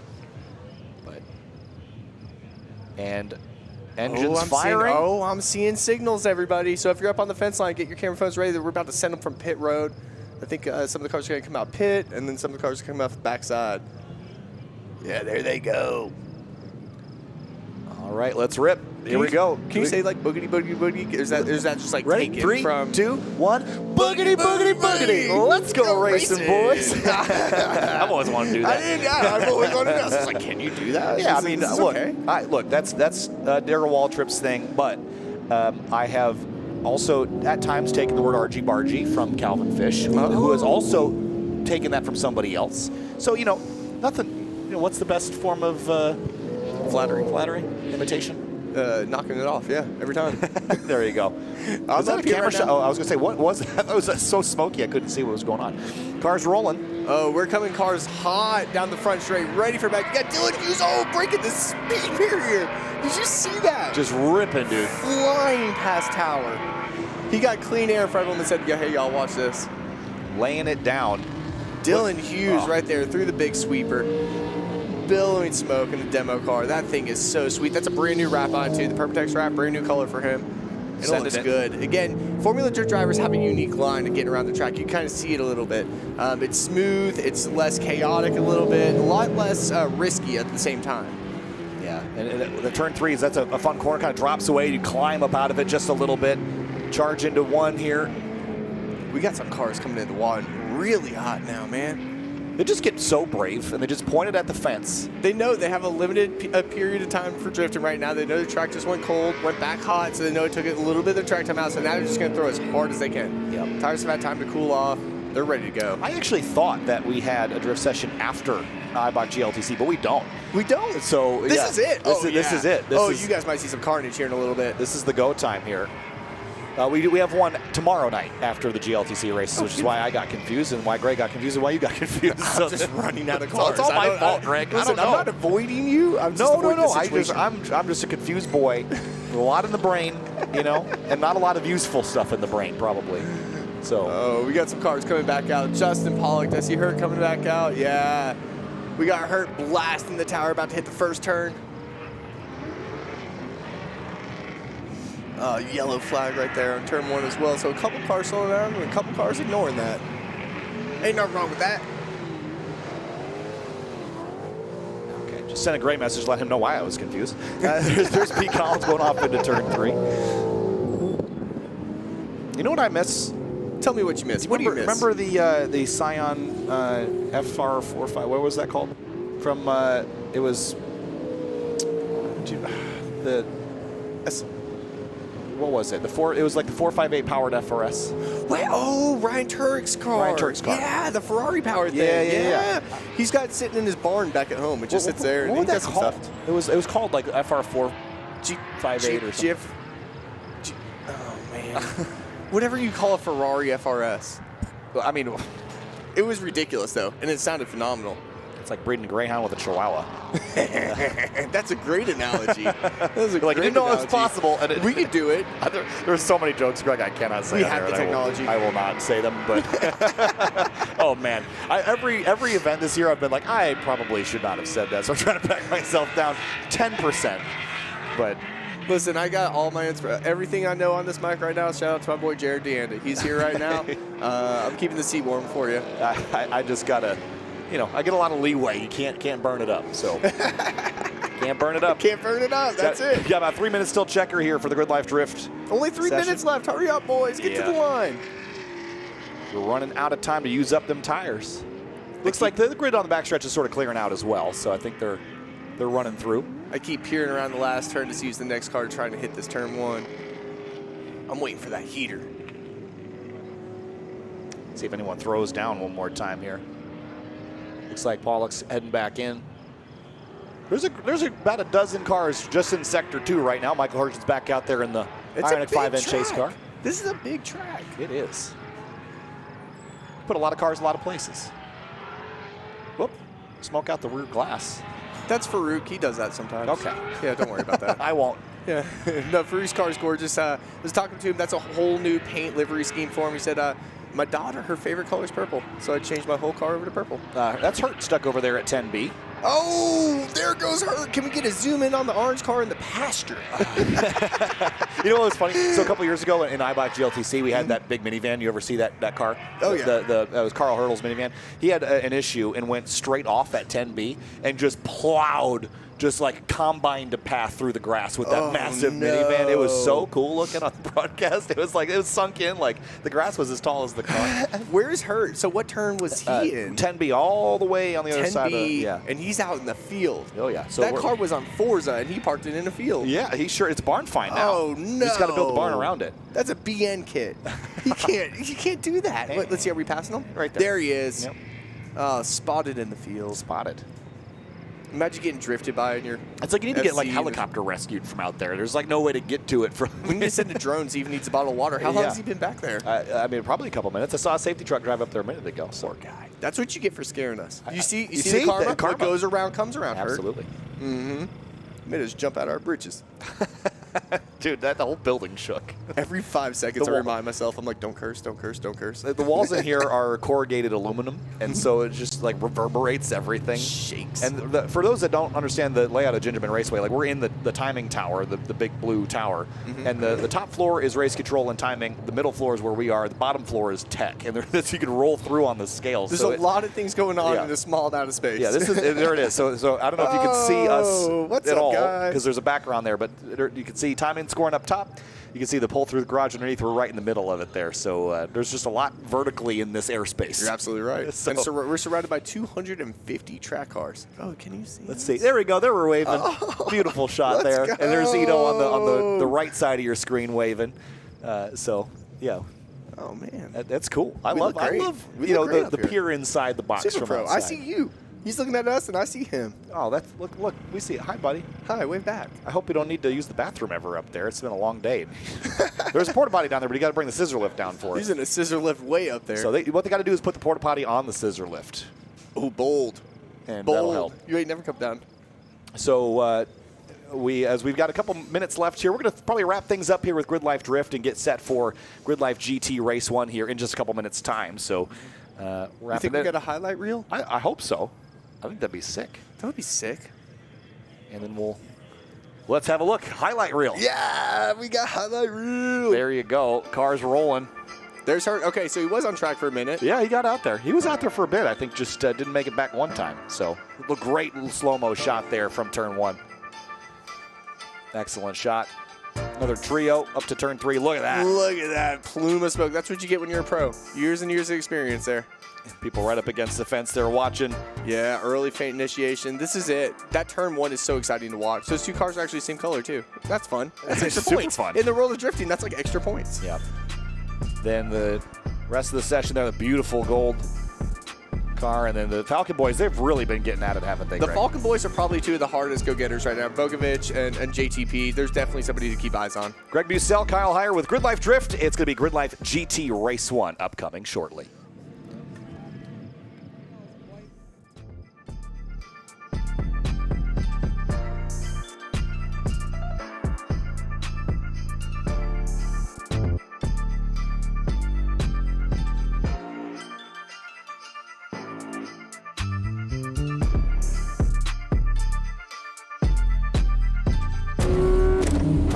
Born on the track,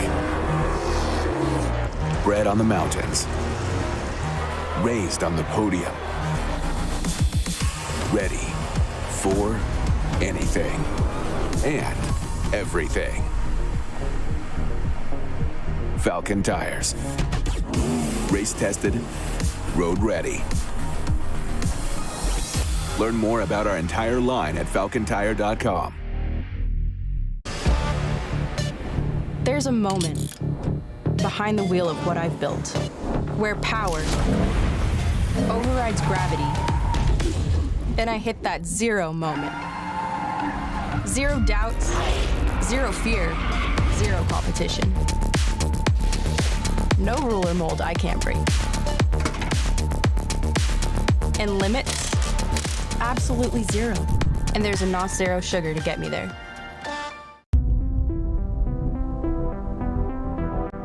When we modify our cars, we do it to feel a greater connection, a more responsive feel between ourselves and the road.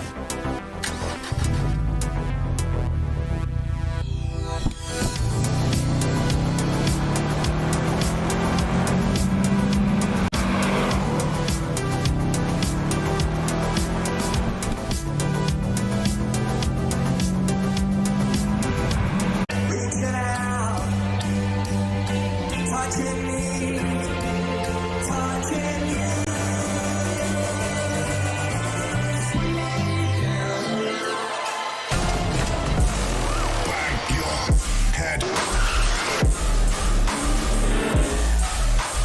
barely live.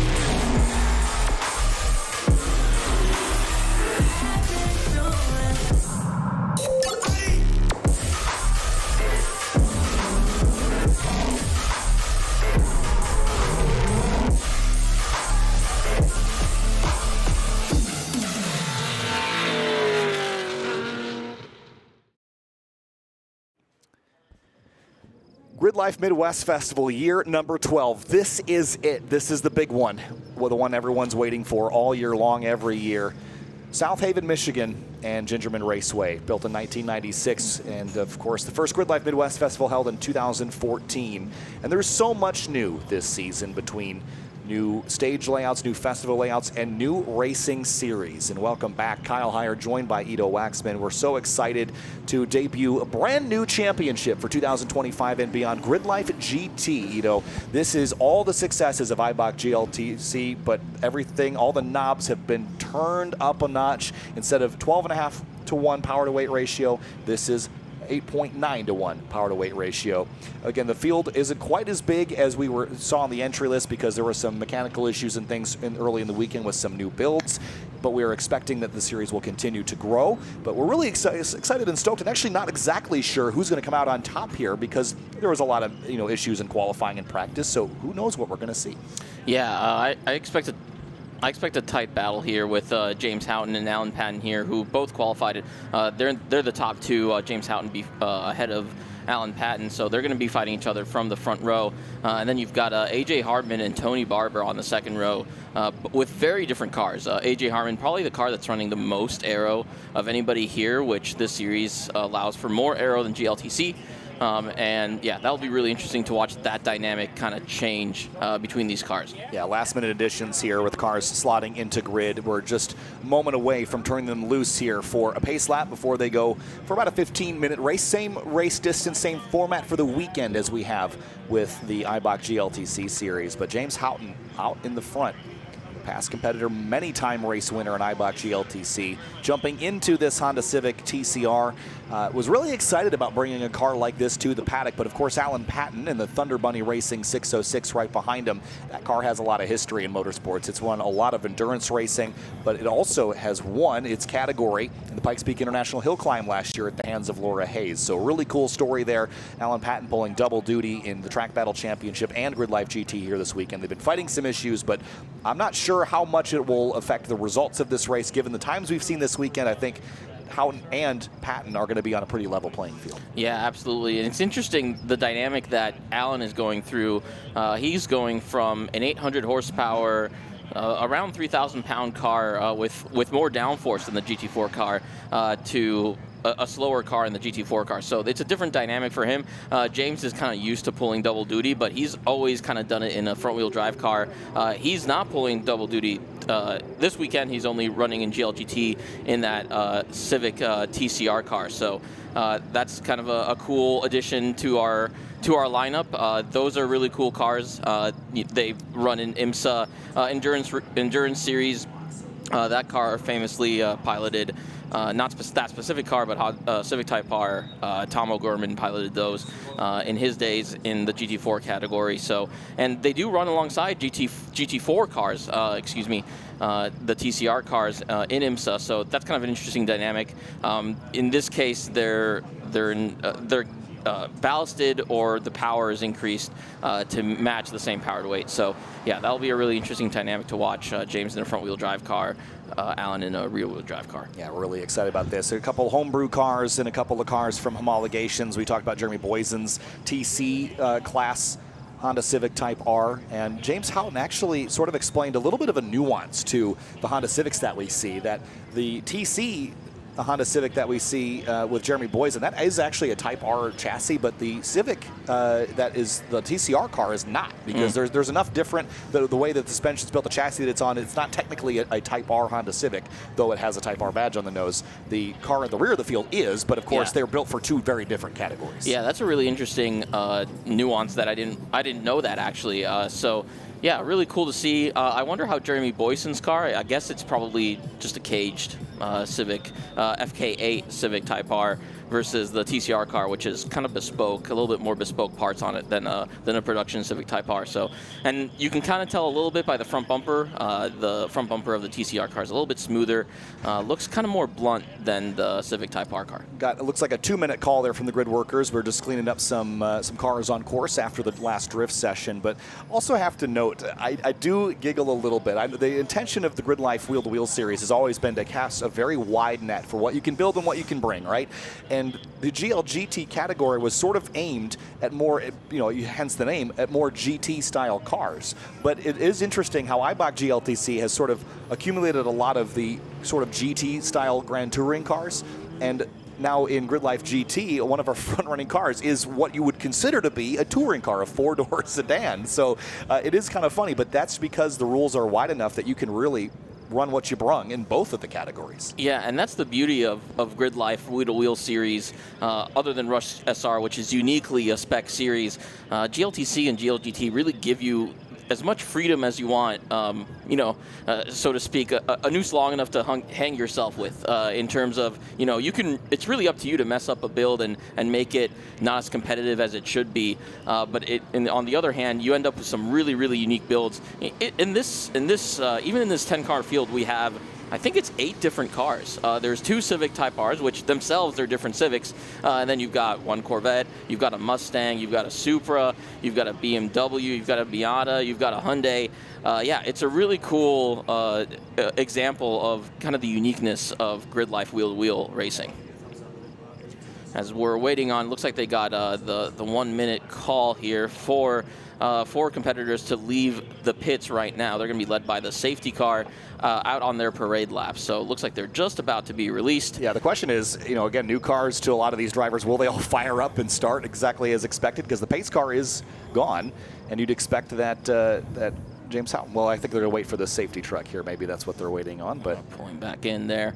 And it'll be interesting. I wonder what side James Houghton has chosen to start on, whether it's on the inside of one or the outside of one, and that's a unique choice in and of itself. Yeah, it's always an interesting question, because you'd think you always want the inside for the first corner, but that's not always the case, especially here at Gingerman Raceway, where the second corner is a very long right-hander. So provided you can stay overlapped with the car to your left, you might want drivers right here to get the exit of turn number 2. So as the cars roll on the racetrack here, again, we were expecting a few more cars. There are still a few more in the paddock we could see join us for the rest of the weekend. Looks like the number 7 Hyundai Veloster will make it to the racetrack here as we head out on course here. Again, we mentioned the starting lineup a little bit. You touched on who's out front. We'll take a look at our grid for GRIDLIFE GT's inaugural race, the first of 4 this weekend. On the front row, James Houghton in the 41 and Alan Patton in the number 606. It's AJ Hartman and David Calzada in row number 2. Yeah, starting in row number 3, it's going to be Tony Barber in 5th and Hans Horpedahl in 6th. They're familiar with each other from racing GLTC. And on the 4th row, Chris DeLucia in 7th and Jeremy Boysen in 8th, followed by the last row. Well, I guess we're cycle repeating. Back around to the front. Yeah, but beautiful graphics. Whoever came up with these graphics, they look stoked. great. I'm really stoked. We'll get to see it again with Eibach GLTC as well. But great look again at the grid as we roll back through 8 cars on the. Actually, we're gonna have more than this, because I don't think the other cars were on the list. 9th was Chris DeLucia, and 10th it was going to be Jordan Wilsley. Yes, Jordan Wisely. And I guess they didn't have times in qualifying, so that's why they were not listed on the grid, but they are here on the racetrack. So 10 cars up for this first race of 4 here this weekend. We'll get 1 lap behind the MX-5 safety car before we turn them loose for about a 12 to 15-minute race, a la we've done in Eibach GLTC. So warm-up tires, warm-up brakes, this is important. We don't talk about this a ton in Eibach GLTC because you're generally working with lighter cars and cars with a little bit less power, but Some of these are real race cars by the definition, homologated cars that take a little bit of effort and work to get temperature in, especially those Honda Civics. You need to get temperature in the rear tires especially. Now we are on street tires, which helps the cause a little bit. I love this Veloster that Jordan Wisely's got. What a really cool car, really short wheelbase, so I wonder how that's going to affect them through 7, 8, 9. But yeah, as you said, these 200 treadwear tires, especially the ones that have 0 penalty in our GLTC and GLGT categories, they are not quite what's known as the Super 200 treadwear, where they fire up right away and then they overheat after 1 lap. Most of these 200 treadwears, the Falcons, the Kumos, they take a lap or so to come in, and then they kind of plateau and they stay at a really nice pace through most of the race. James Houghton's elected for driver's left for the start of this race, and it is the debut of a new series, a new era for Grid Life. 7 years ago, it was Eibach GLTC that ran its first race at Mid-Ohio Sports Car Course. Today, it is an all-new championship. GRIDLIFE GT, purple stickers on the sides of the cars. All new cars, all new drivers in some cases, but at a home track for GRIDLIFE competition at Gingerman Raceway. Midwest Festival brings out GRIDLIFE GT, and we're underway at Gingerman Raceway, side by side, down towards turn 1, 3 abreast. Chris DeLucia on the inside of Tony Barber. They're 3 across for the lead. Here comes Patton up the inside of Houghton, and he's going to sneak ahead and take the lead into turn 2. Houghton's going to try and maintain overlap through the outside of 2 so he can try and stay alongside, but he can't. Patton's had made the move on the outside of 1 and stuck it into 2. And into turn 3 now. Patton on the defense here. Houghton trying to over-under him here. They were pretty even on the straightaway as far as pace is concerned. Jeremy Boysen up there in the mix. Jordan Wisely maybe struggling with pace just a little bit off the green, but Patton leads towards 5. Houghton 2 car lengths back. Yeah, Houghton's not giving him any quarter here. A little bit, they look a little bit trepidatious into 5 as they come through 6. Now AJ Hartman staying in 3rd, followed by Galzada in that Honda Civic type, or excuse me, in that Miata. Yeah, into turn 7 now. This is where Patton's car, I don't think, has the downforce that Houghton's does, so we should see that Civic type RTCR close in a little bit.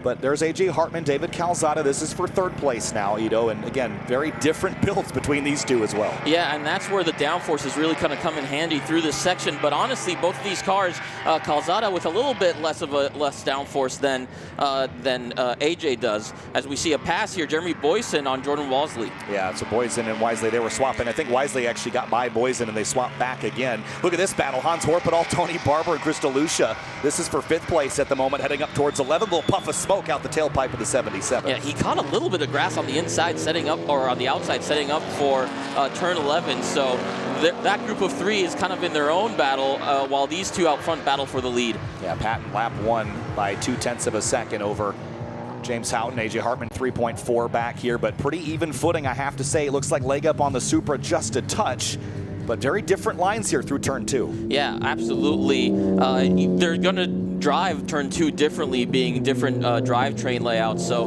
that's kind of what we're seeing there. Same with turn 3. James is going to try and rotate that car mid-corner so he can get on throttle aggressively, recorrect it. Oh, it gets a little bit wide on the exit of 3 as AJ Hartman is still ahead of Calzada in that Miata.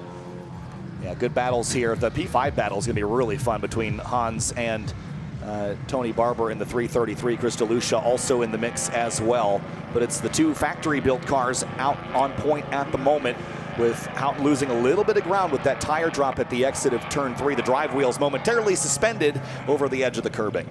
Yeah, now we're in this fight for 5th position. Hans Horpedal, Tony Barber, and Chris DeLucia all fighting for that 4th spot here. Yeah, this is going to be a really fun battle to watch. They're all nose to tail through 7, 8, 9. Pretty similar, I would say, downforce levels. So it's all about the driver here. Yeah, Jordan Wisely, I don't know that he completed the first lap. But looks like he pulled in, unfortunately. Yeah, he's been fighting that car a little bit this weekend. Such a unique, cool car to have in this championship. Hope he gets it sorted. Barber and DeLucia up the back straightaway now, just about a car length between them. And the E36 closing in, but a tap on the brakes reset things a bit. Houghton's not too far back, even with that mistake this time through. What's it going to be for Houghton? 0.6 of a second, so lost 0.4, but he's still in the mix there. Yeah, he's sticking with them. I wonder how hard he's trying to work to stay with Alan Patton here. Those 2 are definitely kind of in the class of their own here at the top 2, and then AJ Hartman and David Calzada are also equally close for 3rd, fighting for 3rd and 4th, and then right behind them is Hans Horpedal, Tony Barber, and Chris DeLucia. Yeah, this has just been a really fun fight so far to watch. between these two cars, the 333 and the 40. Ooh, Tony gets a little bit sideways heading into 7 under the on the brakes. Oh, excuse me, 3. So now he's going wide. He's kind of letting Chris DeLucia catch up to his rear bumper. There's not really a passing zone. So he's going to back out and try and set him up here. Hopefully stay on his tail into 11. Yeah, right on his heels at the moment as they work through 5 and 6. Big slide for the 40 of DeLucia out of turn 6, pushing the limits there of grip, chasing Tony Barber, who's got a ton of wheel-to-wheel racing experience in not only Eibach GLTC, but also in some endurance racing. So he's no stranger to all sorts of different cars and racing scenarios, but at the moment, more in the mirror than the windshield. Yeah, and now they're losing touch a little bit with Hans and David up front because Tony's trying to defend against David. So we'll see whether David can complete a pass. Oh, he gets really close up to his bumper. Looks like they might have made a little bit of contact there in the braking zone of 10B. And now David's got the inside of 10B. A better drive out of there. Let's see if he can complete that pass. For the race lead, Alan Patton has not driven away from James Houghton. In fact, it's come back the other direction. James Houghton is closing in the Civic TCR across the stripe this time. Gained 3/10. Bit of a bobble on the brakes there for Patton in the Thunder Bunny Toyota GR Supra. Meanwhile, Calzada, I think, had got the inside on 11 on Tony, and he's got that position on Tony Barber for 6th. Yeah, that was DeLucia making that pass, P6 on Barber, as you pointed out. Jeremy Boysen, I think he's also pulled off track. Indeed, he has, so issues for the number 22. But again, new builds, a lot to learn here. But the battles for 1st and for 4th are pretty fun at the moment, aren't they? Just, again, the parity between the two cars at the pointy end, when they are not cars designed to race in the same category. Wildly different aero, wildly different power, but here they are. And now you see Hans Horpedal catching up to David Calzada to try and take that 4th spot away from him. AJ Hartman is kind of checked out. He's kind of in the middle here between this top 2 group and the group fighting for 4th through 7th, basically. Yeah, you're right. There's that battle between Calzada and Horpedal. Again, funny enough, it's like Eibach GLTC's got Civics and Miatas and Corvettes fighting. Same story here, just with different power levels. Little wide at the exit of 7, but you ride the rim here, and Hans Horpedal hounding the back at Calzada's 174. Yeah, Calzada opening up the distance to try and backside 8 or late apex 8 better to set up for 9, but he looks like he's falling back from AJ Hartman, he was right up on his bumper the first couple laps. And down into 10B now. Just the wheelbase difference between these two cars is shocking in its own right. And now we'll see if Hans has the advantage over the back straightaway into 11. Big gap right now forming between the top 2, AJ Hartman in 3rd, and then David Calzada and Hans Horpedal battling for 4th. Hans getting real close to him in through the braking zone of turn 11. Yeah, but again, very tight parity between these front 2, 4/10 of a second now between Patton and Houghton. Yeah, I'm surprised at how much bigger the Civic looks than the Supra, but it's not a big car. Dimensionally, they're just different, right? Like, yeah. Again, they're designed to do 2 completely different things. They're both excellent knives, but for cutting different things. One's got serrations for cutting bread. The other, it's cutting something smooth. So here comes Hans Horpedal up the inside of Calzada, turn 3. Ooh, that's an interesting place to pass here. He's going to pinch himself off on exit, so he's going to lose that position. He's not going to be able to get the drive that he needs. Oh, but he does pull up alongside him into 4. Let's see if he completes the pass. David just lets him through into 5. Oh, as James is establishing side by side with Alan into 8 now.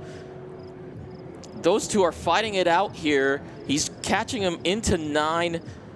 Now coming into 10, let's see if he can outbrake him. He's been braking a little bit later than Alan Patton, so he has a little bit of a braking advantage to that GT4 car of Alan Patton. See what the dig is out of 10B again. We know Patton is not quite making as much power as he'd like to, and honestly, that seems to be where Houghton's car is really solid at the moment.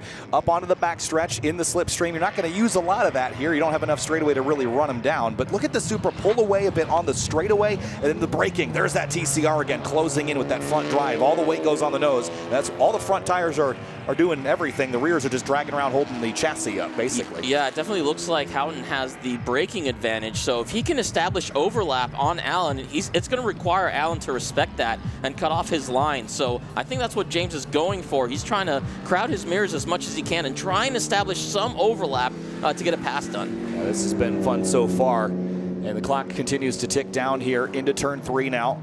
Different lines. You see Patton slightly on the defense. This is a hard racetrack to overtake. So as long as Patton can put his car offline enough, he can dissuade Houghton from jamming the nose of that Civic up the inside.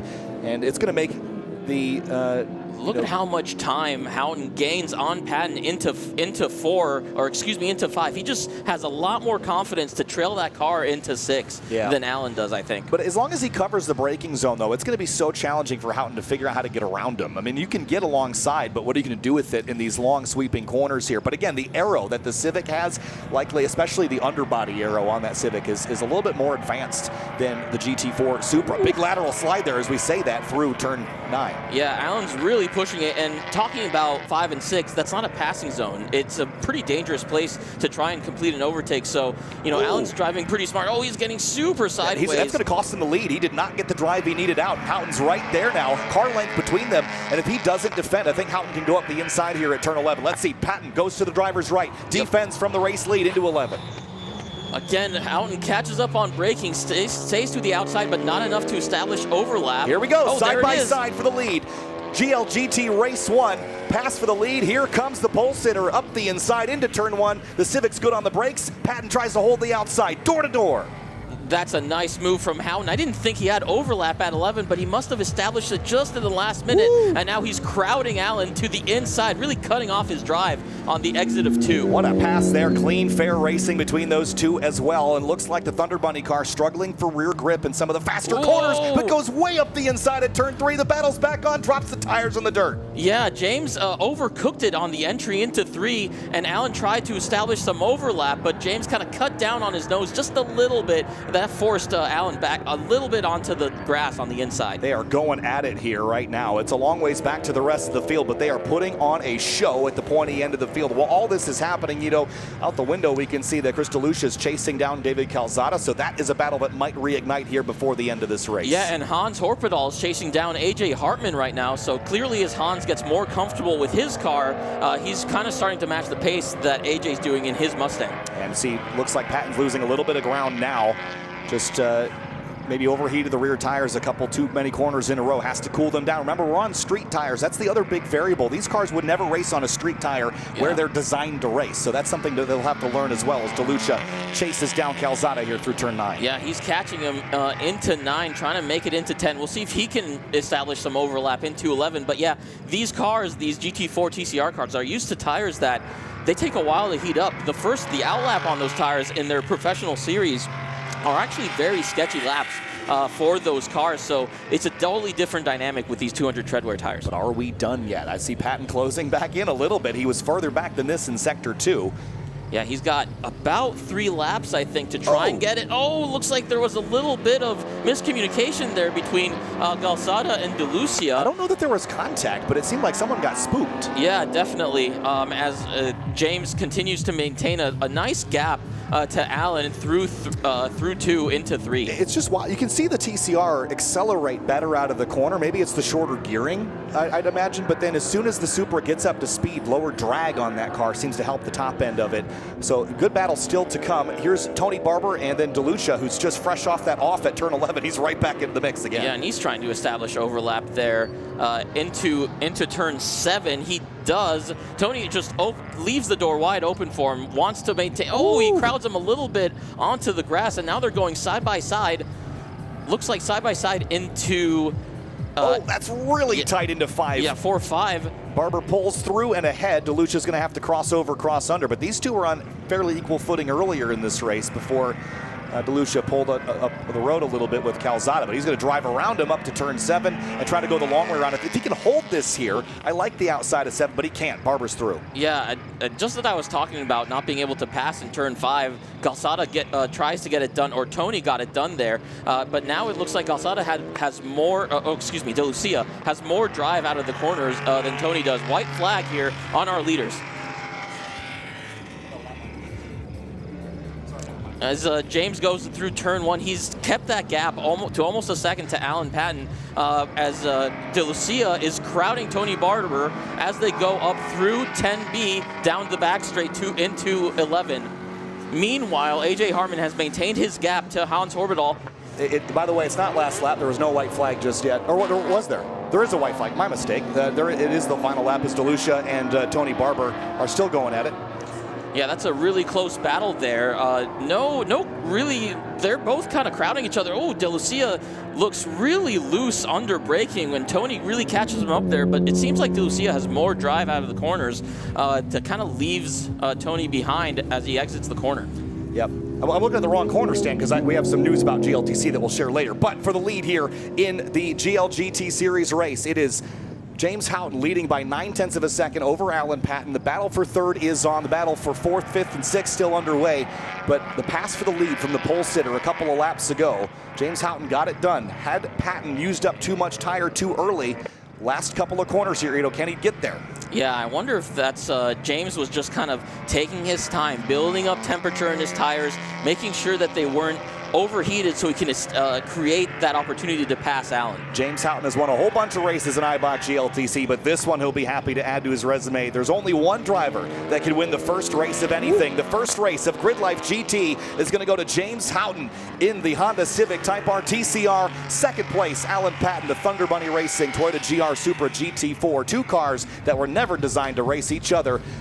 Well done battle there. AJ Hartman in the number 24 Mustang through turn 11. His last corner to hold off Hans Horpedal for P3, and he will do that across the line. Hartman grabs a podium in the inaugural GRIDLIFE GT race. Horpedal fourth place, and then Calzada should come home a comfortable fifth. Yeah, and then that's going to be followed by Chris De Lucia and Tony Barter to round out the 7 competitors that actually finished the race. I do think Hans Horpedal and AJ Hartman are going to have a battle here in this next race too. So it's going to be fun to watch Alan Patton and James Houghton fighting for the first 2 steps on the podium, and then AJ Hartman and Hans Horpedal fighting for that 3rd step there.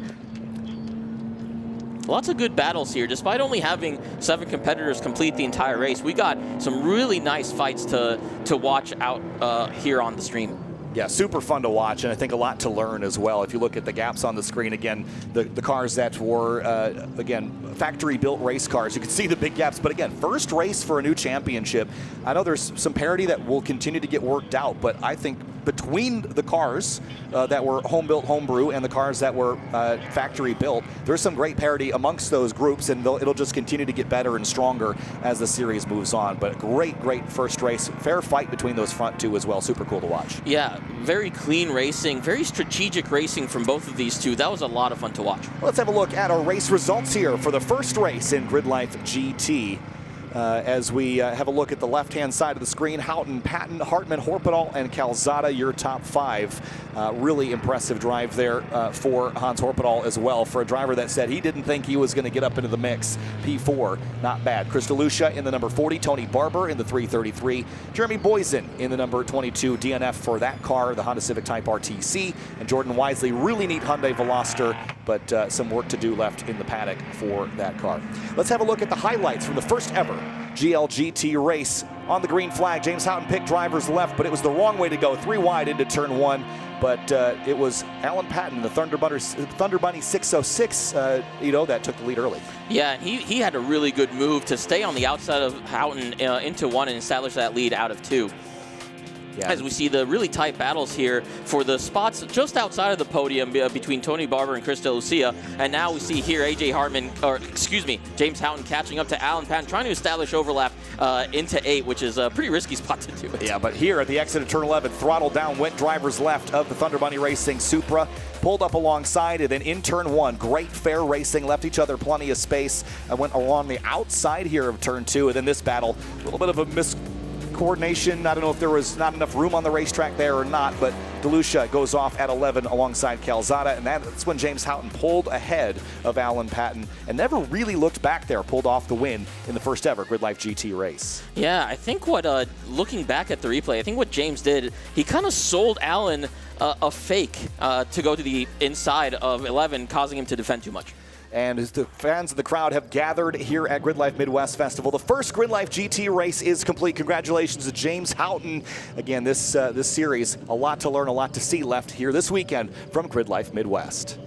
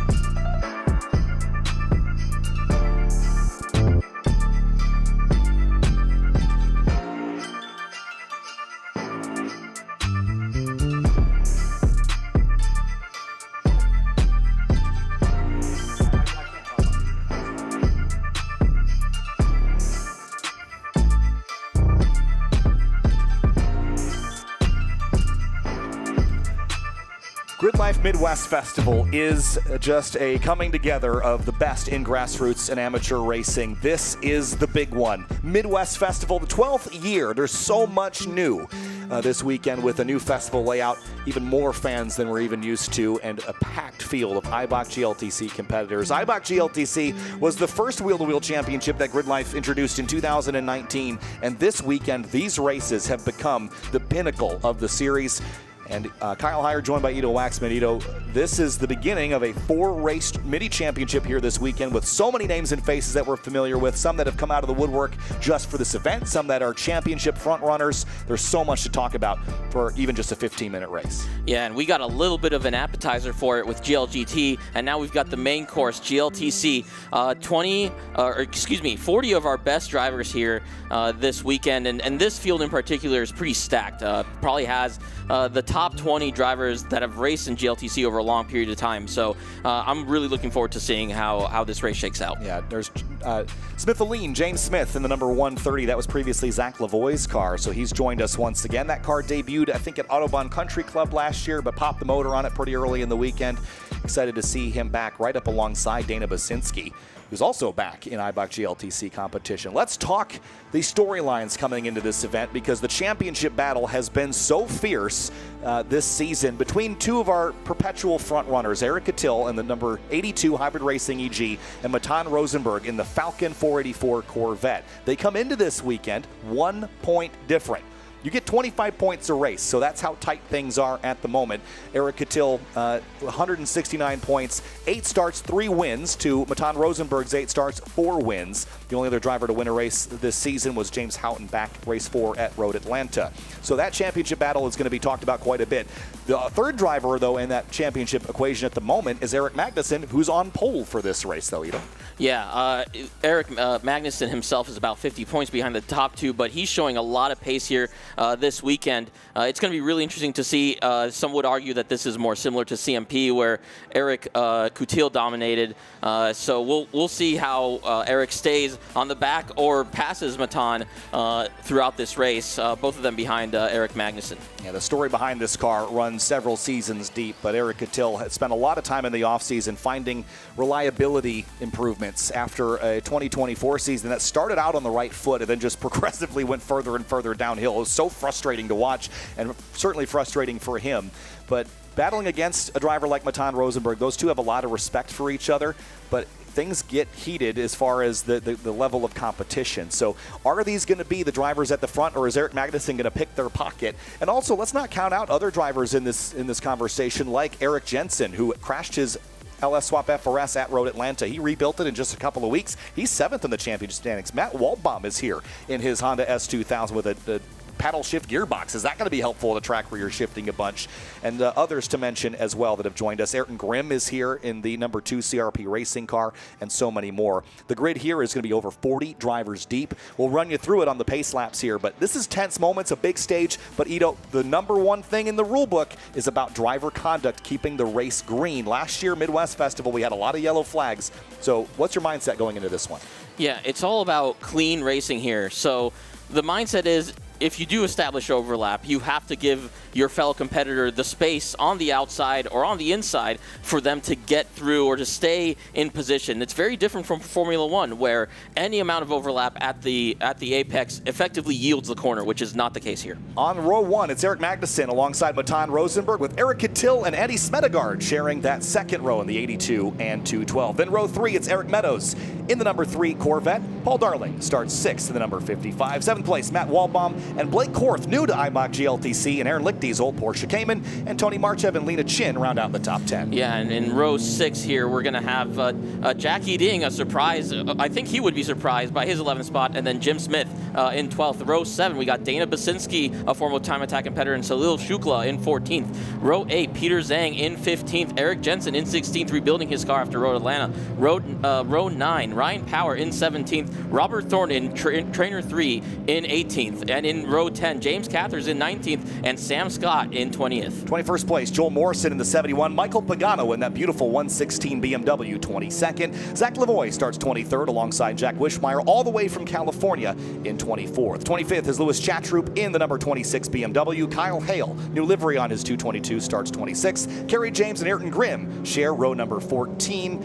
And row 15, Joe Tulo and Clayton Fitzpatrick. And now we've got row 16 out in 31st. We've got Thomas Lathrop in that E90 and Seth Gale in 32nd. And then in row 17, 33rd, Jonathan Lugod coming all the way from California, and Azimuth Muhammad running that turn-in MR2. In row 18, Eric De La Riva in 35th, and Natalie Latoz in 36th. Dine Wen in 37th. Daniel Giraldo in 38th. 39th, Carlos Mendez, another E90, and Julio Crispin in 40th. And in the last spot, it'll be Chandler Rowe in the number 313, wrapping up the 41-car grid here in Eibach GLTC. So really excited to get this one underway. Again, about a 15-minute race. Can we get it all green? We hope so. Lots of new drivers in the field, lots of returning drivers at the pointy end, but a little bit of a different running order in grid than we thought. Jackie Ding, very impressive qualifying effort. He told me earlier, like I said in qualifying, that car was fun to drive previously, but it was not fast to drive. They've made some changes that have reeled it in as far as the sideways slides, but that thing could be dangerous up there in the top 15. Yeah, and he's a driver known for liking a little bit of oversteer in his cars. So for him to admit that, you know, that's a big. It's obviously helped him here to kind of calm the car down. That's one of his best starting positions in GLTC. We will get 2 pace laps. We'll have one more time around behind the safety car before we turn the field loose, and that is just to make sure everyone is gridded up and tightly formed in 2 rows, 20 rows deep, 2 columns, 20 rows deep, I should say. Yeah, a lot of cars out here on this pretty small track, but all of these cars are really tight together in terms of overall pace. So it's going to be really interesting to try and catch all these different battles that are going to be happening throughout the field. Warming up tires, 200 treadwear tires here. For those unfamiliar with Eibach GLTC, all the cars here are in one category. This is a power to weight class, 12.5 to 1, 12.5 pounds per 1 horsepower. Of course, the more you complicate your car, the more bits and bobs you add to it, the more weight you have to add. But with more weight, you get some more tire as well. You're also allowed some more power, so it's a trade-off. Do you go simpler and lighter? Do you go heavier, more complicated, more powerful? But this is what you get. You get cars like Corvettes, Racing MX-5s, MR2s, the Lexus IS 250 convertible hardtop. You get all sorts of things. A Porsche 944. The beauty of Eibach GLTC is the diversity, but also the single-class formula. Everyone's racing each other all the time, and you get drivers like Eric Till, like Michael Pagano, like Jackie Ding, building cars that are their vision for what their perfect race car would be. Yeah, and alongside those, they're all playing inside of these categories. So our top 2 in the championship, Eric Coutil is in the lightest category, the lowest weight, lowest power, and he's right next to Matan Rosenberg, who's in the highest category of weight and power. And that's a totally different dynamic, and they race each other in very, very different ways. So it's really interesting to see cars like the BMW, the E46s, they're kind of in the middle there. So that's where all of that kind of interesting dynamic comes from. Drivers, maybe a tense moment here when you roll by at pace speeds and you look up on the berm and you see all the people watching. Again, these drivers are invested in their programs. Definitely say that there's been investments in cars over the years, whether it be time, energy, blood, sweat, tears, all those things. But this is racing on a platform in front of a crowd of spectators that is just not common in North American racing. And when you look at all the people lining the fence, these drivers are the stars. There will be an autograph session on Sunday, free posters out to the fans, and just giving the drivers the pro racing experience with the grassroots feel, the ability to build your own car in your garage, work on it with your buddies, bring it to the racetrack. This is what the series has always been about. And I think it's definitely reaching an apex. It'll just be a really long apex, I think, with how much things have gotten dialed in over the years. And drivers have come and gone for various reasons, but the field is as strong now as it's ever been. Lights are out on the safety car. And GRIDLIFE Midwest Festival, the site of the second ever Eibach GLTC race in 2019, is going to host the first race of 4 this weekend for the premier GRIDLIFE Wheel-to-Wheel Racing Championship. Eric Magnussen in the gold BMW on the front row, alongside the 484 of Matan Rosenberg. We're going to get the green flag at the further flag stand down here towards turn 1. waiting for the green flag to fly. There it goes. We're underway. Eibach GLTC at Gingerman, and Midwest Festival is green. Yeah, Baton stuck it out on the outside of Magnussen. Magnussen chose the inside line of 1, and now he's going to be stuck on the outside of Baton as he gets more overlap, and he outdrives him on the exit of 2.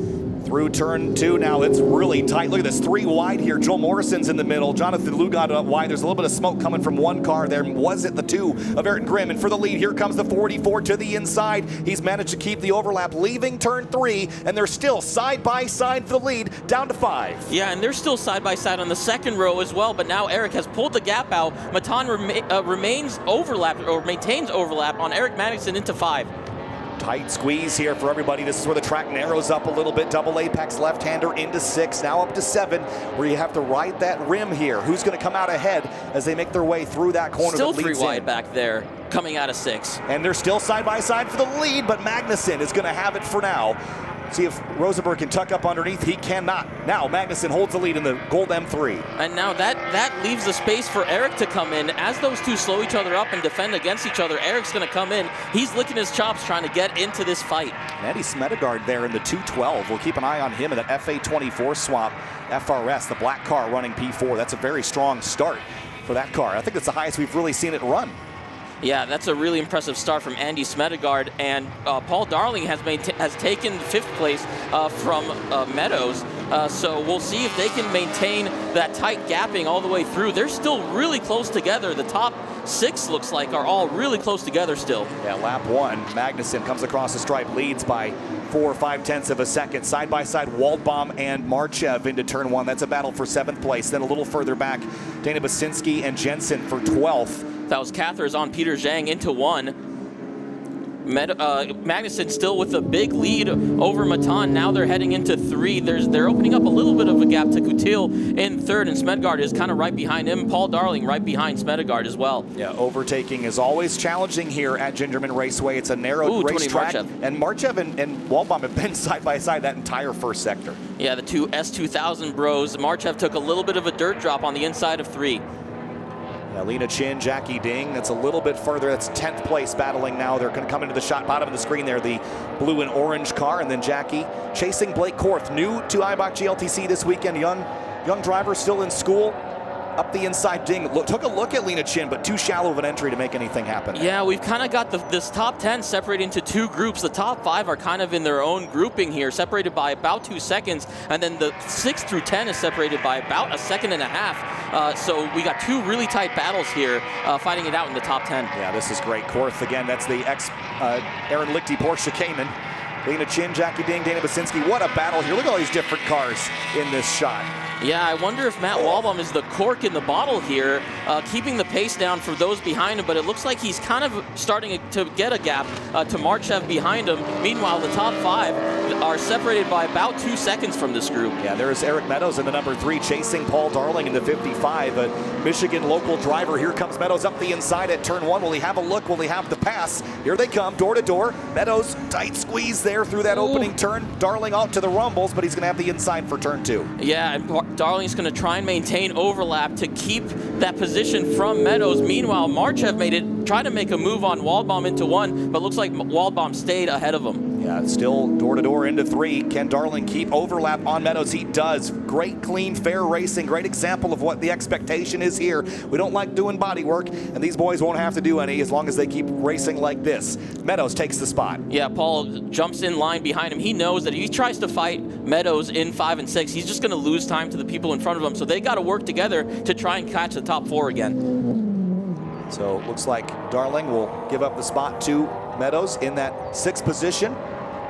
Yeah, they're definitely going to try and stay in touch with the top 4. They don't really have to worry about right now about 7th through 10th. They've got 3 seconds. Does Paul Darling have to Waldbaum? So they're going to try and kind of work together and make their way up to the top 4. A little surprised that we haven't seen Coutil put more pressure on Rosenberg yet, but Matan is closing in. How about a battle deeper in the field here? Chandler on Azmith Muhammad. He's trying to maintain overlap in 7th on the outside. That's really nice to see from Chandler, who just barely got his car working again. He didn't come out for qualifying, so this is a great run for him. Yeah, very simple looking car too. Alongside Muhammad, they're really tight. Side by side into 8. That's brave. That is very brave. And behind them, watching this, is Jonathan Lugod, all the way from California in that Honda Del Sol.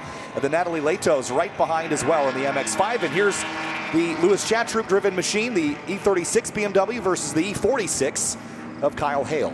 Yeah, and again, Chatroop, on the outside of 11, looks like I love that move. Tries to stay, he overcooked it just a little bit. Hale stayed really tight, but Chatroop had such a wide line that he didn't lose any time there. Yeah, a little bit of a tap on the brakes there to avoid pad knockback after jumping around on some of these curbs and things. Just reset, make sure you've got braking assistance into turn 1. And for the lead, Rosenberg had a swipe at the 330, but he wasn't quite close enough to do anything with it. So I think he's just trying to show the nose to Magnussen to see if he can get him to make a small mistake and catch up to him. Meanwhile, Coutil's a little bit lost touch with those guys, but he's got quite a gap to Smedgaard in 4th. Yeah, I mean, he's still close enough that things could come back his way if those heavier cars start to use up their tires, which we have seen in the past be how these bigger cars lose races. So can Coutil reel him in? Here is Eric Jensen, Robert Thorne, and James Smith all battling for position into 7. Yeah, and it looks like those guys lost a little bit of positioning through the field as Chin and Ding made their way up. But Dana's made his way up all the way into 11th there, showing his experience in a little bit less experience of a group. Jensen, big slip. Here comes Thorne to the inside. Oh, Thorne jumped the curb at 9. He's still side by side into 10B. That's brave. Gives him the inside. That's good. Clean racing from those two. Saw the right front wheel almost lock up on Robert Thorne's car. The wheel speed slowing up there, maybe ABS kicking in. But now it's a drag race up the backstretch between the LS Swap FRS and the K Swap S2000. Yeah, they maintain overlap into there.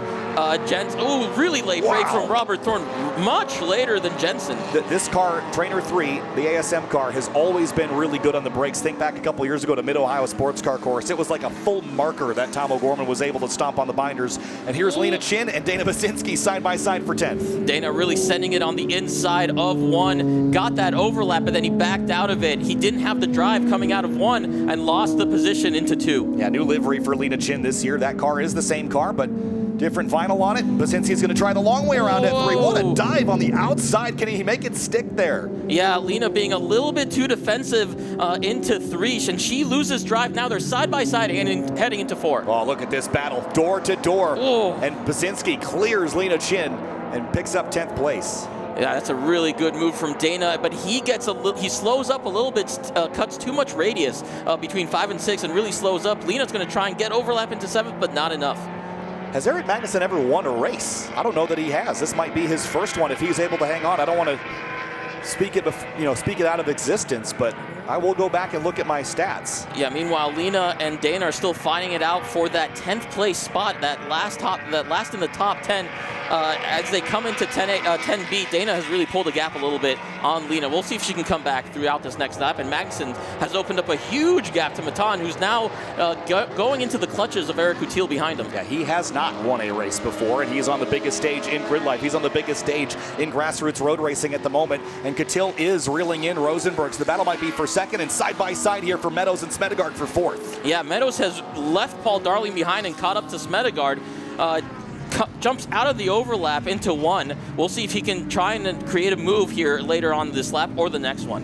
Yeah, Andy doing a nice job here in this car. Very different formula with that F824 Subaru power plant, but it's holding its own right now. But can it hold it against Eric Meadows in that number 3 Corvette up the inside here? Meadows has more drive out of 2, got that overlap, and now he's forcing Smedegard to the outside of 3. Yeah, and Smedegard didn't leave him a ton of space there. He left him about a car width plus 3 inches, and Meadows got the car to fit there, but again, I think great defensive maneuvers here from side Andy. By side into 5, that's brave. Yeah, and I think Andy's going to win that battle for the moment, but again, the torque, watch that Corvette leave the corner. Yeah, absolutely. He gets a better drive. Look at how much he closes the gap midway to 7. That's not a long straightaway from 6 to 7. Meanwhile, Paul Darling is watching all this unfold in front of him, and he's going to try and get into this fight himself.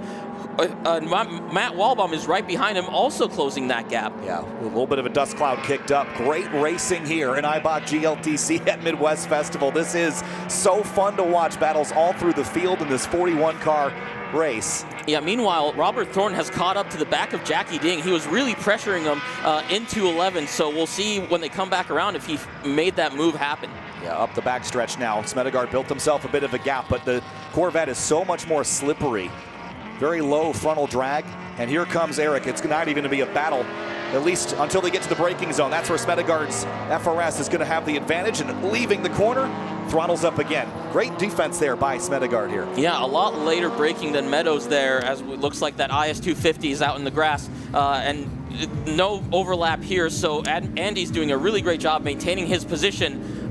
Meanwhile, look at this, Pagano and Zach Lavoie side by BMW side and into BMW 11. violence. Yeah, this is fantastic stuff here. M3 versus 116i. Again, that 155 Pagano has as a Japanese market car right-hand drive, so he had a lot of distance between himself and Zach, even though they were door-to-door. And Jensen has caught up to them, so Jensen's going to try and make that a three-way fight.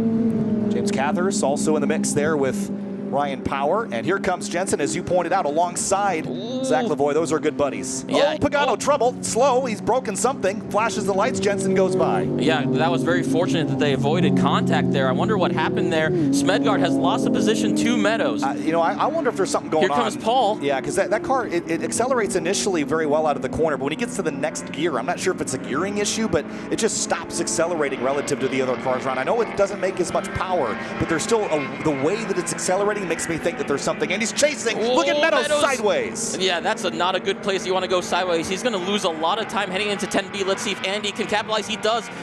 Brakes later onto the outside of 10B, but not enough to maintain it. He's going to over-under him on the exit of 10B, and Paul Darling is right there to try and take advantage of it as well. Tried to over-under, but it did not stick, and Paul Darling hounding now Smedegaard for a 5th position.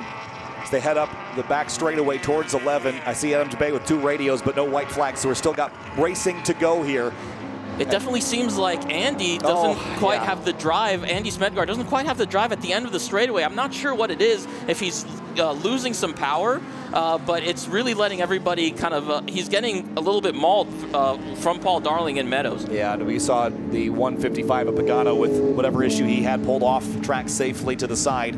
3 minutes to go in this race. Great job. Everywhere. Great job to pull off and kind of keep the session going green for his fellow competitors there. Seth Gale, Dai Win. This is a little bit deeper in the field at the moment, heading up the back stretch. Yeah, and Chandler Rowe making up a lot of positions with his drive. Such a great job for him. And now Matt Walbaum is trying to bring the fight to Paul Darling as well. Yeah, Walbaum closing in. Here's the battle for second. Matan Rosenberg and Eric Kittil. And just this easily, with this position swap, this changes the championship lead. Now we still have 3 more races after this, but this is how tight things are. One position over the other swaps the season-long championship battle. Eric Kittil is a past champion, 2020. Matan Rosenberg, your reigning champion from last year. Jeremy Swenson beat him to 2 championships, but someone else would like to join him up on the multi-champion position in this Eibach GridLife Touring Cup Championship. Now, the interesting thing will be is whether Eric is going to back out and try and set a fast lap, because the next race is set by fastest lap time in this race. So we'll see if they're going to play that strategy. Both of them, Matan is pretty disconnected from Magnussen, so he's probably going to try and cool a little bit of his car down and try and get that fast lap. And 1 more lap to go. White flag for Eric Magnussen. 2.2 miles left to pick up his first ever Eibach GLTC win. Can Rosenberg hang on to second, because Kittil is coming? Yeah, absolutely. And throughout the field, it looks like they've kind of gapped themselves a little bit more. Tony Marchev is trying to make a move on Matt Walbaum into 1. Yeah, great battle there, even deeper in the field. Back to the Zach Lavoie and Jensen battle that put on pause because Jensen had to navigate around Pagano. Something flapping on the front nose of Jensen's car. I'm not sure if it's significant or not, but it could be a distraction at the very best. Yeah, and now these guys are going to come to their white flag. They got 1 more lap to sort this out. Ooh, and there's Marchev on the inside of 7. Oh, overcooks it. And Matt can't complete that over-under because Marchev just comes out and cuts him off on the outside. Not on purpose, he just over-braked himself. Yeah, I mean, honestly, Marchev went in there knowing he was going to make that pass. Whether or not he went off at the end of it, I don't know. But and Walbaum's going to tuck back underneath him. Not quite, didn't get there. Magnussen only has a sector left to go. Came onto the scene at Circuit of the Americas last year. Relatively unknown name to me, but has won and been a champion in other spin. Turn 6, not quite. Jackie Ding hangs on to it. I thought he was going to go around, but he Ding slinged it and kept it on course. But as I was saying about Magnussen, you know, consistent front runner in this championship. He has yet to win a race, but he's got 1 more straightaway to get there. Yeah, and Dana is hounding, that's Korth. He's hounding Korth into 8. Let's see if he can complete a move into 11. We'll keep an eye on that, but as we see Magnussen coming to that last turn. And last couple of corners here, Eric Magnussen Been denied victory a number of times. It will not be today. The gold BMW from second on the, actually pole on the field, comes across the line, wins an Eibach GLTC for the first time. Rosenberg, Catil, second and third. And here comes the rest of the field. In the last corner, Matt Waldbaum and Tony Marchev still slinging it as they head through the last turn to the stripe. Who's it going to be between Waldbaum, between Marchev? It will be Waldbaum that wins the war. Marchev only the battle. Basinski and Korth, 9th and 10th. They swap spots there. Yeah, Dana got that 9th position from Korth on that last lap, so great run for him. And there's Sam Scott coming in, I believe that's 12 for 13, so great run for him as well. Yeah, there's Ryan Power, James Cathers, that's for 17th place. They also swap positions on the final lap. Eric Jensen down the order a little ways. I think he was fighting some issues. Again, freshly rebuilt car. Jack Wishmeyer all the way from California. Lavoie, Chatroop, Dalla Riva.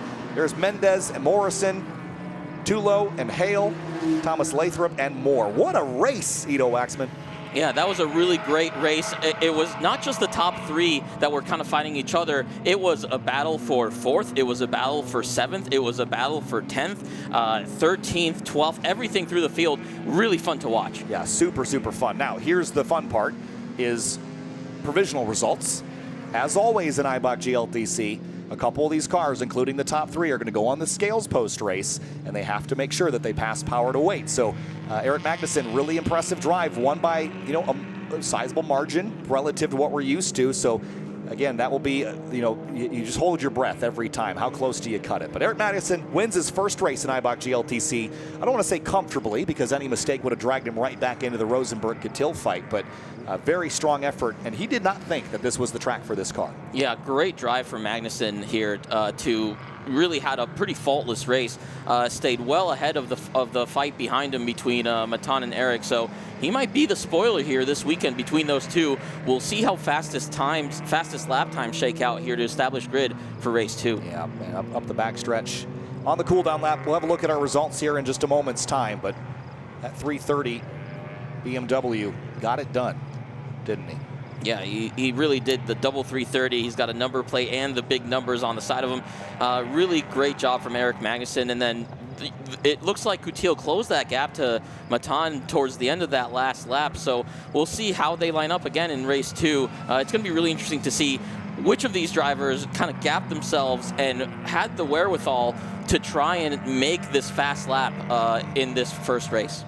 Well, again, Eibach GLTC race 1, that was a fun one. Eric Magnussen gets it done by 0.8 of a second in this 9-lap race. Eric Catil, Eric Meadows, Andy Smedegard, your top 5, chasing Matan Rosenberg, who was P2. Then Darling, Waldbaum, Marchev, Basinski, and on debut, top 10 for Blake Korth. Yeah, great drive from Blake Korth in that former Aaron Lichty Cayman. Just kind of goes to show you what a great talent there and a great car. Yeah, very strong top 10 run there. Then off to 11th through 20th. Lena Chin, Robert Thorne in the 917 and 80 car. Sam Scott, very impressive drive there in that NC MX-5. Peter Zhang came up just short at Laguna Seca last year for his first race win, 14th today. Jackie Ding said top 20, top 15 would do it. 15th place. Yeah, that's a great job. And Jim Smith in 16th, he wasn't expecting himself to be that high up. Ryan Power in 17th, James Cathers in 18th, Eric Jensen in 19th, and Jack Wishmeyer in 20th. Yeah, lovely. Nicely done there. Zach Lavoie back in Eibach GLTC, 21st place. Louis Chatroop, 22nd. Eric Dalla Riva. Carlos Mendez, Joel Morrison, your top 25, with Joe Tulo, Kyle Hale, Thomas Lathrop, Clayton Fitzpatrick, and Kerry James rounding out your top 30. And a look down the rest of the order. Some great battles here. Chandler Rowe, impressive drive. Yeah, gained 7 spots there, all the way from the back of the grid to come into 33rd. Azmith Muhammad in 34th. Natalie Latoz in 35.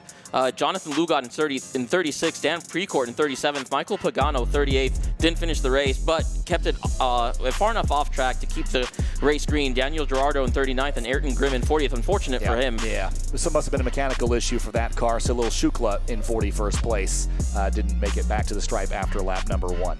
Well, that was a fun one.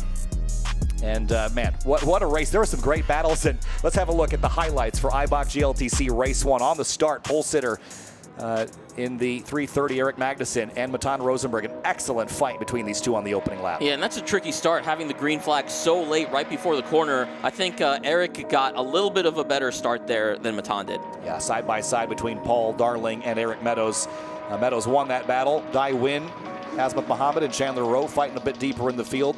Out in front, though, it just became a chase of that gold BMW. And Baton Rosenberg couldn't really get close. But here's Jensen, a bit of a slide, and here comes Robert Thorne and James Smith into the party with their S2000s. Ooh, taking lots of curbing there did Robert Thorne, and Magnussen opening up that big gap as we have Pagano and Zach Lavoie fighting it out into two before Pagano ran into some issues, unfortunately.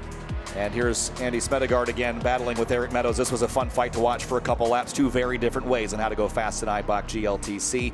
But Eric Magnussen still up the road. Battled for second, heated up a bit at the end, but Eric Magnussen won his first ever Eibach GLTC race on the biggest stage in grassroots racing.